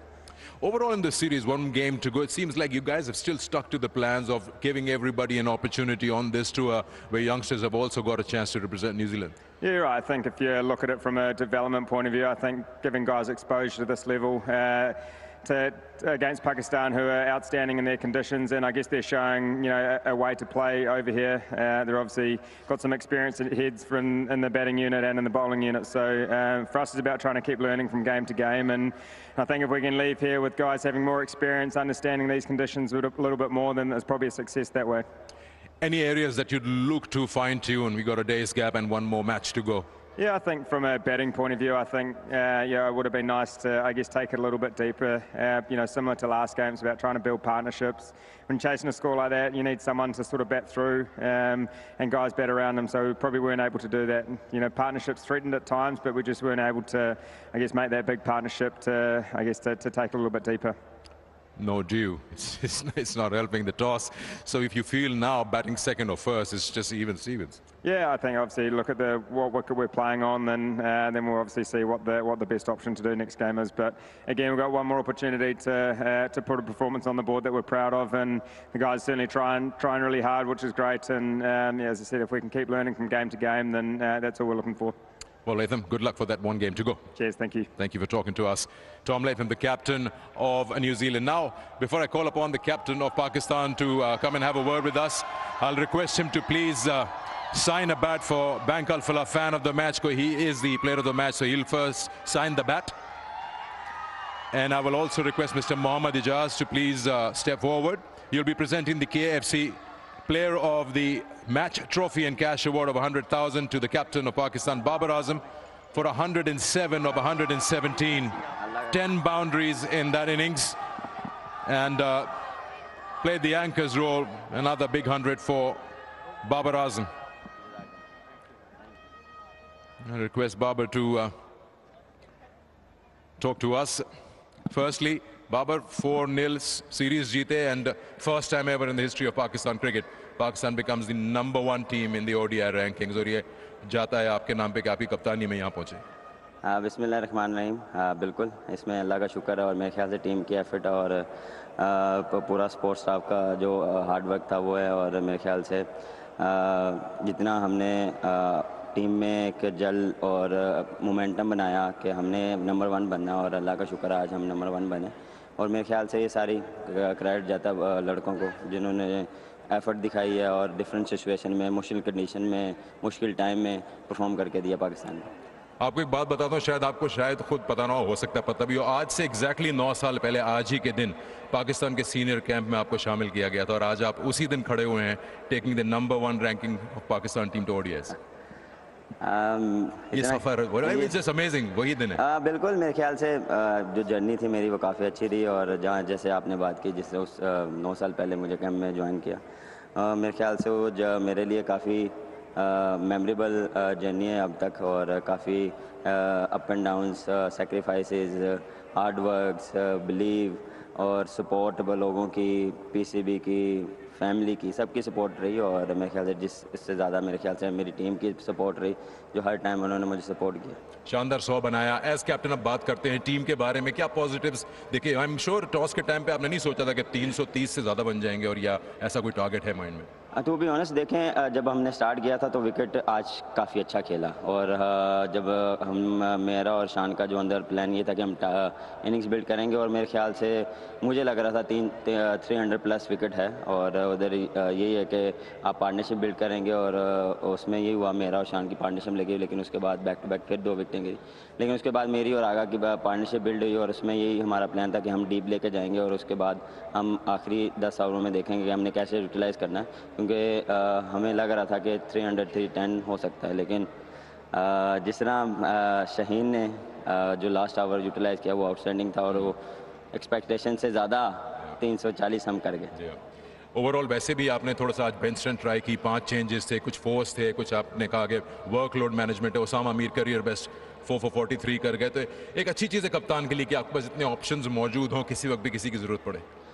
देखें, मैं पहले भी हमने यही plan किया था कि हम इस ओवर में, इस सीरीज़ में अपनी बेंच स्ट्रेंथ ट्राई करेंगे और डिफरेंट कम्बिनेशन के साथ हम खेलेंगे. और हर प्लेयर को हम प्रॉपर अपॉर्चुनिटी देंगे, क्योंकि आगे जाके जो हमारी सीरीज़ आ रही हैं या अभी का इवेंट्स आ रहे हैं, तो उसके लिए हमें हमारे माइंड में होना चाहिए कि हमारे बेस्ट 15-16 प्लेयर्स कौन से हैं. तो अल्हम्दुलिल्लाह हमारी बेंच स्ट्रेंथ ने काफ़ी अच्छा रिस्पॉन्स दिखाया, और जिसको भी अपॉर्चुनिटी मिली उन्होंने वेल की. Very good. कितना मुश्किल है आपको कन्विंस करना कि जाके रिव्यू ले लें, क्योंकि काफ़ी लगता है आपसे हारिस रऊफ और बॉलर्स करते हैं काफ़ी इंटरव्यूज़. देखें, मेरे ख्याल से फास्ट बॉलर हमेशा आपको पता है कि डोमिनेट करते हैं और सपोर्ट करते रहें. और कभी कभार आप उनको थोड़ा सा प्यार से भी देखते हैं, कभी कभार आप थोड़ा सा डांट भी देते हैं, लेकिन कोशिश करते हैं कि वो डांट उनकी सपोर्ट में हो. Well, Babar, huge achievement for you as an individual, as a player. 9 years ago, same day, you joined the Pakistan senior camp, and today you've got the team along with your team members to the #1 ranking in ODIs. And congratulations on the 4-0 win. One more game to go. Thank you so much. So Babar Azam just talking about how happy he is about Pakistan's win and being the #1 ranking team in the world after this victory. And as I said, 9 years ago he had joined the Pakistan senior camp. Today he's the captain with that kind of a win. Happy with overall performance, the way Shaheen batted in the end, and of course Osama Mir getting his career best. He's happy to have that kind of bench strength available. That's all from the presentation. Thank you, Sikandar.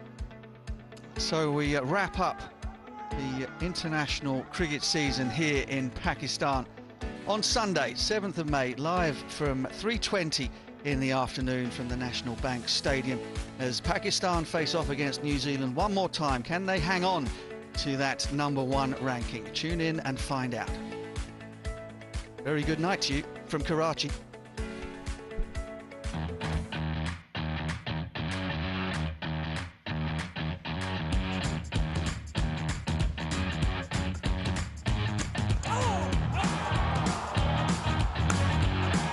the stumps. Mohammad Rizwan, big wicket.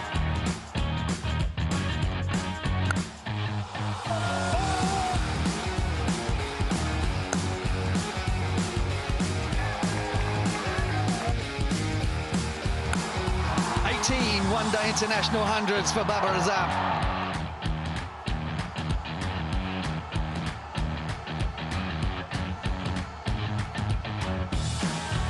Straight up in the air. Fielder tracks back. Oh, that's brilliant.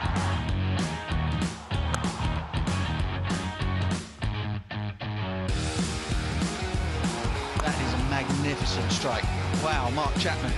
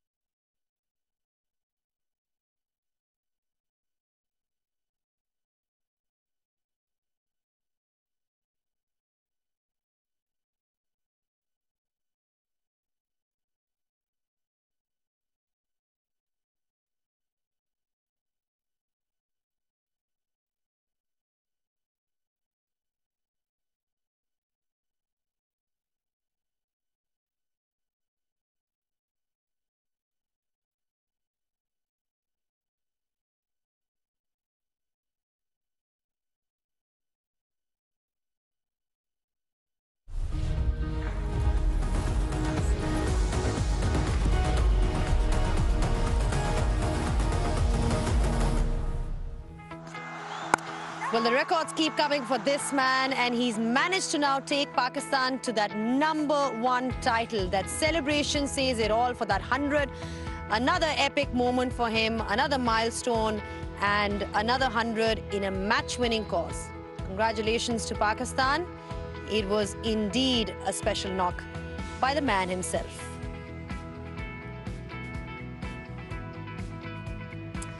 Well, for the first time ever, which is a huge, huge achievement for Pakistan, they are now the #1 ranked team in the ICC men's ODI team rankings. What an achievement for them. It's happened for the first time in the history of Pakistan cricket. Hello and welcome to Inverex Solar Energy Pitch Side Show. Now, huge congratulations to Pakistan for not just winning this game, but also managing to get right to the top of that table, the #1 side, the ODI side in the world right now. Now, I've been joined by a very special guest next to me. Salman Agha joins me alongside Arooj Mumtaz. पहले तो मुझे ये बताएं कि आपका नाम आगा सलमान है या सलमान आगा? सलमान अली आगा। ये प्लीज ये कंफ्यूजन दूर करवा दें, सलमान अली आगा। ये बड़ी कंफ्यूजन है क्योंकि वेबसाइट्स पे कहीं लिखा होता है आगा सलमान और कहीं वो, तो मैंने कहा मैं कंफर्म कर लूं for the viewers, you are Salman Ali Agha. अच्छा जी, सलमान अली आगा साहब, ये बताएं, बड़ी अच्छी आपकी परफॉर्मेंस थी, 50 आपने की, इम्पोर्टेंट टाइम पे आके की और जिस पेस पे की, थोड़ी सी आपकी जो एक हमें इंटेंट नजर आई है, हमेशा से ही ऐसे खेलते हैं या सिचुएशन के हिसाब को देख के चल रहे थे? कोशिश यही करता हूँ कि जो स्पिनर्स में ना थोड़ा अग्रेसिव ही रहूँ, क्योंकि मेरी गेम ऐसी है कि मैं स्पिनर्स को, मुझे ऐसा लगता है कि मैं टारगेट कर सकता हूँ। तो आज भी यही कोशिश की कि फास्ट बॉलर्स पर नॉर्मल रहा और स्पिनर्स पे कोशिश की कि जो मेरी शॉट्स हैं उनको खेलूँ। अच्छा, you know, you're talking about playing those shots and really sort of going after the spinners, but tell us a little about your history in terms of how you've come this far. A lot of people are not aware of your journey. What's been the struggle, or what's been the one moment that you remember that has brought you to this point? ऐसे बिल्कुल जैसे हमारे mostly cricketer आते हैं, मैं भी वैसे ही आया, टेबल से स्टार्ट की, उसके बाद फिर गली और मोहल्लों वगैरह में टेबल खेलने शुरू की, फिर क्लब ज्वाइन किया, अपोलो क्लब, जो कि आज ही मेरा क्लब है। उसके बाद प्रॉपर एक चैनल से अंडर 16, अंडर 19 वगैरह खेल के फिर फर्स्ट क्लास ऑलमोस्ट 7-8 ईयर्स खेला हूँ। उसके बाद टीम में आया हूँ, तो ऐसा एक्सपीरियंस मेरे पास आया फर्स्ट क्लास का कि इधर आकर मतलब मुझे इतना वो मुश्किल हो नहीं रही। रूज, आपने जो इनकी आज इनिंग्स देखी, तो आपको क्या चीज़ इनकी इनिंग्स की आज बहुत स्टैंड आउट लगी? Zainab, I think you touched on it. It was intent. It was somebody who wasn't afraid to take the game on. जब ये आए अंदर उस वक्त इनकी इनिंग्स की वजह से वो टीम पाकिस्तान की फर्स्ट इनिंग्स का मोमेंटम चेंज हुआ। इनकी इंटेंट थी, खुद इन्होंने कहा कि स्पिनर्स को अच्छा खेलते हैं, और ये चीज़ जो होती है ना कि जब आप दोनों तरफ खेल सकते हैं विकेट के, sweep, reverse sweep and then using your feet, dancing down the track, so it is a huge space in the field that you can cover if you got those different range of shots. 2-3 चीज़ें उससे होती हैं कि obviously सामने वाला कप्तान जो है वो इससे इरिटेट होता है कि यहाँ स्वीप मारा, फिर यहाँ रिवर्स मारा, तो अब आप इन पॉकेट्स को ब्लॉक करने जाते हैं, then he wasn't afraid to use his feet. तो वो जो चीज़ें हैं, एंड इनकी इनिंग से मुझे लगता है कि जो टेम्पो बढ़ा, और जो बात हम करें कि पाकिस्तान टीम में जो मिडिल ऑर्डर है, between those overs in the middle, we need someone to keep taking along at 6 runs and over, 7 runs and over, ताकि बैक एंड के लिए आपके पास वो प्लेटफॉर्म ले हो जाए, जो काम फिर इफ्तिखार, शाहीन और हारिस ने आके किया। So I really feel that today the 335 has huge credit to him for the way he played his innings. और दूसरी बात जो उन्होंने की कि उनको इस लेवल पे आके मुश्किल नहीं लगता. It's because he has all that domestic experience and he's gone through the grind again and again. So for somebody to actually admit the fact that I really don't find that difficult says a lot about his own ability and the trust in it. Yeah, very good point. और इन्होंने आपकी sweep shot के बारे में बात की कि SVEEP मारते हैं, रिवर्स भी मार लेते हैं, कन्वेंशनल भी खेल लेते हैं. बहुत ज़रूरी है आजकल के क्रिकेट में स्पिनर्स के against, specially to sort of unsettle them. हर एक के पास वो शायद स्किल नहीं है टू एग्जीक्यूट देम प्रॉपर्ली. हर बैट्समैन जो है वो डिफरेंट होता है. तो इस पे क्या बहुत कोई नेट्स प्रैक्टिस हुई है, या लाहौर में जब आप थे तो बहुत स्पिनर्स को फेस करते थे, इसको कैसे डेवलप किया? मैं खुद भी स्पिन करता हूँ ना, तो मुझे ऐसा लगता है कि जब कोई स्वीप और रिवर्स भी मारता है ना, तो मुझे उससे बहुत जान जाती है. क्योंकि अगर कोई मुझे निकल कर छक्का भी मार देना तो मुझे उससे मसला नहीं रहता, क्योंकि मैं गेम में रहता हूँ. लेकिन अगर कोई मुझे स्वीप और रिवर्स भी मारता ना, तो मुझे उस पर बहुत गुस्सा आता है. तो मैंने फिर ये सोचा कि अगर मुझे गुस्सा आता है तो दूसरे अगर स्पिनर्स है तो उनका भी सेम ही होता होगा. और दूसरा, मैं जिस क्लब में खेलता था वो क्लब ऐसा है, उस पर उनकी जो विकेट है हमारी, वो वहाँ पे ऑलमोस्ट 40 ओवर का मैच होता था, 40 ओवर स्पिनर ही कर देते थे. तो वहाँ से ये चीज़ें सीखी हैं और वो फिर आज ओबियसली इंटरनेशनल में भी आके इम्प्लीमेंट कर रहा हूँ. अच्छा, एक बात उन्होंने की मिडिल ओवर्स के बारे में कि किस तरह पाकिस्तान को इंटेंट दिखानी होगी मिडिल ओवर्स में.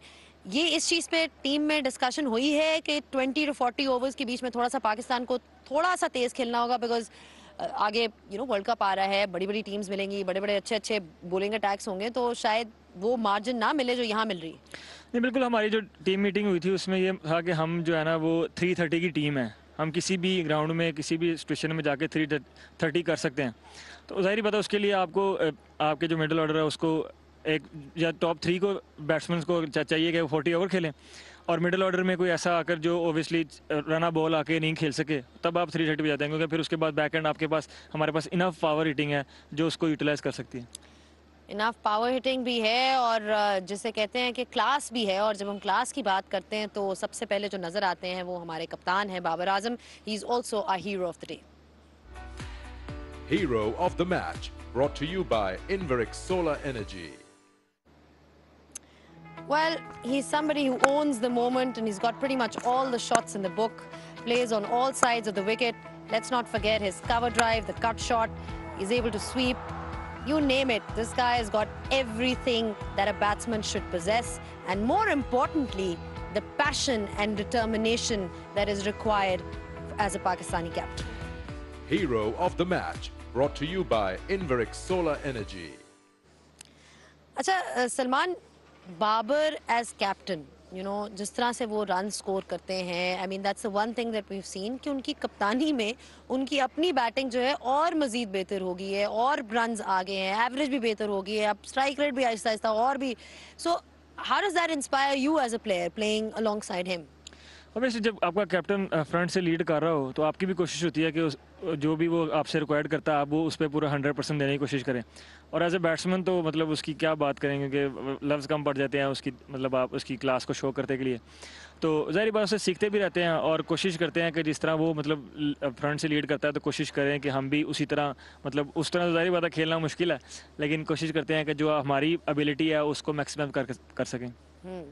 But technically ROUGE, technically let's talk about technically. उन्होंने बात की कि किस तरह से वो इंस्पायर्ड हैं, क्या बात है उनकी टेक्निकली, क्या चीज़ है उनकी which sort of sets him apart from everybody else?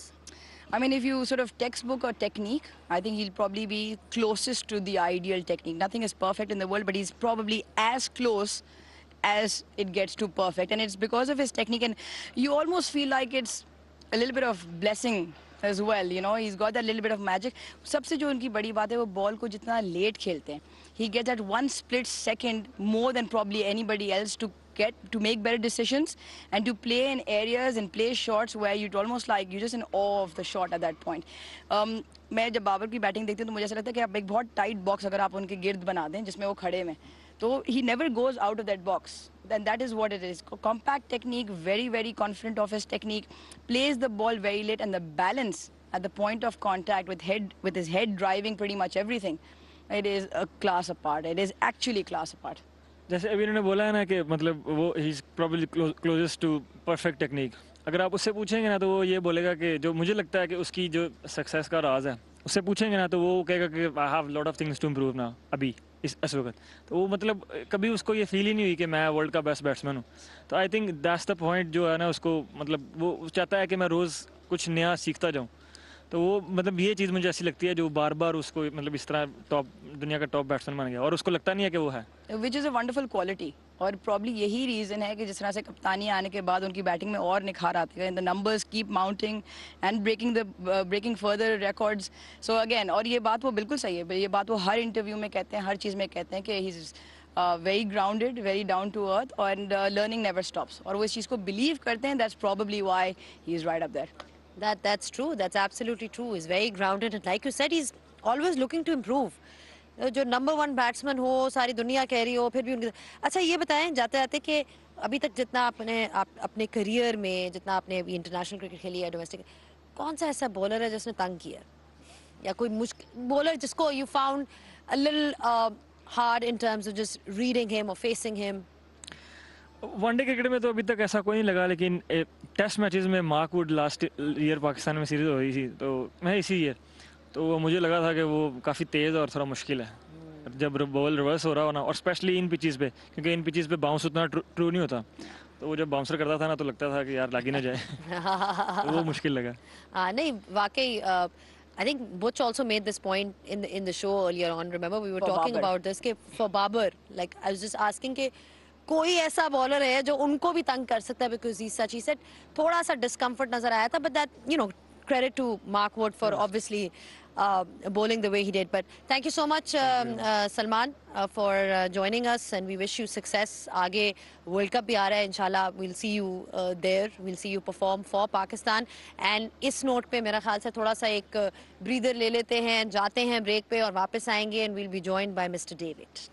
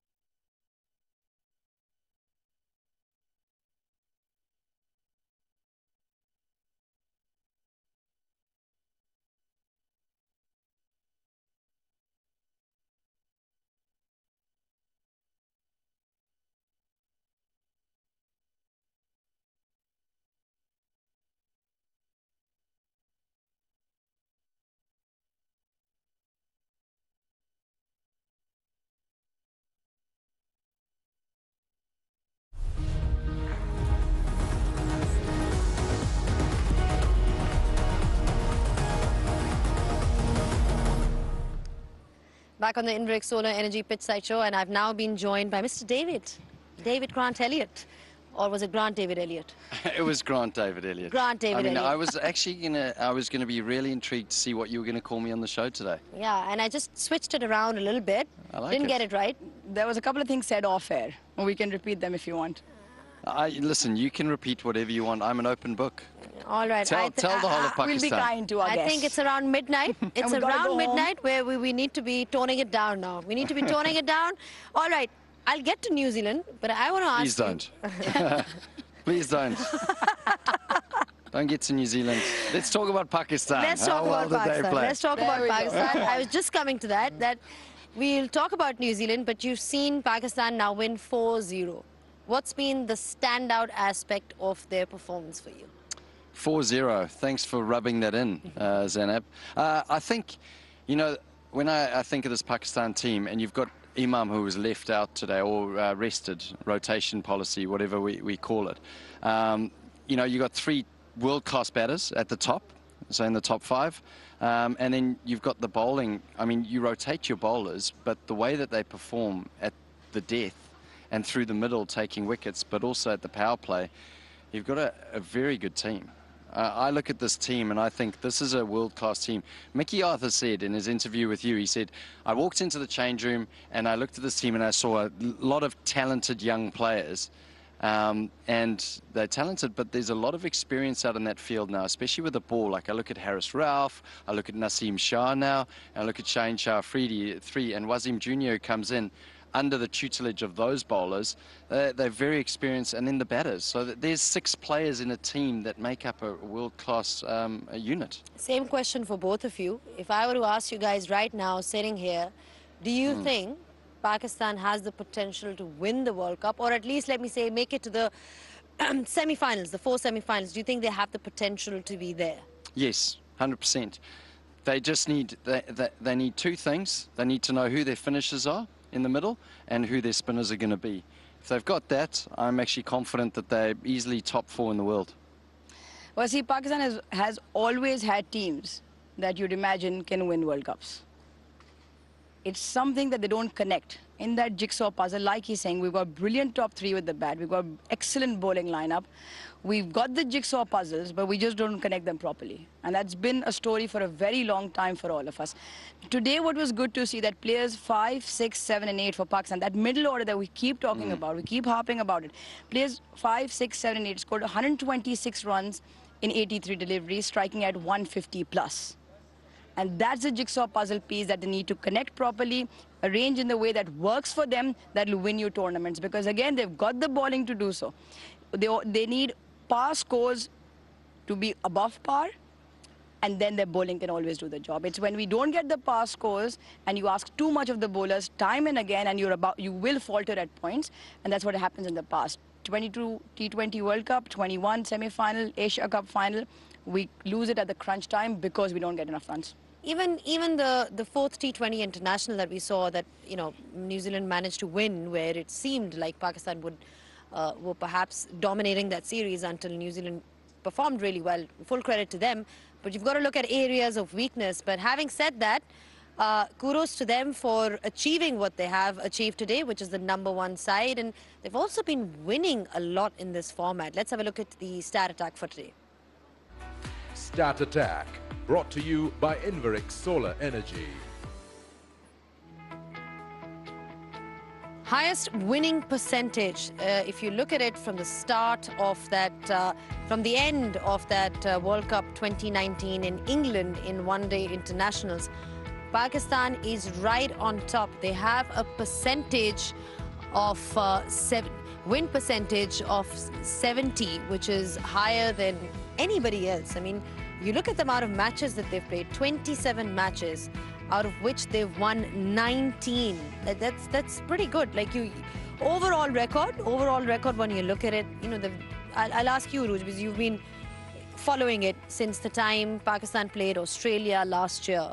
There have been ups and downs with regards to the test format. You know, we've lost a few, not been at the very best. T20s has been on and off. It's a bit inconsistent, but this is the one format that Pakistan has totally dominated.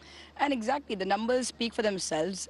It's just that in global events, with those numbers, you expect Pakistan to win. And every time they come close or something doesn't go according to their way, so the expectations are really high. And they were very good at bilateral cricket. You saw numbers, Fakhr, Babar, Shaheen Shah Afridi, everybody. And the win percentage miles above and far ahead of everyone else. But again, the pinnacle of the one-day format is the World Cup. You're called one-day champions when you win that World Cup, right? And that is the missing link. All right, it is really about lifting the trophy. That's what Arooj Mumtaz is saying, you know, making or capitalizing on the crunch moments. That was the stat attack for you. Stat Attack, brought to you by Inverix Solar Energy. All right, the fans had a great time here, as always. You know, we've seen that throughout the series. Just generally, the fans that have come out, they've really enjoyed it, especially a Babar Azam 100. Who would not enjoy that? It's time for the fans' verdict.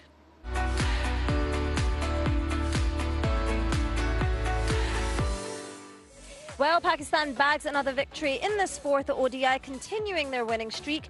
The Kiwis, unfortunately, still winless. However, nonetheless, we still witnessed some brilliant cricket here today. So let's go speak to the fans and ask them their experience at the ground. अच्छा, पाकिस्तान की आज आपने जीत live देखी stadium में, तो कैसा experience रहा था आपका? जी, बहुत अच्छा एक्सपीरियंस रहा और मुझे बहुत खुशी हुई है। आज बाबर आजम ने फिर सेंचुरी की है और वो हमारा सुपरस्टार है। इंशाल्लाह उम्मीद है कि वो नंबर 1 भी है रैंकिंग में और वो हमारी टीम को भी इसी तरह जीत दिला के नंबर 1 रैंकिंग में ले आएगा और हमें बहुत ज़्यादा खुशी होगी क्योंकि न्यूजीलैंड से जीतना कोई आसान बात नहीं है। आज अपनी फैमिली के साथ आए, अपने प्यारे प्यारे बच्चों के साथ आए मैच देखने के लिए, तो पाकिस्तान की जीत के बाद आप लोगों को कैसा फील हो रहा है? बहुत अच्छा फील हो रहा है, स्पेशली फर्स्ट टाइम मैं अपनी फैमिली के साथ आया हूँ और कराची में नेशनल स्टेडियम में बहुत वाज अ ग्रेट एटमॉस्फेयर और लव द क्राउड और बहुत एंजॉय किया हमने, बहुत अच्छी गेम। तो आप बताएं कि आज पाकिस्तान की जीत के बाद आप कितने खुश हैं कि आपने ये लाइव देखी जीत? अब मैं बहुत खुश हूँ क्योंकि लास्ट टाइम भी मैं 2 बार, एक बार PSL और एक बार पाकिस्तान का गेम देखने आया था जिसमें पाकिस्तान नहीं जीता था, तो ये मैंने पहली बार पाकिस्तान को ग्राउंड में देखा है। ग्राउंड में, ऐसे तो टीवी में तो अक्सर जीतता रहता है पर ग्राउंड में पहली बार देखा है। पहली दफ़ा जीतते हुए भी देखा है? हाँ, ग्राउंड में पहली दफ़ा। Very nice. और आपका एक्सपीरियंस कैसा था? मेरा बहुत अच्छा था। मेरा फर्स्ट टाइम तो मैं सऊदी अरेबिया से इधर ही मैच देखने आया था। मुझे बहुत अच्छा लगा, पाकिस्तान ऐसे ही मुकाबले करते रहे और जीते। बाबर आजम की सेंचुरी, उसामा मीर की बॉलिंग और सलमान आगा की भी जो हाफ सेंचुरी उन्होंने बनाई है और ओवरऑल पाकिस्तान की जो परफॉर्मेंस रह चुकी है इस ODI सीरीज़ में, उसको आप कैसे रेट करेंगे?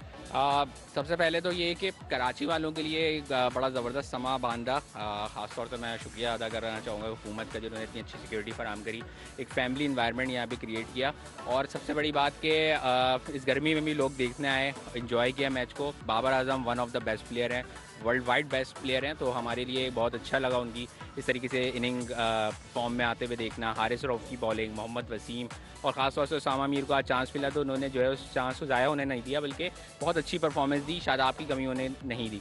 तो ओवरऑल पाकिस्तान की जो परफॉर्मेंस है, मैं ये कहूँगा कि न्यूजीलैंड की वो टीम नहीं थी जो कि एग्जैक्टली है, लेकिन उनकी तरफ से भी बहुत अच्छी तरफ से फाइटिंग रही, तो एक अच्छा कंपटीशन देखने में आया और मैं चाहता हूँ कि यही कंपटीशन और इस तरीके का और मैचेस आएँ और टीम्स भी आएँ।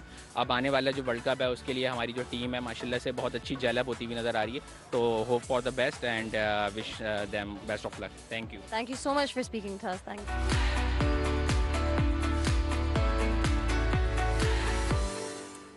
Thank you so much for speaking to them, Mehak. Thank you so much, Dr. Arooj Mumtaz Khan, Grant David Elliott. All smiles because we are packing up and going home, but we're not going home for long because we will be coming back for the 5th one-day international, which will be on the 7th of May, very much here in Karachi.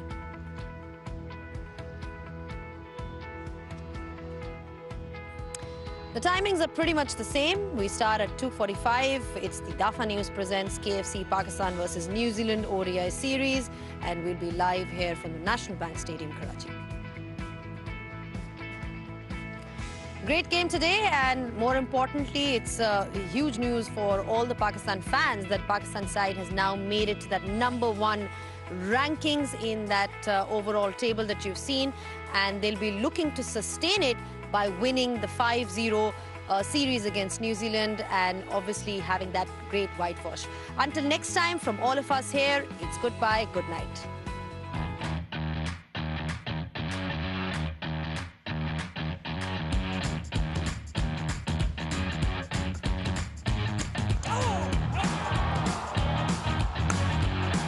the stumps. Mohamed Rizwan, big wicket.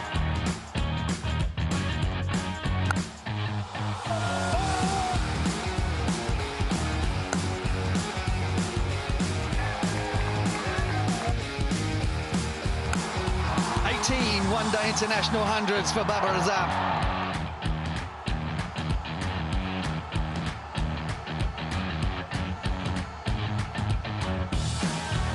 Straight up in the air. Fielder tracks back. Oh, that's brilliant.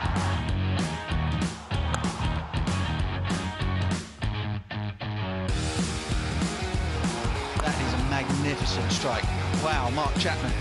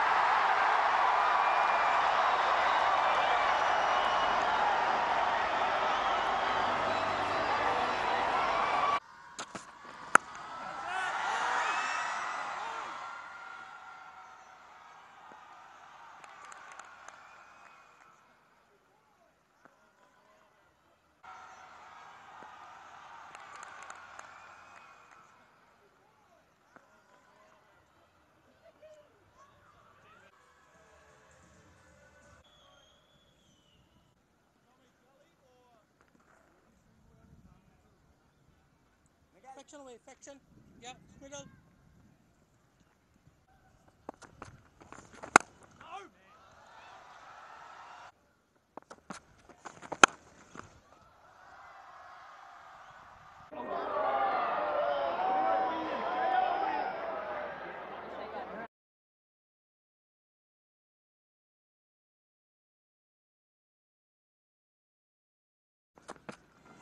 Catch it, Ace. Catch it, team.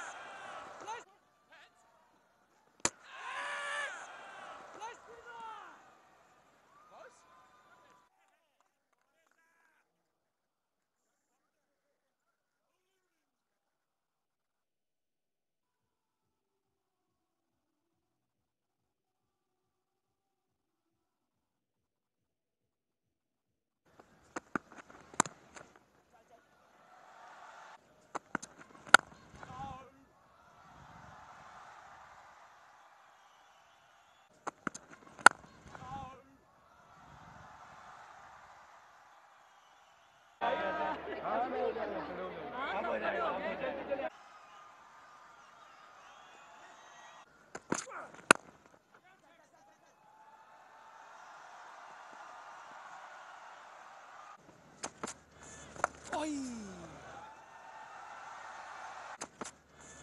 Oi!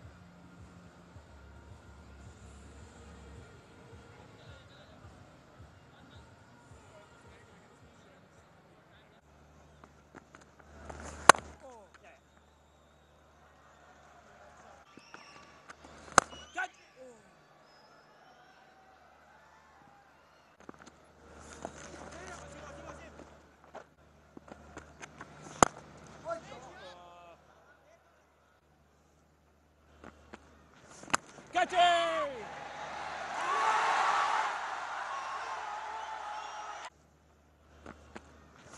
Catch it!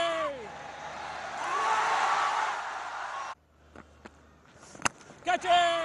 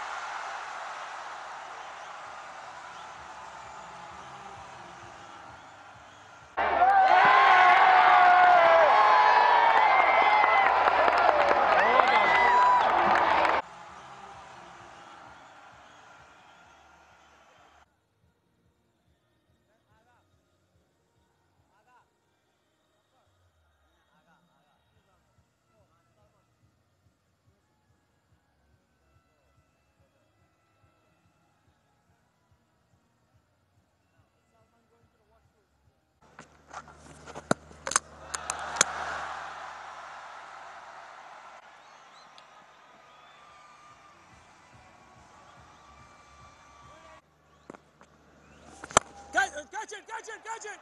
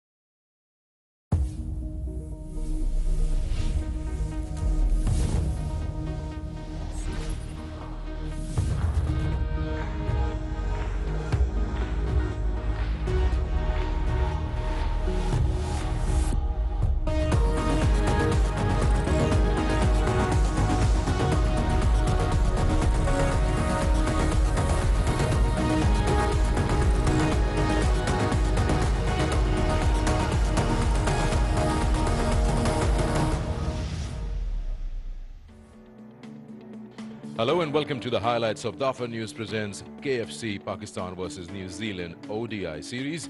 It's the 4th ODI and it is at the National Bank Cricket Stadium in Karachi. The toss was won by Tom Latham and he decided he will field first. Pakistan making 5 changes. Shan Masood comes in at the top of the order. Iftikhar gets an opportunity, so does Mohammad Haris. Osama Mir comes into the side and so does Haris Rauf. New Zealand making 3 changes. Jimmy Neesham and Tickner make it to the 11 and Ben Lister makes his debut. Let's join the action as Fakhar Zaman and Shan Masood come out to bat. Gentlemen, let's play. Fakhar Zaman looks to take the first delivery. Oh, wonderful delivery to start up. Just outside the outside edge of Fakhar Zaman's bat.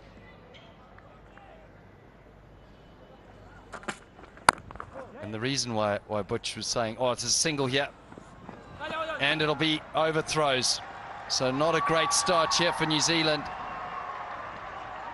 They'll haul it in. Coming back again. Well, little mishap there from New Zealand. Lapse in concentration.